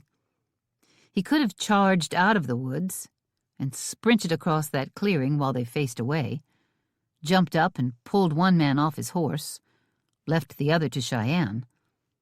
Tough as she was, he didn't like the idea of her tangling with an armed killer. But Wynne might have helped. Rachel appeared to be unconscious. Where were Falcon, John, and Sheriff Corley? Then it hit him. Where was Kevin? He'd been in town. Was he dead? He had to be, or these 2 would have never gotten the women away from him. Wyatt had thought Falcon was dead the day Falcon, Kevin, Molly, and Andy had descended on the ranch. Then for a time Kevin and Wynne had been missing, and they'd feared the worst. Now Wyatt's stomach twisted with the fear that Kevin might have been shot in what had to be a jailbreak. Wyatt was sick of all this trouble. He wanted to go back to busting broncs and dodging angry bulls. That's the kind of peaceful, quiet life he loved. With the men's backs to them, dismounting, dragging their prisoners down, Wyatt stepped out from behind the boulder, his grip unshakable on Molly's arm, and darted across the trail to Cheyenne's side. Cheyenne rose from where she'd been concealed, her expression grim. Wyatt closed the distance between them. He noticed Molly wasn't being dragged. In fact, she was coming along fast enough he had to move, or she'd be dragging him. Wyatt got close enough he dared to whisper. Rachel looked all in, and Wynne looked terrified. Cheyenne shook her head. Rachel opened her eyes and saw me. She winked. She's only acting unconscious, which means she's ready to fight. Wynne was pale as milk, but determined. Not terrified. Where's Kevin? Molly broke in. Cheyenne looked at Molly, her jaw so tight it was likely to crack her teeth. He wouldn't have let them take her, not without a fight. Wyatt saw Molly's eyes filled with tears, but she squared her shoulders and swept the wrist of her coat across her eyes. A woman who didn't cry when there was a battle to be fought. Maybe later when she had time to spare, but not right now. I'll kill both of them for what they've done to Kevin. Molly raised her gun until it pointed to the sky, then turned to march down the trail. Wyatt grabbed for her and missed.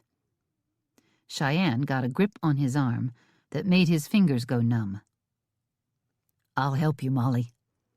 They're headed into the cabin and Falcon is in there. Cheyenne let go of Wyatt and fell in beside Molly.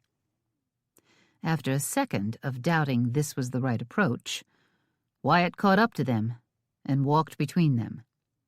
They'd left him room, and he knew that was more than good luck. They knew he'd come, expected him to come, counted on him coming. He felt the need to plan, to talk through what they'd do, but there was no time. He picked up the pace, and they kept up until they were running. They've got Rachel and Wynne. John stepped away from the single window.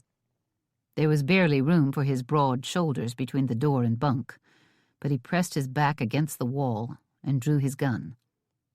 He did all that in about a second, in time to see Falcon do the same on the other side of the door.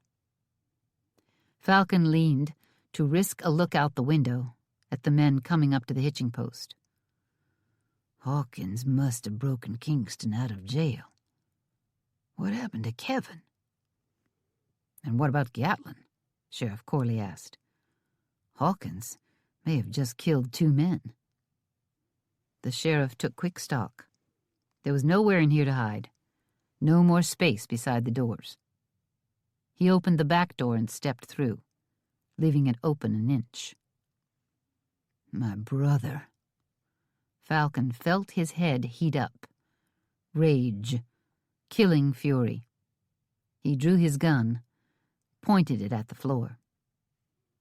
Watch who you shoot. Mind the women.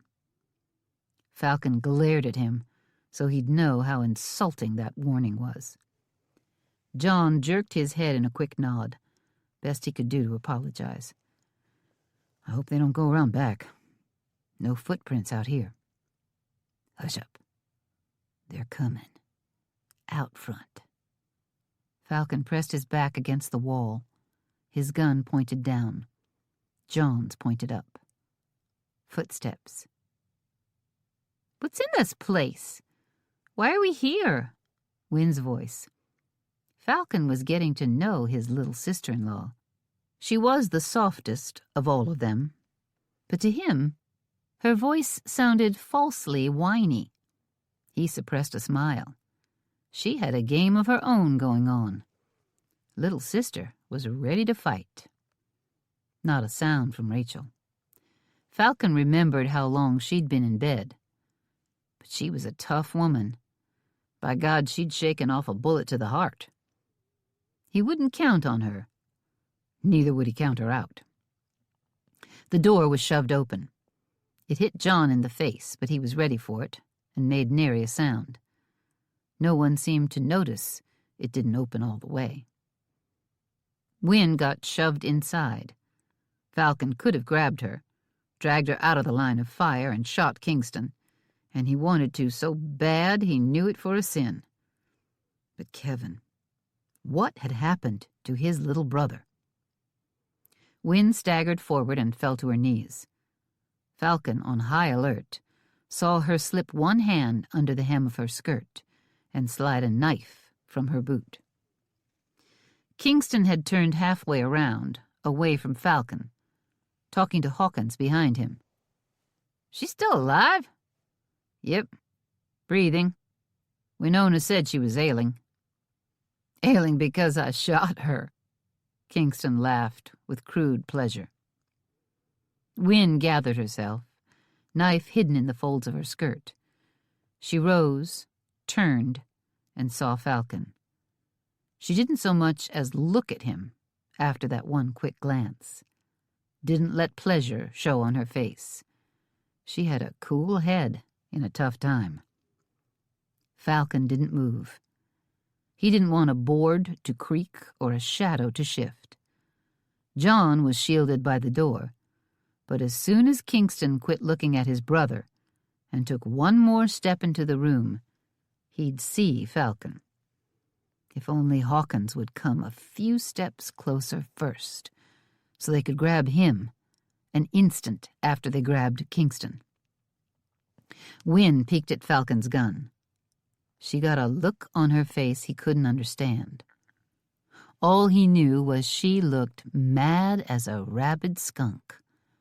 With Kingston's back to her, she raised the knife and sank it hard into the middle of his back. Kingston roared and spun around. She let go of her knife and plowed a fist straight into his nose, shouting, "That's for Kevin!" Hawkins came at a run. He carried Rachel in his arms, but shoved her aside just inside the door, so she plowed into Falcon. Falcon steadied her, and her eyes popped open, with a quick smile that turned mean. Hawkins rushed forward. Blood flowed down Kingston's back. Rachel hit the floor, but not from collapsing. She did it deliberately, then kicked hard and high from flat on her back and managed to land a boot straight into Hawkins's backside. Hawkins hollered with pain. Kingston turned at the noise his brother made and saw Falcon.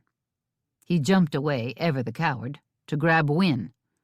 Falcon leapt on him, carrying him over backward. They dragged Wynne off her feet again. Hawkins turned and ran for his horse. He was on it and galloping around the back of the cabin.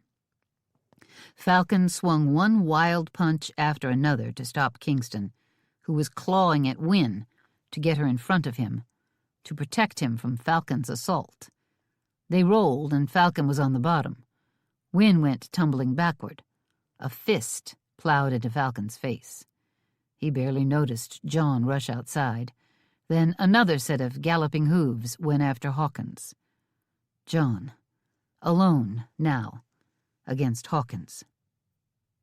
They came here thinking 5 against 1. All of them against Hawkins. Now it was 1-on-1. John against the worst of the lot, the man who'd been killing since childhood. Then a whirlwind hit Falcon. He thought for a second it was Wynne, turned into someone nearly as tough as Cheyenne. Then he saw it was Cheyenne. His wife had bought into the fight. A slashing thud ended the fight. Kingston toppled off Falcon. The big galoot landed on poor Wynne again. Cheyenne shouted something out the door, but Falcon's ears were ringing from so many hard punches to the face that he wasn't sure what she yelled. Falcon opened his rapidly swelling eye to see his little firebrand wife come to save the day. She twirled her gun with casual skill and tucked it in her holster. her eyes cold on the man lying face down, whose head she'd just bashed. The sheriff joined the fight after it was over and shackled Kingston's arms behind his back. Satisfied her outlaw was dealt with, Cheyenne turned to Falcon. "Are you all right?" He grinned, and she smiled back. Then her smile shrank. "And how are Rachel and poor Win?" Her eyes scanned around to see who was left standing. Win jerked her knife out of Kingston's shoulder, wiped it on his shirt, then tucked it back in her boot. "If Kevin dies," she more growled than spoke, "I'm going to hang you myself." Falcon decided maybe not so poor Win, after all. Wyatt had let Cheyenne get too far ahead. He heard shouting inside the cabin. Hawkins charged out, empty-handed. He'd left Rachel behind. John, at a sprint, came out next and slammed shoulders with Cheyenne as she rushed past him to go in. John leapt on the horse standing there, the only one left, and went tearing after Hawkins. He yelled over his shoulder at Wyatt, "My horse is tied up with Falcon's and the sheriff's, right there." He jabbed his finger at the woods. Wyatt hoped that pointing finger was enough. Cheyenne yelled, "We're all right, we got Kingston." "We've got to help John." Wyatt had Molly's hand, and they raced toward the woods as John rode out of sight hard on Hawkins's heels. The horses were right handy. They mounted up and were close enough to John to hear hoofbeats. Wyatt should have left Molly behind, but when he'd dropped her hand, she'd just kept on coming. There was no time to argue with her now. They were gaining. Molly leaned as far over her horse's shoulders as Wyatt. A gunshot split the air ahead, then another. Molly kicked her horse to get more speed out of it. It was the horse John had ridden in on, and a fine animal. Wyatt had Falcon's mount, a long-legged sorrel, as game as any on the ranch.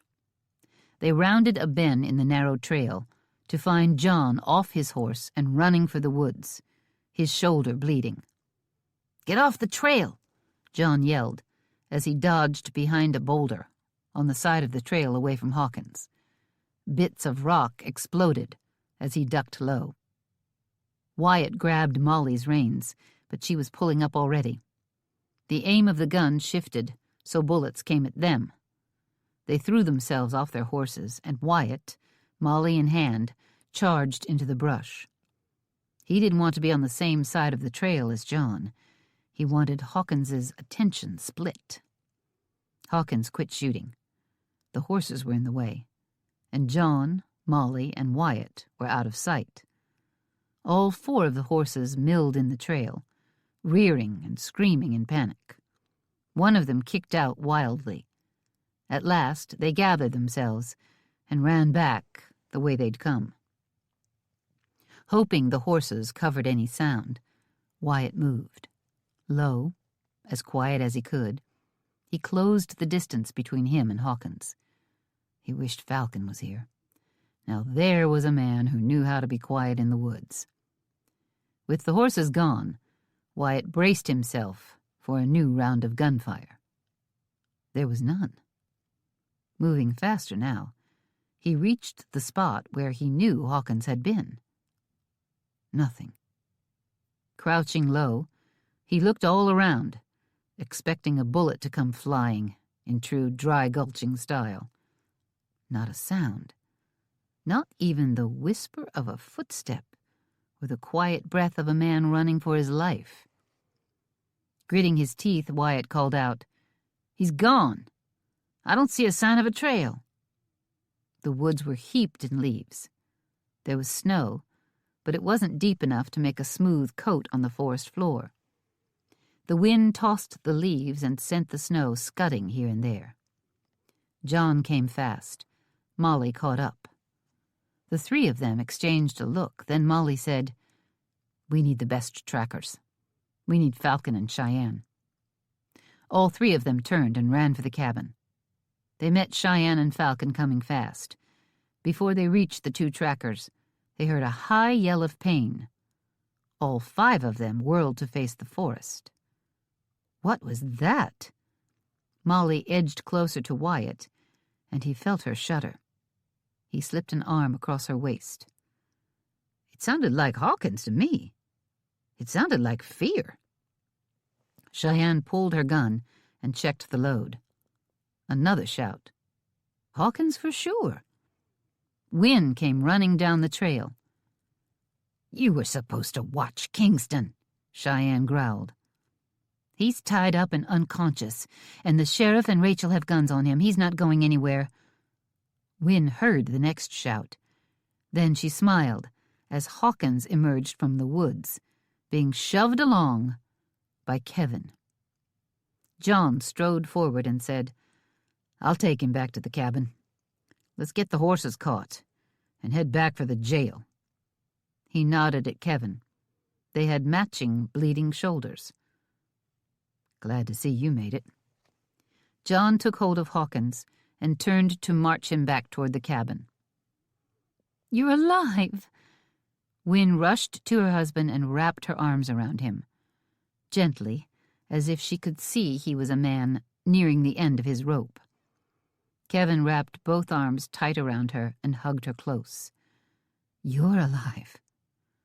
They held each other, rocking a bit, utterly silent. Then the silence was broken by the sound of Wynne's tears. Kevin held her tighter. Cheyenne went to Kevin and said, Did you leave your horse around here? Kevin told her where, and she headed up the trail away from the cabin. Falcon jogged along until he caught up with her, and they disappeared into the woods together. Kevin and Wynne walked the opposite direction Cheyenne went, arms around each other, talking quietly.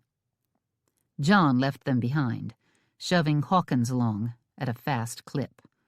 Wynne and Kevin moved slower because she was fussing at Kevin's bleeding arm. Molly headed after her brother to help, but Wyatt reeled her back in like a newly roped maverick calf. John gone on ahead with Hawkins. Falcon and Cheyenne gone together. Wynne and Kevin leaving them behind. Wyatt found himself alone with Molly. How many times would you say we've been alone together, Molly? Are we counting when you were half mad with fever? And when you were bound up in that tight sling so your collarbone would heal? No, we are not counting that. How about the nights you sneaked into Hawkins's house at night? Nope. I think maybe we should count those. Wyatt smiled. Maybe. But alone when there was nothing stopping us from really spending time together. About twice. 3 times, maybe. It has to be at least 4 times, because I've kissed you 4 times. Only 3, I think. Nodding, Wyatt said, That's right. I didn't kiss you when we woke up together that morning. I fell asleep from pure exhaustion, and you mostly just regained consciousness, and you were still bound up in that sling. That doesn't really count as waking up together. Wyatt smiled. It doesn't count. You're right. He leaned down and kissed her. But I would dearly like to do it when it does count. Molly's eyes went wide, as if she might be going to cry. Well, it had been a hard day. He wouldn't fault her for it. But he hoped she didn't make a habit of it like Wynne. You shoved me away when I told you about my pa. There were outlaws coming down the trail. I told you the law might come after me, and you turned your back on me. That is not what happened. It doesn't matter what happened. I can't marry you, have children with you, and maybe someday hang. No, you most certainly can't. She gasped and pulled away from him. He still had her as good as hogtied and pulled her back. Let me go. I mean, you most certainly can't hang. He dragged her all the way into his arms. We are not going to let that happen. She stopped struggling and looked into his eyes. "We aren't?" "No wife of mine is going to hang." He smiled. "I'm a powerful, connected man in this territory. I think we can clear it all up." But I did it. I'm guilty." He kissed her into silence. When she wrapped her arms around his neck, he decided she was sufficiently distracted. Pulling only inches away, he spoke just above a whisper. "You wanted to talk before you could say yes to my proposal. Now we have. Will you marry me, Molly?" She looked into his eyes, hers wide with hope and unshed tears. "Just say yes and help me find a horse." Rachel cut into the touching moment. "I need to go back to the RHR or somewhere and collapse." They both turned to see a very pale Rachel. They'd forgotten about her. "Are you all right?" Molly let go of Wyatt, rushed to her, and slid an arm across her back. "You were unconscious when they brought you in." "John sent me to hunt for you. He caught a bunch of horses. He's bleeding, but it doesn't look serious, and the sheriff got both outlaws loaded. Wynne and Kevin have already headed out with the outlaws. John and Corley riding with them. We need to get back to Bear Claw Pass. I can put off collapsing for a while, but it's already been a long day, and it's not half over. Let's go." Molly started walking off with Rachel. "Wait a minute." Wyatt caught up to them. "Aren't you going to say yes?" "Wyatt, I can't. Not with a killing in my past." "Tell me what you did." Rachel, in her typical, straightforward fashion, seemed the perfect person to talk to. After Molly told her tale, Rachel said, "You didn't break any laws. It was self-defense." "No, you don't know how I felt. You can't know the anger in my heart when I pulled that trigger." "I've never killed a person, Molly," Rachel said. "But I've been in a tight spot a few times and thought I might have to. It leaves a wound on your heart, in your mind. You think about being executed for it because it's such a bad feeling that you think you deserve to be punished. That feeling is something you've just got to live with.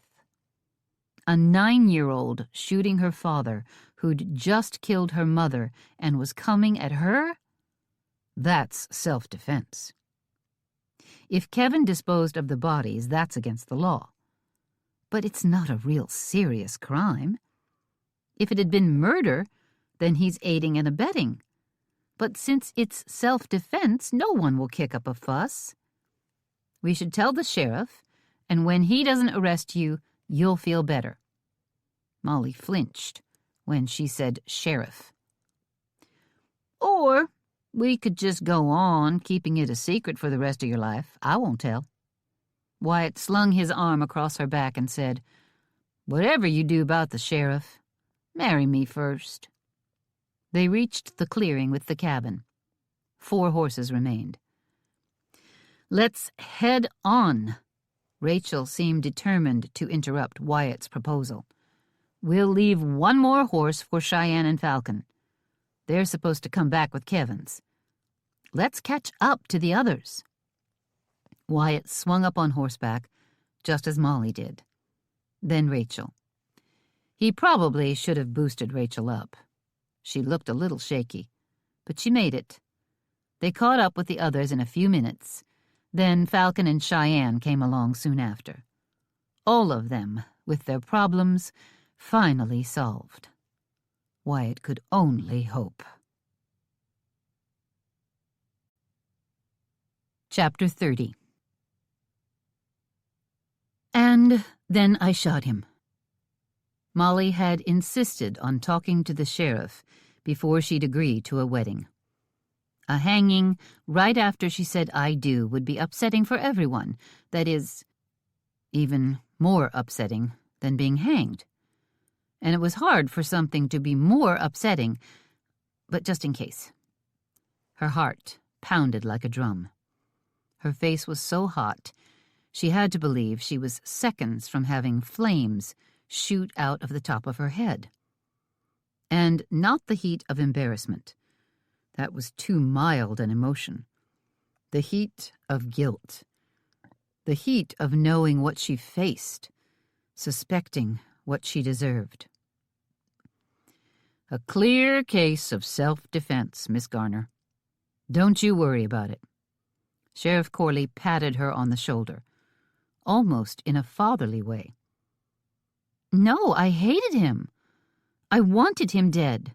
I wanted to shoot him. Now that she'd started talking, she couldn't seem to shut up. She'd explained her anger, explained her intent. She didn't think self-defense quite covered it. Most folks that shoot someone in self-defense have such feelings, miss. I ain't arresting you for it. Are you sure you get to make that decision? Shouldn't a jury decide? She didn't want to walk out of here free and have them change their minds after a stretch of consideration. That would be something else hanging over her. Molly.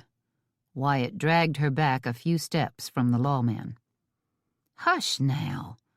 No sense begging the man to arrest you. Nope, no jury necessary. Sheriff Corley settled into his chair and laced his fingers together across his rather rounded belly. It don't matter if you were mad as sin and wanted him dead. He'd shown himself to be a dangerous man with evil intent toward you. And by my reckoning, there is no doubt he meant you terrible harm. You acted to protect yourself. It's only a shame you didn't get there in time to save your ma.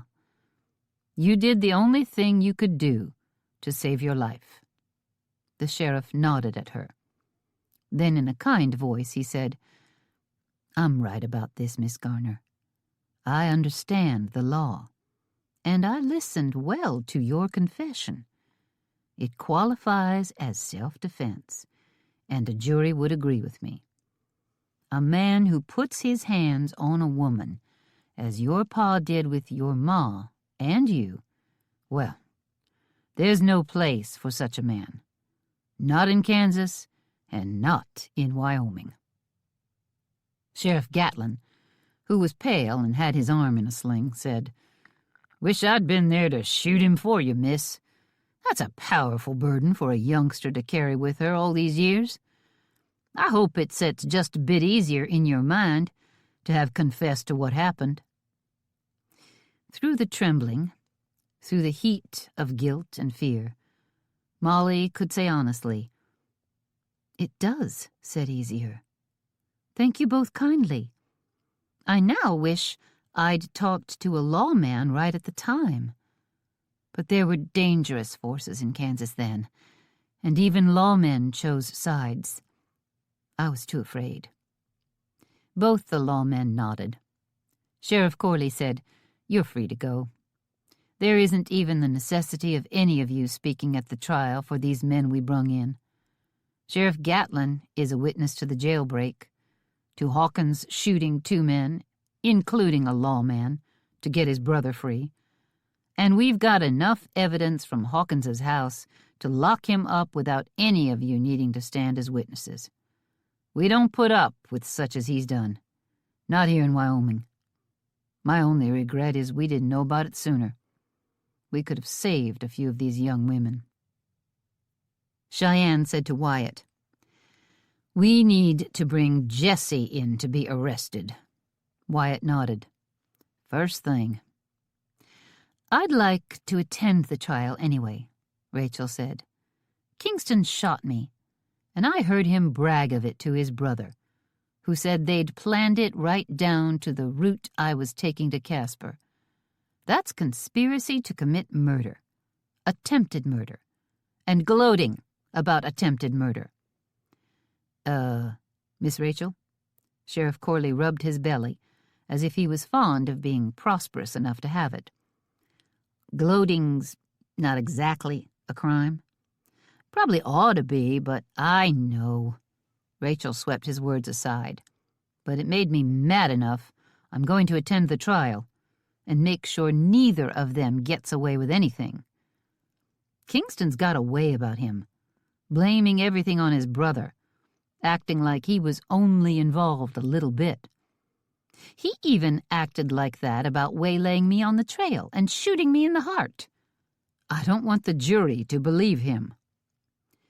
So be it, Miss Hobart. The trial will be tomorrow afternoon. We want to give Sheriff Gatlin here a chance to rest, or we'd have it right now. Nodding, Rachel said, I'll be here. Rachel turned to Cheyenne. Now, I'd like to go back to the ranch. I need a chance to rest, too. Not before the wedding?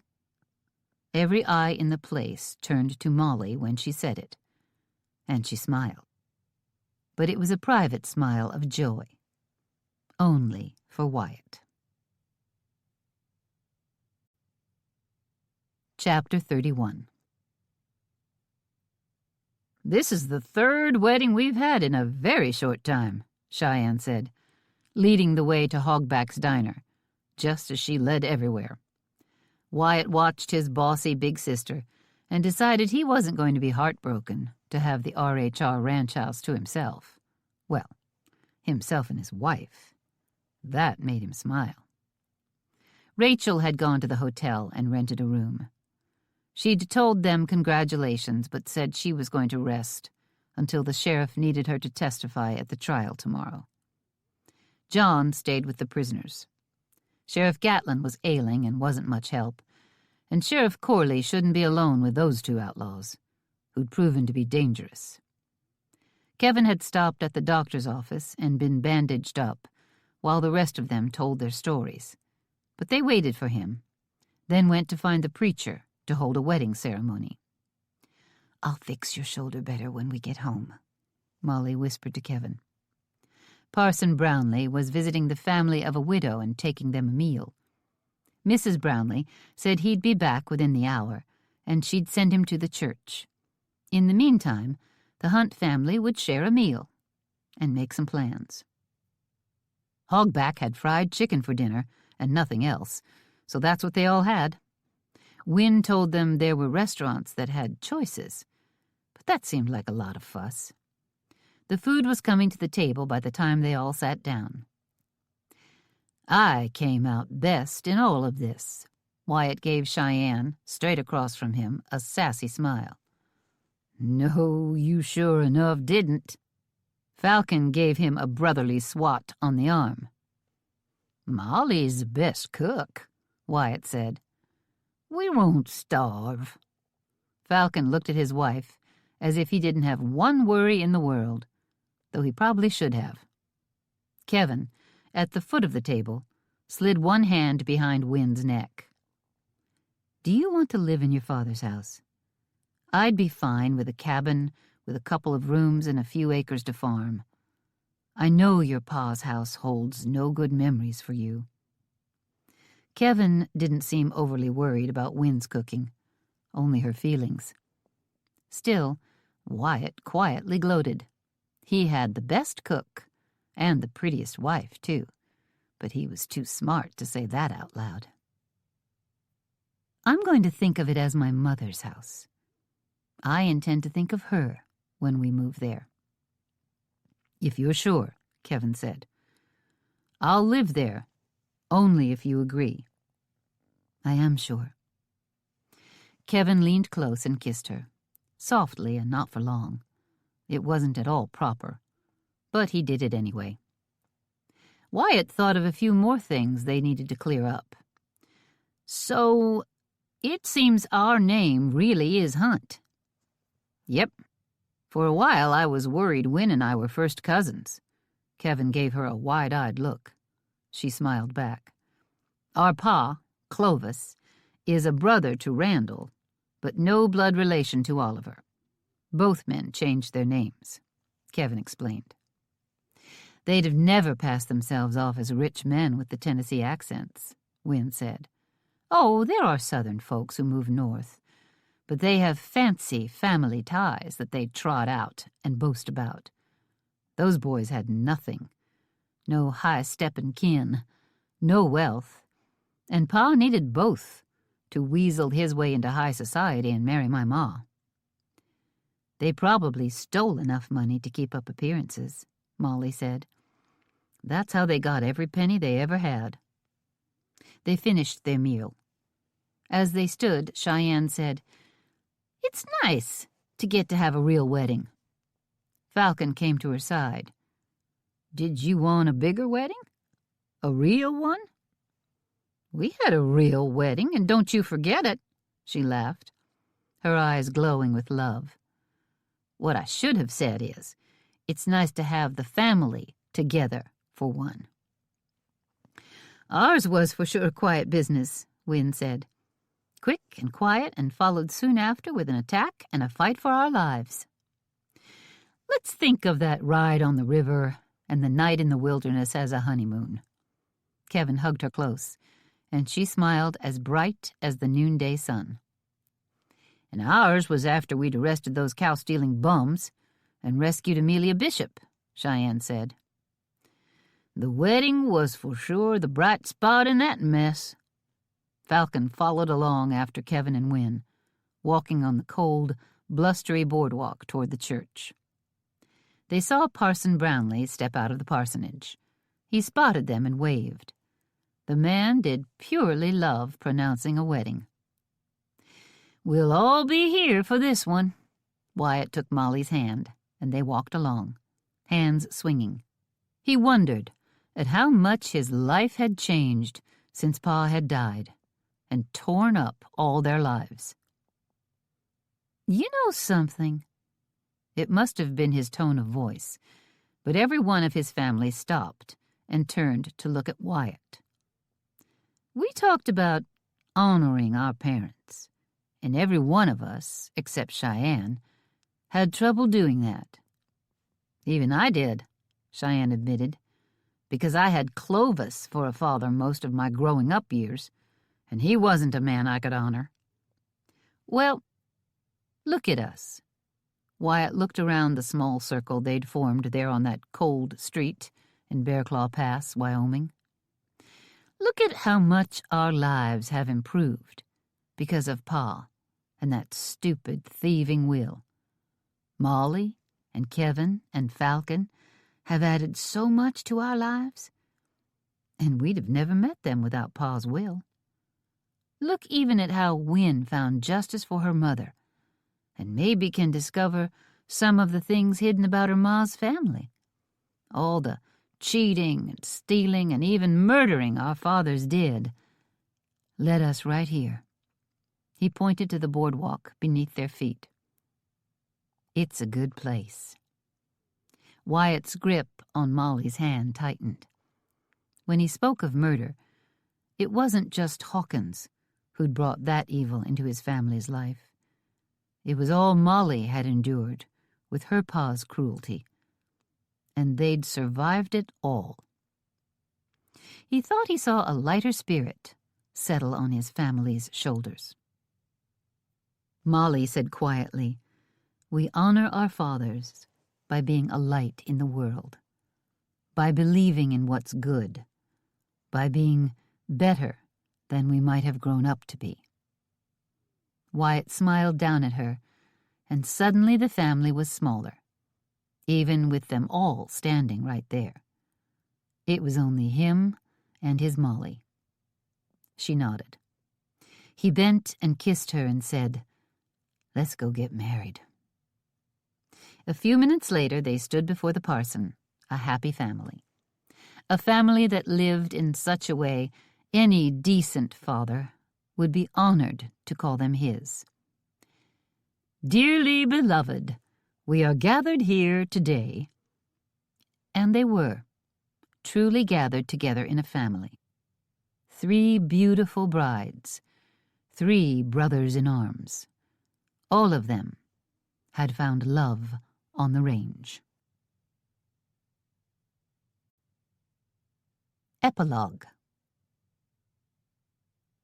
It was summer in Wyoming Territory, and after a year, Molly had definitely decided she liked the place, despite the hard beginning. Being in love with a fine man made it easy to face any hardship a winter in the Rocky Mountains brought her way. So much had changed in a year, it was like a whole new world. One big change had Cheyenne chafing, but she'd agreed. No roping, no branding, no throwing nor hog-tying cattle.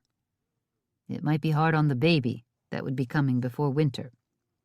She proclaimed that she didn't believe it, but Falcon had lost his first wife when she was bringing a baby, and he tended to panic. Today, because it was the Lord's Day, Wyatt had been persuaded to leave off the branding and come along for a visit with Win and Kevin at their home. They had family dinners often enough, mostly at the RHR, but they hadn't had one since Win's baby had been born. Now, with Win up and around, Molly had convinced Wyatt to go straight to Kevin and Win's after church. Today, Win would get the meal started, but Molly would finish things up. She was excited to see her new niece, and she wanted to tell everyone she had her own baby on the way. Wyatt knew, but she wanted to tell Kevin, and now that Andy worked at Kevin's ranch, she could tell them both at the same time. Kevin and Win were still staying close to home, but Falcon and Cheyenne had been at church. Molly had convinced them to come along for the noon meal. It hadn't been hard. They rode into the yard, and Molly caught herself shaking her head, as she did whenever she looked at the massive house. Kevin met them at the door, the baby in his arms. Molly's heart warmed until it tingled to see her brother holding his child so gently. She couldn't wait until it was Wyatt's turn. As they dismounted, Andy came out of the Ramrod's house and helped Falcon and Wyatt stable the horses. Molly beat Cheyenne by a pace and claimed a turn holding the baby. Kevin laughed, but gave little Dorothy up with good grace. Win was moving around the kitchen. She had a roast on and potatoes stewing. She'd known Molly and Wyatt were coming because they'd finally figured out how to train the pigeons, and they now carried messages between the three families. It was a very convenient system. Adding Cheyenne and Falcon was no problem. The roast was large. The potatoes were plentiful. Molly was a while working because she wanted to make a fine dessert and her special garlic biscuits, but at last they were settled in to eat. Baby Dorothy was down for a nap, and they could all eat together, like they had a year ago. "We're done with the new room on my pa's old place," Cheyenne smiled. "It's been nice being there. It's brought back fond memories of my parents that I'd lost track of." Cheyenne looked sideways at Falcon. "It's not big, even with the new room. Do you want a nicer house? We could build one. I'd make Wyatt help." Wyatt snorted. "You wouldn't make me." "I'd be glad to help." He slid his arm across the back of Molly's chair. Wyatt was next to Falcon on his other side and straight across from his big sister. Falcon took a break from his slice of tender roast beef and mashed potatoes to take Cheyenne's hand. "It's the biggest house I've ever lived in, not counting the few nights I've slept in the main house at the RHR. Nope, it's plenty for me. If we want more room, I can add another room on." Cheyenne nodded, and their hands tightened. Their eyes held. "I'm happy wherever and however I live, as long as you're with me." "And we get the RHR." Wyatt settled back. He heard the wooden rungs creak and remembered his ma fussing at him not to lean back on his chair. It was a fond memory, too. When the meal was finished, Win said, "I found something in the attic that I'd like you to see." And Wyatt and Falcon, I'm hoping you'll help Kevin bring a few things down." "I could have gotten it, Win." Kevin rolled his eyes at her, but he had a grin on his face. "I've got a few chores to see to," Andy said, rising. "Do you need another strong back, or can these old men handle it?" With good-natured teasing, the men told him to get on back to work. "Before you go, Andy," Molly glanced shyly at Wyatt. She felt a blush pink her cheeks. Wyatt took her hand and gave her an encouraging nod.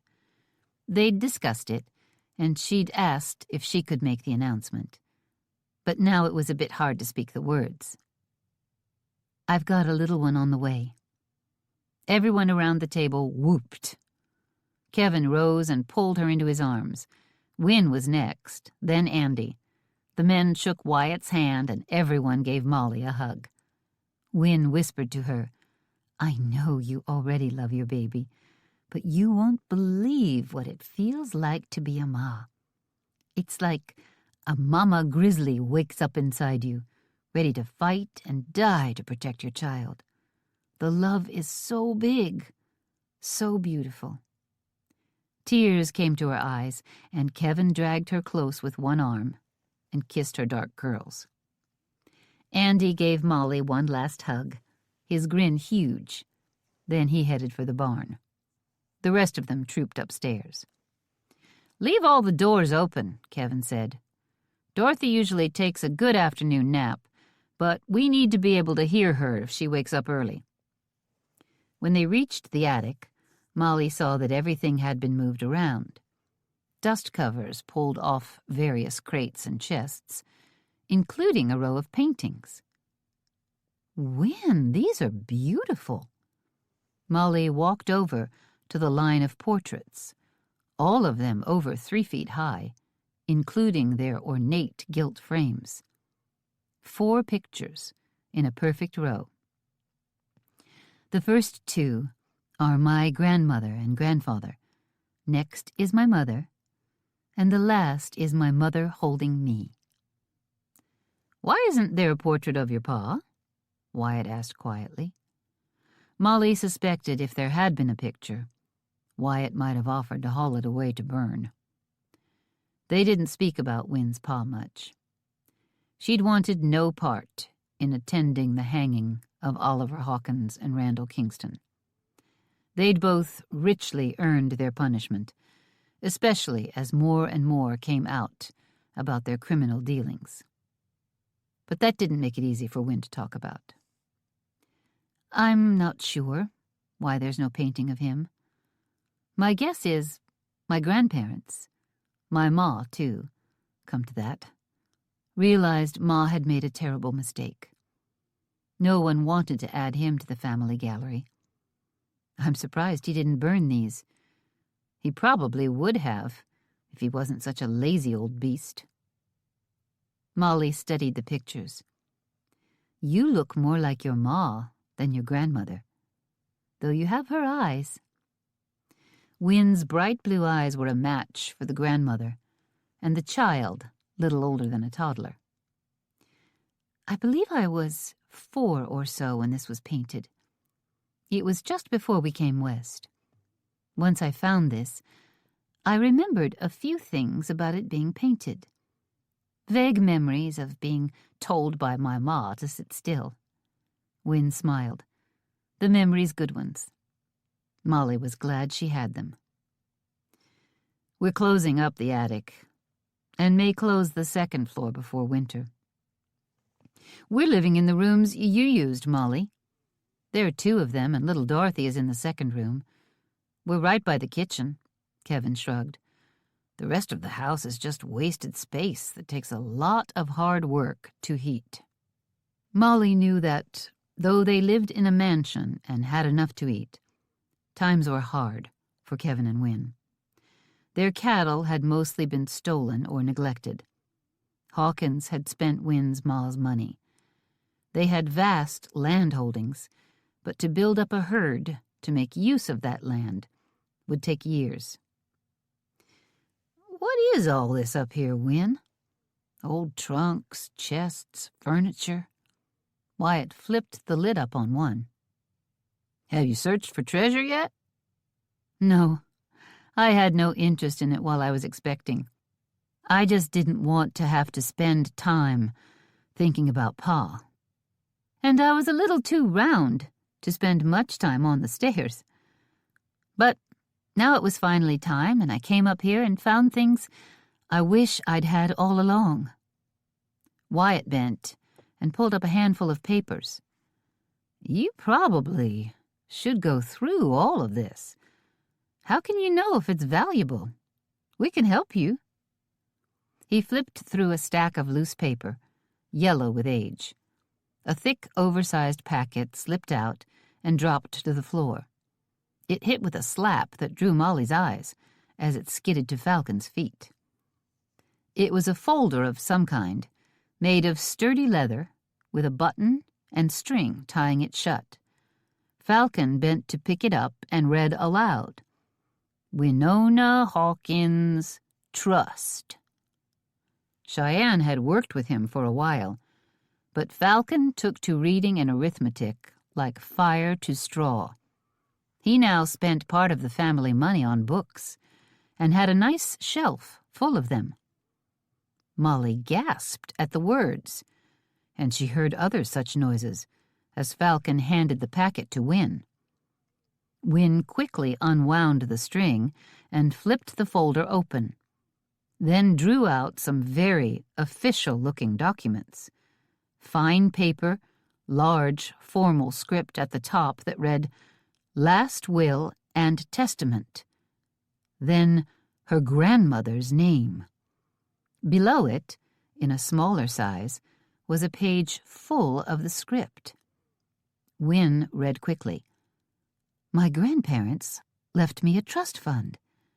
It was very explicitly left to me and was to be turned over after my marriage. It can't be accessed before."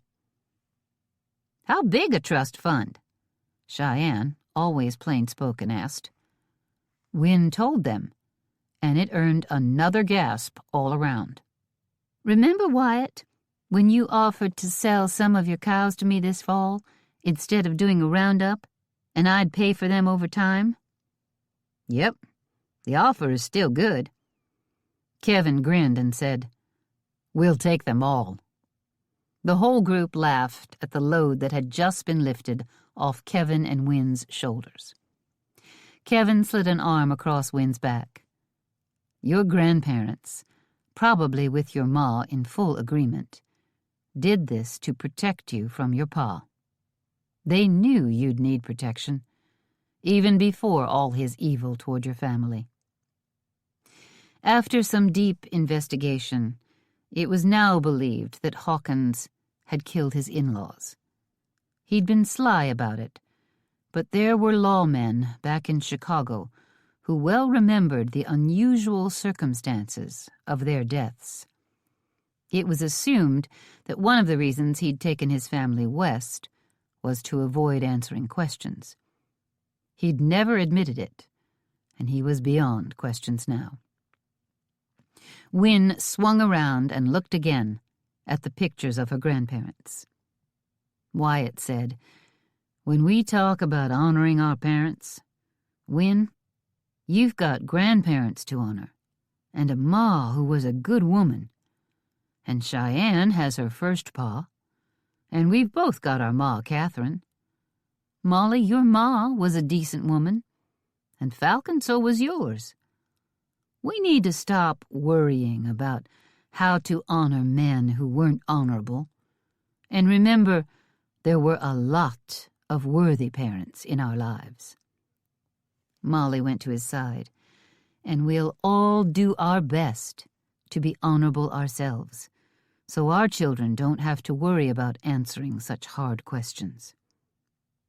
She slid her hand to her still flat belly and vowed to God that, with his help, she'd be the best, the most faithful mother who ever bore a child. "3 brothers," Kevin said. "Our pa, Hawkins, and Kingston.